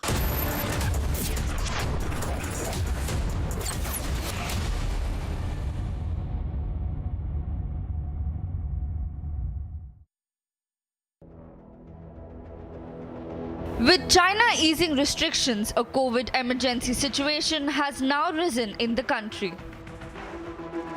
Reports suggest nearly 37 million people have been affected with COVID-19. More than half of the population has been affected in the capital city of Beijing. Watch how streets of Beijing have been completely deserted. Courier goods have piled up and no delivery boys are reporting to duty. Streets, subways, airport and shopping malls all have been deserted in China. Beijing's swift dismantling of COVID restrictions has fallen flat and the world is now sounding an alarm over the surge. Bureau Report for Republic TV. It's time for us to head into a break. When we come back, it's a big development in the Shahi Idgah versus the Krishna Janmabhoomi case. The court now has ordered a survey. Reactions when we come back. Also, Mehbooba Mufti has stoked another controversy. She will not call for crackdown on terror, but wanting the relocation for Kashmiri Pandits.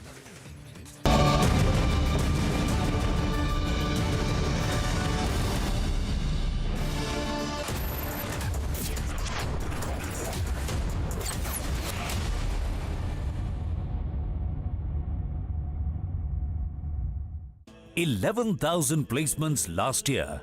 At Amity, we are committed to nurturing passionate, hardworking and proactive professionals.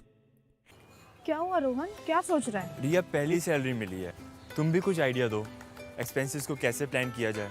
Rohan, expenses के साथ-साथ investment plan करना भी जरूरी है. देखो, salary का कुछ हिस्सा घर के रेगुलर खर्चे के लिए और कुछ मैं अपने लिए भी तो सोच सकता हूँ ना. लेकिन इन्वेस्ट कहाँ करूँ? सिंपल है, एनपीएस में. एनपीएस में?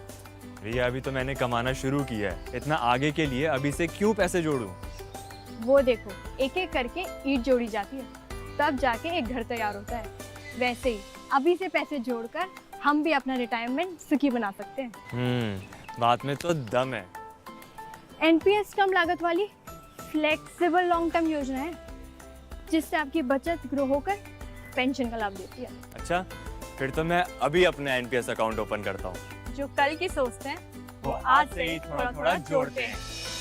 पेंशन है तो टेंशन नहीं. एनपीएस में निवेश बाजार जोखिमों के अधीन है. Invest once and enjoy guaranteed maturity with life cover with LIC's Dhan Varsha, a single premium plan for your family's security and prosperity.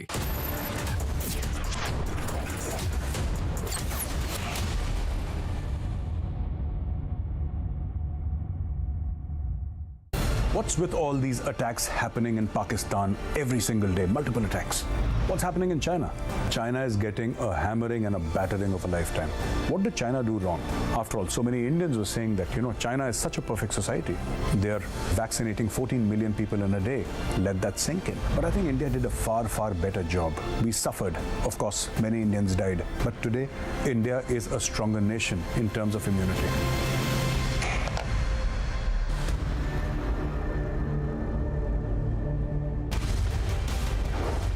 Battle between content and landing,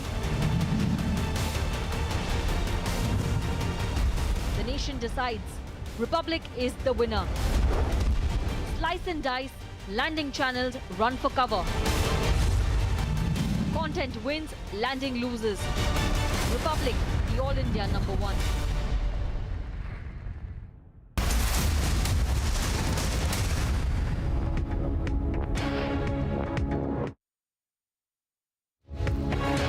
Very good evening, friends. This is 6:30 p.m. Saturday, live and breaking. Stories coming in from Kashmir down south, Mehbooba Mufti, Rahul Gandhi and a Mathura court among others making news. But first up, let's begin with the headlines.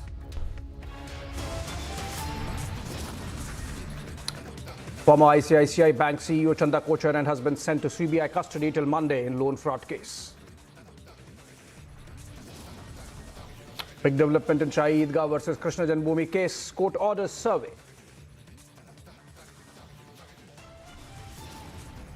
Amid global alarm over COVID, India swings into action mode. RT-PCR mandatory for international passengers, some of them.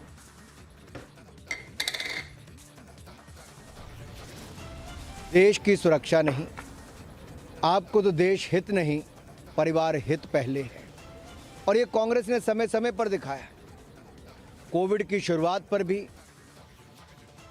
No masks, no COVID protocols. Rahul Gandhi marches on. BJP fires Parivar over protocol jibe.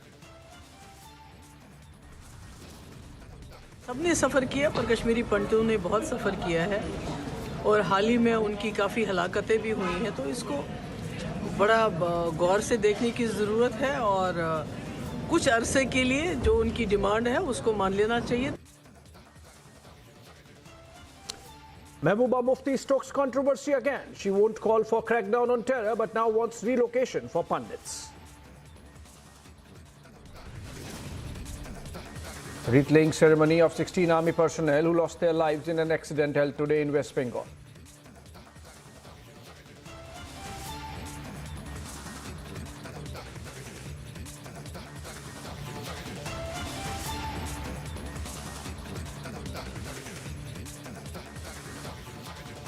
For days, Republic has been showing you the total COVID chaos that China is witnessing, and we have been questioning as to what is China really hiding.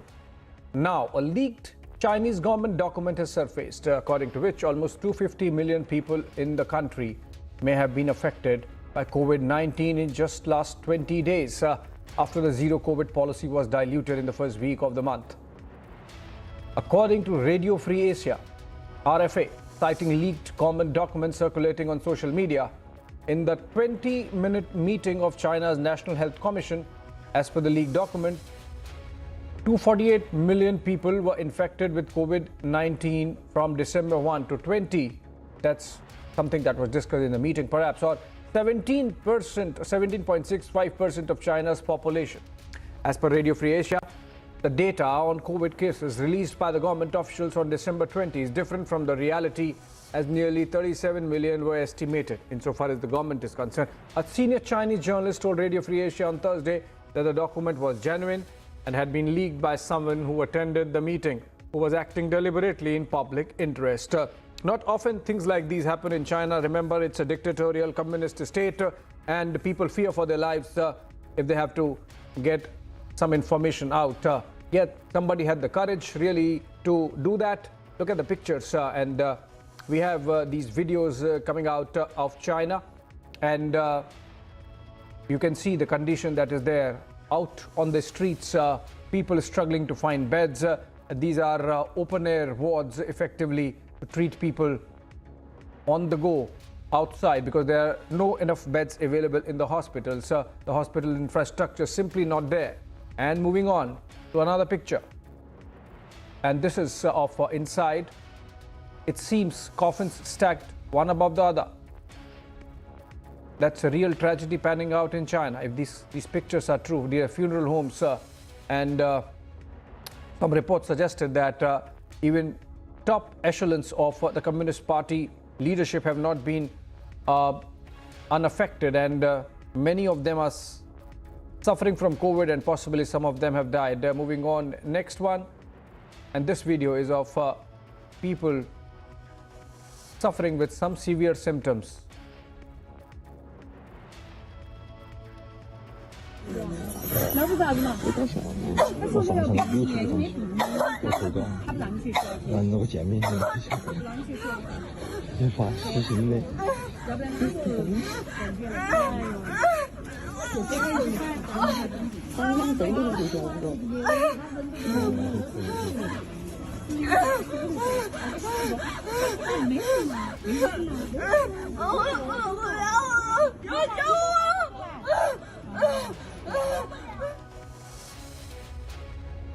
All right, those pictures really telling us a story of how the Chinese Communist state has inflicted this misery on its own citizens. Moving on to the story on its impact, of Chinese COVID impact on India. In fact, in India, the government is stepping up the preparations to fight against any surge. In the fresh guidelines, Union Health Ministry has made RT-PCR test mandatory for international arrivals from China, Japan, South Korea, Hong Kong and Thailand.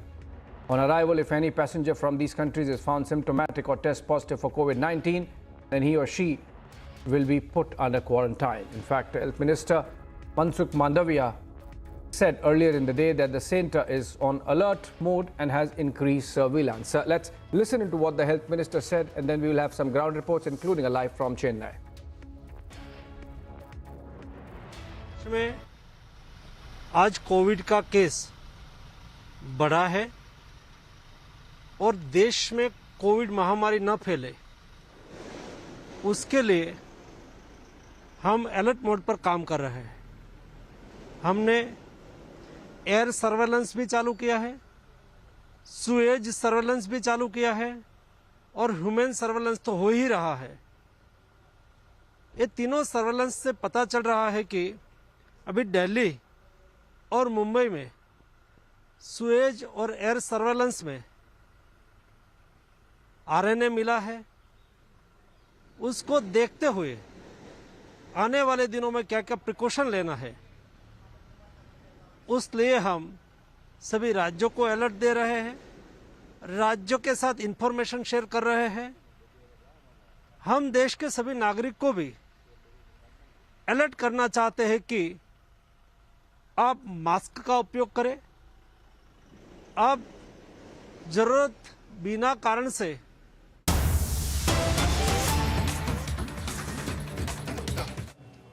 तो अपनी कुछ बातें कह दूं, फिर आपसे चर्चा करेंगे। राहुल गांधी भारत जोड़ो यात्रा पर दिल्ली पहुंचे। इस यात्रा में उन्होंने कितना भारत को समझा और कितना अपनी पार्टी को जोड़ा, इस पर चर्चा बाद में करेंगे। लेकिन उन्होंने कहा कि मैं मोहब्बत का पैगाम लेकर के आया हूं। तो चले हैं मोहब्बत का पैगाम लेकर, और साथ में वो चल रहे हैं जो भारत को तोड़ने की बात करते हैं। ये सच्चाई है कि नहीं? टुकड़े टुकड़े गैंग के सक्रिय सदस्य उनकी यात्रा में विभिन्न जगह चले हैं या नहीं चले हैं, ये भाजपा जानना चाहती है। इन लोगों ने जेएनयू में क्या क्या नारा लगाया था, ये हम सभी जानते हैं। तो देश से नफरत करने वाले लोगों के साथ चलकर आप मोहब्बत का कौन सा पैगाम दे रहे हैं राहुल गांधी, ये हम जानना चाहते हैं। और ये बहुत गंभीर सवाल हम आपके साथ उठाना चाहते हैं। आज आपने फिर सेना पर सवाल कर दिए। राहुल गांधी जी, कुछ आप भारत को समझते हैं? भाजपा की ओर से हम बहुत गंभीरता से सवाल कर रहे हैं। राहुल गांधी जी, आप भारत की सामरिक सुरक्षा को कुछ समझते हैं? अगर आप चल के आए हैं कन्याकुमारी से, तो हिंदुस्तान कभी सेना के खिलाफ अपमानजनक शब्दों का प्रयोग नहीं करता कि सेना की पिटाई हुई है। क्या 1962 आप भूल गए? पूछ रहे हैं हमसे कि ये जमीन कब वापस आएगी। हम आपसे पूछेंगे, ये जमीन गई कब थी? जब नेहरू जी थे भारत के प्रधानमंत्री ना, उस समय गई थी ना। और आपकी सरकार में सेना के तमाम अस्त्र शस्त्र को खरीदने में कमीशन चलता था कि नहीं चलता था, याद है ना? और याद है कि नहीं कि बहुत से जो मिडिलमैन पकड़ाए हैं, उनके कांग्रेस के बड़े बड़े तत्वों से संबंध भी उजागर हुए हैं। राहुल गांधी, आप भूल गए कि नरेंद्र मोदी के आने के पहले भारत की सेना के पास बुलेट प्रूफ जैकेट नहीं थे? और आज जिस तरह से भारत की सेना के लिए साजो सामान बाहर से भी आए हैं और मेड इन इंडिया भी बने हैं, उसी का परिणाम है कि भारत की सेना बुलंदी से जवाब दे रही है, चाहे वो गलवान हो या तवांग हो। वो सब वीडियो पर आया है और आप बोलते हैं कि भारत की सेना पिटती है। ये कौन सी भाषा का प्रयोग करते हैं? तो सेना के प्रति नफरत और सैन्य अस्त्रों को लेकर तिजारत, ये आपकी पार्टी की राजनीति रही है राहुल गांधी। और आपने याद करिए, आपने राफेल जब खरीदा गया तब भी सवाल किया था, आपने उरी पर भी सवाल किया था और आपने बालाकोट का भी प्रमाण मांगा था। हमेशा भारत की सेना के शौर्य को कमजोर करने में आपको अंदर से अच्छा लगता है। राहुल गांधी ठीक है क्या? आज उन्हें एक चीज सुनकर बड़ी हंसी आ गई कि हम चाहते हैं मेड इन इंडिया सामान जाए चीन के खिलाफ कार्रवाई में। राहुल गांधी जी, नरेंद्र मोदी ने देश में मेड इन इंडिया का जो आह्वान किया, तो एक बार आपको देखना चाहिए था कि आज चीनी खिलौने भारत में बहुत कम हो गए। आज मेड इन इंडिया खिलौने देश में कितने लोकप्रिय हैं। आज चीन में दिवाली, चीन की बनी हुई दिवाली की बल्बों की लरी अब अतीत की बात हो गई। ये आप देखते हैं ना। और राहुल गांधी, एक बात मैं आपको बताना चाहता हूं, और मैं आपको इसलिए बता रहा हूं कि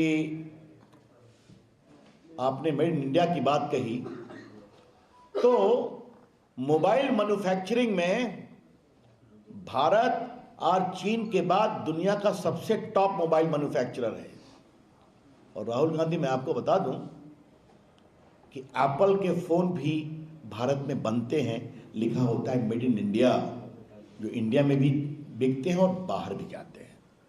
सैमसंग के भी फोन भारत में बन रहे हैं और लिखा होता है मेड इन इंडिया, और भारत में भी बनते हैं और बाहर भी जाते हैं। और राहुल गांधी जी, मैं आपको बता दूं कि मोदी जी के निर्देश में मुझे इस देश के आईटी इलेक्ट्रॉनिक मंत्री बनने का सौभाग्य मिला है। कोरोना काल में हम लोग चीन से एप्पल की 14 फैक्ट्री लाइन उठाकर हिंदुस्तान ले आए थे। ये हम कर रहे हैं मेड इन इंडिया के लिए, और आप हम पर सवाल कर रहे हैं। अरे कभी अपने तो आईने में उठ झांक कर देखते। ये गरीबों का मजाक बनाना आपकी आदत बन गई है क्या? किसने कहा है कि हिंदू धर्म में गरीबों के मारने की बात की गई है? किसी ने तो नहीं कहा है। हाँ, आज हिंदू धर्म की सनातन चेतना को नरेंद्र मोदी आगे बढ़ा रहे हैं कि नहीं? राहुल गांधी, कभी आप विश्वनाथ मंदिर गए हैं काशी में? कितना सुंदर बना है। कभी आप केदारनाथ का दर्शन करने का आपको मन बना है क्या? कभी आप बद्रीनाथ गए हैं क्या? अभी जो उज्जैन में महाकाल का इतना बड़ा पुनरुद्धार सौंदर्य बना है, कभी देखने की कोशिश की है? राहुल गांधी जी, आप सोमनाथ मंदिर पिछली बार कब गए थे? आज आपको याद दिलाना जरूरी है, क्योंकि आपने हिंदू धर्म पर अपनी समझदारी बताया है। तो राहुल गांधी जी, मैं आपको बताना चाहूंगा कि सोमनाथ मंदिर जो तोड़ा गया था मुस्लिम आक्रांताओं के द्वारा, वो जब बना सरदार पटेल राजेंद्र बाबू के प्रयास से, तो भारत के राष्ट्रपति राजेंद्र बाबू जब गए थे उसका उद्घाटन करने, तो आपके नानाजी नेहरू जी ने उनको मना किया था, फिर भी वो गए थे। आज आपको बताना जरूरी है, ये समझाना जरूरी है। इसीलिए आज की सरकार सबका साथ, सबका विकास, सबका विश्वास, सबके प्रयास की सरकार है ना। और राहुल गांधी जी, आप बार बार जो धार्मिक विद्वेष की बात करते हैं, तो आज मुझे आपको कुछ बताना है। एक महान नेता सरदार पटेल, जिसने प्रामाणिकता से आजादी के बाद देश को जोड़ा था, 550 से अधिक रियासतों को भारत ने मिलाया था। आपने सरदार पटेल का कभी नाम लिया क्या अपनी यात्रा में? आज उनका ऐतिहासिक दुनिया की सबसे बड़ी मूर्ति बनी है, कभी वहां जाने की भी आपको सुध मिली कि वहां जाके प्रणाम करना चाहिए? कभी नहीं। और आज आप कह रहे हैं कि हम जाएंगे कश्मीर में तिरंगा लहराएंगे। तो राहुल गांधी जी, कश्मीर में तिरंगा लहराने का सौभाग्य कैसे मिल रहा है? 370 हटने के कारण आप वहां जा रहे हैं, वहां शांति है, वहां सद्भाव है, वहां भारत माता की जय लगती है और तिरंगा लहरता है। ये काम भी नरेंद्र मोदी की सरकार ने किया, क्योंकि बंटवारा भी कांग्रेस पार्टी की नीति, धारा 370 भी कांग्रेस पार्टी का कुचक्र, और इसको तोड़ने में, समाप्त करने का साहस हमारे प्रधानमंत्री नरेंद्र मोदी जी और साहसी गृह मंत्री अमित शाह के प्रयास और संसद के द्वारा हुआ है। राहुल गांधी जी, मुझे आपको एक और बात कहनी है। कृपया करके भारत में धार्मिक आधार पर विद्वेष की कहानी बंद करिए।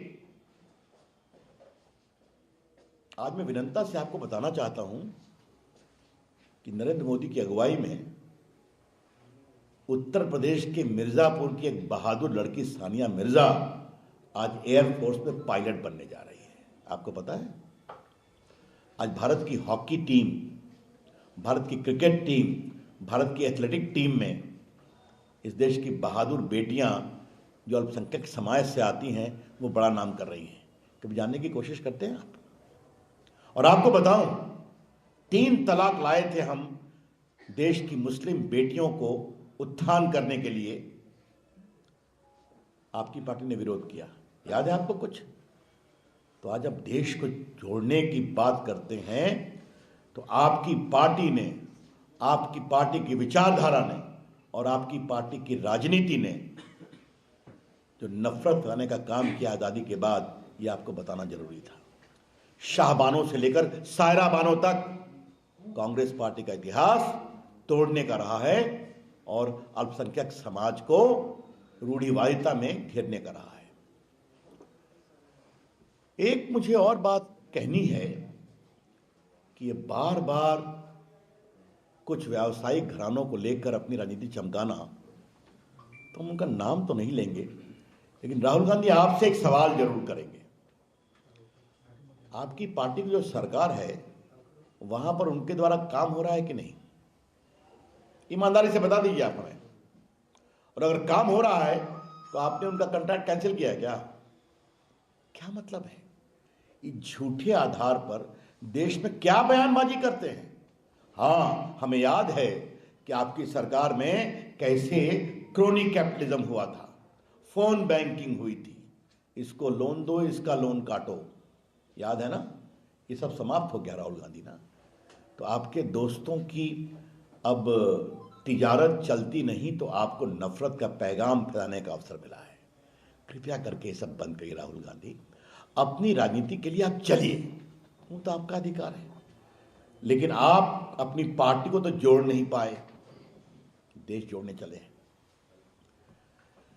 इसलिए आज हमें जवाब देना जरूरी है कि राहुल गांधी मोहब्बत की बात करते हैं, दिल में एक तलखी है, और तलखी ये है कि जनता उनको वोट नहीं देती। तो मीडिया की भी आलोचना कर रहे हैं, आज तो उन्होंने आप लोग को भी बहुत सुनाया है। तो राहुल गांधी जी, अगर देश की जनता आपको वोट नहीं देती तो हम क्या करें? ये बात हम देश के सामने उठाना चाहते हैं। अभी ना चुनाव हुआ गुजरात में, 27 साल के बाद ऐसी निर्णायक जीत हुई कि कांग्रेस पार्टी औसत 50,000 वोट से आ रही है। आप जीते हिमाचल में, हिलते डुलते जीते आप, वो वहां 85 से वही परंपरा है। आगे 24 में भी हारेंगे बुरी तरह से, क्योंकि राहुल गांधी आप एक बात नहीं समझ पा रहे हैं कि आपकी पूरी सोच खुद नफरत के आधार पर है, जिस नफरत की बुनियाद में है नरेंद्र मोदी के खिलाफ नफरत। और देश की जनता नरेंद्र मोदी को प्यार करती है और सम्मान करती है। ये है आपके दिल की तलखी। तो राहुल जी, मैं आज आपको एक ही बात कहूंगा बहुत विनम्रता से, आप सिर्फ बोलिए ही नहीं प्यार की बात, कुछ अपने दिल में भी प्यार पनपाइए। राजनीति में आलोचना होती है, तलखी का स्थान नहीं होता है। धन्यवाद।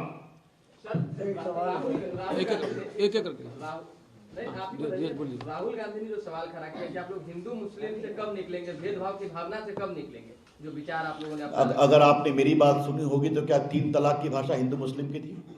वो महिलाओं के कल्याण की थी। सानिया मिर्जापुर की अगर आज एयरफोर्स की पायलट बन रही है तो हिंदू मुस्लिम की बात, हम सबका साथ सबके विकास की बात करते हैं, ये आप समझने की बात करिए, और ये हम हमेशा करेंगे। आज डायरेक्ट बेनिफिट ट्रांसफर में लाखों करोड़ रुपए गए हैं कि नहीं अकाउंट में? हिंदू में भी गए हैं, मुसलमानों में भी गए हैं। अगर आज 80 करोड़ गरीबों को खाना मिल रहा है तो सबको मिल रहा है, तो हम ऐसे काम करते हैं। बिहारी वाजपेयी के समाधि स्थल पर जाते हैं, क्या मैसेज देना चाह रहे हैं? ऐसा है, उसमें मुझे कोई आपत्ति नहीं, कहीं भी जाए क्या फर्क पड़ता है। तिरंगा झंडा फहराने का क्या आपको लग रहा है, इसका क्या इम्पैक्ट दिखेगा? ऐसा है, सवाल तिरंगा तो सबका है, राहुल गांधी का भी है, रविशंकर का भी है, यहाँ बैठे सबों का, आपका भी है। तिरंगा पर क्या आपत्ति है? लेकिन जहां तिरंगा फहराने जा रहे हैं उस लाल चौक पर तिरंगा फहराने भाजपा के लोग ही गए थे, याद है आपको? और सेना को हम काफी सुरक्षा देना पड़ा था, हम लोग भी गए थे युवा मोर्चा में काम करते, और आज सब लोग जाते हैं। तो ये भारत कश्मीर का माहौल बदला है, उनके लिए नहीं, ये नया इसलिए नहीं, उनको ये अवसर इसलिए मिल रहा है कि नरेंद्र मोदी की सरकार ने 370 खत्म करके जम्मू कश्मीर से खौफ का माहौल खत्म किया है। कांग्रेस अध्यक्ष मल्लिकार्जुन खड़गे कह रहे हैं कि प्रधानमंत्री कभी शादी विवाह में जाते हैं तो मास्क नहीं पहनते हैं, लेकिन वही पार्लियामेंट में आते हैं तो मास्क पहन के आते हैं, ये दोहरी राजनीति क्यों? अब कांग्रेस पार्टी के राष्ट्रीय अध्यक्ष इतनी हल्की बात करेंगे? अभी यहाँ आने के पहले मैं टीवी देख करके आया तो एक शहर में रोज 5 लाख लोग मर रहे हैं चाइना में, ये खबर मैंने देखी, करोड़ों लोग एफेक्टेड हो गए।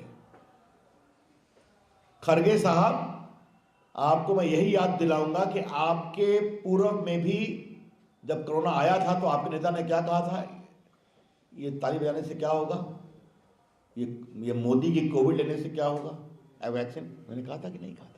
ये गंभीर मामला है, इसको गंभीरता से समझे खड़गे साहब, मैं आपसे आग्रह करूंगा। क्या आप सबका साथ सबका विकास और महिलाओं के सम्मान की बात करते हैं, वही बिल्किस बानो के हत्यारों को, अत्याचारियों को छोड़ दिया जाता है, उनको सम्मानित भी किया जाता है, उनको स्वागत भी किया जाता है, क्या कहेंगे? सुप्रीम कोर्ट में यह मामला गया था, सुप्रीम कोर्ट के निर्देश पर कार्रवाई हुई, और आपको मालूम है कि उनके परिवार ने वहां रिव्यू भी लगाया था, उसको स्वीकार नहीं किया गया। लेकिन मैं आपसे एक बात जरूर कहूंगा, बिल्किस बानो के बारे में आपने सवाल किया, राजीव गांधी के हत्यारों को छोड़ा गया, उसके बारे में कभी सवाल किया क्या? धन्यवाद। चलिए, बहुत बहुत धन्यवाद। मैं आया हूँ राहुल, विषय दूसरा है, विषय से संबंधित। धन्यवाद, थैंक यू भाई, आप लोग बहुत बड़ी संख्या में आए।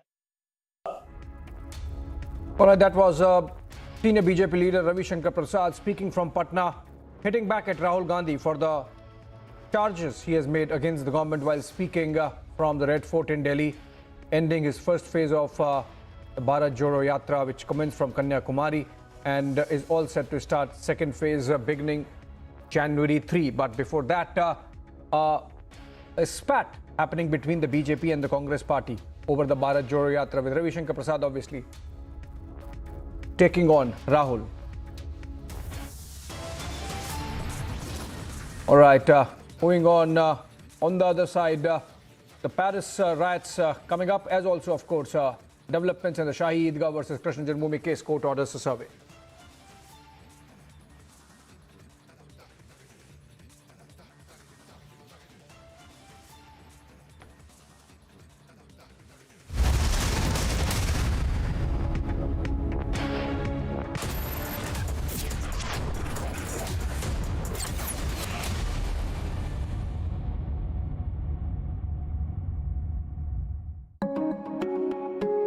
An unshakable belief, a 360-degree holistic model of development, and a strong team of 300 people is transforming millions of lives in rural Maharashtra.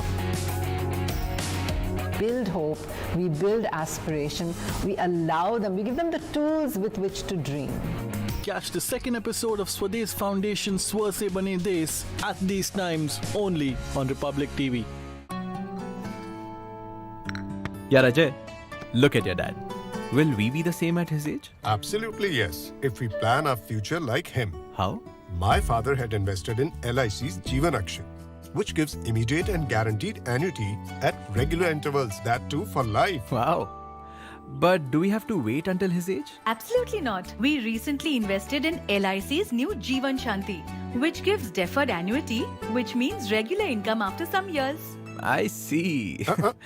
LIC. LIC's annuity plans give 10 annuity options and flexibility in receiving regular income. LIC, हर पल आपके साथ. एक दिन मैं सोते सोते गिर गया और मुझे कुछ नहीं हुआ. पता है किसने किया? घोस्ट ने. वो हर बार मुझे बचा लेता है. मिलोगे? अरे कोई घोस्ट नहीं, रोनी के पापा ही हैं जो उसे सेफ रखते हैं. जैसे हैवेल्स लाइफ शील्ड वायर्स जो दिखते नहीं पर घर को सेफ रखते हैं. ना आग पकड़े न जहरीली गैस छोड़े. Wires that don't catch fire.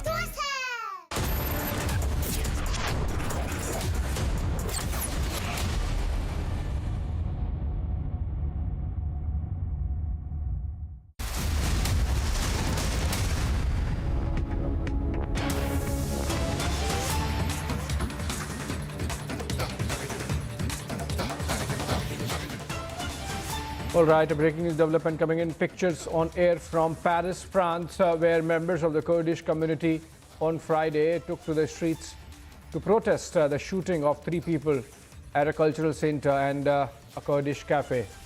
These are international reports, pictures coming in via agencies. Remember, just yesterday, a gunman had shot dead 3 people at a Kurdish cultural center in the arrondissement 10 of Paris.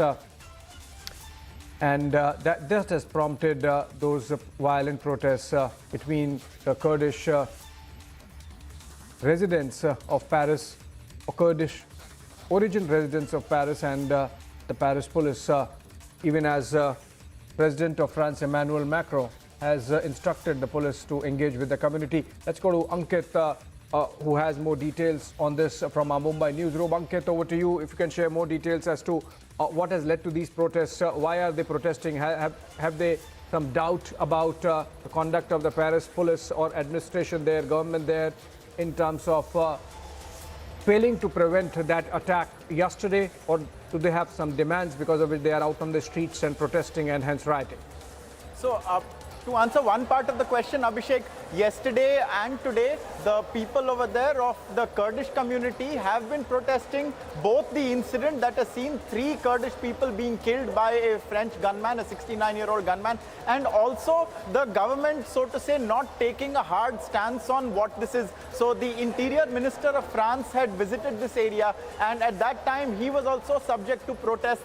They had picketed against him also coming there. And so far, from what we are told, the government in France as well as the police has not specifically called this a hate crime, or whether or not it was in the Kurdish community is also not something that the authorities have committed to. However, it is clear that it was 3 Kurdish people who were killed. It was an attack in a Kurdish neighborhood on a cafe which is frequented by Kurdish people, is what we are given to understand. It's also interesting to note, Abhishek, that the gunman in this case has been arrested. So surely the police can perhaps ascertain from him what exactly his target was. The gunman also is said to not be on any of the lists of various groups that they were monitoring. So that is where currently this investigation is at, we are told, Abhishek. Right, thank you so much, Ankit, there for bringing us up to speed with developments in Paris, France, connected with one Frenchman killing 3 Kurds in what is being believed to be a racist attack. On that note, we slip into a short break. On the other side, Deep Tea with Live and Breaking at 7 p.m.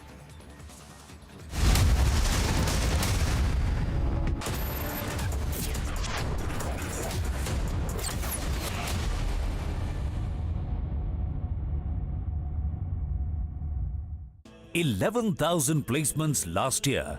At Amity, we are committed to nurturing passionate, hardworking, and proactive professionals. Everyone looks at the world today. At Hyundai, we go beyond. with experiences that take us forward. Inspired by our today, we design your tomorrow.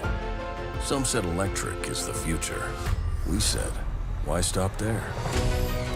At Hyundai, we are going beyond mobility, and you are welcome to join us.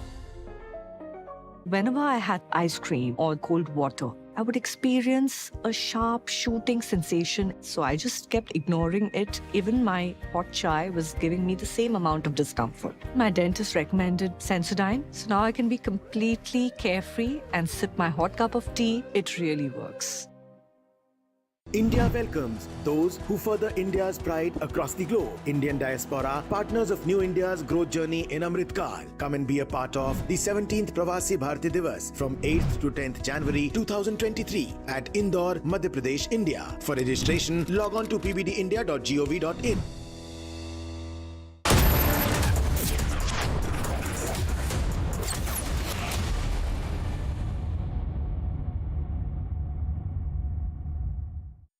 What's with all these attacks happening in Pakistan every single day, multiple attacks? What's happening in China? China is getting a hammering and a battering of a lifetime. What did China do wrong? After all, so many Indians were saying that, China is such a perfect society. They're vaccinating 14 million people in a day. Let that sink in. But I think India did a far, far better job. We suffered. Of course, many Indians died. But today, India is a stronger nation in terms of immunity.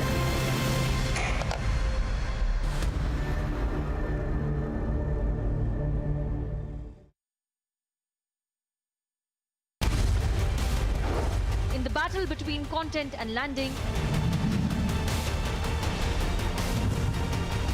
the nation decides. Republic is the winner. Slice and dice, landing channels run for cover. Content wins, landing loses. Republic, the All India #1.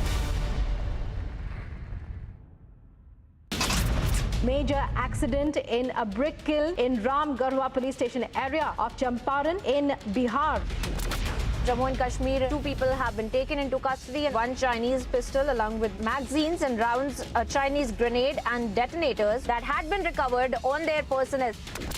Massive fire has broken out in the shop in Delhi's Vikaspuri area.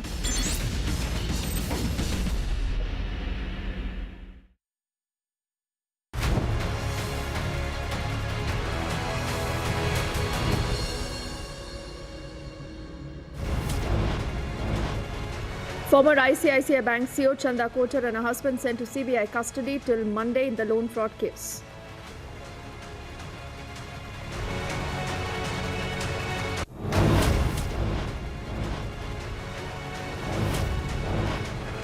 It's a big development in the Shahi Idgah versus the Krishna Janmabhoomi case. The court now has ordered for a survey.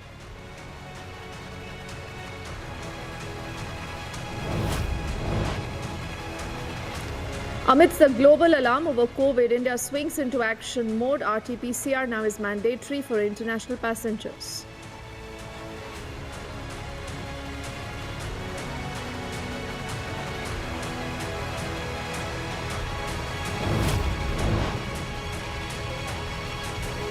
No mask, no COVID protocols. Rahul Gandhi marches on. The BJP fires a Parivar over protocol jibe.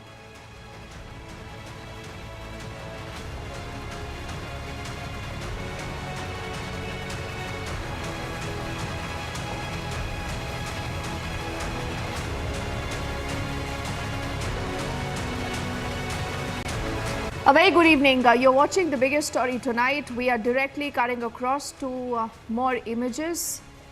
And before we do that, let's also get you more headlines that we are getting to you at this hour.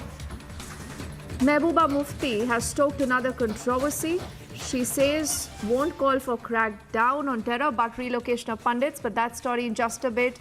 These are more live images, in fact very dramatic, that we've cut to right now. These, remember, are coming in right now from France, where members of the Kurdish community have taken to streets in Paris. They are protesting the shooting of 3 people at a cultural center and Kurdish cafe. Extremely dramatic and volatile situation there right now.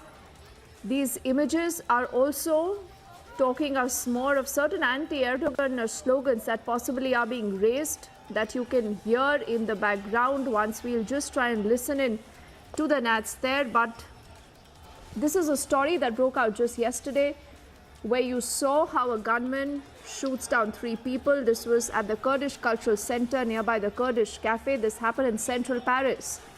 The shooter now has been arrested and he's been placed under detention. But what we see now are members of the Kurdish community who've taken to streets in Paris. They are protesting against the shooting of those 3 people that we just saw about yesterday.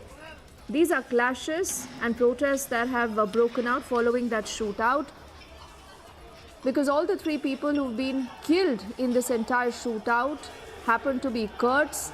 This is what now has been confirmed through a number of these reports coming in. Now, the attacker is said to be 69-year-old. He's said to be a French man, and he possibly has a long criminal record. You're looking at these protests just outside the Kurdish center there in France, where this entire scuffle right now is taking place. Now, earlier, remember, the French president Emmanuel Macron has deplored this heinous attack. In fact, he said that the Kurds of France have been the target. He also said, and I'm quoting, in fact, one of his tweets, and then we'll try and see if we can get Ankit live from our Mumbai newsroom for more perspective and details. Emmanuel Macron said, and I'm quoting him now, "The Kurds of France have been the target of a heinous attack in the heart of Paris. My thoughts are to the victims, to the people who are fighting to live, to their families and loved ones." He said, "My gratitude to our law enforcement forces for their courage and calmness," unquote.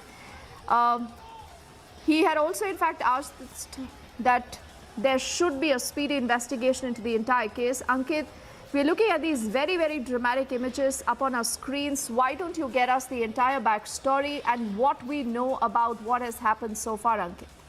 So yesterday, about 24 hours back, a lone gunman opened fire at a Paris cafe which was frequented by members of the Kurdish community. 3 people died in this shooting. All of 3 were members of the Kurdish community. 3 Kurds were killed in this attack.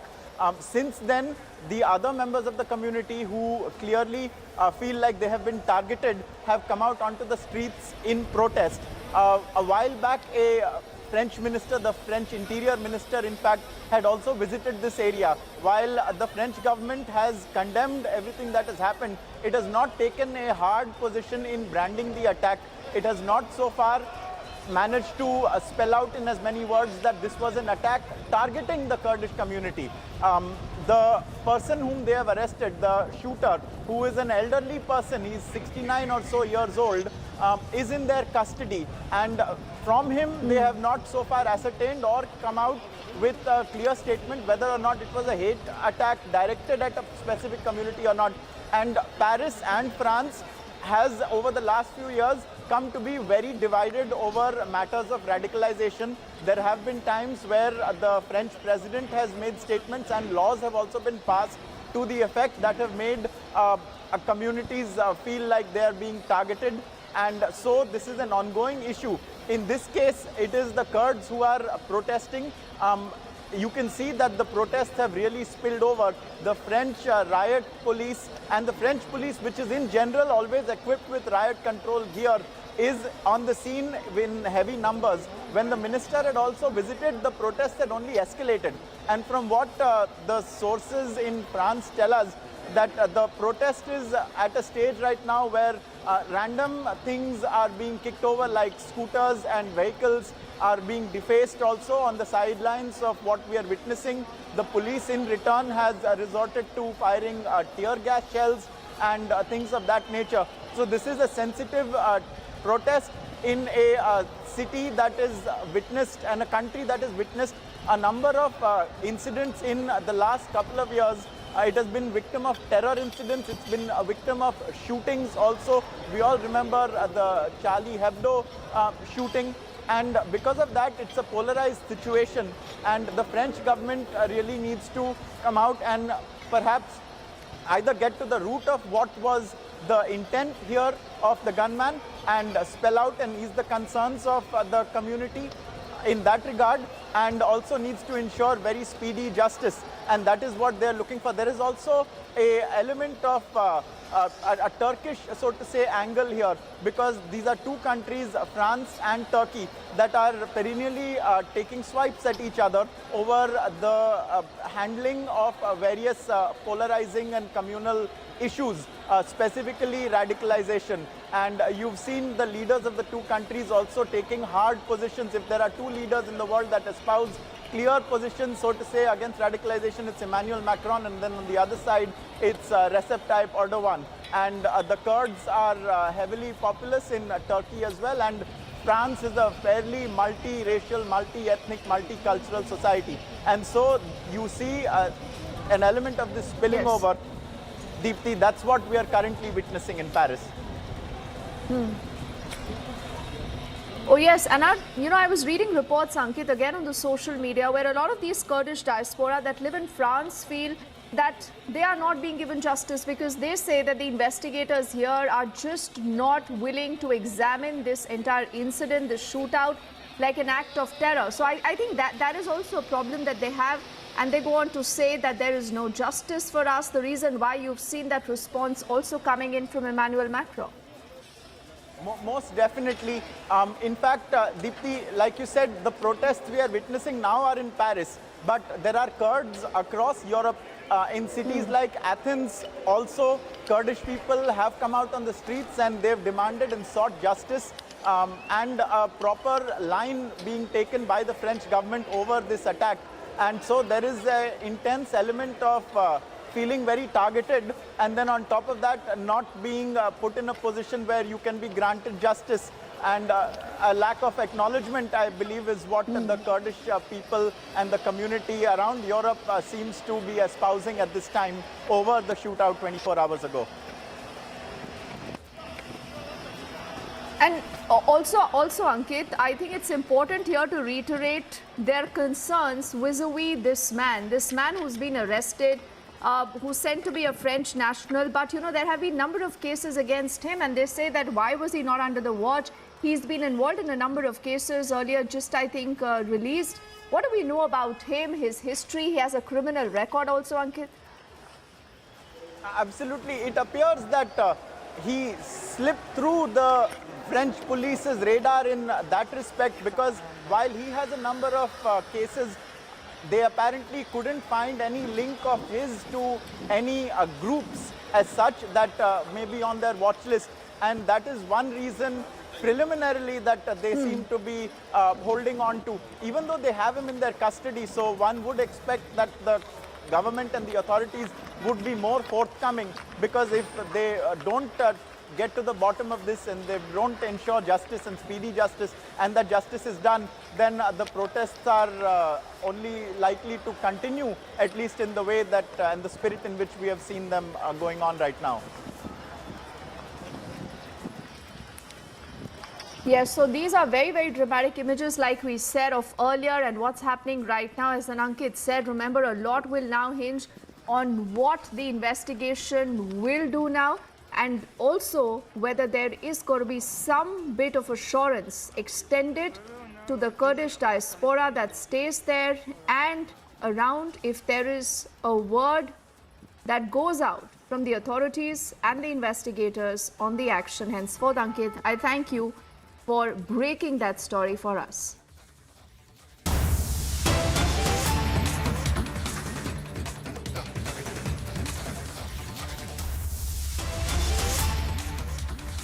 To our next breaking update, this is about the Taliban now that's decided to ban women from working in NGOs. According to a new letter that has been issued by the Ministry of Economy, all national and international NGOs now are required to terminate their female employees. This is the Taliban's new diktat that we have more details of. Let's also try and see if we'll also have a reporter joining us live who has accessed that letter. But not surprising, considering that this has been a standard modus operandi of the Taliban, that is not just anti-women, but I would say it's anti-humanity, because you've seen it indulging in terror. Not just that, it has a problem with women who work, women who, have a voice, women who go out to earn their livelihood, women who are working anywhere. We've seen those images of even children going out to study. They had a problem with even letting women go and study, and these images of barbarism again is not new, coming in vis-a-vis the Taliban, but in a new diktat now. According to a letter that has been issued by the Minister of Economy, it says all national and international NGOs are required now to terminate their female employees. We'll also see if we can get Abhishek with us. He has more details. But right now, you're looking at this video on your screens, which again is a testimony to how the situation is. This is the Afghan women protesting the education ban. Remember, just about the other day, you've seen how agencies and world across there has been massive condemnation of these new diktats by the Taliban. The Taliban that decided to even not allow women to go out and study. It has a problem with their education. It has a problem with their working. It has a problem with anything that they do. It also says that you need to be covered at all times. And now the Taliban deciding there to ban women from even working in NGOs. In fact, it says that all national and international NGOs that are operating out of Afghanistan right now must terminate their female employees right away. Now, we are also reading a few eyewitnesses' accounts. This is also coming in from Herat, where about 24 women were heading to the provincial governor's house to protest the ban, and they were chanting, "Education is our right," when they were literally pushed back by security forces. You see that image on the left of your screens. Also, they had to use the water cannons. This is a video that has been shared with the Associated Press that shows the women screaming and hiding in a side street later to escape the water cannon. And then they resume their protest. Brinda Adige with us on the broadcast right now as we stay live with these images also on our screens. Brinda, good evening. Not the first time, Brinda, that we are speaking about the Taliban, their aggressive mindset. But I'm just curious, for how long, Brinda, should we, let the Taliban do this, believe that they have the power to order such diktats, tell women you can't study, you can't work. Basically, you are no entity and you do not have a life of your own, Brinda. You're absolutely right. The Taliban are absolute brutes. They have no respect for anybody. They have no respect for their women. They have no respect for their girls. Certainly no respect for their families. They treat women as their slaves and chattels. And putting water cannon on women because they are protesting when these brutes have closed universities just goes to show that these fellows have nothing to call themselves as men. They are using the Quran, they are using religion to make regressive interpretations, to make interpretations that are chauvinistic, sexist, and there is nobody to question them. And I think we need to take responsibility, not only as a country that is geographically close to Afghanistan, but as one of the growing, powerful nations of the world. We should be able to question these kind of atrocities on women in that country. Oh, yes. And Brinda, the ultimate question, who's responsible for this? Who's responsible for the Taliban that you see in Afghanistan today? Will powers like the US, who believe that they had a real say there, be even held accountable for, leaving a country like this and women at the peril of the Taliban, Brinda? You're absolutely right. The US and all the other nations, there are a lot of other countries also who are supporting Taliban. It's not overtly, tacitly they are supporting. And all of those countries must hang their heads in shame because this is their doing, giving so much of power to these people, gun-wielding brutes calling themselves Taliban. US, of course, leads and everybody else. And US must now step in. It is time for US to tell itself that if they have created a monster, then it is their responsibility to also bring down this monster.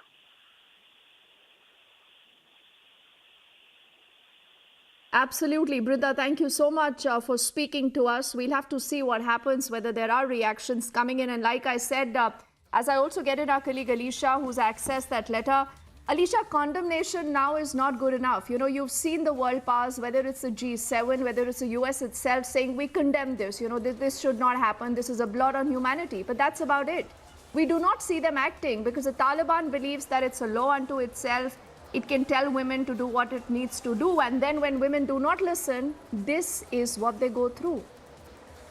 Well, yes, Dipti, this is something, the decision that is taken by Taliban-led government to ban, women for the higher education is something very sad. And we know that every person born have their right to education. But what is the decision that has been taken? But we can even see the brave women who have been protesting there out for their right to education. But hence the government in Taliban, they have been continuing with this same demand that there will be ban for the women in the university for the higher education for women. And we know that there was even the Taliban personnel, the security now to disperse the crowd, the protest that has been continuing with the women just for the rights of education. But they have used the water cannon there. And if we read out some of the important points, because it clearly shows that the Taliban security, which used water cannon to disperse women protesting the ban of university education for women, as the decision from the Taliban-led government continues to cause outrage and opposition in Afghanistan and beyond. What is also main point to know, to point it out, is something also we even saw that there are also men who have been protesting in the same, against the decision taken by the Taliban government. They have also walked out from the colleges, the visual that has been coming in. But this development has come after Afghanistan's Taliban ruler on Tuesday had banned female students from attending university, effective immediately. Afghan women have since demonstrated in major cities against the ban, a rare sign of domestic protest since the Taliban seized power last year. Also, there are some of the witnesses which has come across. They have also mentioned that this is the provisional, they are also going to head to the provisional governor house to protest the ban. And also they have been chanting that education is a right when they are pushed back by security forces firing the water cannon. Some of the videos that we have been continuously seeing, there is a continuously protest that has been taken forward by the women, clearly mentioning that education is their right. But yet the Taliban government has been continuing with the decision. Is something very sad. The situation what has been going is something very outraged with their decision. And even we have been also witnessing some of the video as well, where also in support of women who have been banned for their education, but now in their support there are also some men who have walked out from the university, from the class as well. Oh yes, and Alicia, there is this man called Nidam Mohammad Nadeem. He is their education minister. We must tell our viewers what he said about the reasons why women can't go out, why can't they be educated. And this is not just laughable, but I think this is disturbing at multiple levels. He says we told girls, Alicia, to have proper hijab, but they didn't, and they wore dresses like they were going to a wedding ceremony.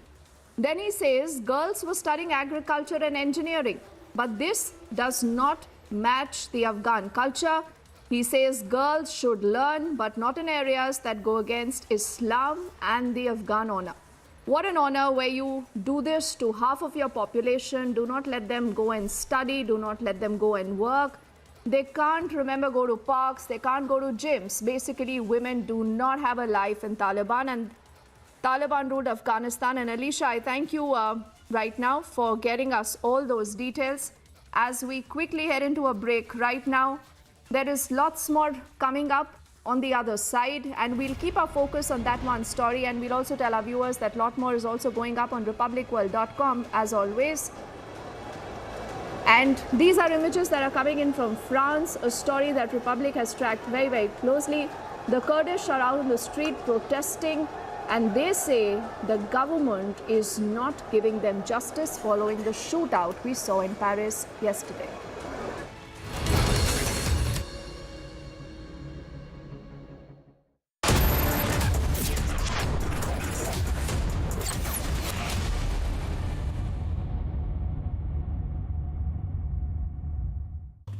Life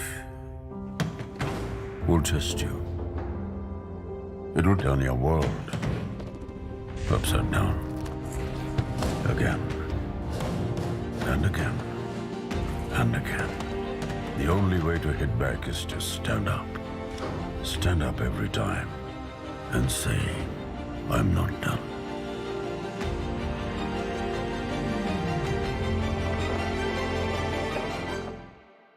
You know it's only a drill, and yet you train like it is the real thing. Because one day, at a second's notice, it will be. One day, you'll come together as an invincible team, and every second you save will be a life saved. The Indian Air Force is looking for an exceptional team, a team that is truly a cut above. Join the Indian Air Force to be a cut above. कल ही मुनमुन ने DP खिंचवाने के लिए अपना phone किसी random इंसान को पकड़ा दिया और ये वाला भी फोन लेके भाग गया। लेकिन मुनमुन तो झूम रही है क्योंकि जियो मार्ट के ग्रैंड फिनाले सेल में शॉपिंग पर मिलेगा अप टू 80% ऑफ। तो साल जैसा भी गया हो, एंडिंग तो जबरदस्त होगी।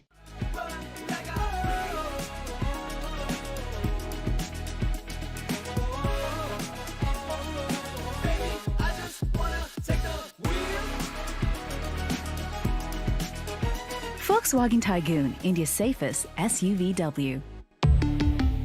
Volkswagen. देखें कौन नया खिलाड़ी आया है। समझा देते हैं, प्यार से समझाएंगे। ये तो अपनी जुबान है। जुबान एक हो तो दिल भी एक होने चाहिए। विमल बोलो जुबान Kesari.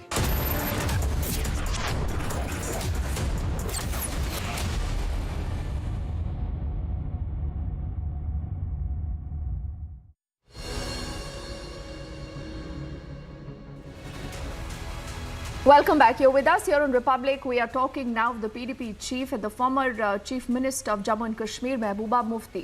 She stoked another controversy, and this time she has said that the Kashmiri Pandits should come back to the valley in some time when they feel safe, but absolutely no word on condemnation of terror and those behind fomenting that terror. उनकी तकलीफ को जानने की कोशिश करें, उनका उसका कोई इजाला करे कि आप उसको डिक्टेट देते हो, एक अल्टीमेटम देते हो कि आप ज्वाइन करो नहीं तो आपकी तनख्वाहें बंद होंगी। ये गलत है। बहुत सफ़र किया है, सबने सफ़र किया, पर कश्मीरी पंडितों ने बहुत सफ़र किया है और हाल ही में उनकी काफ़ी हलाकतें भी हुई हैं। तो इसको बड़ा गौर से देखने की ज़रूरत है और कुछ अरसे के लिए जो उनकी डिमांड है उसको मान लेना चाहिए, ताकि जब उनको इत्मीनान हो जाए कि कश्मीर में हालात सही हो गए हैं, वो वापस अपनी ड्यूटी पे जा सकते हैं, तो उनको तब ड्यूटी पे जाने के लिए कहना चाहिए। अभी इस तरह से मजबूर नहीं किया। क्या रिलोकेशन एक सही रहेगा फैसला? अगर रिलोकेट किया जाएगा मसला हल होगा उनका? देखिए, मैं कह रही हूँ कि अभी कोई बीच का रास्ता निकलना चाहिए, ताकि वो बेचारे इतने महीनों से परेशान हैं, यहाँ पर हैं, बच्चे कहीं, खुद कहीं, और बहुत ही मुश्किल हालात में दो चार हैं वो इस वक्त।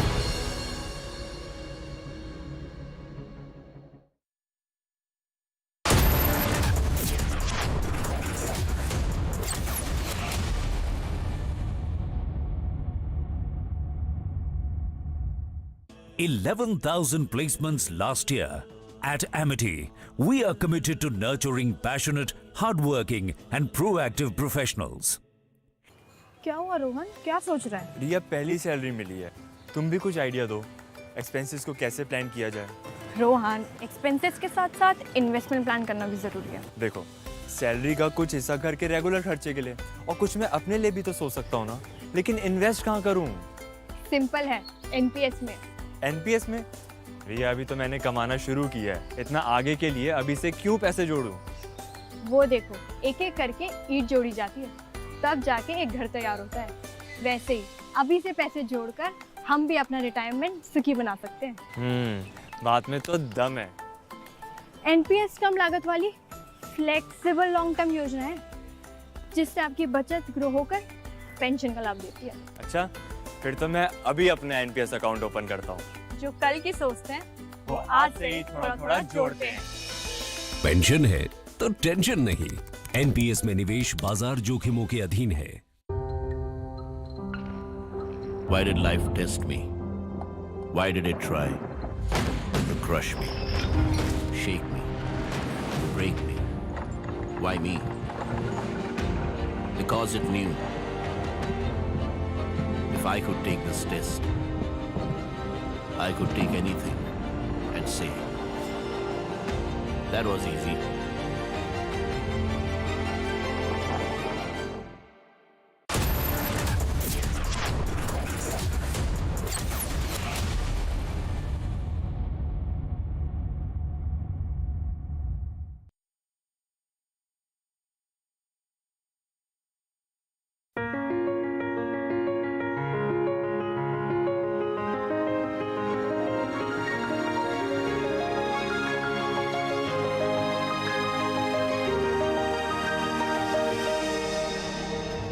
What made you think about working towards rural empowerment? Why did you think we needed it? Actually, Swadesh, in a thought process and a germ, started 30 years back. In the beginning, it was more about being opportunistic about giving back and then looking at rural India. There was a lot happening in urban places, and therefore we felt rural was not totally, it was ignored to quite an extent.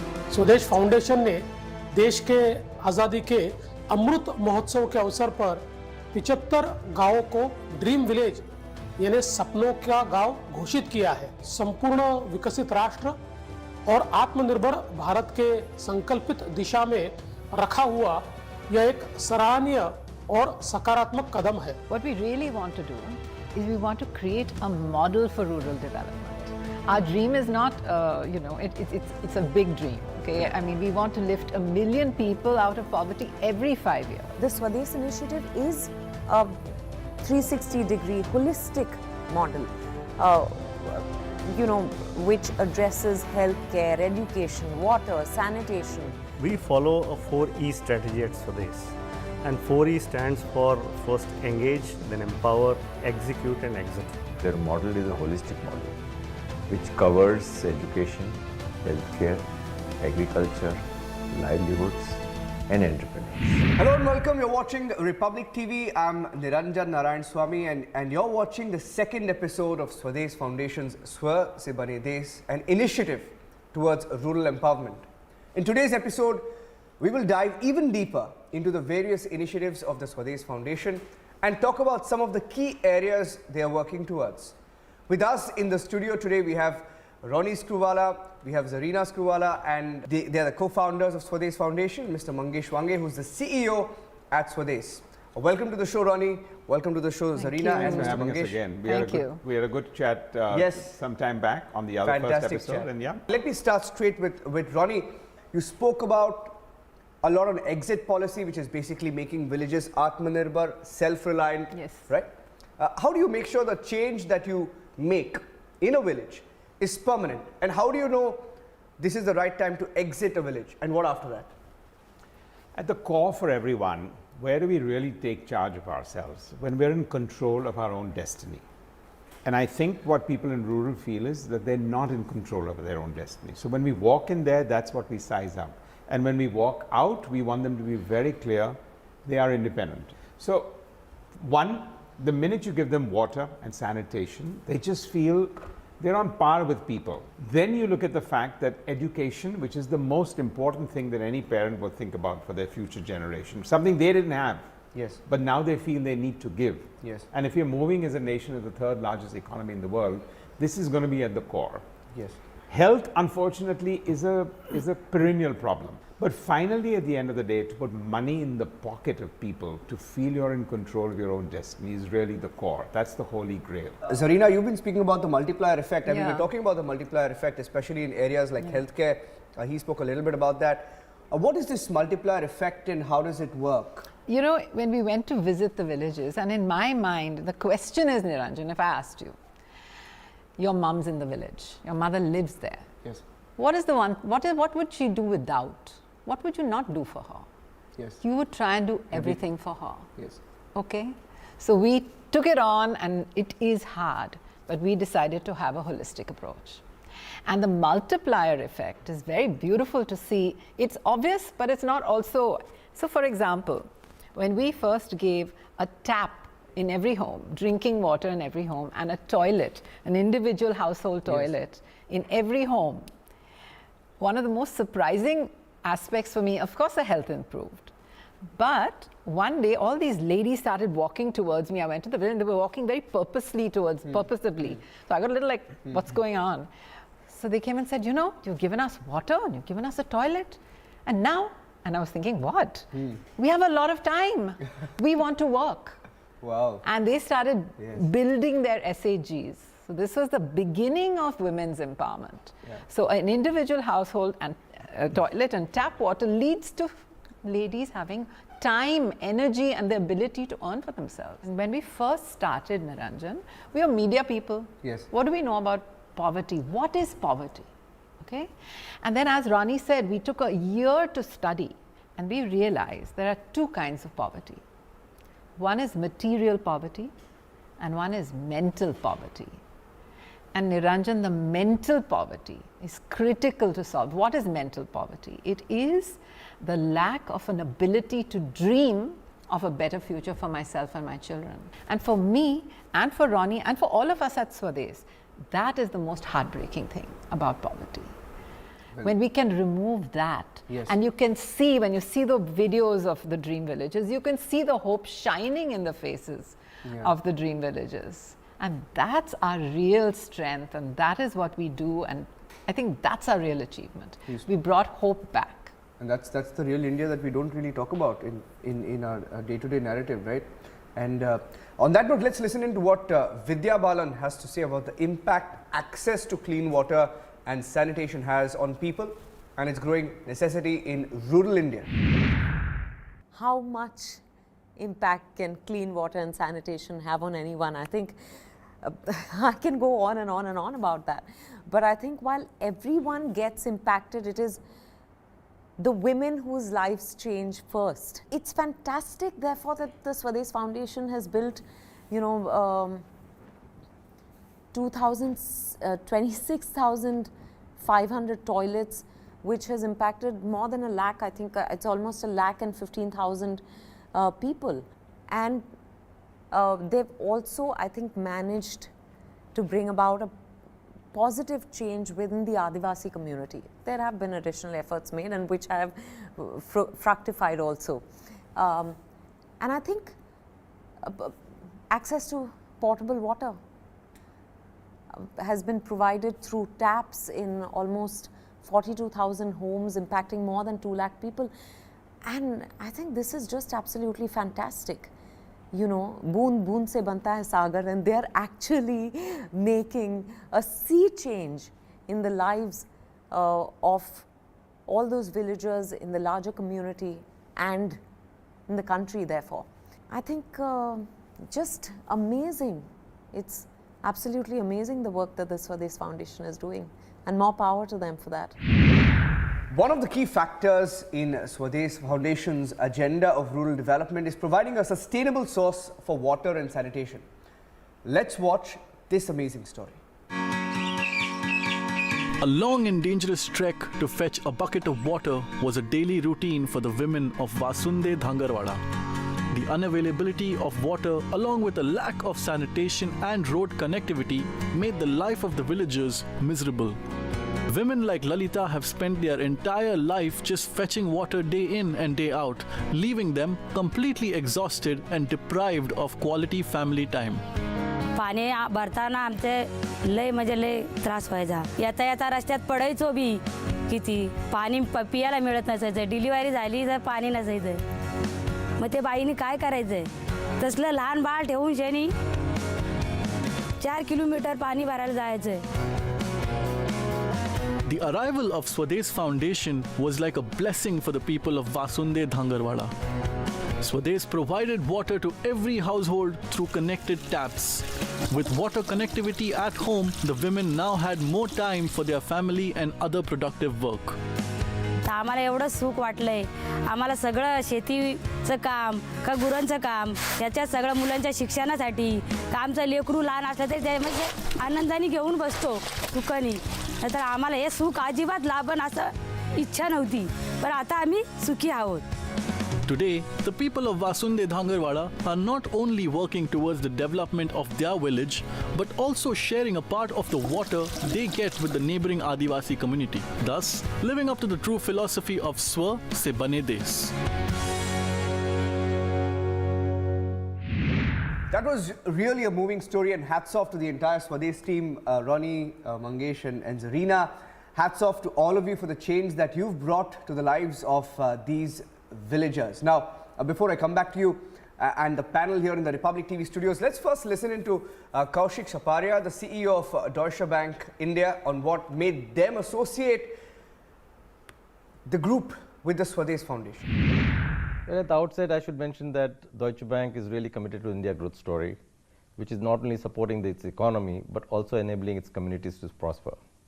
And as responsible corporate citizens, we really need to work with the right NGOs along with our own staff members towards programs which we support. With Swadesh, we've been working for the last 6 years, which has enabled us to work with rural household by providing basic access to clean water, water for irrigation, which has really enabled us to transform life of 55,000 people. This year has been really a monumental year for us, where we have planted 1 lakh trees to provide additional income for farmers over their non-cultivable land. This, along with the volunteering work done by our staff members towards planting of trees, as well as working with rural children to provide support towards their basic communication skills as well as financial literacy, has made this program a real success. I really feel that Swadesh, its leadership team, Ronnie, Zarina, Mangesh, and every member of the team, I think the passion with which they work is really exemplary.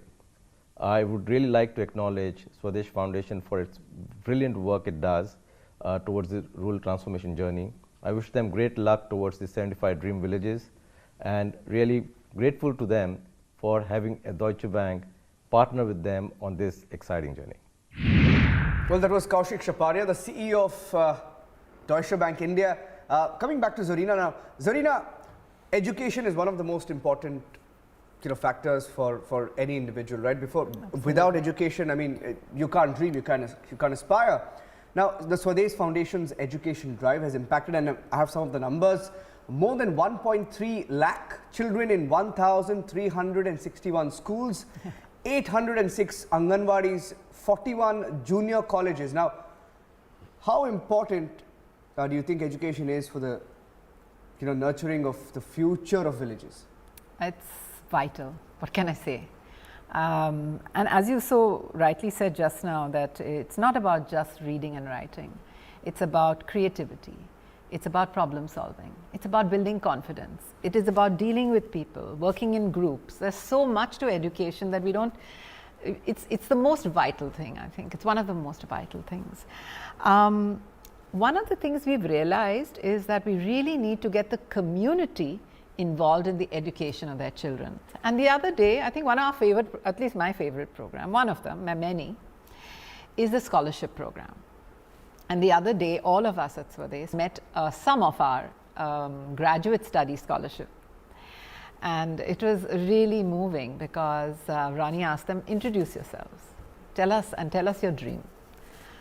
So they started getting up, and somebody got up and said, I am Dr. Priyanka now.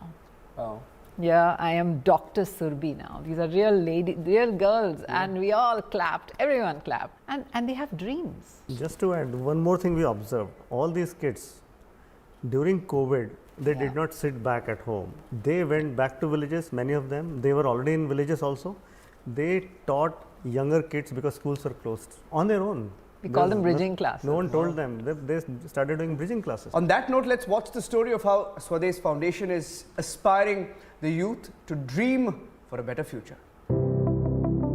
Bhumika was always a meritorious student, but a financial crunch in the family meant she might have to drop out of school, cutting short her dreams.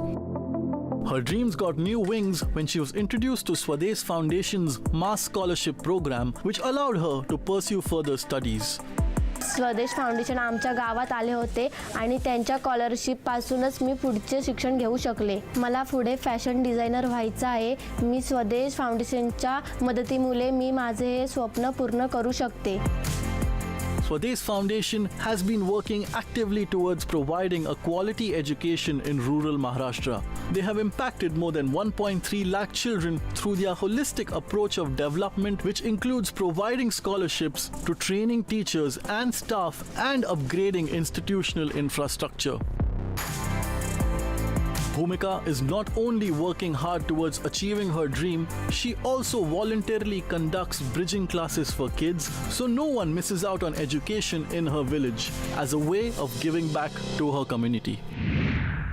Well, it's truly an inspiring story, and lakhs of students like Bhumika can now dare to dream of a better future. It's time for a short break now, ladies and gentlemen. You're watching a special broadcast on Republic TV of Swadesh Foundation's Swa Se Bane Desh. It's a special broadcast. Ronnie, Zarina and Mangesh are in our studios. Take a short break. Come back soon.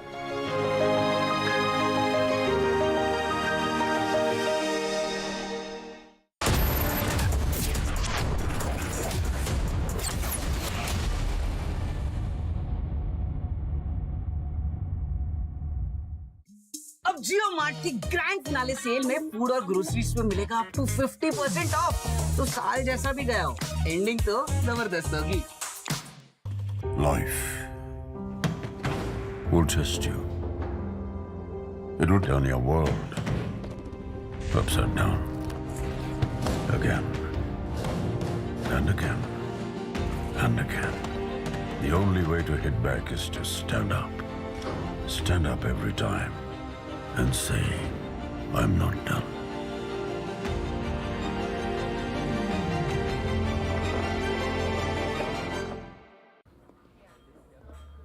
Hey, boss. Rahul, how come you're here? Boss, Shahrukh ने बताया. Charging station for my electric car. Ah, found it. Really? How? Shahrukh ने बताया. There's so much more जो शाहरुख ने नहीं बताया. It's all on the industry first My Hyundai app. Open a world of possibility with My Hyundai app. One app, many worlds. छक्का नहीं, टूटा. आपके टाइल्स को चाहिए MY के लेटिक्री टाइल एडेसिव. फॉर्मूला ऐसा कि अब टाइल न टूटेगा न छूटेगा. Why did life test me? Why did it try to crush me, shake me, break me? Why me? Because it knew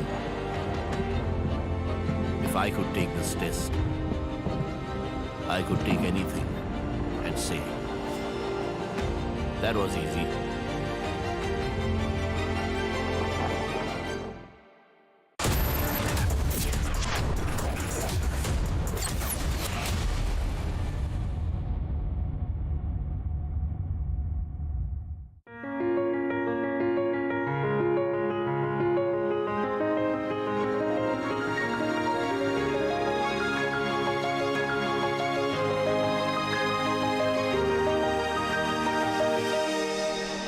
Welcome back to the special broadcast of Swadesh Foundation's Swa Se Bane Desh in association with Republic TV.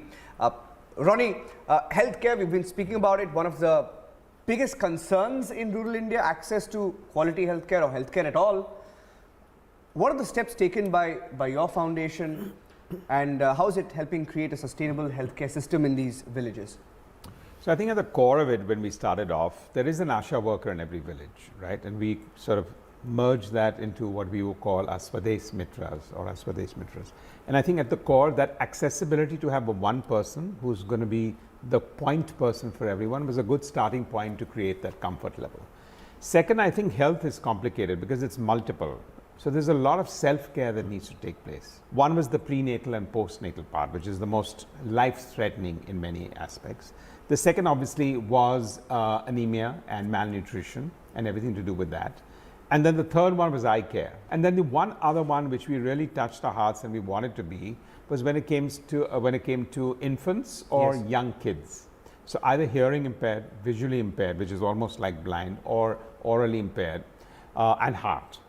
These 4, we take care of it in a holistic manner, diagnose the people at that early stage. If you have to do an open heart surgery, whatever it takes to get there, to get them back to a life that they know they can take forward. We wanted to also touch generally the village, primary healthcare generally in the village. These are community volunteers. 2,000 women we have trained, of which 60% are still active over the last 10 years. And what does a Mitra do? So she goes from door to check on certain parameters. She has a kit. She's a very proud woman, and she's really a leader of the village now. One is Swadesh Mitra is like a frontline healthcare volunteer.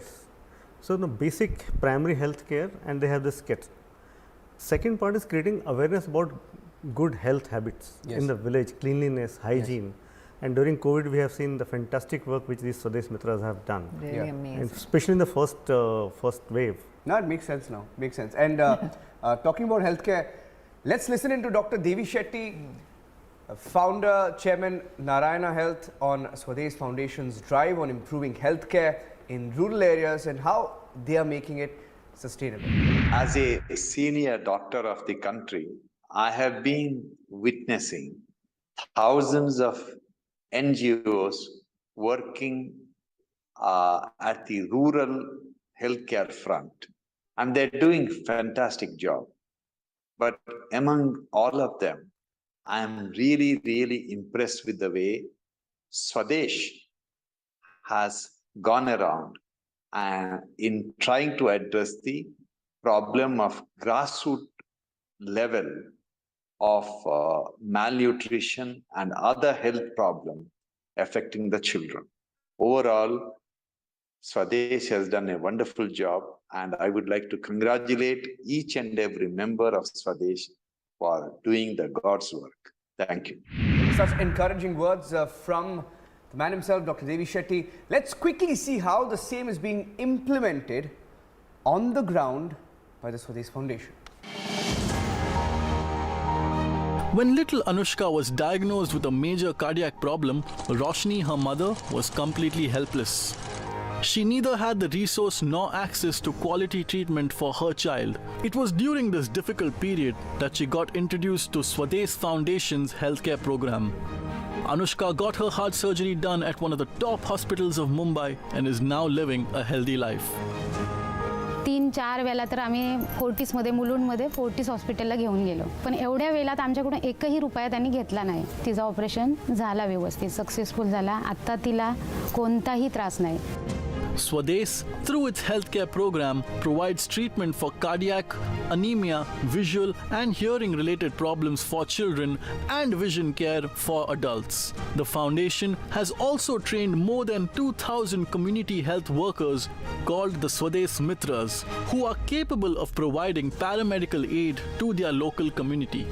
स्वदेश मित्र जे नेमलेले आहेत त्यांच्या माध्यमातून प्राथमिक आरोग्य केंद्रातले असणारे उपक्रम हे गावा पातळीवरती लोकांपर्यंत पोहोचवण्याकरता त्याचा चांगला उपयोग जनमानसामध्ये होत आहे. Roshni has also volunteered as a Swadesh Mitra. Along with keeping a tab on her daughter's health, she now looks after the health of the entire village as her way of giving back to the society. A truly commendable work done by the Swadesh Mitras like Roshni, who are taking care of the entire village. Zarina, we spoke about that. You've always talked about aspiring and aspirations being the toughest part of changing an individual or a community. We've spoken about that. Why is aspiration so important, and how do you imbibe it into their thought process? Well, actually you have to imbibe it into their hearts. Yes. Not into their head. Yes. You know, I think the most important work we do is to really remove this mental poverty that I spoke of earlier. Yes. It is really one of the most terrible things when we go to the village and we see no hope, no idea how to move forward and change anything. Yeah. And I think that is what we do. We build hope, we build aspiration, we allow them, we give them the tools with which to dream. Mangesh, what are the future plans for Swadesh Foundation, and are you going to expand to other states as well? Something that I started off asking both Ronnie and Zarina. Oh yes, so first is Raigad, where now the journey is almost getting complete. Yeah. Now in Nashik we are kind of work in progress. It is another 3 to 4 years journey, but simultaneously we are evaluating few more districts in Maharashtra and also adjoining state of Madhya Pradesh and Gujarat as well. What Zaina mentioned earlier, the model that we're creating is something we'd be happy to help other people do that. Finally, Ronnie, your thoughts on the initiative and your message to all our viewers. I think it's on a personal note, it's been fantastic speaking to all of you and just hearing the stories and how simple ideas can change so much, right? And change the lives of so many people. You're going to touch 1 million people soon. And I wish you all the best, but your final... Yeah, no, I think two messages. I think for young India, the perception that you need to have something in your bank or you need to be older to give back is a fallacy. I think when Zaina and I started, we started in our 20s. Yeah. And started looking at giving back. And today, the sweat equity of what people give back in volunteering in India is incredible. And the second one is we're all very, very proud of the nation that we're all building. We're very proud of where we will get in the next 5 and 7 years. But without rural and urban engagement together, and we're bringing it together, and without looking over your shoulder and seeing that somebody else is pari passu and same as you, we're not going to be able to change a country. No, I think that's very well said, very well said. And if anything, this has been an inspiring journey and fills us with a lot of pride to know that there are people who are working relentlessly towards empowerment of the deprived. And with that, we come to the end of this final episode of Swadesh Foundation's Swa Se Bane Desh. Thank you, Ronnie. Thank you, Zarina. And thank you, Mr. Mangesh, for being a part of the show. And all the very best to the entire team at Swadesh. And thanks to everyone on Republic TV for really taking the care, getting the sensitivity, getting the stories out from everyone. Thank you. We're very proud to be associated. Thank you very much. Thank you. Thank you. And all the best. More power to you. Thank you. Thank you.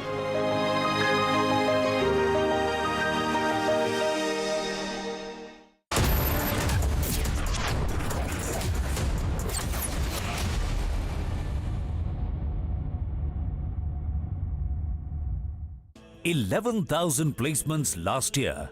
At Amity, we are committed to nurturing passionate, hardworking and proactive professionals.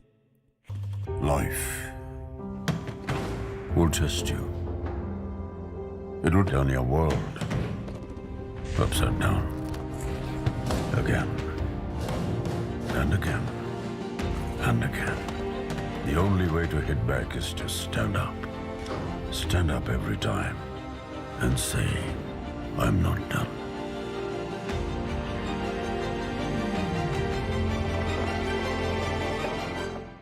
India welcomes those who further India's pride across the globe. Indian diaspora, partners of New India's growth journey in Amritkal. Come and be a part of the 17th Pravasi Bharati Divas from 8th to 10th January 2023 at Indore, Madhya Pradesh, India. For registration, log on to pbdindia.gov.in.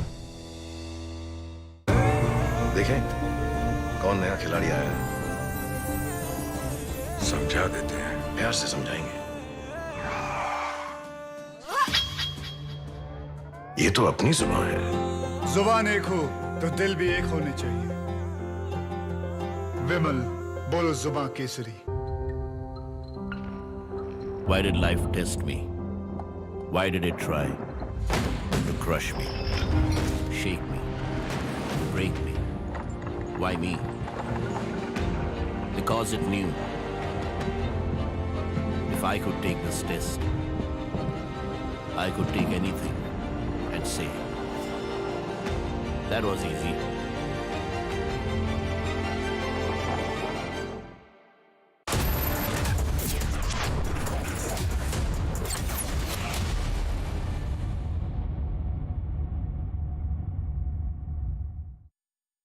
What's with all these attacks happening in Pakistan every single day, multiple attacks? What's happening in China? China is getting a hammering and a battering of a lifetime. What did China do wrong? After all, so many Indians were saying that, China is such a perfect society. They're vaccinating 14 million people in a day.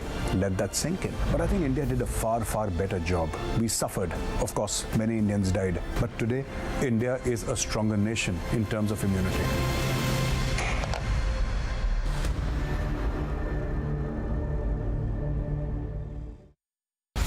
They spend crores on forced landing. But money can't buy you viewers' trust. Content wins, landing loses. Republic, the All India #1. Bharat जोड़ो यात्रा जो समर्थक है यहाँ पे कांग्रेस के, उन्होंने ना तो मास्क पहना है और ना ही किसी भी जो कोविड प्रोटोकॉल है उसको यहाँ पे फॉलो करते हुए दिख रहे हैं। Thikkadi Kambam National Highway in Tamil Nadu. Tragic accident. 10 people were there in that vehicle which plunged into 50-foot deep pit.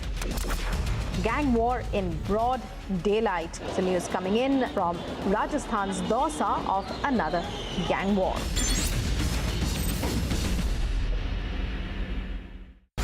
They spent crores on forced landing. But money can't buy you viewers' trust. Content wins, landing loses. Republic, the All India #1.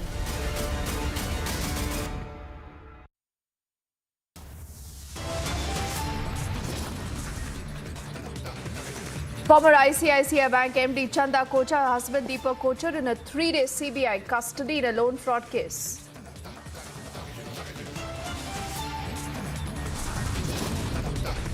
Court orders a survey of the disputed site of the Shahi Eidgah in Mathura. Survey report to be submitted by January the 20th.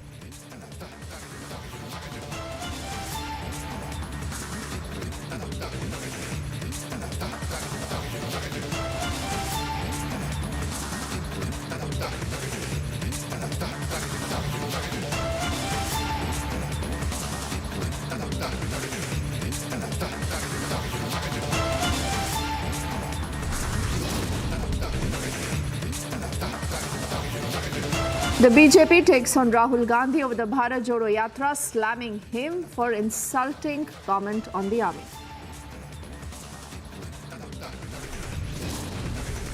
सफ़र किया पर कश्मीरी पंडितों ने बहुत सफ़र किया है और हाल ही में उनकी काफ़ी हलाकतें भी हुई हैं, तो इसको बड़ा गौर से देखने की ज़रूरत है और कुछ अरसे के लिए जो उनकी डिमांड है उसको मान लेना चाहिए। Mehbooba Mufti stokes a controversy. She won't call for crackdown on terror but now wants relocation for Kashmiri Pandits.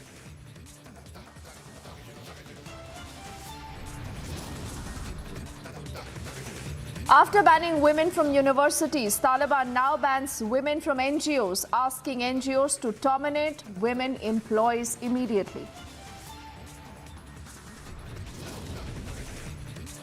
And day after 3 are killed in a shootout. Violent clashes break out between protesters and cops in Paris.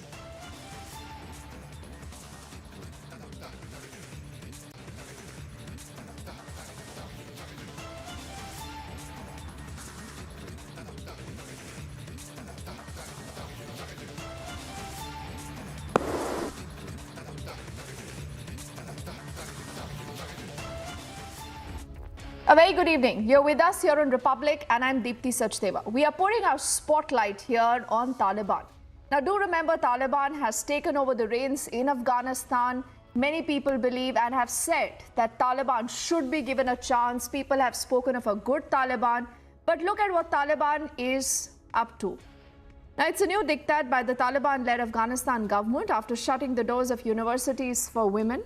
In the latest, the Taliban has banned women from working in NGOs. All the national and international NGOs have been asked to terminate their female employees.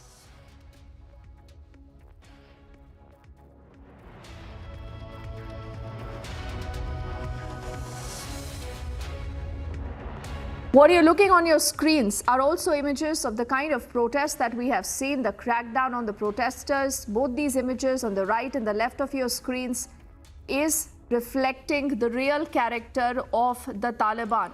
Not surprising, but extremely, extremely worrying. And can the world look the other way around? I want to say good evening to Bare Afghanpur, who's an Afghanistan journalist, joining us live right now in this edition of the news. Bare, good evening and thank you so much for speaking to us on Republic. I want to know more about these protests. First up, tell us, what is the situation? We've seen women coming out in huge numbers protesting, and then they were beaten up, also looking at water cannons being thrown on them.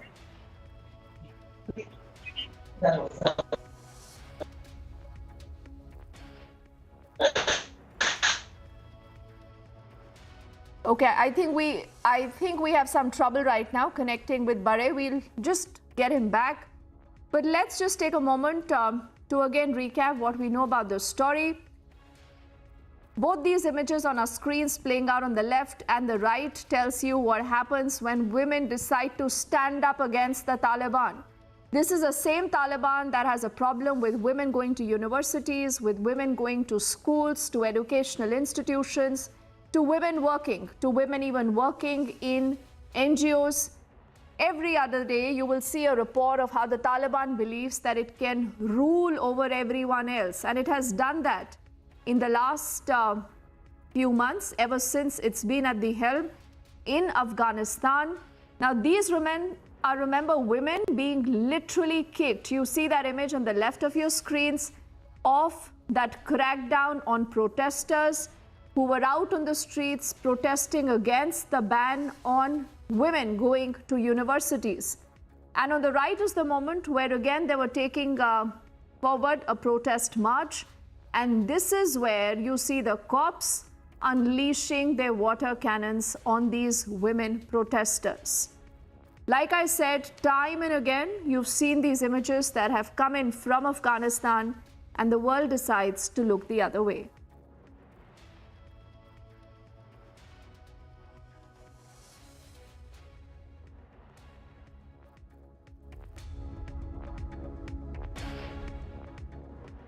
And from that very disturbing story about the Taliban to back home, now this is a Mathura court that has earlier passed an order in the Krish Janmabhoomi Shahi Eidgah case to survey the disputed site. The court, while hearing the petition of the Hindu Sena, has issued an order to survey this disputed site. The court has issued notices now to all parties, and it has said that they have been asked to comply with the court's order. The survey report is to be presented in the court on January the 20th, and this order is on the same lines as a Varanasi court that did order a videographic survey of the Gyan Wapi Masjid.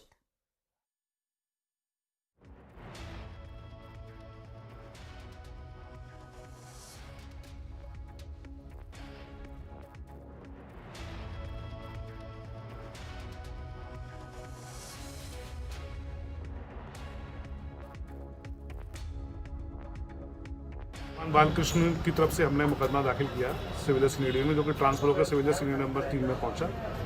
इसमें हमने अपनी demand करी, 3 demand करी कि जो ठाकुर जी की 5000 साल पुरानी जो जगह थी 13.7 एकड़, जिसमें कि अवैध रूप से शाही ईदगाह का निर्माण करा दिया गया। इसमें काफ़ी समय पूर्व 1967 में भी मुकदमा दाखिल हुआ था, जिसमें कि ट्रस्ट के अलावा एक सोसाइटी गठन की गई थी मैनेजमेंट को संभालने के लिए। उनके द्वारा एक समझौता कर दिया गया अड़चन में, जो कि अवैध था। हमने उसको अवैध शून्य घोषित कराने की सर्वप्रथम रखी है कि वो ट्रस्ट की जगह थी, ट्रस्ट का ही सारा मामला था, ट्रस्ट ही संपत्ति की मामला थी। सोसाइटी को कोई अधिकार नहीं था उसको कंप्रोमाइज़ को समझौते को करने का।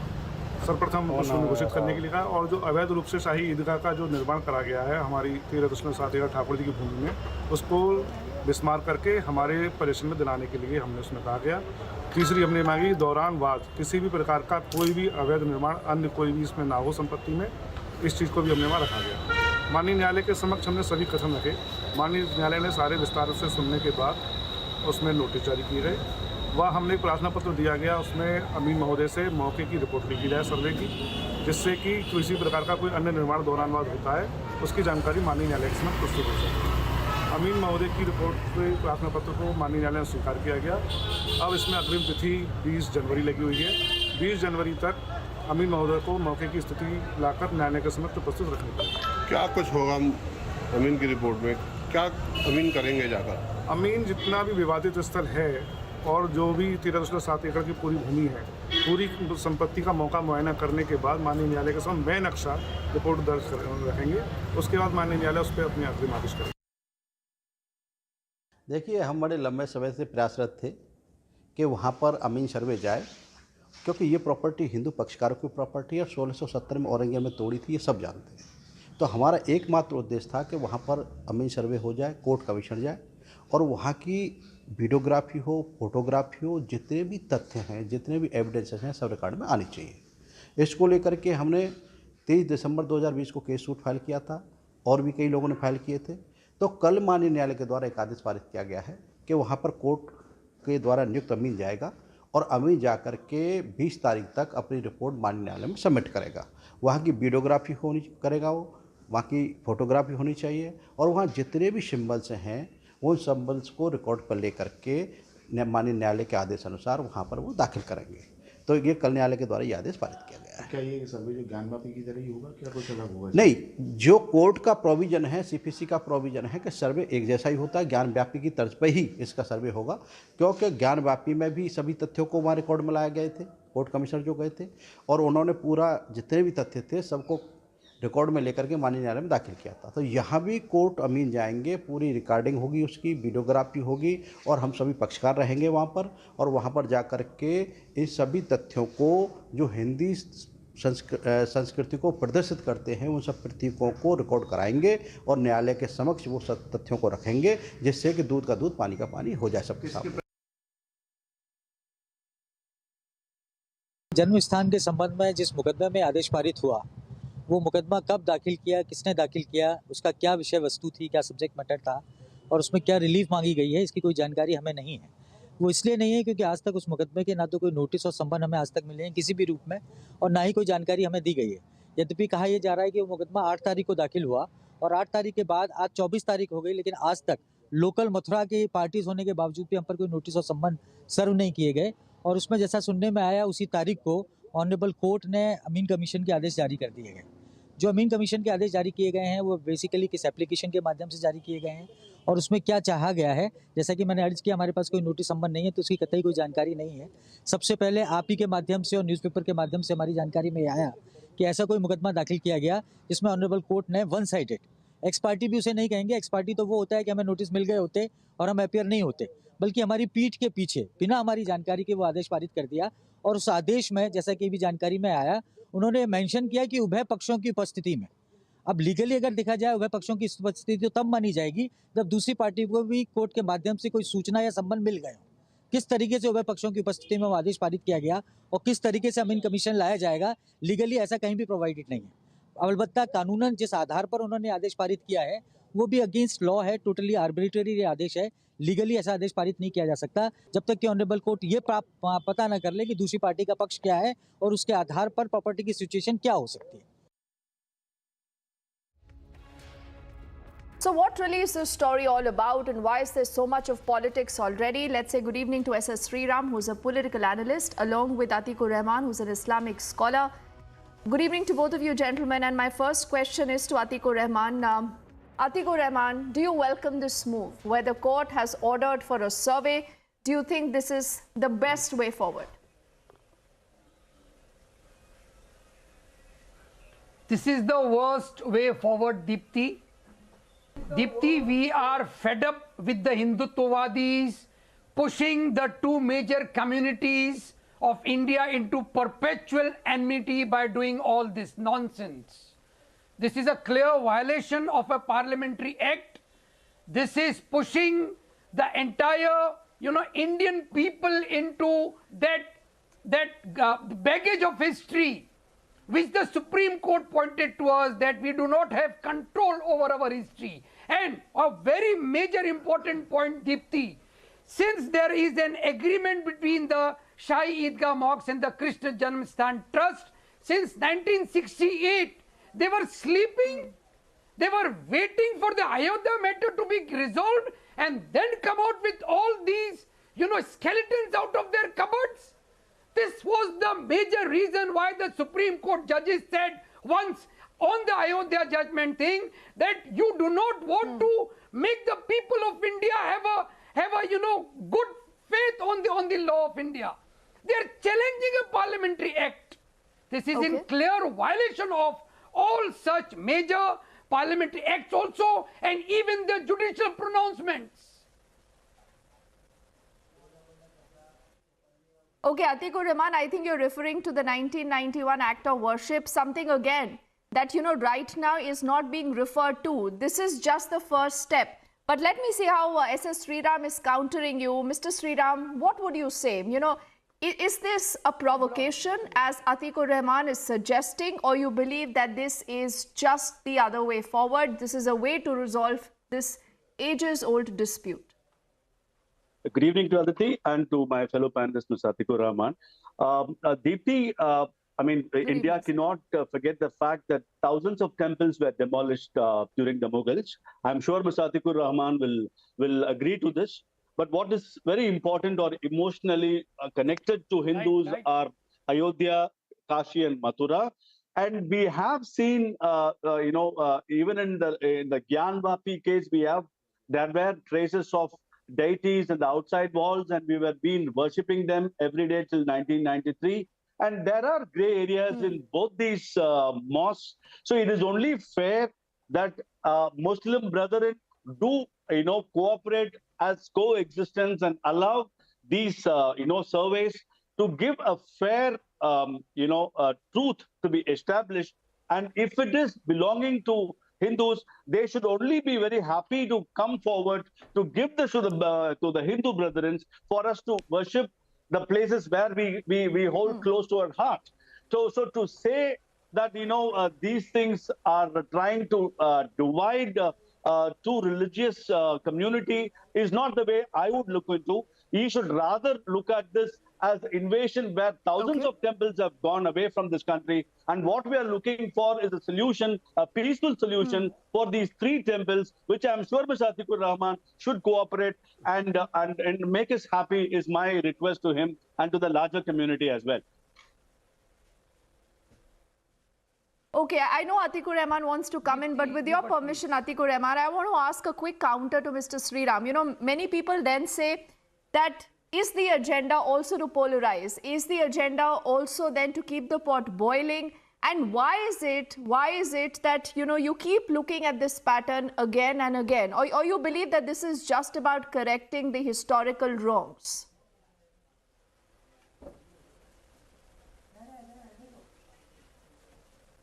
Is the question to me, Aditi?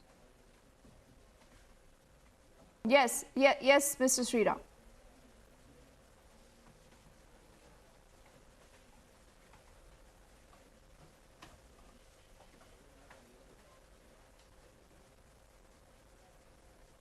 Okay, not sure if Mr. Sriram can hear me, but let's see if Atikur Rahman can. Atikur Rahman, can you hear me? Yes, I think we have some trouble, Mr. Sriram, with your line. I'm just going to reconnect with you. But Atikur Rahman, yes.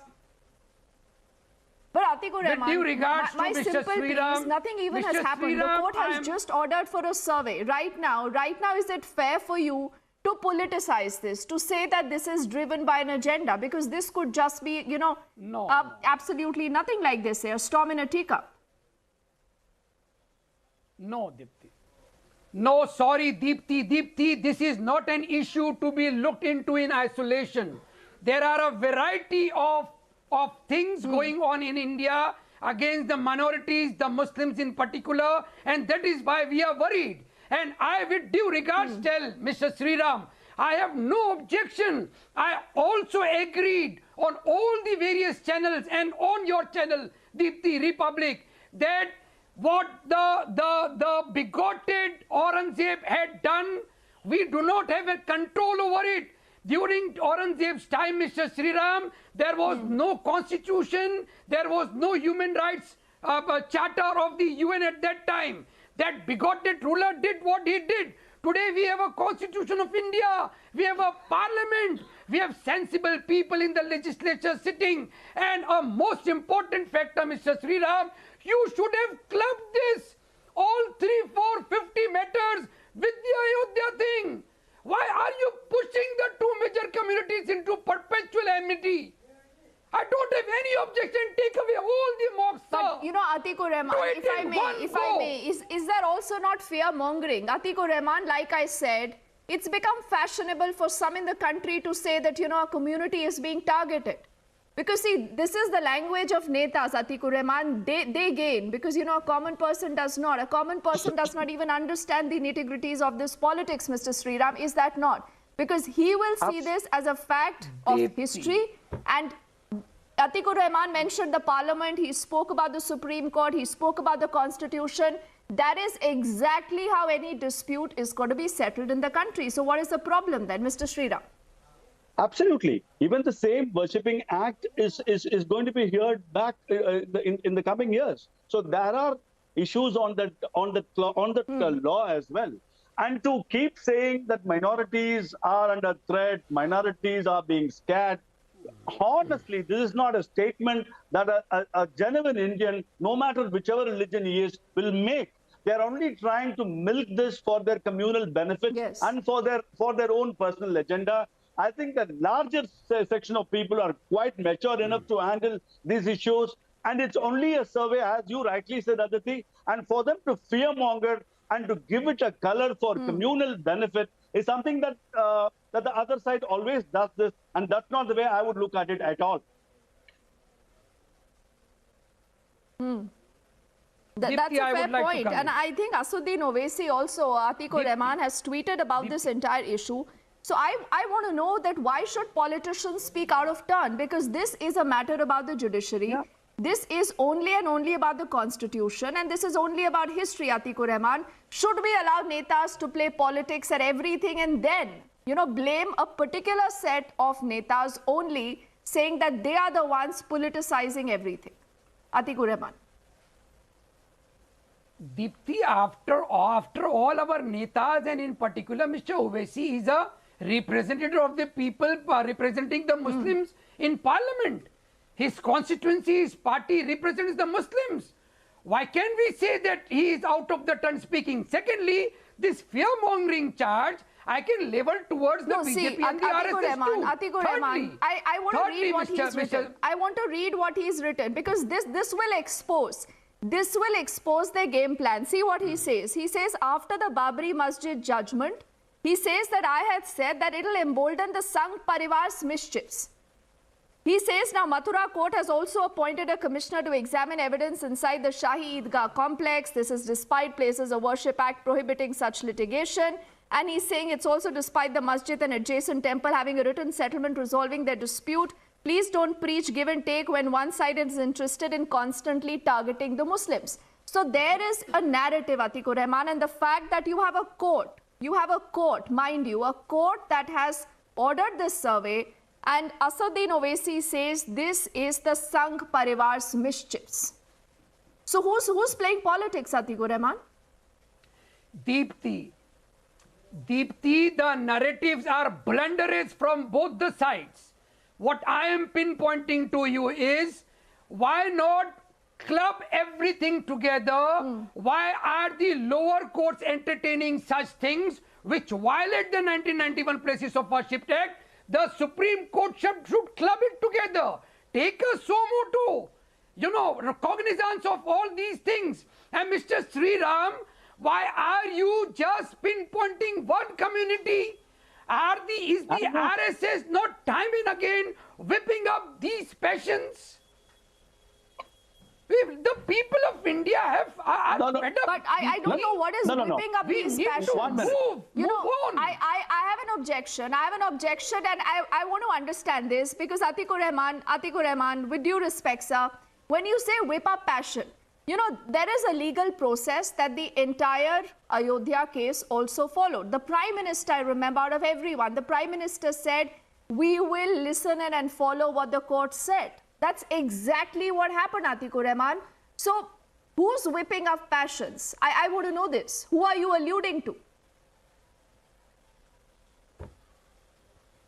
Moving an inch towards all these matters related to places of worship is in violation. The court is violating the 1991 Places of Worship Act. What else do you want us to say? And a very important factor, Deepthi, over here is, if you want to reopen all these past cases, I bet even the Ayodhya judgment will be reopened then 10 years hence. Even the Ayodhya judgment, since we do not agree with it, a special parliamentary act was taken into cognizance because the Hindutvawadis does not have a claim over it. So do you accept, Mr. Sriram, that 10 years hence, even the Ayodhya matter will be reopened on the same grounds? No, Miss. Atikur Rahman, there is a bit of detail. Mr. Sriram, before you come in. before you come Yeah. in, you know, the Mathura district judge who actually had allowed the civil revision plea of the Sri Krishna Janmabhoomi Trust and other private parties had said in their order that the provisions of the Places of Worship Act 1991 were not applicable in the case because of section 43(b) of the 91 Act. They also said that the order has mentioned that a worshipper could file a suit as the next friend of a deity. So all these things, Mr. Sriram, will be kept in mind. But I just want to know that is this an issue that you believe is going to be politicized? Because, you know, you're building up to the big elections of 2024. There are about 9 important elections in the next year itself. Do you believe that this is an issue that will be politicized, like you're seeing what Assuddin Owaisi today has said? No, absolutely. Before that, I want to make a point to Mr. Atikur Rahman. When he is talking about we should believe in the Constitution of India, so should we to believe in the courts of India, no matter whether it's a lower court or higher court. If the court orders and you come to say that court is making a wrong is something which I would like you to rethink. As far as your statement is concerned, Aditi, 100% the minority appeasement section will definitely take this in their hands to politicize as much as possible for their benefits and nothing more than that. So I am sure this will definitely come into thick of action among those who would like to use it for their benefits. Okay. Dipti, all right, 30 seconds, I just please. have the last only 10 seconds to Atikur Rahman. We need to wrap. Atikur Rahman, yes. You will follow what the court says, yes or no? Then Mr. Sriram, what is supreme? What is supreme in India? The Constitution is supreme, or the Supreme Court is supreme, or the Parliament is supreme? Yes. What is supreme, sir? You are making a fun of every sort of these constitutional authorities, where exactly the people of India will question which is supreme, what is supreme. The Constitution stands supreme, sir. Atikur Rahman, in matters of law, it's the Supreme Court. India is one by the Constitution. That's exactly how this will be. Netas come and go. Netas can continue to play politics only for what of time. Mr. Sriram and Atikur Rahman, thank you both of you gentlemen for your time, for your wisdom. We are going to be tracking that story very, very closely and see who's politicizing what the court has said as we head into a quick break right now. But when we come back, this is a huge story. It's a huge story that has generated a lot of interest. The former ICICI Bank MD Chanda, Kochhar, her husband, remember, have been remanded to CBI custody, and the agencies now have till Monday to find out more details of the entire modus operandi. We will have more details on how the investigation has panned out. Also, Mehbooba Mufti stokes another controversy. She won't call for crackdown on terror, but now wants the relocation for Kashmiri Pandits.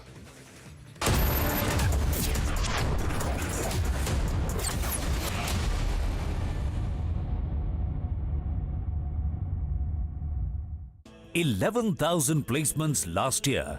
At Amity, we are committed to nurturing passionate, hardworking, and proactive professionals. Life will test you. It will turn your world upside down. Again. And again. And again. The only way to hit back is to stand up. Stand up every time. And say, I'm not done.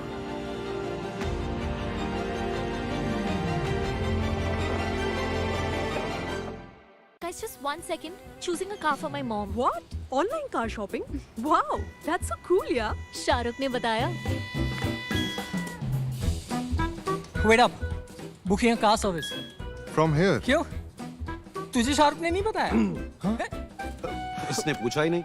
There's so much more जो शाहरुख ने नहीं बताया. It's all on the industry first My Hyundai app. Open a world of possibility with My Hyundai app. One app, many worlds. आपकी kitchen और bathrooms को चाहिए MYK लेटीक्रीट SP100 tile joint का allrounder. MYK लेटीक्रीट SP100 जोड़ हो तो ऐसा. Why did life test me? Why did it try to crush me, shake me, break me? Why me? Because it knew If I could take this test, I could take anything and say, that was easy.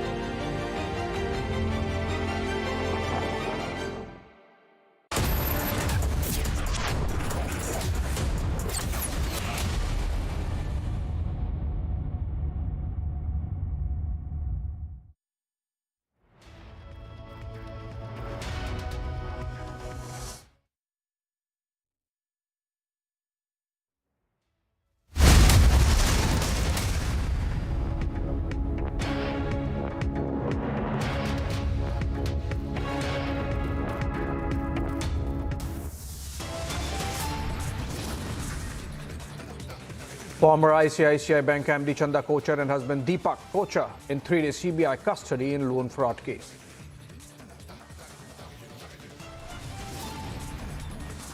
Court orders survey of the disputed site of Shahi Eidgah in Mathura. Survey report to be submitted by January 20. देश से नफरत करने वाले लोगों के साथ चलकर आप मोहब्बत का कौन सा पैगाम दे रहे हैं Rahul Gandhi?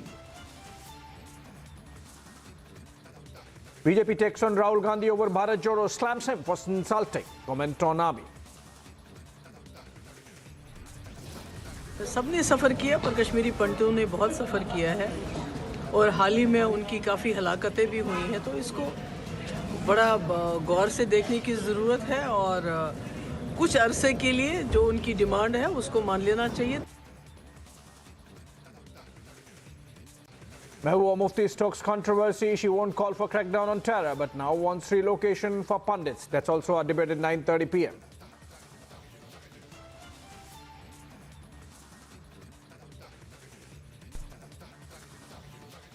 All right, we are cutting to pictures coming in from Lucknow. Those are of mortal remains of Havildar Charan Singh of Lalitpur. Let's go to those pictures. Bhupendra Singh of Eta and Shahid Shyam Singh Yadav of Unnao. They've reached Lucknow airport and they are being given their last respects by the soldiers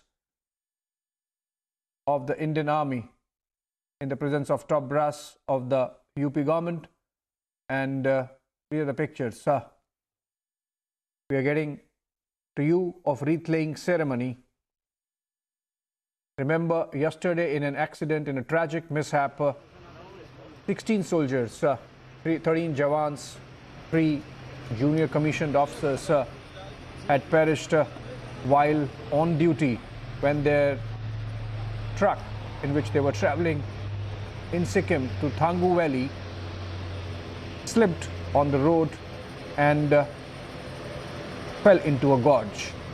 And these pictures coming in.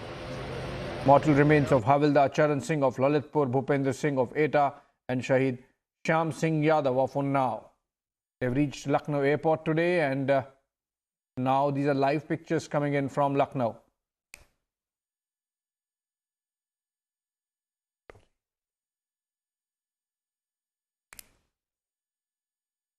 All right, Major Gaurav Varra is joining us over the phone. Major, all right, Major, what I want to understand is, Major, that, could this tragic accident been avoided, this slipping of the truck and going down the gorge? It's a tragic loss for the nation, 16 soldiers dying because of a road accident. You see, actually what happens in the mountains is, there is a very old saying that mountains eat men. And it is said in different context. So this is not said in this context. But the fact of the matter is that in mountains, sometimes the weather is so bad that helicopters cannot fly. There isn't enough space for an airstrip. And the volume of movement of both men and material, including weapons, including ammunition, fuel, and, kerosene and POL is the biggest load that army trucks have to carry, including people going on leave, coming back from leave, etc., going on temporary duties. So this continues, and it is impossible to have airlift of that capacity in such remote areas which has inclement weather. Yes, of course, army drivers are well trained, they are extremely careful, but we must understand that in such areas they are not fighting against the enemy, they are fighting against nature. And mostly when you fight against nature, it's very difficult to win. And this is not the first time that such incidents are happening. Unfortunately, it's a tragic loss of 16 lives, 3 JCOs and 13 NGOs plus other ranks. But unfortunately, there is no stopping this sort of movement because troops have to be supplied on the front, and they always cannot be supplied by air. You'll have to use the roads. You'll have to go by ground, and such a loss, unfortunately, is something that the duty on the border demands, the mountains demand. Obviously, and Major, of course, the nation is solidly behind the families in their hour of sadness as these brave hearts are bid adieu. Thank you so much, Major Gaurav Arade, joining us over the pictures coming in from Lucknow of mortal remains of 3 of the Jawans who perished in that accident in Sikkim being handed over to the families. Moving on, an important story coming in from Kashmir. Almost like a controversy, child PDP chief and former JNK Chief Minister Mehbooba Mufti sparks another one. Says there should be relocation of pundits for some time so that they should feel safe. Of course, she was on the face of it sympathizing with the pundits, but then is it as simple as that? Let's listen in.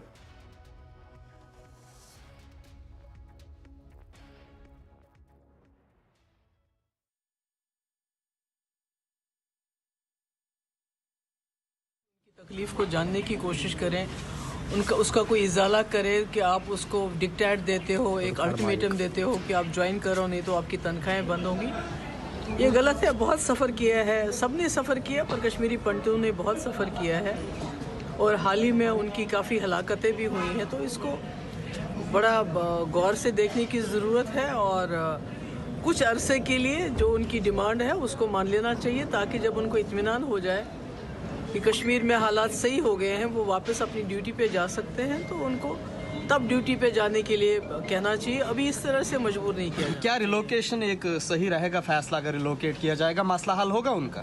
देखिए, मैं कह रही हूँ कि अभी कोई बीच का रास्ता निकलना चाहिए ताकि वो बेचारे इतने महीनों से परेशान हैं, यहाँ पर हैं, बच्चे कहीं, खुद कहीं, और बहुत ही मुश्किल हालात में 2-4 हैं वो इस वक्त। तो ऐसे में मुझे लगता है गवर्नर साहब को इसमें नजरसानी करके कोई ना कोई बीच का रास्ता निकालना। All right, senior leader of the BJP, Kavinder Gupta, joins us over the phone from Jammu.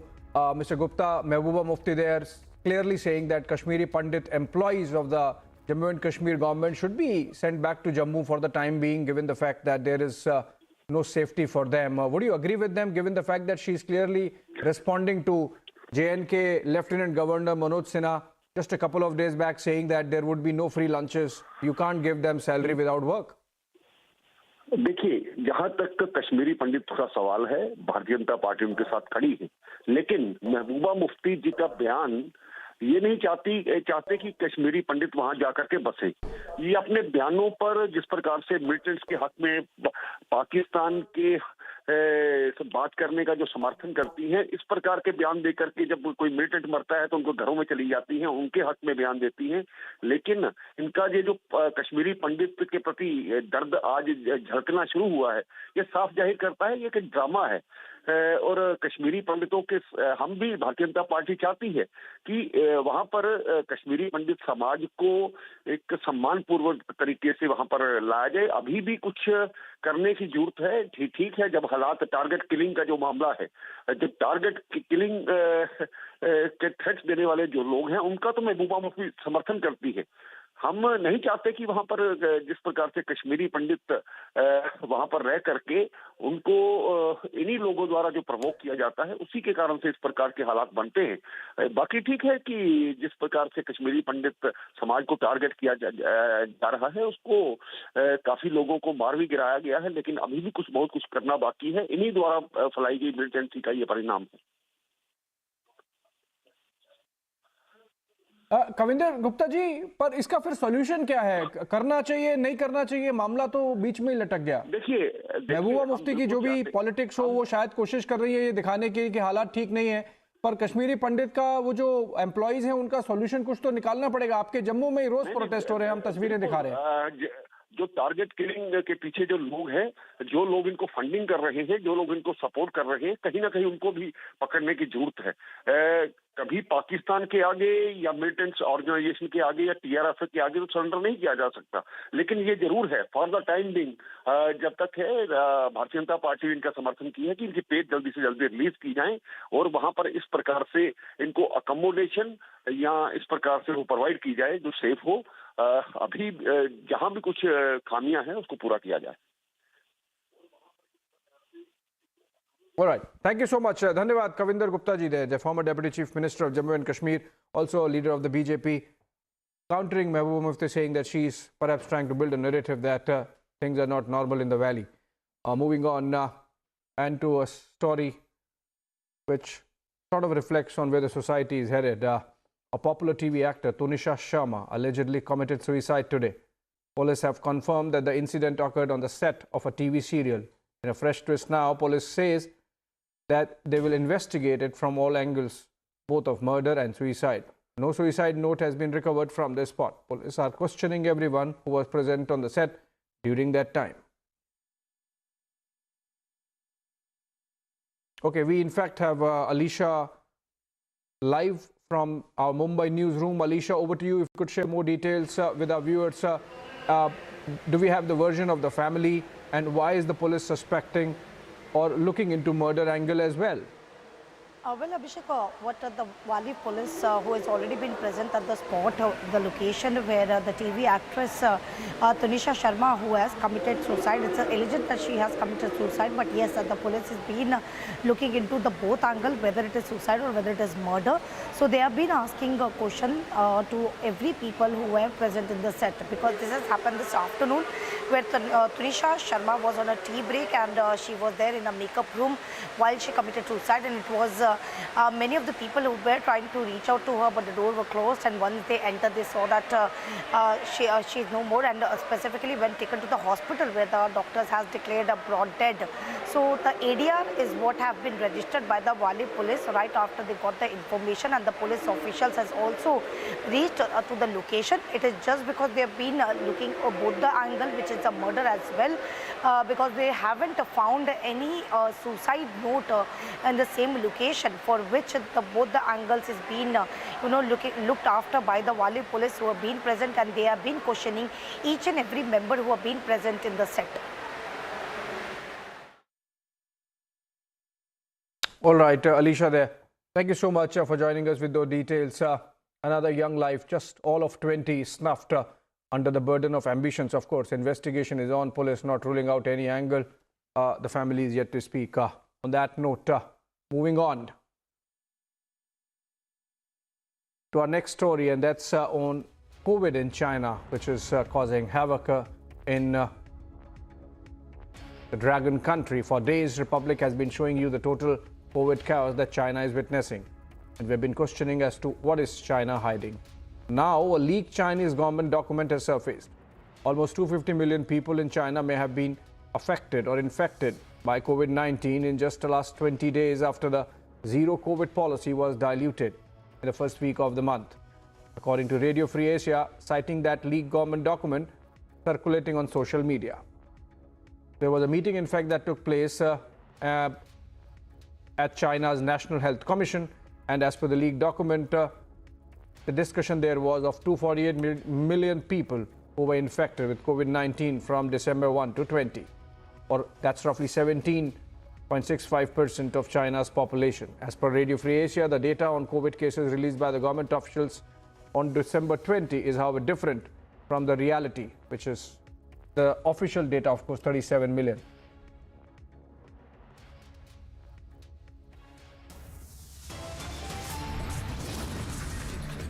All right, on that note, a very short break, and when we come back on the other side, after banning women from universities, Taliban bans women from NGOs, asks NGOs to terminate women employees. A day after 3 killed in shooting, violent clashes break out between protesters and cops in Paris. On the other side.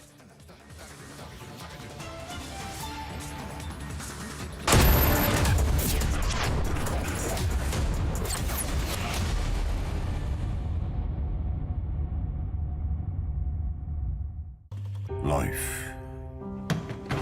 will test you. It will turn your world upside down. Again. And again.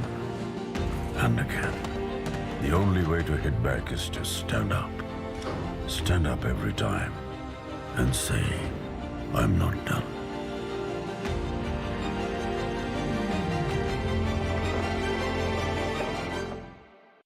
क्या हुआ रोहन, क्या सोच रहा है? रिया पहली salary मिली है, तुम भी कुछ आइडिया दो, एक्सपेंसेस को कैसे प्लान किया जाए। रोहन, एक्सपेंसेस के साथ साथ इन्वेस्टमेंट प्लान करना भी जरूरी है। देखो, सैलरी का कुछ हिस्सा घर के रेगुलर खर्चे के लिए और कुछ मैं अपने लिए भी तो सोच सकता हूँ ना, लेकिन इन्वेस्ट कहाँ करूँ? सिंपल है, एनपीएस में। एनपीएस में? रिया अभी तो मैंने कमाना शुरू किया है, इतना आगे के लिए अभी से क्यों पैसे जोड़ूं? वो देखो, एक एक करके ईंट जोड़ी जाती है, तब जाके एक घर तैयार होता है। वैसे ही अभी से पैसे जोड़कर हम भी अपना रिटायरमेंट सुखी बना सकते हैं। बात में तो दम है। एनपीएस कम लागत वाली फ्लेक्सिबल लॉन्ग टर्म योजना है, जिससे आपकी बचत ग्रो होकर पेंशन का लाभ देती है। अच्छा, फिर तो मैं अभी अपना एनपीएस अकाउंट ओपन करता हूँ। जो कल की सोचते हैं वो आज से ही थोड़ा थोड़ा जोड़ते हैं। पेंशन है तो टेंशन नहीं। एनपीएस में निवेश बाजार जोखिमों के अधीन है। देखें कौन नया खिलाड़ी आया है, समझा देते हैं, प्यार से समझाएंगे।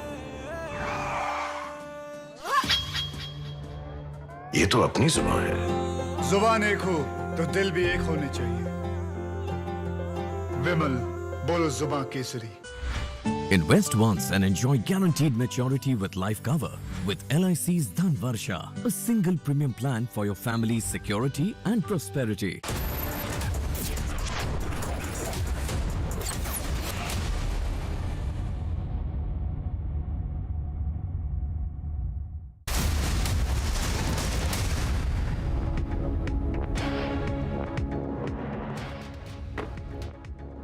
All right, welcome back. Back in India now, from China.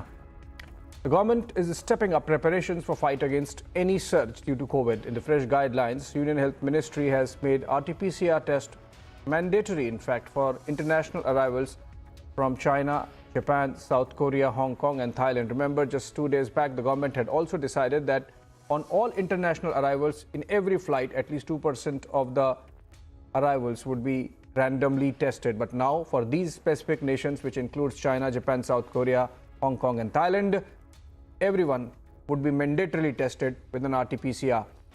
On arrival, if any passenger of these countries is found symptomatic or test positive for COVID-19, then he or she will be put under quarantine. In fact, Health Minister said that the center is on alert mode and has increased surveillance. Let's listen to what Mansukh Mandavia, the Union Health Minister, said. देश में आज Covid का case बढ़ा है और देश में Covid महामारी न फैले, उसके लिए हम अलर्ट मोड पर काम कर रहे हैं। हमने एयर सर्वेलेंस भी चालू किया है, सुएज सर्वेलेंस भी चालू किया है और ह्यूमन सर्वेलेंस तो हो ही रहा है। ये तीनों सर्वेलेंस से पता चल रहा है कि अभी दिल्ली और मुंबई में सुएज और एयर सर्वेलेंस में आरएनए मिला है। उसको देखते हुए आने वाले दिनों में क्या क्या प्रिकॉशन लेना है, उस लिए हम सभी राज्यों को अलर्ट दे रहे हैं, राज्यों के साथ इंफॉर्मेशन शेयर कर रहे हैं। हम देश के सभी नागरिक को भी अलर्ट करना चाहते हैं कि आप मास्क का उपयोग करें, आप जरूरत बिना कारण से भीड़ में न जाइए, सैनिटाइजर का उपयोग करें, कोविड एप्रोप्रिएट बिहेवियर का पालन करें, ताकि हम कोविड को रोक पाए और देश को सुरक्षित रख पाए। All right, earlier our team in Delhi spoke to Dr. Sanjay Rai of the All India Institute of Medical Sciences, who has headed the department which led the vaccine trials on COVID. He said that there is no need to panic. Let's listen in. Yes, we have Professor Sanjay Rai from the All India Institute of Medical Sciences. Sir धन्यवाद हमसे बात करने के लिए। इस समय दोबारा से कोविड के केसेस जिस तरीके से चाइना, जापान, यूएसए में बढ़ रहे हैं, स्पेसिफिकली चाइना में क्योंकि वो हमारे पड़ोसी देश हैं, कितना वरी होने का सिचुएशन है हमारे लिए, है भी कि नहीं? जो हमारे यहाँ कंट्रोल है उसका मेन रीज़न जो है नेचुरल इन्फेक्शन है। ये हाईली वैक्सीनेटेड कंट्रीज हैं, चाहे आप साउथ कोरिया की बात कर लें, जापान इवन 4 डोज तक दिया जा चुका है। सो चाइना 346 करोड़ से ज़्यादा डोजेज दिए जा चुके हैं। बट वैक्सीन से इसलिए शायद डेथ कम हो रही है, जितनी होनी नहीं, अगर वैक्सीन दी गई होती तो डेथ और ज़्यादा होती वहाँ पे, लेकिन फिर भी उसको रोक पाना असंभव सा होता है। हाँ, आरएनए वायरस होने के कारण यहाँ पे भी हो सकता है, केसेस हो सकते हैं कहीं भी, क्योंकि री इन्फेक्शन भी हो सकता है, ब्रेक थ्रू इन्फेक्शन भी हो सकता है, बट उससे सीवियरिटी बढ़ेगी और डेथ बढ़ेगा, बहुत ही अनलाइकली है। तो हमें पैनिक होने की ज़रूरत नहीं है। हाँ, इसको मॉनिटर करते रहने की ज़रूरत है। सरकार अपने आप कर रही है, सरकार ने प्रोएक्टिव रोल लिया है, उसने सारे एडवाइजरी जारी कर दिए, सारे स्टेट को भेज दिया एडवाइजरी। मॉनिटर करना ज़्यादा ज़रूरी है इस। All right, no need to panic around that. Not a short break. On the other side, former ICICI Bank MD Chanda Kochhar and husband Deepak Kochhar in 3-day CBI custody in loan fraud case. Also, court orders survey of the disputed site at Shahi Eidgah in Mathura. Survey report to be submitted by January 20.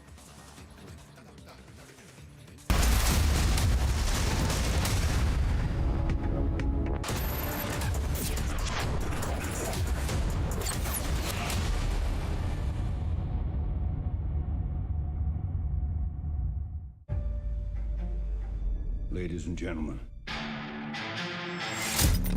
you expected the puzzle, but for a law person, this is not a game. Explain it to us, detective.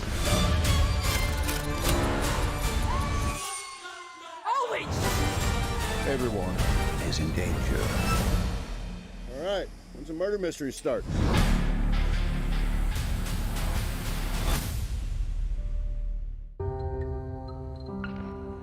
Why did life test me? Why did it try to crush me, shake me, break me? Why me? Because it knew if I could take this test, I could take anything and say, that was easy.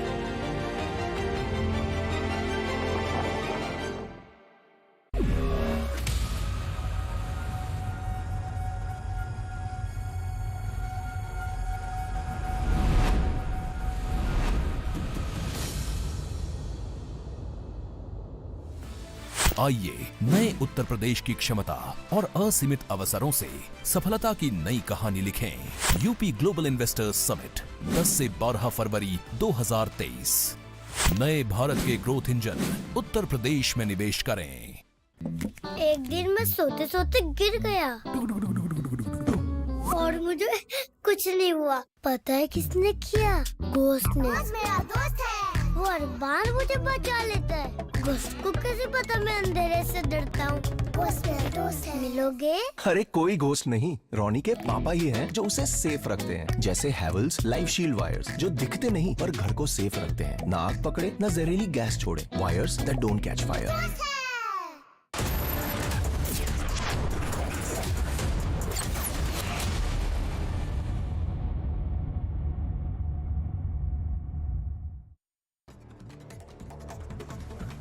Right, welcome back in a wrap of stories from across the country. Former ICICI Bank CEO Chanda Kochhar and husband, who were arrested in loan fraud case, have been granted CBI custody by the court.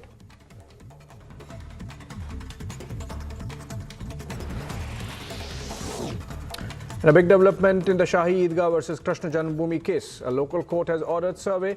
This comes in the backdrop of a plea demanding the removal of the Shahi Eidgah from that Mathura complex. Amid global alarm over COVID, India swings into action mode. Health Minister Mansukh Mandavia has made RT-PCR mandatory for international passengers coming in from specific countries including China, Japan, Hong Kong, among others. हम देश के सभी नागरिक को भी alert करना चाहते हैं कि आप मास्क का उपयोग करें, आप जरूरत बिना कारण से भीड़ में न जाइए, सैनिटाइजर का उपयोग करें, कोविड एप्रोप्रिएट बिहेवियर का पालन करें ताकि हम कोविड को रोक पाए और देश को सुरक्षित रख पाए। As India fights against COVID-19, Rahul Gandhi continues with his Bharat Jodo Yatra. Amid massive backlash, the BJP has fired a Parivar over protocol jibe on Rahul Gandhi. Did Rahul Gandhi as a responsible person isolate himself? Start wearing a mask? He could be an asymptomatic carrier. Did he get himself tested? Did he do all the protocols that are required? Today he is saying mask is a bahana. COVID is a bahana. First they spread vaccine hesitancy. They spread lies and rumors about vaccines. Bachade ka khoon mila hai. Vaccines will be very dangerous for you. And now they are saying masks are also a bahana. PDP Chief Mehbooba Mufti has stoked yet another controversy. She said there should be relocation of pundits for some time so that they should feel safe. The question arises, why is Mufti not calling for crackdown on terror but wants relocation of pundits?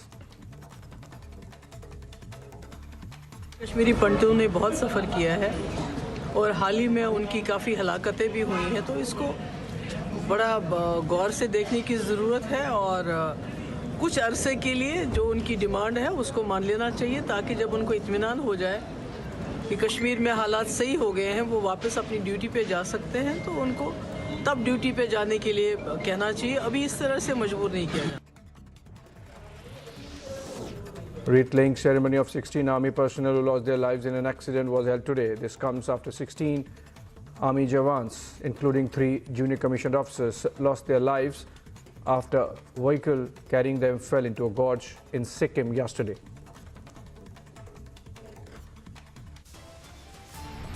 देश से नफरत करने वाले लोगों के साथ चलकर आप मोहब्बत का कौन सा पैगाम दे रहे हैं राहुल गांधी?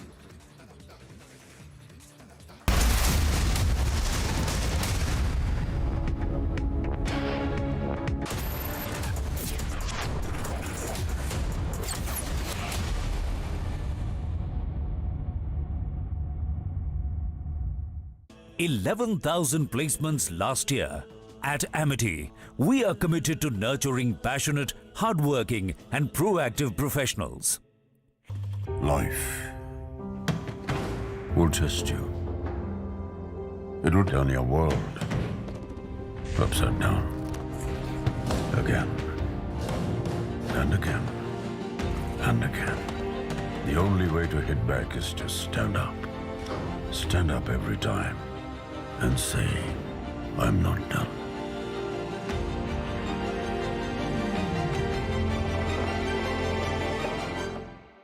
(2022) में सुबु ने कंसिस्टेंटली अंडर परफॉर्म किया और 3 बार डिमोट होकर भी दिखाया, पर सुबु तो उड़ रहा है क्योंकि जियो मार्ट के ग्रैंड फिनाले सेल में शॉपिंग पर मिलेगा अप टू 80% ऑफ। तो साल जैसा भी गया हो, एंडिंग तो जबरदस्त होगी। India welcomes those who further India's pride across the globe. Indian diaspora, partners of New India's growth journey in Amrit Kaal. Come and be a part of the 17th Pravasi Bharati Divas from 8th to 10th January 2023 at Indore, Madhya Pradesh, India. For registration, log on to pbdindia.gov.in. देखें कौन नया खिलाड़ी आया है, समझा देते हैं, प्यार से समझाएंगे। ये तो अपनी जुबान है। जुबान एक हो तो दिल भी एक होने चाहिए। विमल बोलो जुबान Kesari.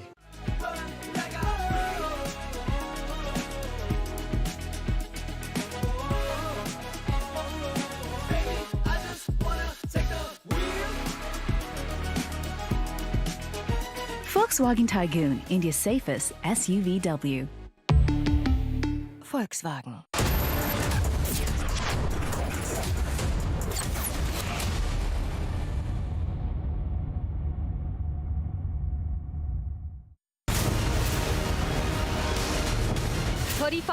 .2% across India. 35% across English markets, 46% across super prime time, 43% across urban India. Channels that spend crores lose to content. Content wins, landing loses. Republic, the All India #1.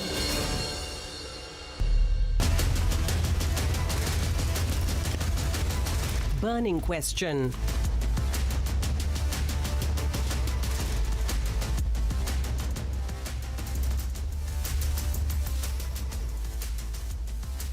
A very good evening. The show is called The Burning Question and I'm Deepthi Sachdeva. Ladies and gentlemen, Rahul Gandhi has been walking the Bharat Jodo Yatra. He's in the national capital. He is still not masked. The Yatra is not following any COVID protocols. They insist this is nothing but just an attempt to belittle the Congress party, and the BJP is running scared. The BJP on the other side has launched a full frontal attack on Rahul Gandhi, the Congress, their ideology and much more. We will deep dive into that big political debate and much more. First up, the headlines. Former ICICI Bank MD Chanda Kochhar and husband Deepak Kochhar in a 3-day CBI custody in a loan fraud case. Court orders the survey of the disputed site of the Shahi Eidgah in Mathura. The survey report will be submitted by January the 20th.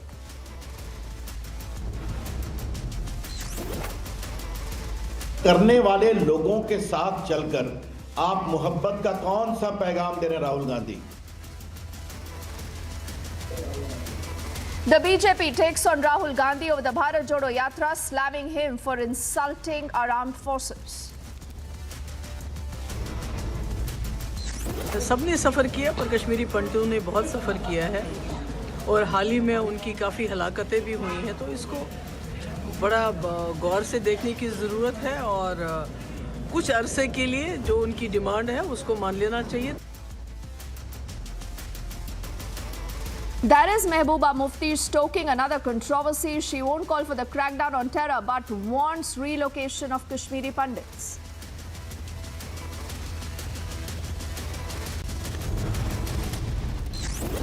After banning women from the universities, Taliban bans women now from NGOs, asking NGOs to terminate women employees with immediate effect.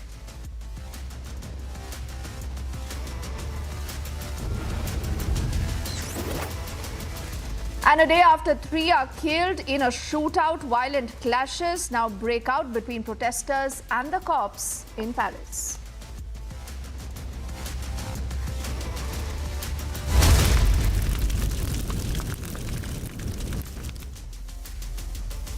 First up, this is about Rahul Gandhi.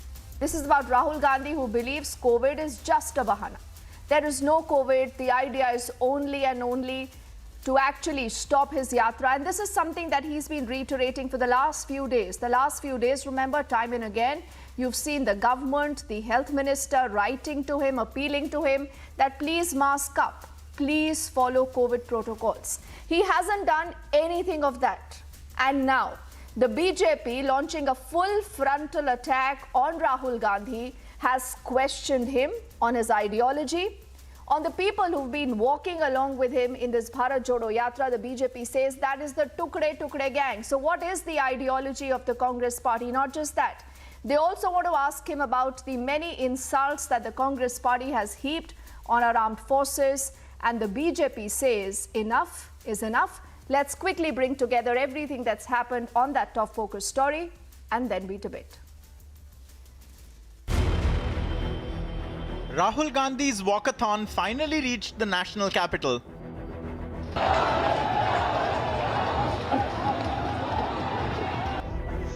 The Congress used the platform to run down the army. China ने 2000 square kilometre हमारी जमीन ले ली है. प्रधानमंत्री जी कहते हैं कि हमारे बॉर्डर के अंदर कोई नहीं आया. तो भैया प्रधानमंत्री जी, अगर कोई नहीं आया तो हमारी सेना उनकी सेना के साथ 21 बार क्यों बात कर रही है? और हमारे जो सेना के लोग हैं, हमारे डिफेंस फोर्सेस के लोग हैं, वो क्यों कह रहे हैं कि चाइना ने हमारी जमीन ले ली है? To ridicule the very real COVID threat. ये जो भारत जोड़ो यात्रा बड़ी यशस्वी हो रही है, बीजेपी को ऐसा हो रहा है, वो डर गए हैं, इसीलिए ये कोविड का बहाना बीच में लाए हैं। अरे कोविड नहीं है कहीं भी, कोई एक मास्क भी नहीं पहना, आप देखिए, और किसी को कुछ नहीं हुआ। And now the BJP is hitting back. चले हैं मोहब्बत का पैगाम लेकर और साथ में वो चल रहे हैं जो भारत को तोड़ने की बात करते हैं। टुकड़े टुकड़े गैंग के सक्रिय सदस्य उनकी यात्रा में विभिन्न जगह चले हैं या नहीं चले हैं, ये भाजपा जानना चाहती है। देश से नफरत करने वाले लोगों के साथ चलकर आप मोहब्बत का कौन सा पैगाम दे रहे हैं Rahul Gandhi? The BJP is calling out the anti-army tendencies of the Congress. सेना के प्रति नफरत और सैन्य अस्त्रों को लेकर तिजारत, ये आपकी पार्टी की राजनीति रही है राहुल गांधी। और आपने याद करिए, आपने राफेल जब खरीदा गया तब भी सवाल किया था, आपने उरी पर भी सवाल किया था, और आपने बालाकोट का भी प्रमाण मांगा था। हमेशा भारत की सेना के शौर्य को कमजोर करने में आपको अंदर से अच्छा लगता है। It's a political face-off like no other. Let's debate. So what really is going on? What really is the problem that Rahul Gandhi cannot follow the COVID protocols? And what really is the merit in the BJP today hitting all out at Rahul Gandhi? Is Rahul Gandhi driving the agenda? Is the BJP being reactive? Those and many more questions that a lot of our viewers are also thinking about. We'll take it to our entire panel of guests. Sardar R.P. Singh of the BJP. Desh Ratan Nigam is an advocate of the Supreme Court. Pankaj Sharma is a senior journalist. And my first question, as I say good evening to all of you gentlemen, is to George Kurian, who's a political strategist. He also leans towards the Congress parties. George, what is the problem in masking up? What is the problem in following COVID protocols? Well, Dipti, very good evening to your viewers. There is absolutely no problem as such, unless there is an official protocol and advisory issued by the center to all the states. The Congress party and its leadership is determined, and they haven't said no to it. They will follow all the guidelines followed, which comes their way, and it should be for the across the country for all the. But George, Rahul Gandhi says COVID to bahana hai. Rahul Gandhi does not say that he will adhere to these norms. And is he not then setting a bad precedent? He says COVID to bahana hai. So what's happening in China, the government acting, before time, the government warning all of us that please be prepared, please be alert. All this is bahana? Well, Dipti, one has to understand BJP today is just trying to build up a narrative. If at all, tomorrow, let's presume there is a surge in COVID that takes place because COVID has become a new normal. Still, I'm just giving a hypothetical situation. The Bharatiya Janata Party and all the machinery will have an option to corner the Congress party and blame the Congress party for not adhering to the request that the health minister had made to the Congress party with respect to Bharat Jodo Yatra. See, we can understand the frustration and nervousness that BJP is showing up in BJP because they have faltered on, and the false narrative and propaganda they've been successful in garnering all across using all the machinery. So this is nothing but just a excuse, I would say, at this point in time. So Congress party will adhere to all the norms if there is an official protocol in place.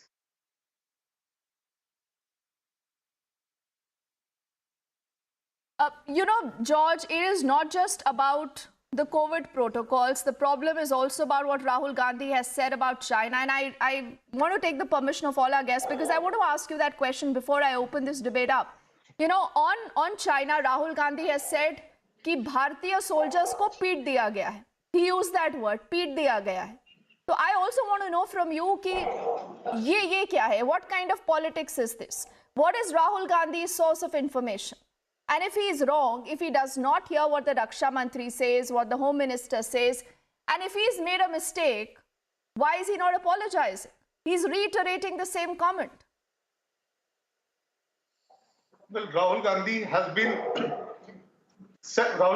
said in the past, and he has said in the recent past as well, that China has entered the Indian side of PLA. It has taken about 2,000 square kilometers right from Ladakh until Arunachal Pradesh to the eastern side. George, my question isn't that. My question is specifically on what he means when he says कि भारतीय जवानों को पीट दिया है PLA.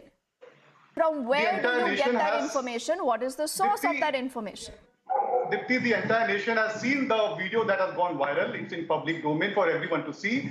There was standoff between the PLA troops of the Chinese side and the Indian side counterparts. And nobody can deny the fact that there was standoff between the both sides, and both sides have taken the brushes. But that is different. That is different. And let's open this up, because George, you also know in your heart that you're not able to defend Rahul Gandhi on either of these two issues. Sardar R.P. Singh Saab, there is also a question that goes out to the BJP. The BJP is known to be setting the agenda most of the times. You say Rahul Gandhi is a non-entity. Rahul Gandhi kuch nahi hai. You've called him a pappu. Now today I want to know, why are you actually, letting Rahul Gandhi set the agenda? Are you people being reactive? First, pappu was not our word. It was coined by Rahul Gandhi's dear friend Navjot Singh Sidhu, who's in jail right nowadays. So don't blame us for pappu as a word. One. Secondly, we are not. Okay. It's not about agenda. It's about nation first. I mean, the more important thing is whether we are Indian or are we nationalists or not. And when I say so, it is in regard to Corona. You hear all the panelists or all the people who come to defend Rahul Gandhi or Rahul Gandhi for himself. The way they are behaving, it reminds me of April 2020 of Maulana Saad. And then Maulana Saad of Tablighi Jamaat was talking the same tone and tenor. I mean, he said, "Humko corona nahi ho sakta. Corona, we can't be suffering from corona. We have someone up there. Lord will help us. Allah hum pe mehr karega. Humko corona ho nahi sakta." And then we all know what happened thereafter. So it's probably in that level that it's happening. I mean, I'm sorry to say that they know how badly the China is suffering. America, there's a problem. Japan, there's a problem. And then it can happen here. I mean, it happened in the Yatra also. The Himachal CM suffered from corona, has to go back, and he's confined now in isolation. So there's the effect. But they don't believe in all this. And then they say there's no advisory. I mean, the health minister is requesting you, and then has given you advice. I mean, they say, what else advisory you need? Oh no, BJP ke advisory. I mean, I'm shocked. What BJP ke advisory? It's something like, give me a second. It's BJP ka vaccination hai. So Pankaj Sharma, so give me a second. Can you deny the fact that the Himachal Chief Minister, R.P. Singh Saab, you make a valid point. Let's take that to Pankaj, and then we'll take the debate forward. Pankaj, this is a fact. The Himachal Pradesh Chief Minister was in the Bharat Jodo Yatra. Later only, when he was supposed to meet with the Prime Minister, is where he got himself tested, and that is where it came out that he was corona positive. Now, he's been isolated. He got into isolation. But why did Rahul Gandhi and the entire set of yatris who were there with him walking, did they get themselves tested or quarantined? Pankaj? See, let there be a corona protocol. Let the government impose the corona protocol. Then everyone will follow that. See, where is corona? When Rahul Gandhi says this, where is corona? That means how many cases are there in Delhi, active cases? How many cases are there in UP, Punjab, Himachal, Haryana, or anywhere? See, 2 cases, Have 2 you active seen what's cases in happening whole in China? UP. See, fine. I am saying that taking Pankaj, precaution, that is not the point. This is precaution- exactly a problem. When we allow politics to get Deshratan Nigam in the middle of national health. See, this is about national health. complete. We are putting out just 2 images on our screens. Pankaj, look very carefully. On the right of our screens are images from the Bharat Jodo Yatra. On the left is what's happening in China. It's only and only a sheer luck today that India has numbers that have not escalated. The situation is under control. But that does not mean, Pankaj, that we are not prepared. Deshwata Nigam, who will be responsible tomorrow if, God forbid, the situation goes out of control? So many people all there together. We do not know how many of them have got themselves tested. No one is masked up. And Pankaj Sharma is saying कि क्या हो गया, अभी तो थोड़े ही case है. No, I am just yes, this is how this Pankaj ji question is to me. Pankaj ji question is to me. Don't take my airtime. Pankaj, listen to Mr. Nigam, then I'm going to come back to you. Pravasi Bharatiya Divas Samaroh, which is being held for 3 days in Indore. Let's not have a monologue here. Mr. Sharma, let's not have a monologue here. The question is to me. Question is to me. So I think Deepti, you have to ask him to be quiet. How do you know, Pankaj, that COVID protocols will not be followed in that event? Pankaj, 1 second. How do you know that COVID protocols will not be followed there? You are prejudging the situation. That is the problem. He's talking of the Pravasi Bharatiya Divas. That's going to be held in Indore. Most of those no, countries, Pankaj, but this is a Bharat Jodo Yatra that we have seen. And it is not just about not following COVID protocols. You know, Rahul Gandhi has lied. He has, used words for our armed forces, which is belittling them, which demoralizes them, Pankaj. The problem is manifold. Mr. Nigam. He has used. Yes. What has he said? He पीट दिया है. आप दिखाइए कहाँ पीट दिया है. Are you allowed to speak like that, Mr. Nigam? Apologies, sir, please. The derogatory remarks that have been made by Rahul and company. Let Mr. Nigam come in. He hasn't spoken yet. Then I'm going to come to you. Army soldiers were admitted in Guwahati hospital. Please, Pankaj, have some etiquette. Pankaj, you want to hear exactly what Rahul Gandhi said? We'll play out that bite if you want to hear, but I want Mr. Nigam first to respond. Mr. Nigam. I have objection to what he said today. Pankaj, have some etiquettes and discipline. Have some etiquettes and discipline. They enjoy themselves. You don't want to hear Mr. to others. Nigam. Have some etiquettes and discipline. Deepti, the fact is the derogatory nature of comments which have been coming from the Congress is not a new thing. Please remember, OROP was never implemented by Congress.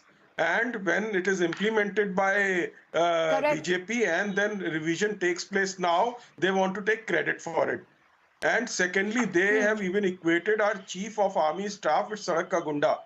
Then when the Doklam happens, they have secret meetings with the ambassador. And when they go on some kind of a yatra on Kailash, they meet Chinese ministers, which is admitted by Rahul Gandhi. Openly admitted by Rahul Gandhi. Then they have an MOU with the Congress. Then they have 1.35 crores BJP received by Rajiv Gandhi Foundation. So this is the kind of please don't interrupt. Please have some etiquettes. I never interrupted you. Pankaj, why don't you let him complete his point? Of Gujarat wanted to introduce why are you getting rattled, Pankaj? Pankaj, why should you get rattled? Listen to him. You had your say, please listen to the others. Mr. Nigam. Another important factor is I think it does not require rocket science. It just needs a common sense.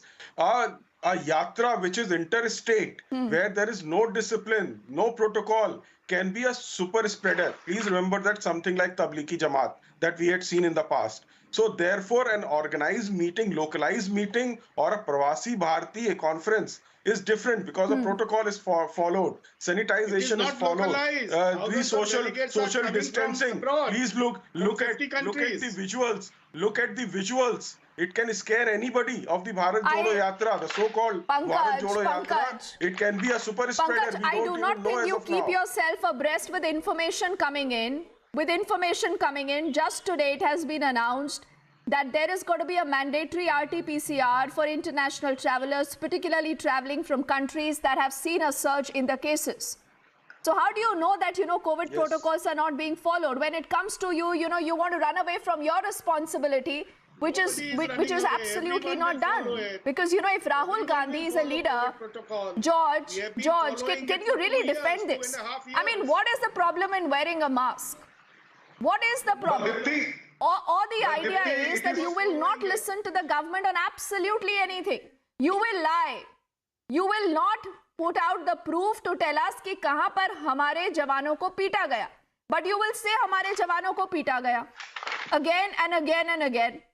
George. Well, Dipti, let me speak. Dipti, it is very easy to defend the Congress party and the Bharat Jodo in today's context. But whereas it is very difficult for my BJP counterparts to defend themselves with respect to Bharat Jodo and the COVID politics behind it. One has to understand the rule has to apply the law of the land for everyone. Selective, it cannot be selective just to Bharat Jodo Yatra. If the government today comes up with a circular or a protocol saying that mask is mandatory, social distancing is mandatory. How is this selective? You know, there was a case. Let me finish. I've just explained something. See, George, we can't be repeating the same things. Let's take the debate forward. You had a Himachal Pradesh Chief Minister who was a part of this yatra. He is tested positive. The reason why you have Member of Parliaments from Rajasthan who write to the Health Minister. The Health Minister takes note of it and he says, listen, because, you know, we are reporting cases from the Bharat Jodo Yatra. Please follow COVID protocols. It's as simple. No one is stopping your yatra. You can continue to, you know, have your yatra. All that they are saying is please follow COVID protocols. So what is the problem? Okay, so has the Health Minister also written letters to the yatras that is going on in Rajasthan at this point in time? Has the letter been gone to the Kankaria Carnival Festival, the flower show in the Pravasi? Okay, RP Singh will respond to that. The G20 summit is going to come up. So see, one has to answer all these things are also pertaining to the same thing. It has to, because the lakhs of devotees are going to be part of these events also as well. Also PK's so yatra, Prashant Kishor's yatra, RP Singh, that is continuing in Bihar. He's also moving through different villages. So RP Singh, are you being selective? Why is the Congress saying that you are selectively targeting the Congress party and the yatra? Well, Dipti, I'll answer that. But before that, what did Rahul Gandhi said today? Hamari zameen kabja li China ne. He's again questioning the forces. Chief of the Army, Narwane Saab, is on record and has categorically stated not an inch of Indian land, Indian soil is with China. Well, he's on record, but he doesn't believe in Narwane Saab. He believes in global times. He believes in Communist Party of China, and then whatever they track him, whatever they tell him, he abides by that. He goes by that. And then we are unnecessarily asking them the question on Pitge, the soldiers pite, hamare soldier peet diye. He was rightly saying it. He was talking about PLA because he represents Communist Party of China. They are under agreement here. The Congress Party, the Communist Party of China are under agreement. And that's why he keeps, whenever he refers to Pitge, it means referring to PLA. He's talking about the Chinese soldier, not the Indian soldiers. He rightly said so. But the issue is, on this Yatra advisory being sent to only Bharat Jodo, the similar advisory are being sent to all state health ministers because health is a state subject. Even in the Omicron, it was the states which took initiative and states decided on their respective protocols in different states. Different protocols were brought in by different health ministers and chief ministers. Same here. I mean, let Ashok Gehlot Sahab take a call and tell them that no Akrosh Yatra will happen, Akrosh rally will happen, and it will be abided by the BJP. What's wrong in it? There's nothing wrong in it. Or he can say that, okay, you must follow these protocol, wearing masks, distancing, social distancing, sanitization. They will follow that. Same is case with Bihar Chief Minister and Bihar Health Minister. They can take a call. So this is being left to the states now to decide what protocol. But we all know we have suffered corona and we have seen last 2.5 years what basic protocol. I mean, I stopped asking for your cameraman now. Absolutely. We can get from Skype because only for the protocol.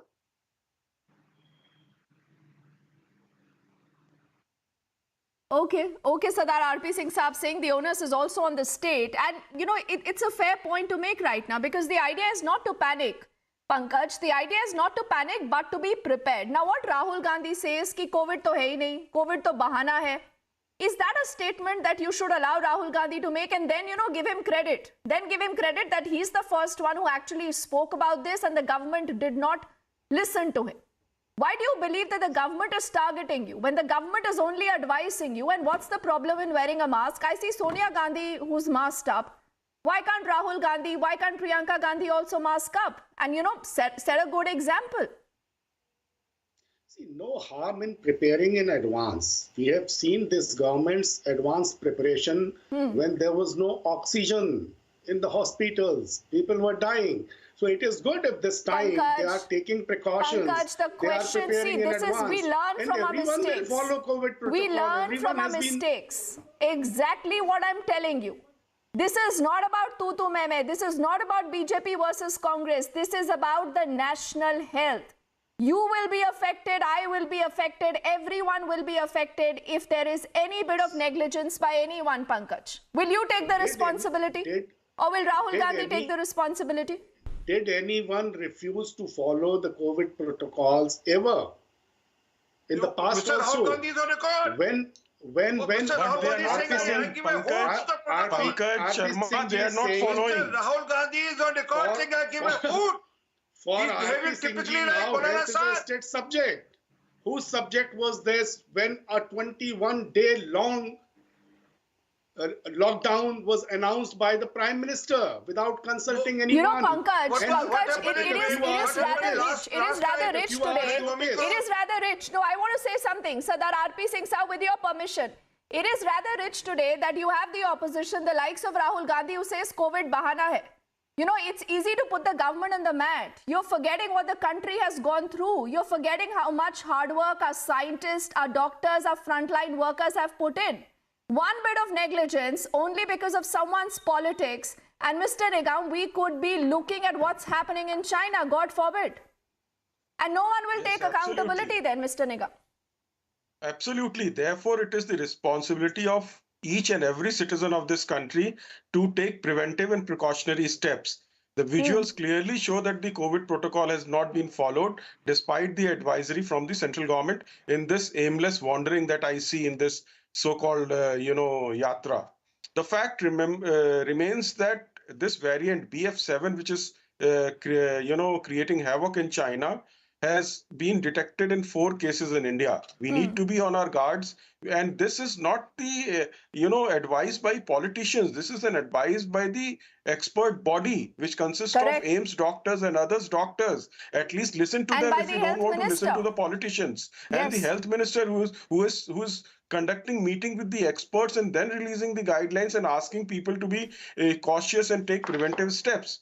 What is wrong in it? Let's not do politics over it. Me and, as Deepti clearly said, that me and you could be a victim of the negligence on the part of some political party. Let's not do it. If the CM of Himachal can get it, he can infect others as well. He could have infected many in the yatra also. We don't know. Therefore, please agree. Don't do politics on it. Please follow the protocol. Nobody's stopping your yatra. Please understand that. It's about our nation. It's not about Congress or BJP, as rightly put by Deepti. Nigam Saab, can I ask you a question? George, who should take the responsibility? Should that advice now be heeded? Take the responsibility? Rahul Gandhi has brazen this out. He's been defiant. Pankaj, he's been defiant. But I have a problem. Because Rahul Gandhi is also used to lying. Why should he be allowed to lie and get away with this? Whether it is China, whether it is COVID, why do you allow Rahul Gandhi to lie and get away with this? Is that the Congress ideology? To always just question the government, not believe your chief of the army staff, not believe what your Raksha Mantri says on the floor of the house. I do not know what Chinese government sources he believes saying that he tells you कि हमारे soldiers पिट गए हैं. I do not know what makes Rahul Gandhi say COVID bahana hai when you're looking at what's happening in China. Pankaj, were injured or not? When it comes to public health, they were admitted to Guwahati hospital. Pankaj first and then George. Yes, Pankaj. They were lifted by helicopters from the front areas and brought to Guwahati hospitals or not? How many Indian soldiers were injured? You know it. This is because they fought. They gave the PLA a bloody nose, Pankaj. You're still sitting here and defending Rahul Gandhi's lies? Are you believing that हमारे soldiers पिट गए? Commander level meetings then. George. So what are George quickly. Dipti, Rahul Gandhi, Dipti has not lied George, to the nation. I'll give you the last word, sir. Yes, 10 seconds. George. He speaks in the interest of the nation. There is no lie that Rahul Gandhi has done with respect to COVID, with respect to the border. He has always spoken. He's outspoken and in the interest of the nation. No, he is grossly wrong. He's grossly wrong. RP Singh Saab.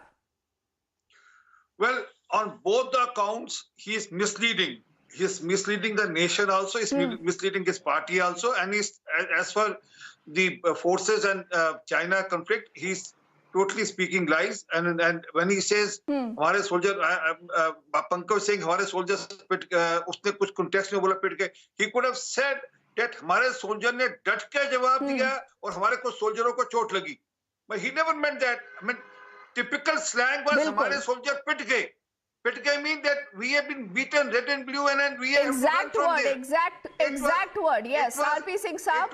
That is the exact word Rahul Gandhi used. He's still unmasked.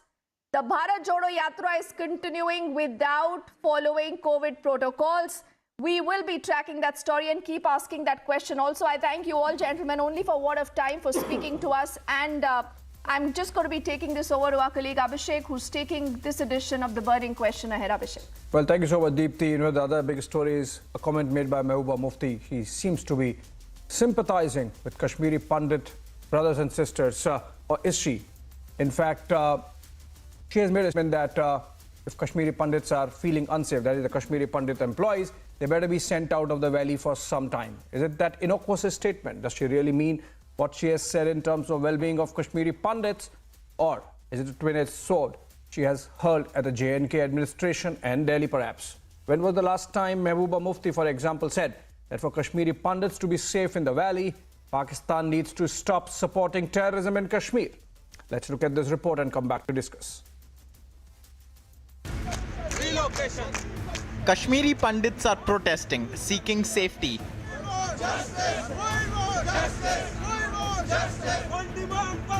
They want protection against terror. हम सड़कों पर बैठे हैं, हम यही उम्मीद लगा रहे हैं, हमें पूरा भरोसा है कि ये हमारी डिमांड्स को पूरा करेगी. हमें तब तक के लिए जम्मू आरसी दफ्तर में शिफ्ट किया जब तक वहां पे ग्राउंड जीरो पे सिक्योरिटी सुनिश्चित नहीं हो जाती कश्मीरी पंडितों के लिए. Mehbooba Mufti's solution? To remove Kashmiri Pandits from the valley altogether. Kashmiri पंडितों ने बहुत सफ़र किया है और हाल ही में उनकी काफ़ी हलाकतें भी हुई हैं, तो इसको बड़ा गौर से देखने की ज़रूरत है और कुछ अरसे के लिए जो उनकी डिमांड है उसको मान लेना चाहिए, ताकि जब उनको इत्मीनान हो जाए कि कश्मीर में हालात सही हो गए हैं, वो वापस अपनी ड्यूटी पे जा सकते हैं, तो उनको तब ड्यूटी पे जाने के लिए कहना चाहिए. अभी इस तरह से मजबूर नहीं किया जाए. With at least 4 hit lists of Kashmiri Pandits released so far, the need of the hour is a crackdown on terrorists. But Mehbooba Mufti wants second chances for terrorists. मेरा ये है कि अगर इनको पता होता तो शायद इस तरह से मैं इस वक्त जब आपके हालात सुधर रहे हैं तो मैं समझती हूँ कि एक चांस हो सकता था. The fact is, if Kashmiri Pandits are allowed to get a salary without work in Jammu, Mehbooba can use it to stoke anger against them, while removing them from Kashmir would be used by her to say that the abrogation of Article 370 failed. Tonight, Mehbooba must make her stand clear. Kashmiri Pandits or terrorists? Let's debate.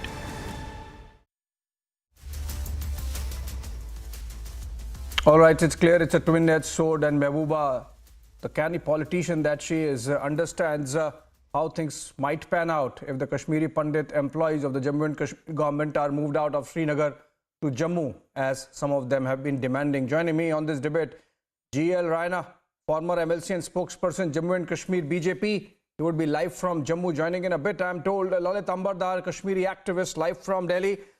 And also, I believe to defend Mehbooba Mufti, Ghulam Ahmad Ayaz, Secretary, Muslim Personal Law Board, and of course, also political analyst, live from Srinagar. But first up, Majid Hadri joining me, political analyst and journalist, live from Srinagar.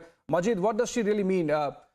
Is it really that innocent as she is making it sound, that, oh, Kashmiri Pandits are really unsafe if they are feeling so? Not that they are unsafe, but if they are feeling so, let them be in Jammu for a while. When things become normal, which they have not in the last 3 decades, they can come back. I don't think she is being as innocent as that. Well, sir, the simple point is that let's not treat Kashmiri Pandits as something on which we should fight each other. They have a tragedy which needs to be resolved, and said that government is treating Kashmiri Pandits like cannon fodder and bonded labor. The bonded labor which is supposed to come to Kashmir and get killed because government is not able to provide assurance that they'll be secure, as we have seen that not many Pandits have got killed in the last 2 years. Now, if any human being is asking that let them be shifted to safer location till the government creates that ecosystem of safety, what is wrong in that? And why should they be kept without salary?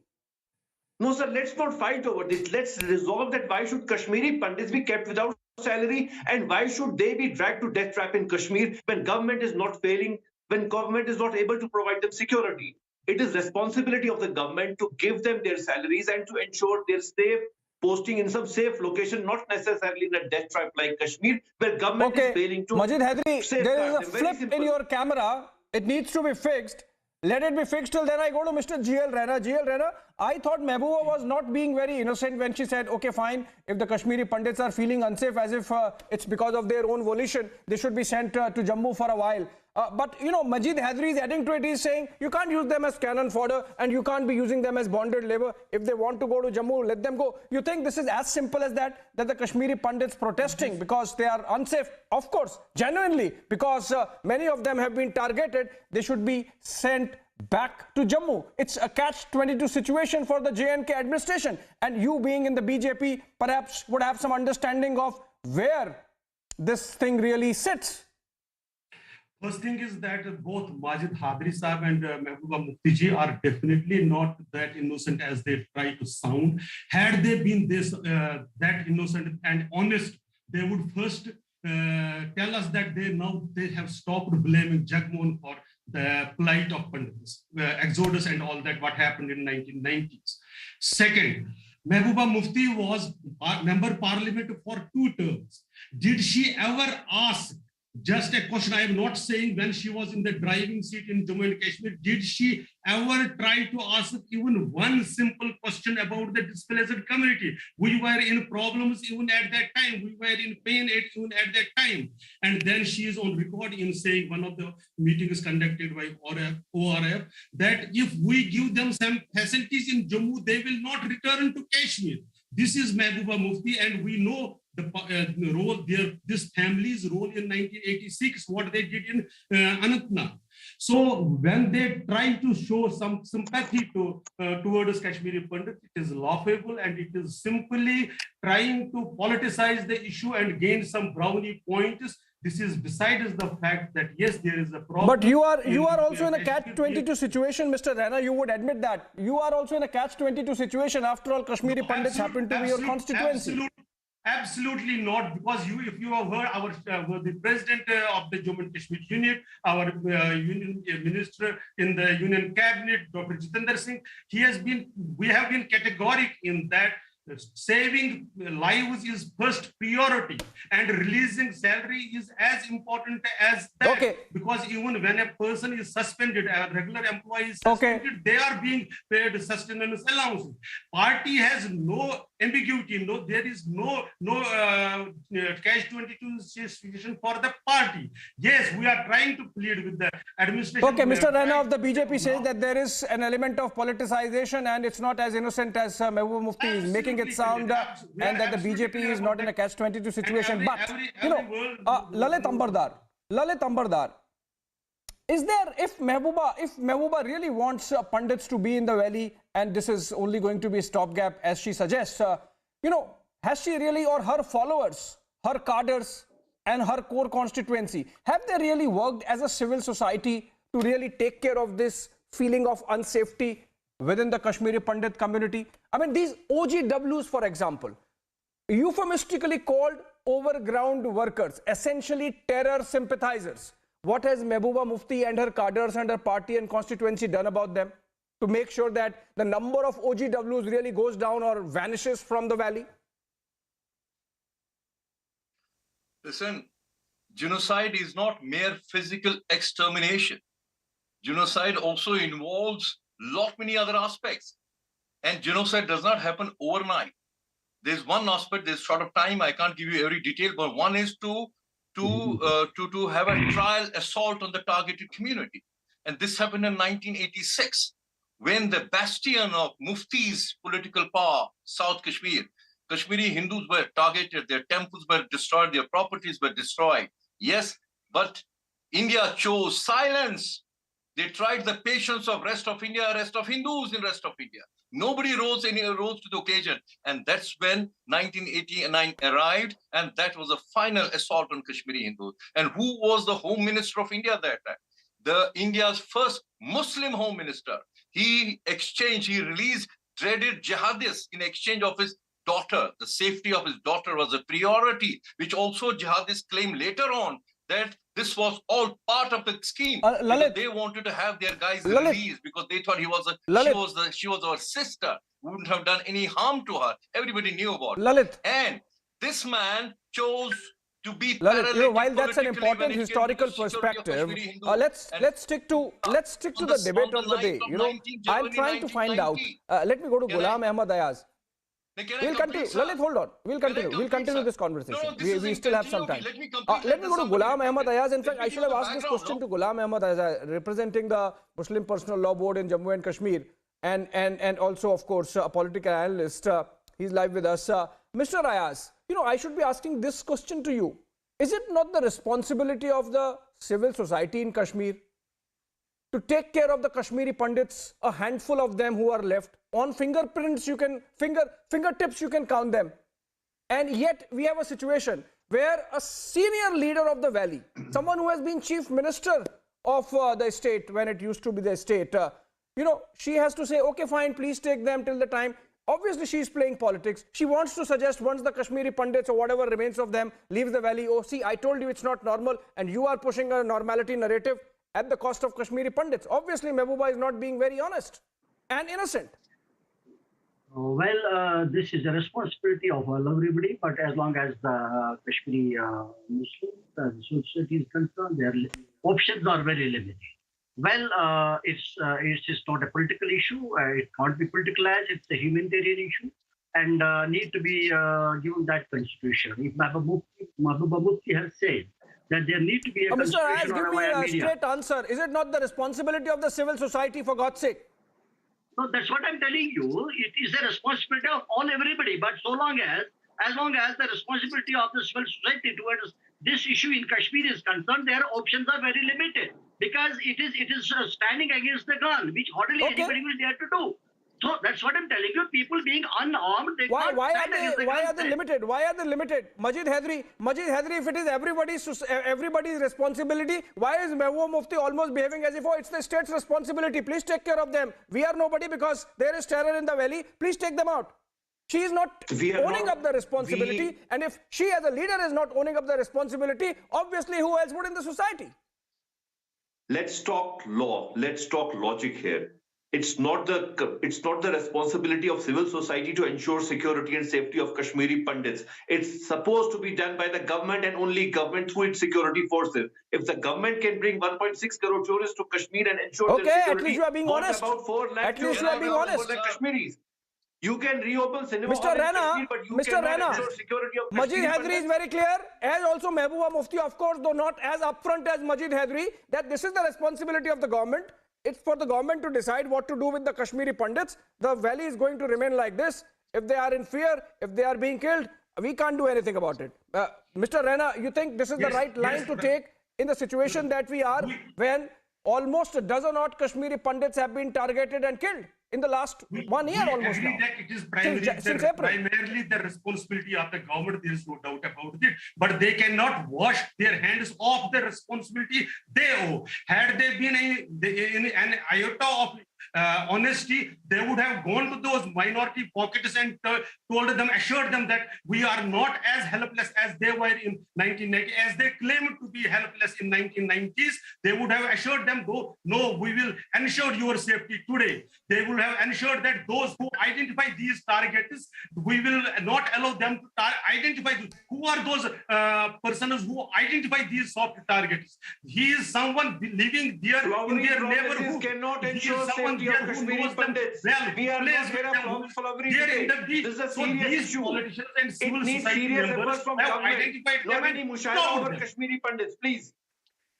We can't do any mushaira over the safety and security of Kashmiri Pandits. It has to be ensured by government and only government. But civil society, then do not claim that moral high ground. Why are you claiming that moral high ground that we will protect you? Come here and be part of this. Even the agenda. Hold on, I'll come to you. Let Mr. Rana complete his point. I can get both of you. Viewers won't be getting both of you. Majid Hydari, just let's follow the order. I gave you the opening comments. Majid Hydari, hold on, I'll come to each one of you. I'm trying to be very balanced. Let Mr. Rana complete. You will get your opportunity to respond. Mr. Rana, quickly complete. I am saying there is, yes, primarily this is the responsibility of the government, but civil society and Kashmir-centric politicians cannot wash their hands off. They are blaming sometimes a movie, sometimes someone else, sometimes Jagmohan for all what is happening in Kashmir. In the 1990s, they were saying that we were helpless. We could not stop them leaving. What is stopping them today? Why are not they're going to those pockets where minority community live? I want not able to identify people who I want both Lalit Ambardar. I want both Lalit Ambardar and Ghulam Ahmad Ayaz. You know, one-on-one. Lalit Ambardar and Ghulam Ahmad Ayaz. First to Lalit Ambardar. Lalit Ambardar, Mr. Rana says primarily this is the responsibility of the government, but civil society also has a role. While Majid Hydari is very clear, civil society hands off, we have no role. You know, you as victims, Kashmiri Pandits as victims, you know, fall between two stools. You have nobody backing you. Now, what's going on in your mind on this? The government says nothing doing. There is nothing called free lunch. Nobody can be given salary unless you are working. And since your posting is in the valley, you better be there. And Majid Hydari says, we are not responsible for what happens to you. If Pakistanis are sending those terrorists, if these terrorists are killing you, if civil society is supporting them, we have no responsibility. Sir, where is the civil society in Kashmir? When we suffered genocidal assault in 1990, civil society, the whole Kashmir was either in the mosques or in the streets shouting slogans, "Yahan kya chalega, Nizam-e-Mustafa, Kashmir mein rehna hoga, Allah Akbar kehna hoga." They did not choose silence, they took the side. They took the side of our neighbors, they closed their doors and windows on us. Okay. That's a very sharp question. That's a very sharp question. Let it be responded to by Ghulam Ahmad Ayaz. You know, Ghulam Ahmad Ayaz, where is the civil society in Kashmir? Is there civil society that exists which can say, oh, these boys are wrong, we'll take care of them. These OGWs, these young terrorists who are picking up gun, hybrid terrorists who are melting into the crowd after carrying out these kind of crimes, of course, masterminded from across the border. Ghulam Ahmad Ayaz, where is the civil society in Kashmir?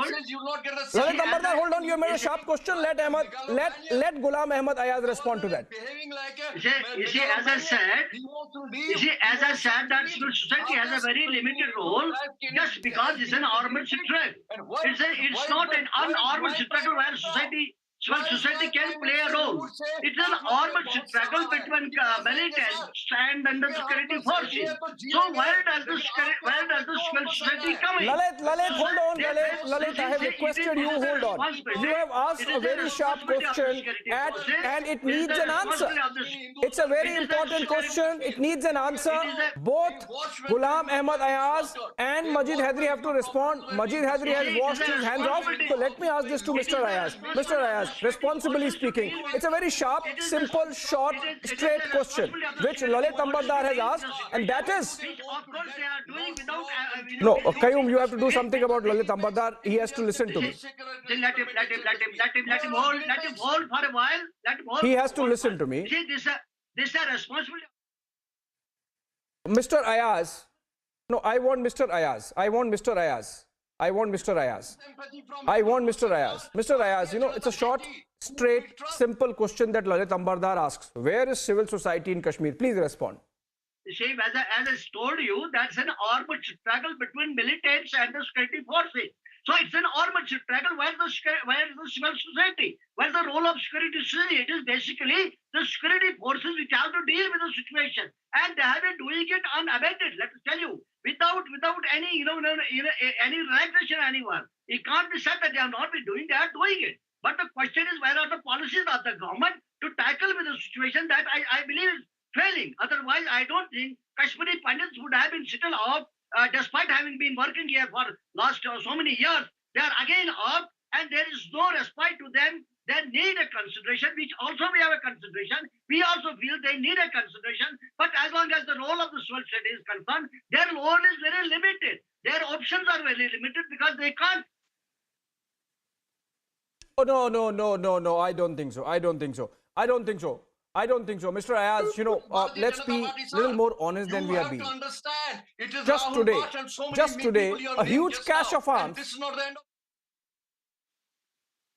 Tell me, where's the roads?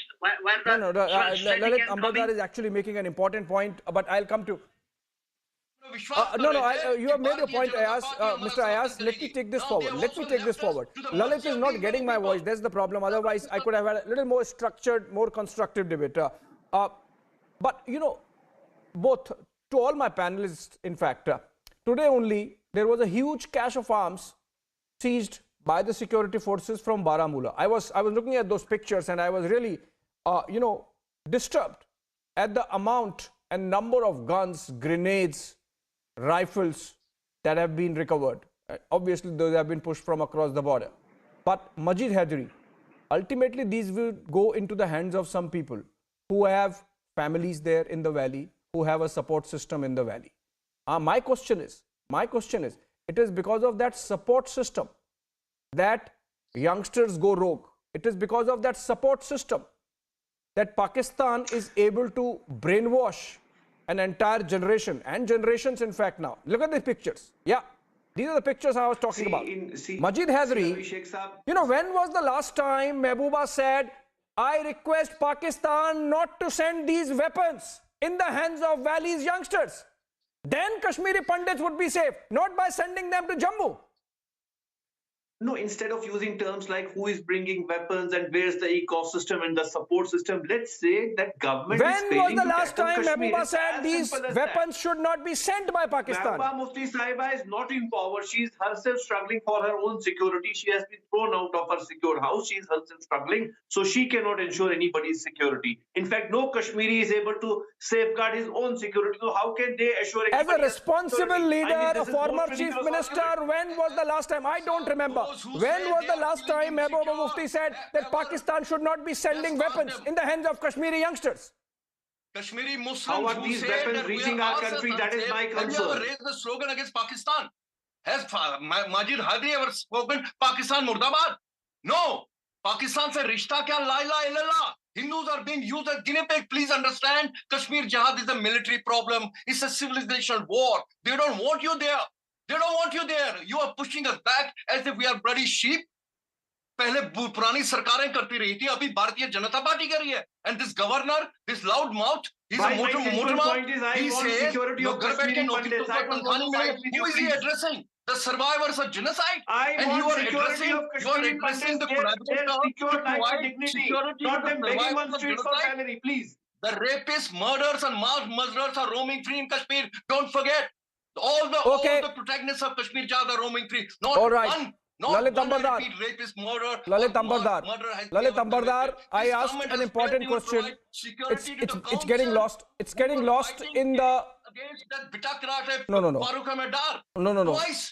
Lalit Ambadkar, can you hold on? I was asking an important question and it is getting lost. Qayyum, help me. It is getting lost in the din. Majid Hydari, Majid Hydari and Mr. Ayaz, on the issue of civil society, Majid Hydari washes his hands off. But Mr. Ayaz says that maybe there is a limited role. But I don't see that happening at a scale that it should happen in the valley if the intent of Mehbooba Mufti is right, And on the issue, on the more important issue of Mehbooba Mufti, I don't recall, Mr. Ayaz, even once in the last few years, that Mehbooba Mufti has unequivocally said that Pakistan should stop supporting terrorism in the valley. He would say, oh, please talk to them. Oh, please, we can't have this situation in the valley without talking to Pakistan or not talking to Pakistan. Please, for God's sake, take a position. have the courage to take a position and say, Pakistan, stop interfering in Kashmir and we'll sort out the issue of safety of Kashmiri Pandits. Mr. Ayaz. You are chasing Miraj. Pakistan se rishta ka inka la lata hai. Never a word against Pakistan. Not even jihadis. Let me respond to the point what was raised. See, point is, it looks as if Mahbooba Mufti or anybody else from here must have told Pakistan to sponsor people from there or send people from there. And today somebody will tell them to stop, they will stop. So that's not the question. If that you take that as issue question, then you last word. So point is how will Mahbooba Mufti say, or how will Pakistan accept Mahbooba Mufti saying, or somebody saying who is not at all wanting Pakistan to send the military? How will they accept it? Because they have an issue of their own. How can they accept somebody is telling them not to send the military? No, I think, no, Mr. Ayaz, you are deflecting. Mr. Ayaz, you are deflecting. I was saying a moral position. I was saying it's not about whether Mahbooba Mufti can really influence Pakistan's actions, but it's about a moral position that Mahbooba Mufti can take, and that is that Pakistan stop interfering in the valley. We'll take care of Kashmiri Pandits. Then she would have commanded moral authority. My last word to Mr. Raina. Mr. Raina, please tell me. You are denying that you are in a catch-22 situation, but then what would you do of these Kashmiri Pandits who have genuine fears about their safety? The LG can say, okay, fine, as per the rules, if you're not working, you're not going to get salary, but something needs to be done. Quickly, if you can tell us, what's your mind on that? Yeah, we have already told not only LG and administration in UT Jammu Kashmir, we are also contacting Home Ministry to ensure that their salary is paid. But I wanted to comment on the one point that civil society has limited options. You see the people, most of these employees are in rented accommodation. Those house owners are telling them to vacate their houses. These people could have gone there and ensured that no, they will not feel any problem on that front. Civil society, whatsoever of it has remained in Kashmir, is not working. They are in fact in silence. They are actually okay, I understand that. On that note, I have to bring this conversation to an end. You know, the government obviously, despite the denial from the BJP and Mr. Raina, the government seems to be in a catch-22 situation, because if they agree with the protesting Kashmiri Pandits and bring them out of the valley in Jammu, then the whole narrative of normalcy in the valley really comes undone. And Mahbooba, the canny politician that she is, she understands that, and that's why perhaps she's trying to kill two birds with a single stone. Obviously, the government would need to find a little more nuanced answer than what the J&K administration has done till now. On that note, thank you so much for joining us this Saturday evening. A short break on the other side. Live and breaking back at 10 p.m.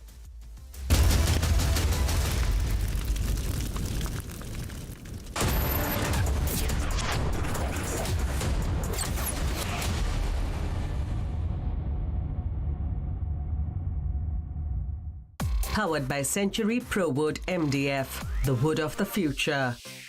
Cashless hospitalization is easy. Get details on our network hospitals at www.starhealth.in. Always at your doorstep. सोच रहा हूँ commentary try करूँ। Match का आखिरी ball, तेज तूफानी delivery, एक धमाकेदार shot और ये गया छक्का। छक्का नहीं, टूटा। आपके टाइल्स को चाहिए MYK लेटिक्रीट टाइल एडेसिव। फॉर्मूला ऐसा कि अब टाइल न टूटेगा न छूटेगा। Everyone looks at the world today. At Hyundai, we go beyond with experiences that take us forward. Inspired by our today, we design your tomorrow. Some said electric is the future. We said, why stop there? At Hyundai, we are going beyond mobility, and you are welcome to join us. देखें कौन नया खिलाड़ी आया है।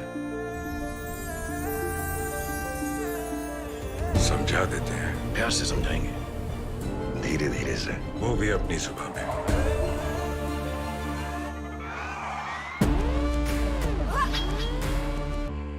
ये तो अपनी जुबान है। जुबान एक हो तो दिल भी एक होने चाहिए। विमल, बोलो जुबान केसरी। पढ़ता है, खेलता है, झूलता उछलता है, दौड़ता कभी कभी दौड़ कराता है, आगे आगे बढ़ता है इंडिया, अमूल दूध पीता है इंडिया। अब जियो मार्ट के ग्रैंड फिनाले सेल में मोबाइल्स और इलेक्ट्रॉनिक्स पे मिलेगा अप टू 80% ऑफ। तो साल जैसा भी गया हो, एंडिंग तो जबरदस्त होगी।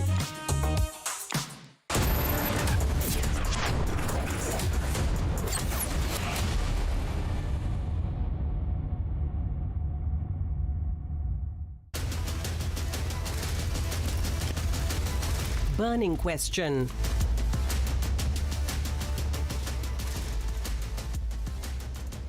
सबने सफ़र किया, पर कश्मीरी पंडितों ने बहुत सफ़र किया है और हाल ही में उनकी काफ़ी हलाकतें भी हुई हैं, तो इसको बड़ा गौर से देखने की ज़रूरत है और कुछ अरसे के लिए जो उनकी डिमांड है उसको मान लेना चाहिए।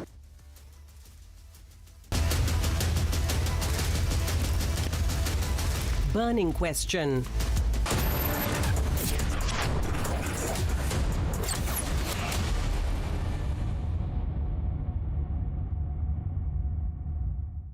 Powered by Century ProWood MDF, the wood of the future. एक दिन मैं सोते सोते गिर गया और मुझे कुछ नहीं हुआ। पता है किसने किया? घोस्ट ने। वो हर बार मुझे बचा लेता है। मिलोगे? अरे कोई घोस्ट नहीं, रोनी के पापा ही हैं जो उसे सेफ रखते हैं। जैसे हैवेल्स लाइफ शील्ड वायर्स जो दिखते नहीं पर घर को सेफ रखते हैं, ना आग पकड़े ना जहरीली गैस छोड़े, wires that don't catch fire. क्या हुआ रोहन, क्या सोच रहा है? रिया, पहली सैलरी मिली है, तुम भी कुछ आइडिया दो, एक्सपेंसेस को कैसे प्लान किया जाए।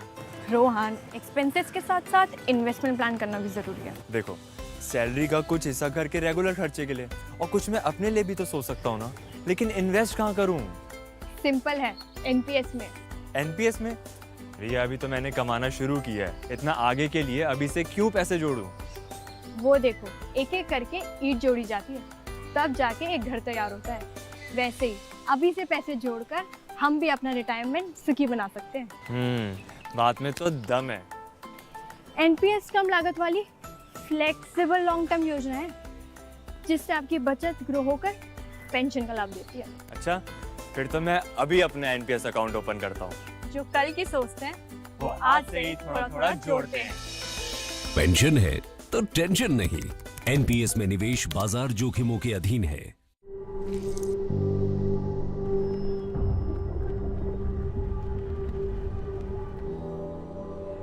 Helps beat sensitivity fast. Sensodyne Rapid Relief.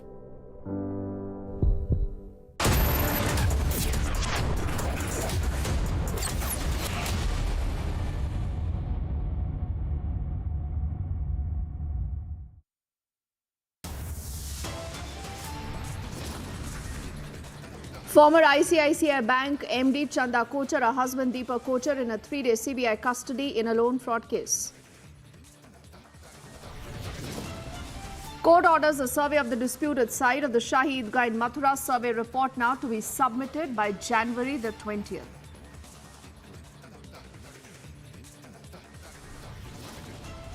देश से नफरत करने वाले लोगों के साथ चलकर आप मोहब्बत का कौन सा पैगाम दे रहे Rahul Gandhi?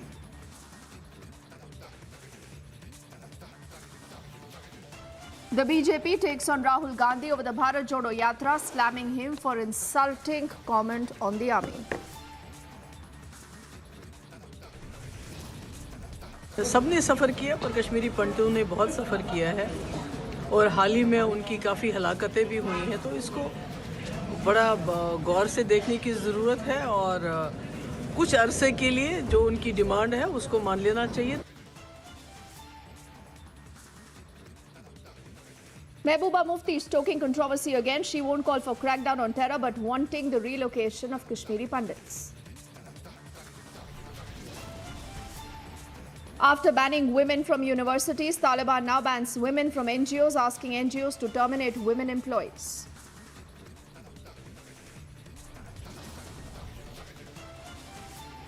And a day after 3 are killed in a shootout, violent clashes break out between protesters and cops in Paris.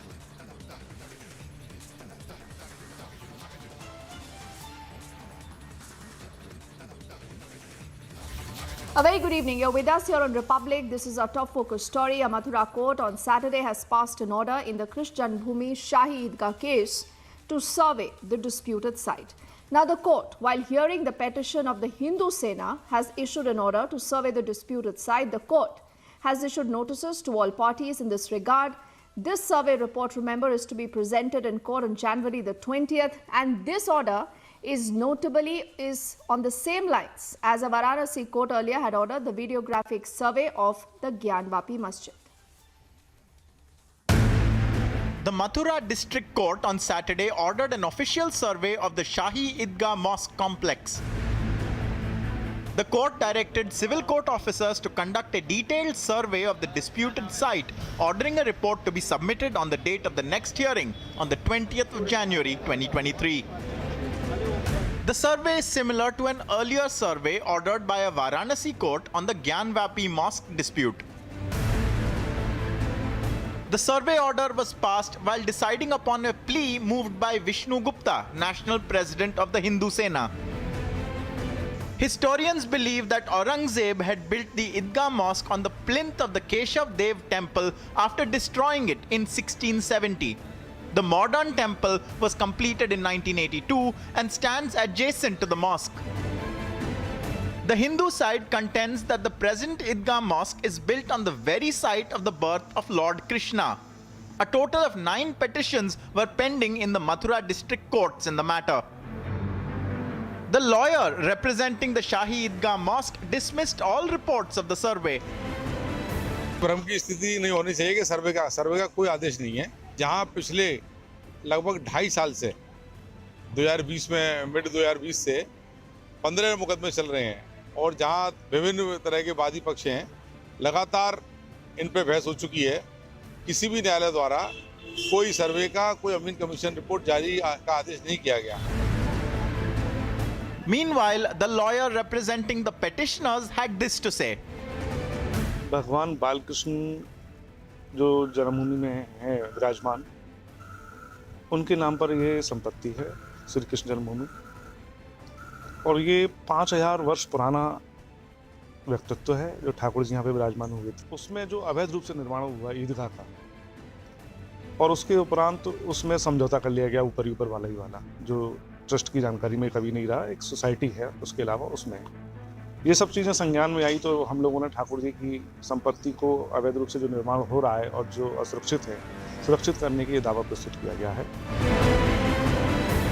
The court order was met with divergent opinions. AIMIM MP Asaduddin Owaisi took to Twitter to express his displeasure. The UP government took a very neutral stance on the issue. जन्मभूमि विवाद का मामला जो है वो फिर से माननीय न्यायालय जो भी निर्णय देगा उसका हम लोग अनुपालन करेंगे। The Krishna temple, like the ancient Kashi temple, is said to have been destroyed through history many times. The question is, why politicize a court-ordered survey?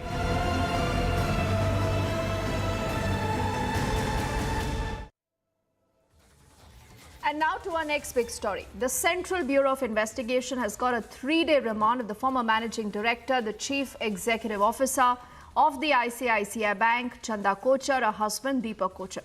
The CBI arrested the couple late on Friday. This is in connection, remember, with the alleged ICICI Bank Videocon money laundering case. This is what possibly could happen next. Ex-ICICI Bank MD and CEO Chanda Kochhar and her husband Deepak Kochhar were remanded to 3-day CBI custody by special CBI court in Mumbai on Saturday. The remand was granted after the CBI said that they needed 3 days' time to question the Kochhars. They bore a look of resentment while being taken to the special CBI court. The Kochhars were arrested on the 23rd of December by the CBI. The CBI accused them of non-cooperation during questioning. The arrest comes on the back of the alleged rupees 3,250 crores Videocon ICICI Bank scam, which first came to light in 2019. The allegation is of then ICICI top boss Chanda clearing loans worth over rupees 3,000 crore to Videocon, which made their way into her husband's ventures, which became non-performing assets and caused a reported loss of rupees 1,730 crores to ICICI Bank. Chanda Kochhar's fall from grace is a long journey she took since 1984 after joining ICICI. The shock of Chanda Kochhar's arrest and the allegations are not unfounded, as she was once hailed as one of the most powerful women in the world, winning even top civilian awards in India. The Videocon ICICI case is considered one of the biggest scams in Indian banking circles. Now the country waits for a definite conclusion to these allegations of grave economic offences. Bureau Report, Republic TV.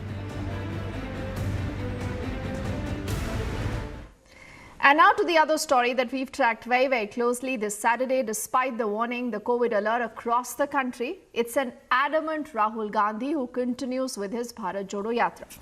Now, he, remember, has been given a befitting response, right from insulting the army to also what he said vis-a-vis China to the Bharat Jodo Yatra. This is the BJP's full frontal attack on him today. Rahul Gandhi's walkathon finally reached the national capital.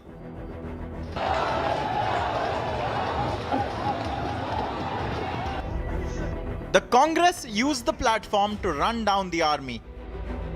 China ने 2000 square kilometre हमारी जमीन ले ली है। प्रधानमंत्री जी कहते हैं कि हमारे बॉर्डर के अंदर कोई नहीं आया। तो भैया प्रधानमंत्री जी, अगर कोई नहीं आया तो हमारी सेना उनकी सेना के साथ 21 बार क्यों बात कर रही है? और हमारे जो सेना के लोग हैं, हमारे डिफेंस फोर्सेस के लोग हैं, वो क्यों कह रहे हैं कि चाइना ने हमारी जमीन ले ली है? To ridicule the very real COVID threat. ये जो भारत जोड़ो यात्रा बड़ी यशस्वी हो रही है, बीजेपी को ऐसा हो रहा है, वो डर गए हैं, इसीलिए ये कोविड का बहाना बीच में लाए हैं। अरे कोविड नहीं है कहीं भी, कोई एक मास्क भी नहीं पहना, आप देखिए, और किसी को कुछ नहीं हुआ। And now the BJP is hitting back. चले हैं मोहब्बत का पैगाम लेकर और साथ में वो चल रहे हैं जो भारत को तोड़ने की बात करते हैं। टुकड़े टुकड़े गैंग के सक्रिय सदस्य उनकी यात्रा में विभिन्न जगह चले हैं या नहीं चले हैं, ये भाजपा जानना चाहती है। देश से नफरत करने वाले लोगों के साथ चलकर आप मोहब्बत का कौन सा पैगाम दे रहे हैं Rahul Gandhi? The BJP is calling out the anti-army tendencies of the Congress. सेना के प्रति नफरत और सैन्य अस्त्रों को लेकर तिजारत, ये आपकी पार्टी की राजनीति रही है राहुल गांधी। और आपने याद करिए, आपने राफेल जब खरीदा गया तब भी सवाल किया था, आपने उरी पर भी सवाल किया था, और आपने बालाकोट का भी प्रमाण मांगा था। हमेशा भारत की सेना के शौर्य को कमजोर करने में आपको अंदर से अच्छा लगता है। It's a political face-off like no other.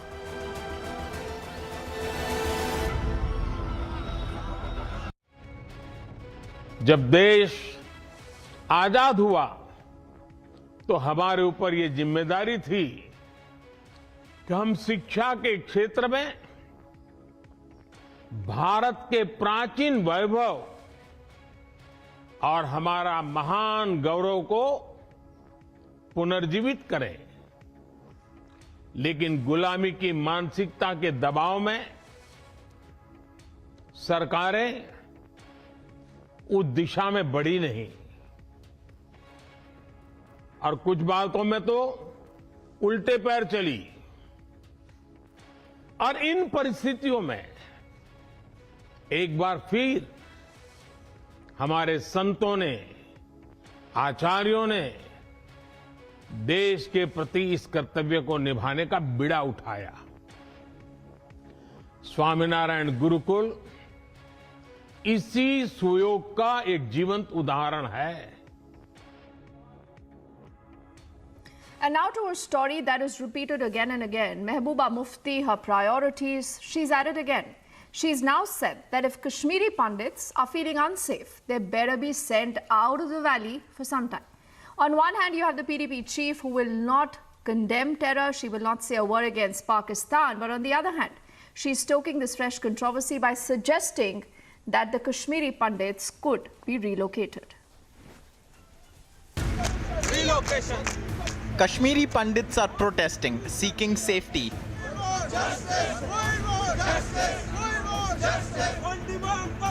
They want protection against terror. हम सड़कों पर बैठे हैं, हम यही उम्मीद लगा रहे हैं, हमें पूरा भरोसा है कि ये हमारी डिमांड्स को पूरा करेगी। हमें तब तक के लिए जम्मू आरसी दफ्तर में शिफ्ट किया जब तक वहां पे ग्राउंड जीरो पे सिक्योरिटी सुनिश्चित नहीं हो जाती कश्मीरी पंडितों के लिए। Mehbooba Mufti's solution? To remove Kashmiri Pandits from the valley altogether. Kashmiri पंडितों ने बहुत सफ़र किया है और हाल ही में उनकी काफ़ी हलाकतें भी हुई हैं, तो इसको बड़ा गौर से देखने की ज़रूरत है और कुछ अरसे के लिए जो उनकी डिमांड है उसको मान लेना चाहिए, ताकि जब उनको इत्मीनान हो जाए कि कश्मीर में हालात सही हो गए हैं, वो वापस अपनी ड्यूटी पे जा सकते हैं, तो उनको तब ड्यूटी पे जाने के लिए कहना चाहिए। अभी इस तरह से मजबूर नहीं किया जाए। With at least 4 hit lists of Kashmiri Pandits released so far, the need of the hour is a crackdown on terrorists. But Mehbooba Mufti wants second chances for terrorists.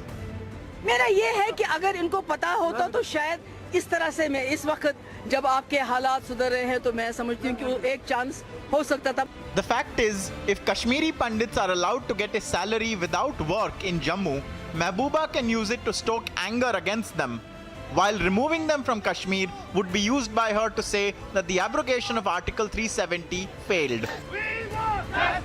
Tonight, Mehbooba must make her stand clear. Kashmiri Pandits or terrorists?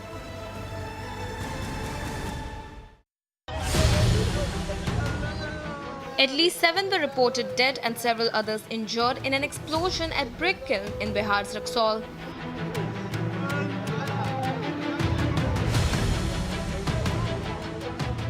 Around 2 dozen labourers who were present at the spot were injured in the incident, and about 20 people are still reported to be missing.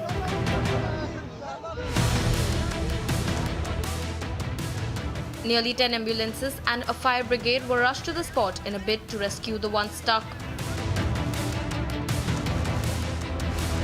Moreover, police and SDRF teams have also been deployed on site and rescue operations are underway.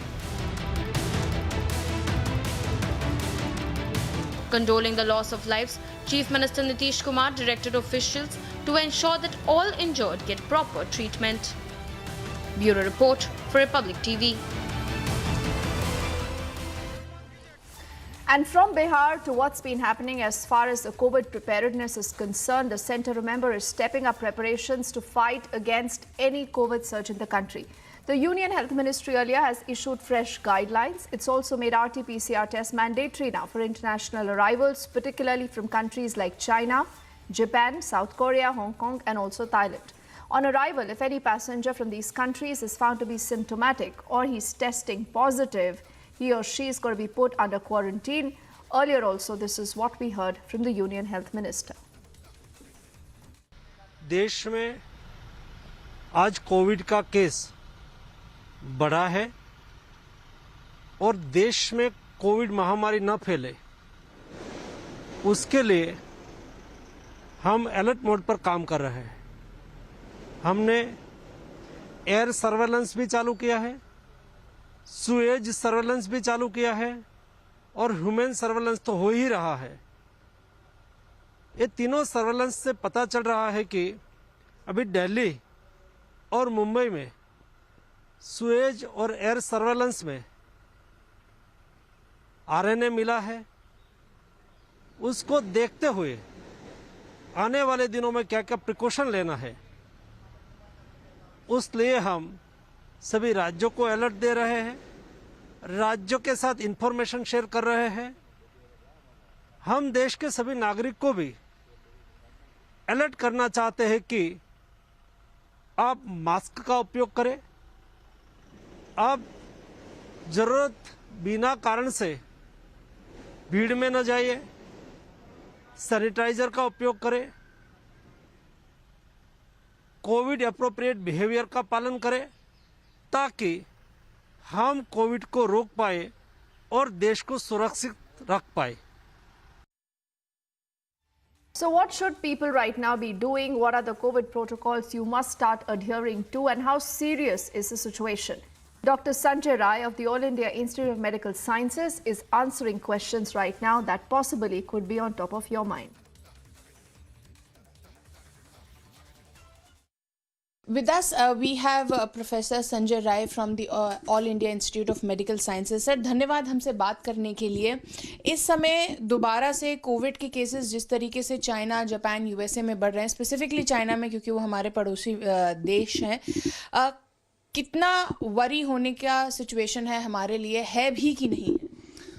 जो हमारे यहाँ control है उसका main reason जो है natural infection है। ये highly vaccinated countries हैं, चाहे आप साउथ कोरिया की बात कर लें, जापान इवन 4 डोज तक दिया जा चुका है। सो चाइना 346 करोड़ से ज़्यादा डोजेज दिए जा चुके हैं। बट वैक्सीन से इसलिए शायद डेथ कम हो रही है, जितनी होनी नहीं, अगर वैक्सीन दी गई होती तो डेथ और ज़्यादा होती वहाँ पे, लेकिन फिर भी उसको रोक पाना असंभव सा होता है। हाँ, आरएनए वायरस होने के कारण यहाँ पे भी हो सकता है, केसेस हो सकते हैं कहीं भी, क्योंकि री इन्फेक्शन भी हो सकता है, ब्रेक थ्रू इन्फेक्शन भी हो सकता है, बट उससे सीवियरिटी बढ़ेगी और डेथ बढ़ेगा, बहुत ही अनलाइकली है। तो हमें पैनिक होने की ज़रूरत नहीं है। हाँ, इसको मॉनिटर करते रहने की ज़रूरत है। सरकार अपने आप कर रही है, सरकार ने प्रोएक्टिव रोल लिया है, उसने सारे एडवाइजरी जारी कर दिए, सारे स्टेट को भेज दिया एडवाइजरी। मॉनिटर करना ज़्यादा ज़रूरी है इस वायरस के कैरेक्टरिस्टिक को, कि क्या कोई बिहेवियर चेंज तो नहीं हो गया, क्या नेचुरल इन्फेक्शन जिनको हो गया था उनको बाईपास करके, इम्यूनिटी को बाईपास करके वहाँ सीवियरिटी तो नहीं कर रहा है। So no reason to panic, but yes, best to be prepared. But what's been happening, remember, in China, that is the real story. For days now, Republic has been showing you the total COVID chaos that China is witnessing. We've been questioning as to what is China really hiding. It's a leaked Chinese government document that has surfaced. Now, what you're also seeing on your screens are different videos that our team has been able to get for you. What you see right now is how the hospitals are completely running out of space. Then to funeral homes that are overwhelmed right now. They do not have the capacity, at least, to look at the startling numbers that China is presenting. And this is a young woman. She's literally gasping for breath, and then she falls down. So these 3 different videos, remember, bring to you the entire story of what China is facing and the truth that China possibly is hiding, something that the world must know.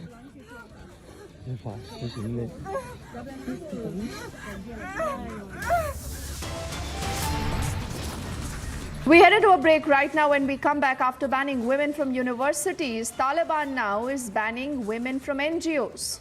And this is what happens when women in Afghanistan are standing up to their rights. And a day after 3 are killed in a shootout, violent clashes break out between protesters and cops in Paris.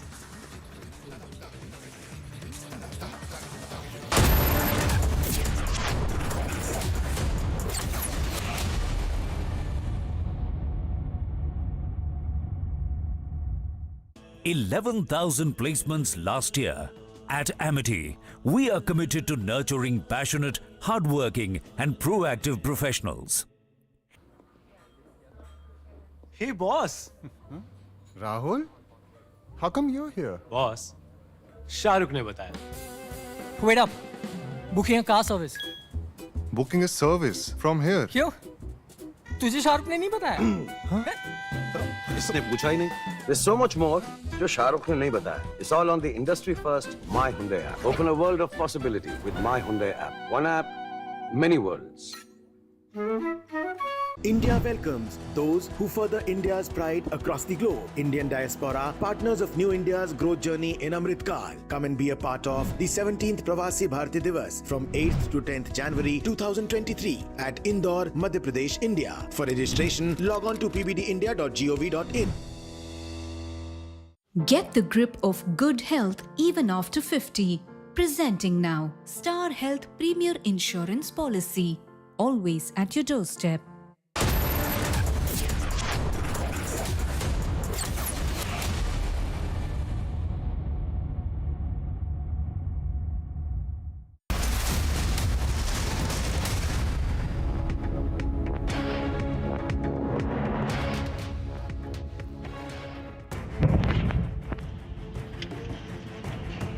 A gas tanker stuck under a bridge exploded in South Africa on Saturday, killing 8 people, injuring scores more and damaging nearby buildings.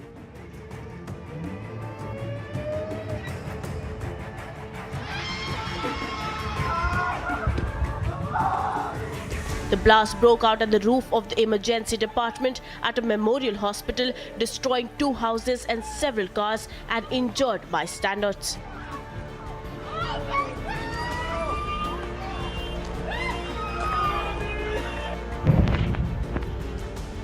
The vehicle caught fire while under a low bridge, but emergency services spokesperson Williams said investigations were ongoing.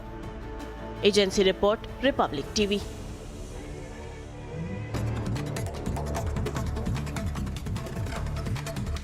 A quick check also of our top stories right now. The former ICICI Bank CEO Chanda, Kochhar, her husband, who were arrested in the loan fraud case, have been granted CBI custody by the court. In a big development in the Shahi Idgah versus a Krish Janbhoomi case, a local court has ordered a survey. This is coming in the backdrop of a plea demanding the removal of the Shahi Idgah.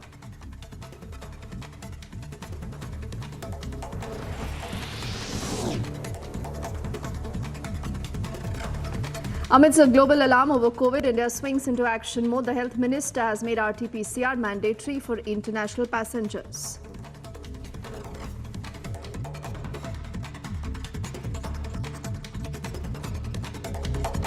हम देश के सभी नागरिक को भी alert करना चाहते हैं कि आप मास्क का उपयोग करें, आप जरूरत बिना कारण से भीड़ में न जाइए, सैनिटाइजर का उपयोग करें, कोविड एप्रोप्रिएट बिहेवियर का पालन करें ताकि हम कोविड को रोक पाए और देश को सुरक्षित रख पाए. As India fights against COVID, Rahul Gandhi continues with his Bharat Jodo Yatra amidst a massive backlash. The BJP now has fired a parivar over protocol jibe on Rahul.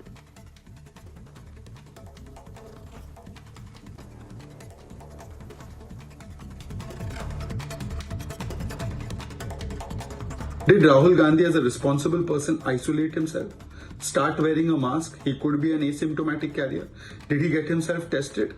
Did he do all the protocols that are required? Today he is saying mask is a bahana. COVID is a bahana. First they spread vaccine hesitancy. They spread lies and rumors about vaccines. Bachade ka khoon mila hai. Vaccines will be very dangerous for you. And now they are saying masks are also a bahana. The PDP chief Mehbooba Mufti has stoked yet another controversy. She says there should be relocation of pundits for some time so that they feel safe. The question is, why is Mufti not calling for a crackdown on terror but wants relocation for Kashmiri pundits? The wreath-laying ceremony of the 16 army personnel who lost their lives in an accident was held on Saturday. This is coming after 16 army jawans lost their lives after their convoy fell into a gorge on Friday in Sikkim.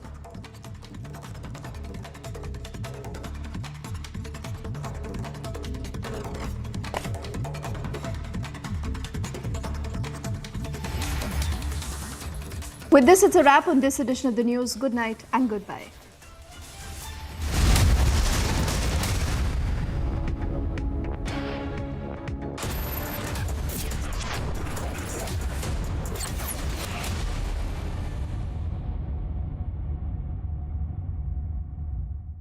$11,000 placements last year. At Amity, we are committed to nurturing passionate, hardworking and proactive professionals. आपकी kitchen और bathrooms को चाहिए MYK लेटीक्रीट SP100 tile joint का allrounder. MYK लेटीक्रीट SP100 जोड़ हो तो ऐसा. UP global investor summit 2023 के माध्यम से देश विदेश के बड़े निवेशकों को आकर्षित करने के लिए प्रदेश की बदली हुई छवि को रोड शो के जरिए प्रचारित करने के साथ ही प्रदेश सरकार राज्य में उपलब्ध असीम व्यावसायिक अवसरों को प्रोफेशनल्स की मदद से निवेशकों तक पहुंचा रही है. उत्तर प्रदेश सरकार रोड शो का आयोजन भी करने जा रही है ताकि उत्तर प्रदेश में उपलब्ध असीम अवसरों का प्रसार करते हुए निवेश को आकर्षित किया जा सके।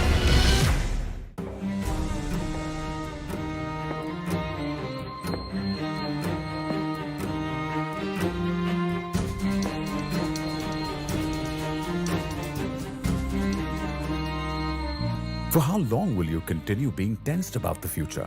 Pension can free you from future's tension. With LIC's new Pension Plus, make your own pension plan because this plan creates market-linked wealth for your future. Moreover, this plan comes with guaranteed additions and also offers various options for receiving pension so that you grow young and tension-free. LIC, हर पल आपके साथ.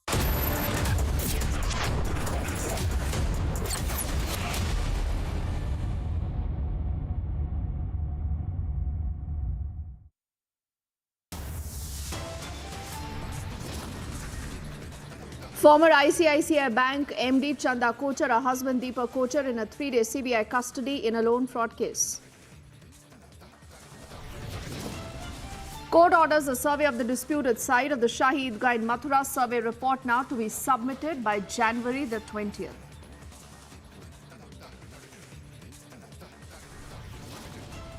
देश से नफरत करने वाले लोगों के साथ चलकर आप मोहब्बत का कौन सा पैगाम दे रहे Rahul Gandhi?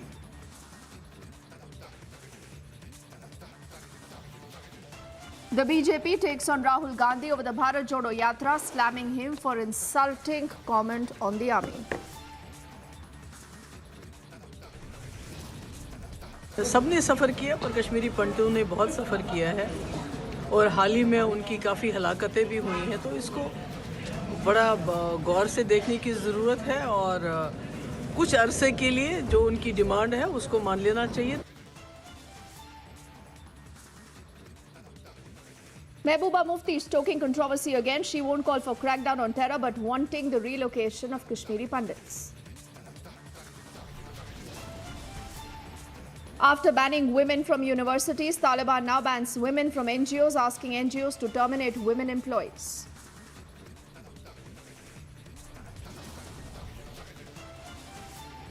And a day after 3 are killed in a shootout, violent clashes break out between protesters and cops in Paris.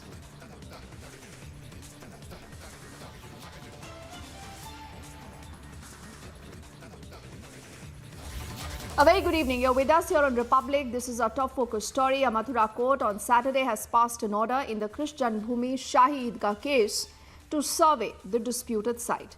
Now the court, while hearing the petition of the Hindu Sena, has issued an order to survey the disputed site. The court has issued notices to all parties in this regard. This survey report, remember, is to be presented in court on January the 20th, and this order is on the same lines as a Varanasi court earlier had ordered the videographic survey of the Gyanvapi Masjid.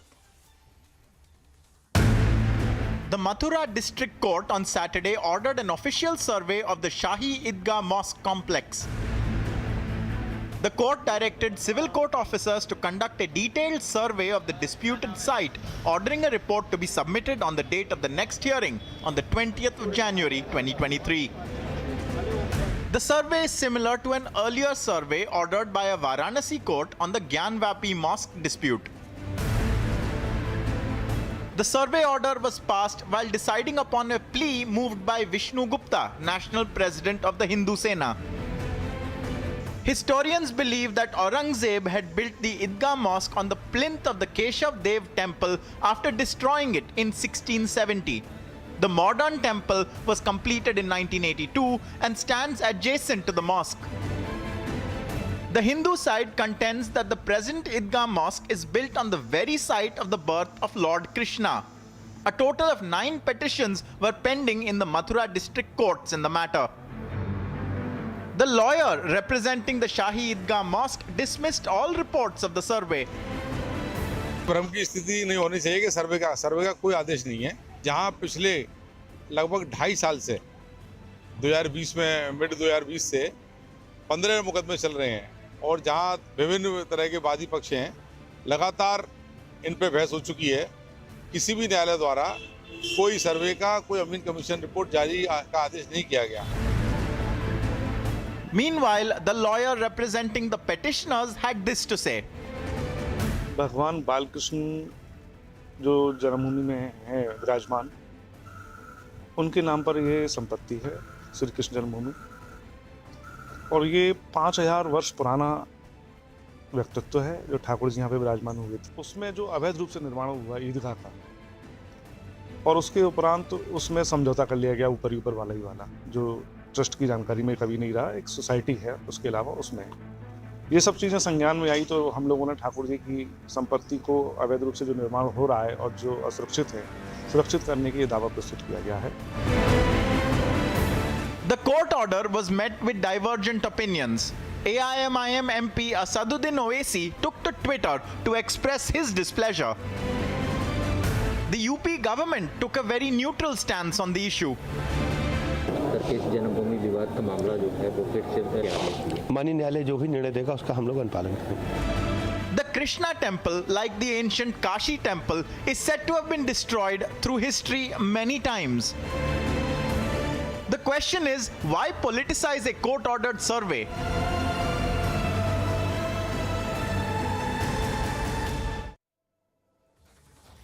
And now to our next big story. The Central Bureau of Investigation has got a 3-day remand of the former managing director, the chief executive officer of the ICICI Bank, Chanda Kochhar, her husband Deepak Kochhar. The CBI arrested the couple late on Friday. This is in connection, remember, with the alleged ICICI Bank Videocon money laundering case. This is what possibly could happen next. Ex-ICICI Bank MD and CEO Chanda Kochhar and her husband Deepak Kochhar were remanded to 3-day CBI custody by special CBI court in Mumbai on Saturday. The remand was granted after the CBI said that they needed 3 days' time to question the Kochhars. They bore a look of resentment while being taken to the special CBI court. The Kochhars were arrested on the 23rd of December by the CBI. The CBI accused them of non-cooperation during questioning. The arrest comes on the back of the alleged rupees 3,250 crores Videocon ICICI Bank scam, which first came to light in 2019.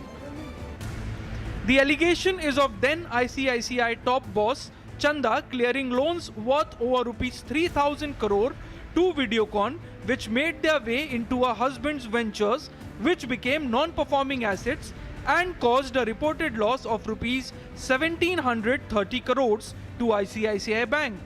Chanda Kochhar's fall from grace is a long journey she took since 1984 after joining ICICI. The shock of Chanda Kochhar's arrest and the allegations are not unfounded, as she was once hailed as one of the most powerful women in the world, winning even top civilian awards in India. The Videocon ICICI case is considered one of the biggest scams in Indian banking circles. Now the country waits for a definite conclusion to these allegations of grave economic offences. Bureau Report, Republic TV. And now to the other story that we've tracked very, very closely this Saturday. Despite the warning, the COVID alert across the country, it's an adamant Rahul Gandhi who continues with his Bharat Jodo Yatra. Now, he, remember, has been given a befitting response, right from insulting the army to also what he said vis-a-vis China to the Bharat Jodo Yatra. This is the BJP's full frontal attack on him today. Rahul Gandhi's walkathon finally reached the national capital.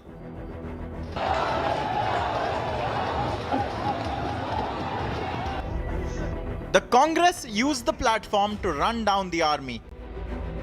China ने 2000 square kilometre हमारी जमीन ले ली है। प्रधानमंत्री जी कहते हैं कि हमारे बॉर्डर के अंदर कोई नहीं आया। तो भैया प्रधानमंत्री जी, अगर कोई नहीं आया तो हमारी सेना उनकी सेना के साथ 21 बार क्यों बात कर रही है?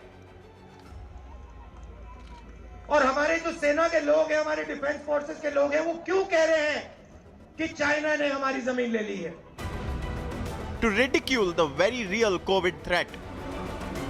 ये जो भारत जोड़ो यात्रा बड़ी यशस्वी हो रही है, बीजेपी को ऐसा हो रहा है, वो डर गए हैं, इसीलिए ये कोविड का बहाना बीच में लाए हैं। अरे कोविड नहीं है कहीं भी, कोई एक मास्क भी नहीं पहना, आप देखिए, और किसी को कुछ नहीं हुआ। And now the BJP is hitting back. चले हैं मोहब्बत का पैगाम लेकर और साथ में वो चल रहे हैं जो भारत को तोड़ने की बात करते हैं। टुकड़े टुकड़े गैंग के सक्रिय सदस्य उनकी यात्रा में विभिन्न जगह चले हैं या नहीं चले हैं, ये भाजपा जानना चाहती है। देश से नफरत करने वाले लोगों के साथ चलकर आप मोहब्बत का कौन सा पैगाम दे रहे Rahul Gandhi? The BJP is calling out the anti-army tendencies of the Congress. सेना के प्रति नफरत और सैन्य अस्त्रों को लेकर तिजारत, ये आपकी पार्टी की राजनीति रही है राहुल गांधी। और आपने याद करिए, आपने राफेल जब खरीदा गया तब भी सवाल किया था, आपने उरी पर भी सवाल किया था, और आपने बालाकोट का भी प्रमाण मांगा था। हमेशा भारत की सेना के शौर्य को कमजोर करने में आपको अंदर से अच्छा लगता है। It's a political face-off like no other.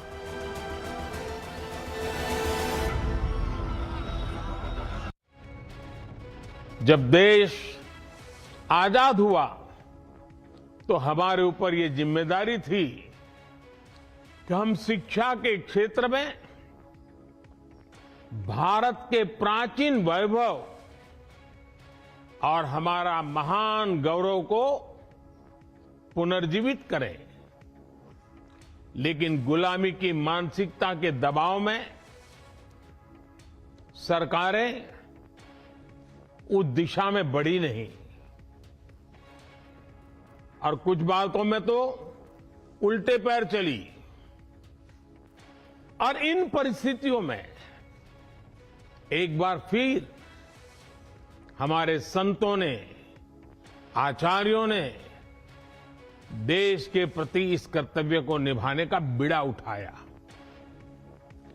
Swaminarayan Gurukul इसी सुयोग का एक जीवंत उदाहरण है। And now to a story that is repeated again and again. Mehbooba Mufti, her priorities, she's at it again. She's now said that if Kashmiri Pandits are feeling unsafe, they better be sent out of the valley for some time. On one hand, you have the PDP chief who will not condemn terror. She will not say a word against Pakistan. But on the other hand, she's stoking this fresh controversy by suggesting that the Kashmiri Pandits could be relocated. Relocation. Kashmiri Pandits are protesting, seeking safety.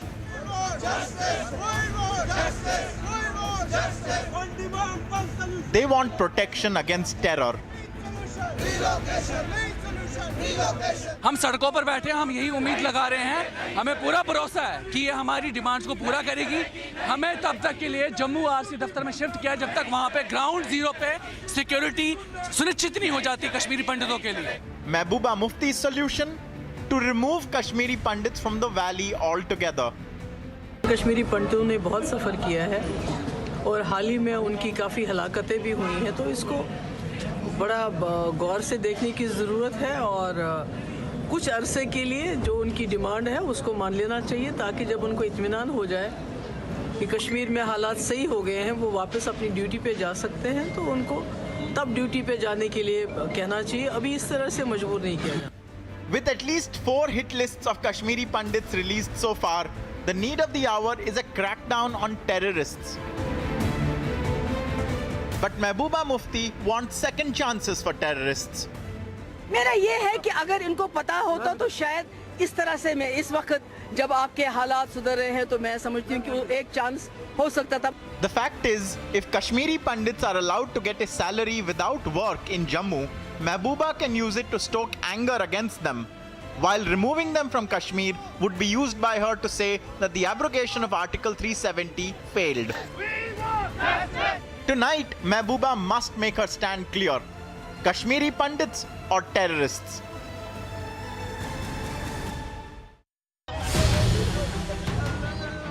At least 7 were reported dead and several others injured in an explosion at brick kiln in Bihar's Raxaul.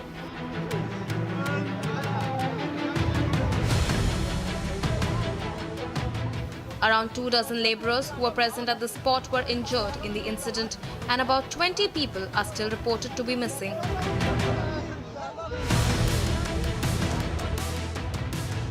Nearly 10 ambulances and a fire brigade were rushed to the spot in a bid to rescue the ones stuck.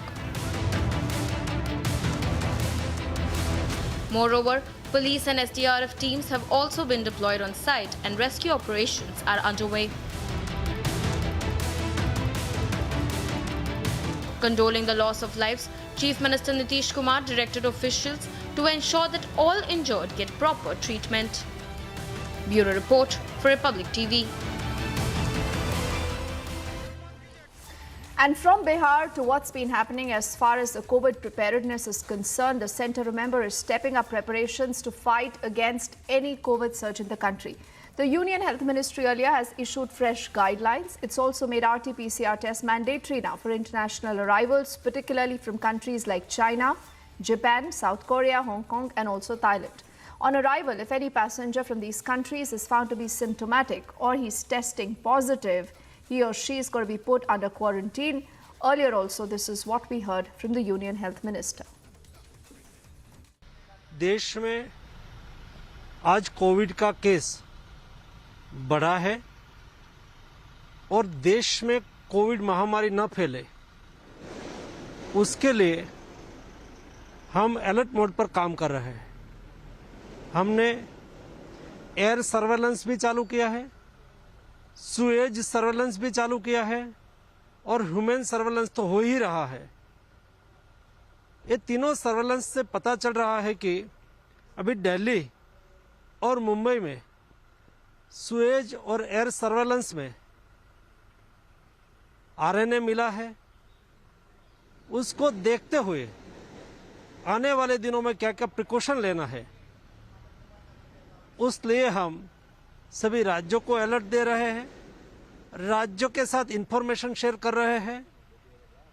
हम देश के सभी नागरिक को भी alert करना चाहते हैं कि आप मास्क का उपयोग करें, आप जरूरत बिना कारण से भीड़ में न जाइए, सैनिटाइजर का उपयोग करें,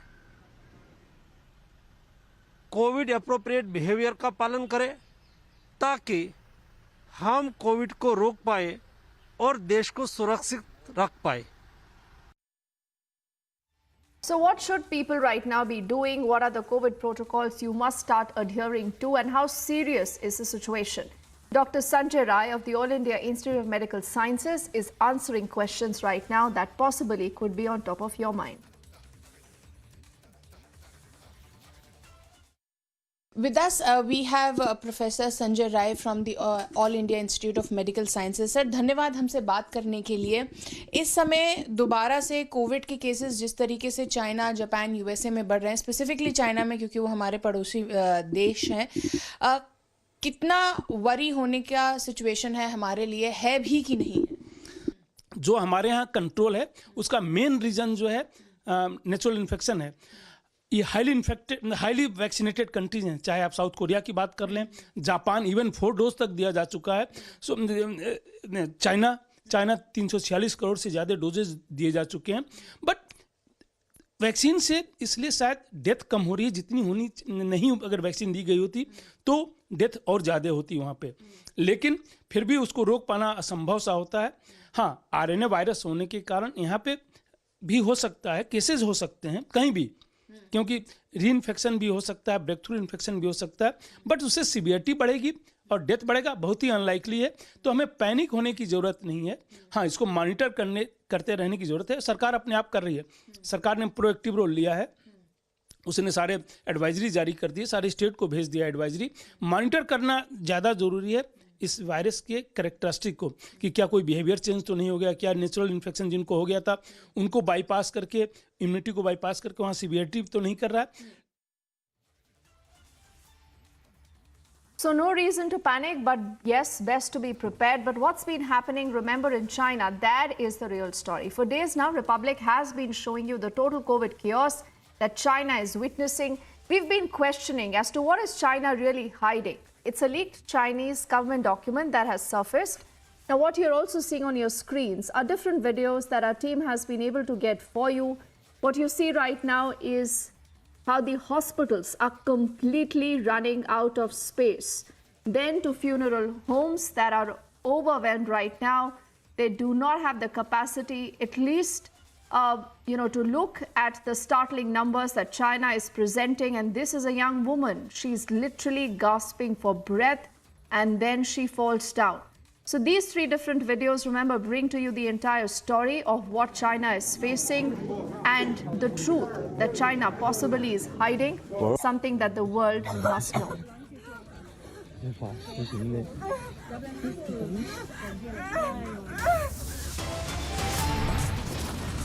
We headed to a break right now. When we come back, after banning women from universities, Taliban now is banning women from NGOs. And this is what happens when women in Afghanistan are standing up to their rights. And a day after 3 are killed in a shootout, violent clashes break out between protesters and cops in Paris.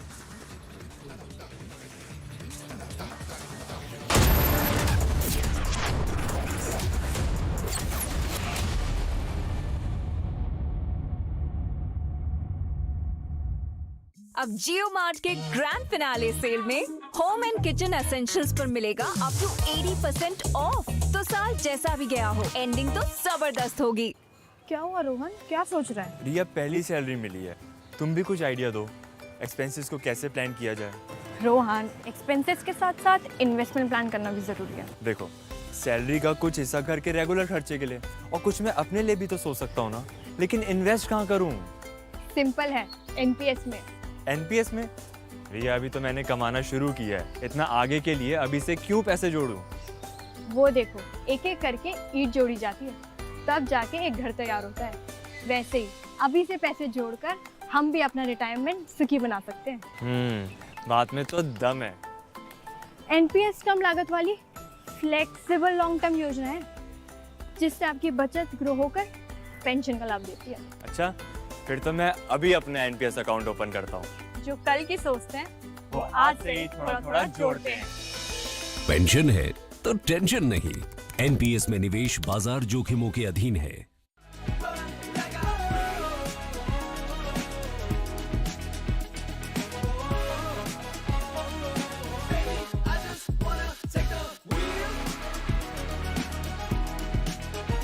Volkswagen Tiguan, India's safest SUVW. Volkswagen.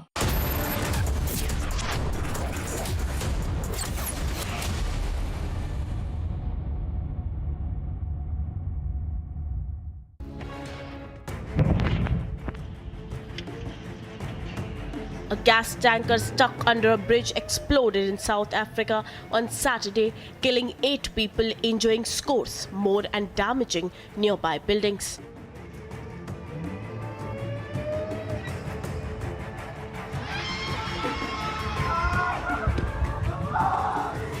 The blast broke out at the roof of the emergency department at a memorial hospital, destroying 2 houses and several cars and injured bystanders.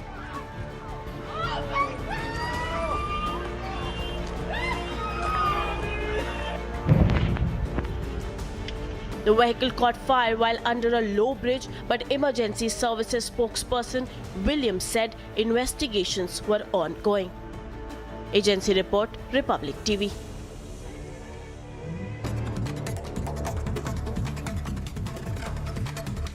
A quick check also for top stories right now. The former ICICI Bank CEO Chanda, Kochhar, her husband, who were arrested in the loan fraud case, have been granted CBI custody by the court. In a big development in the Shahi Idgah versus a Krish Janbhoomi case, a local court has ordered a survey. This is coming in the backdrop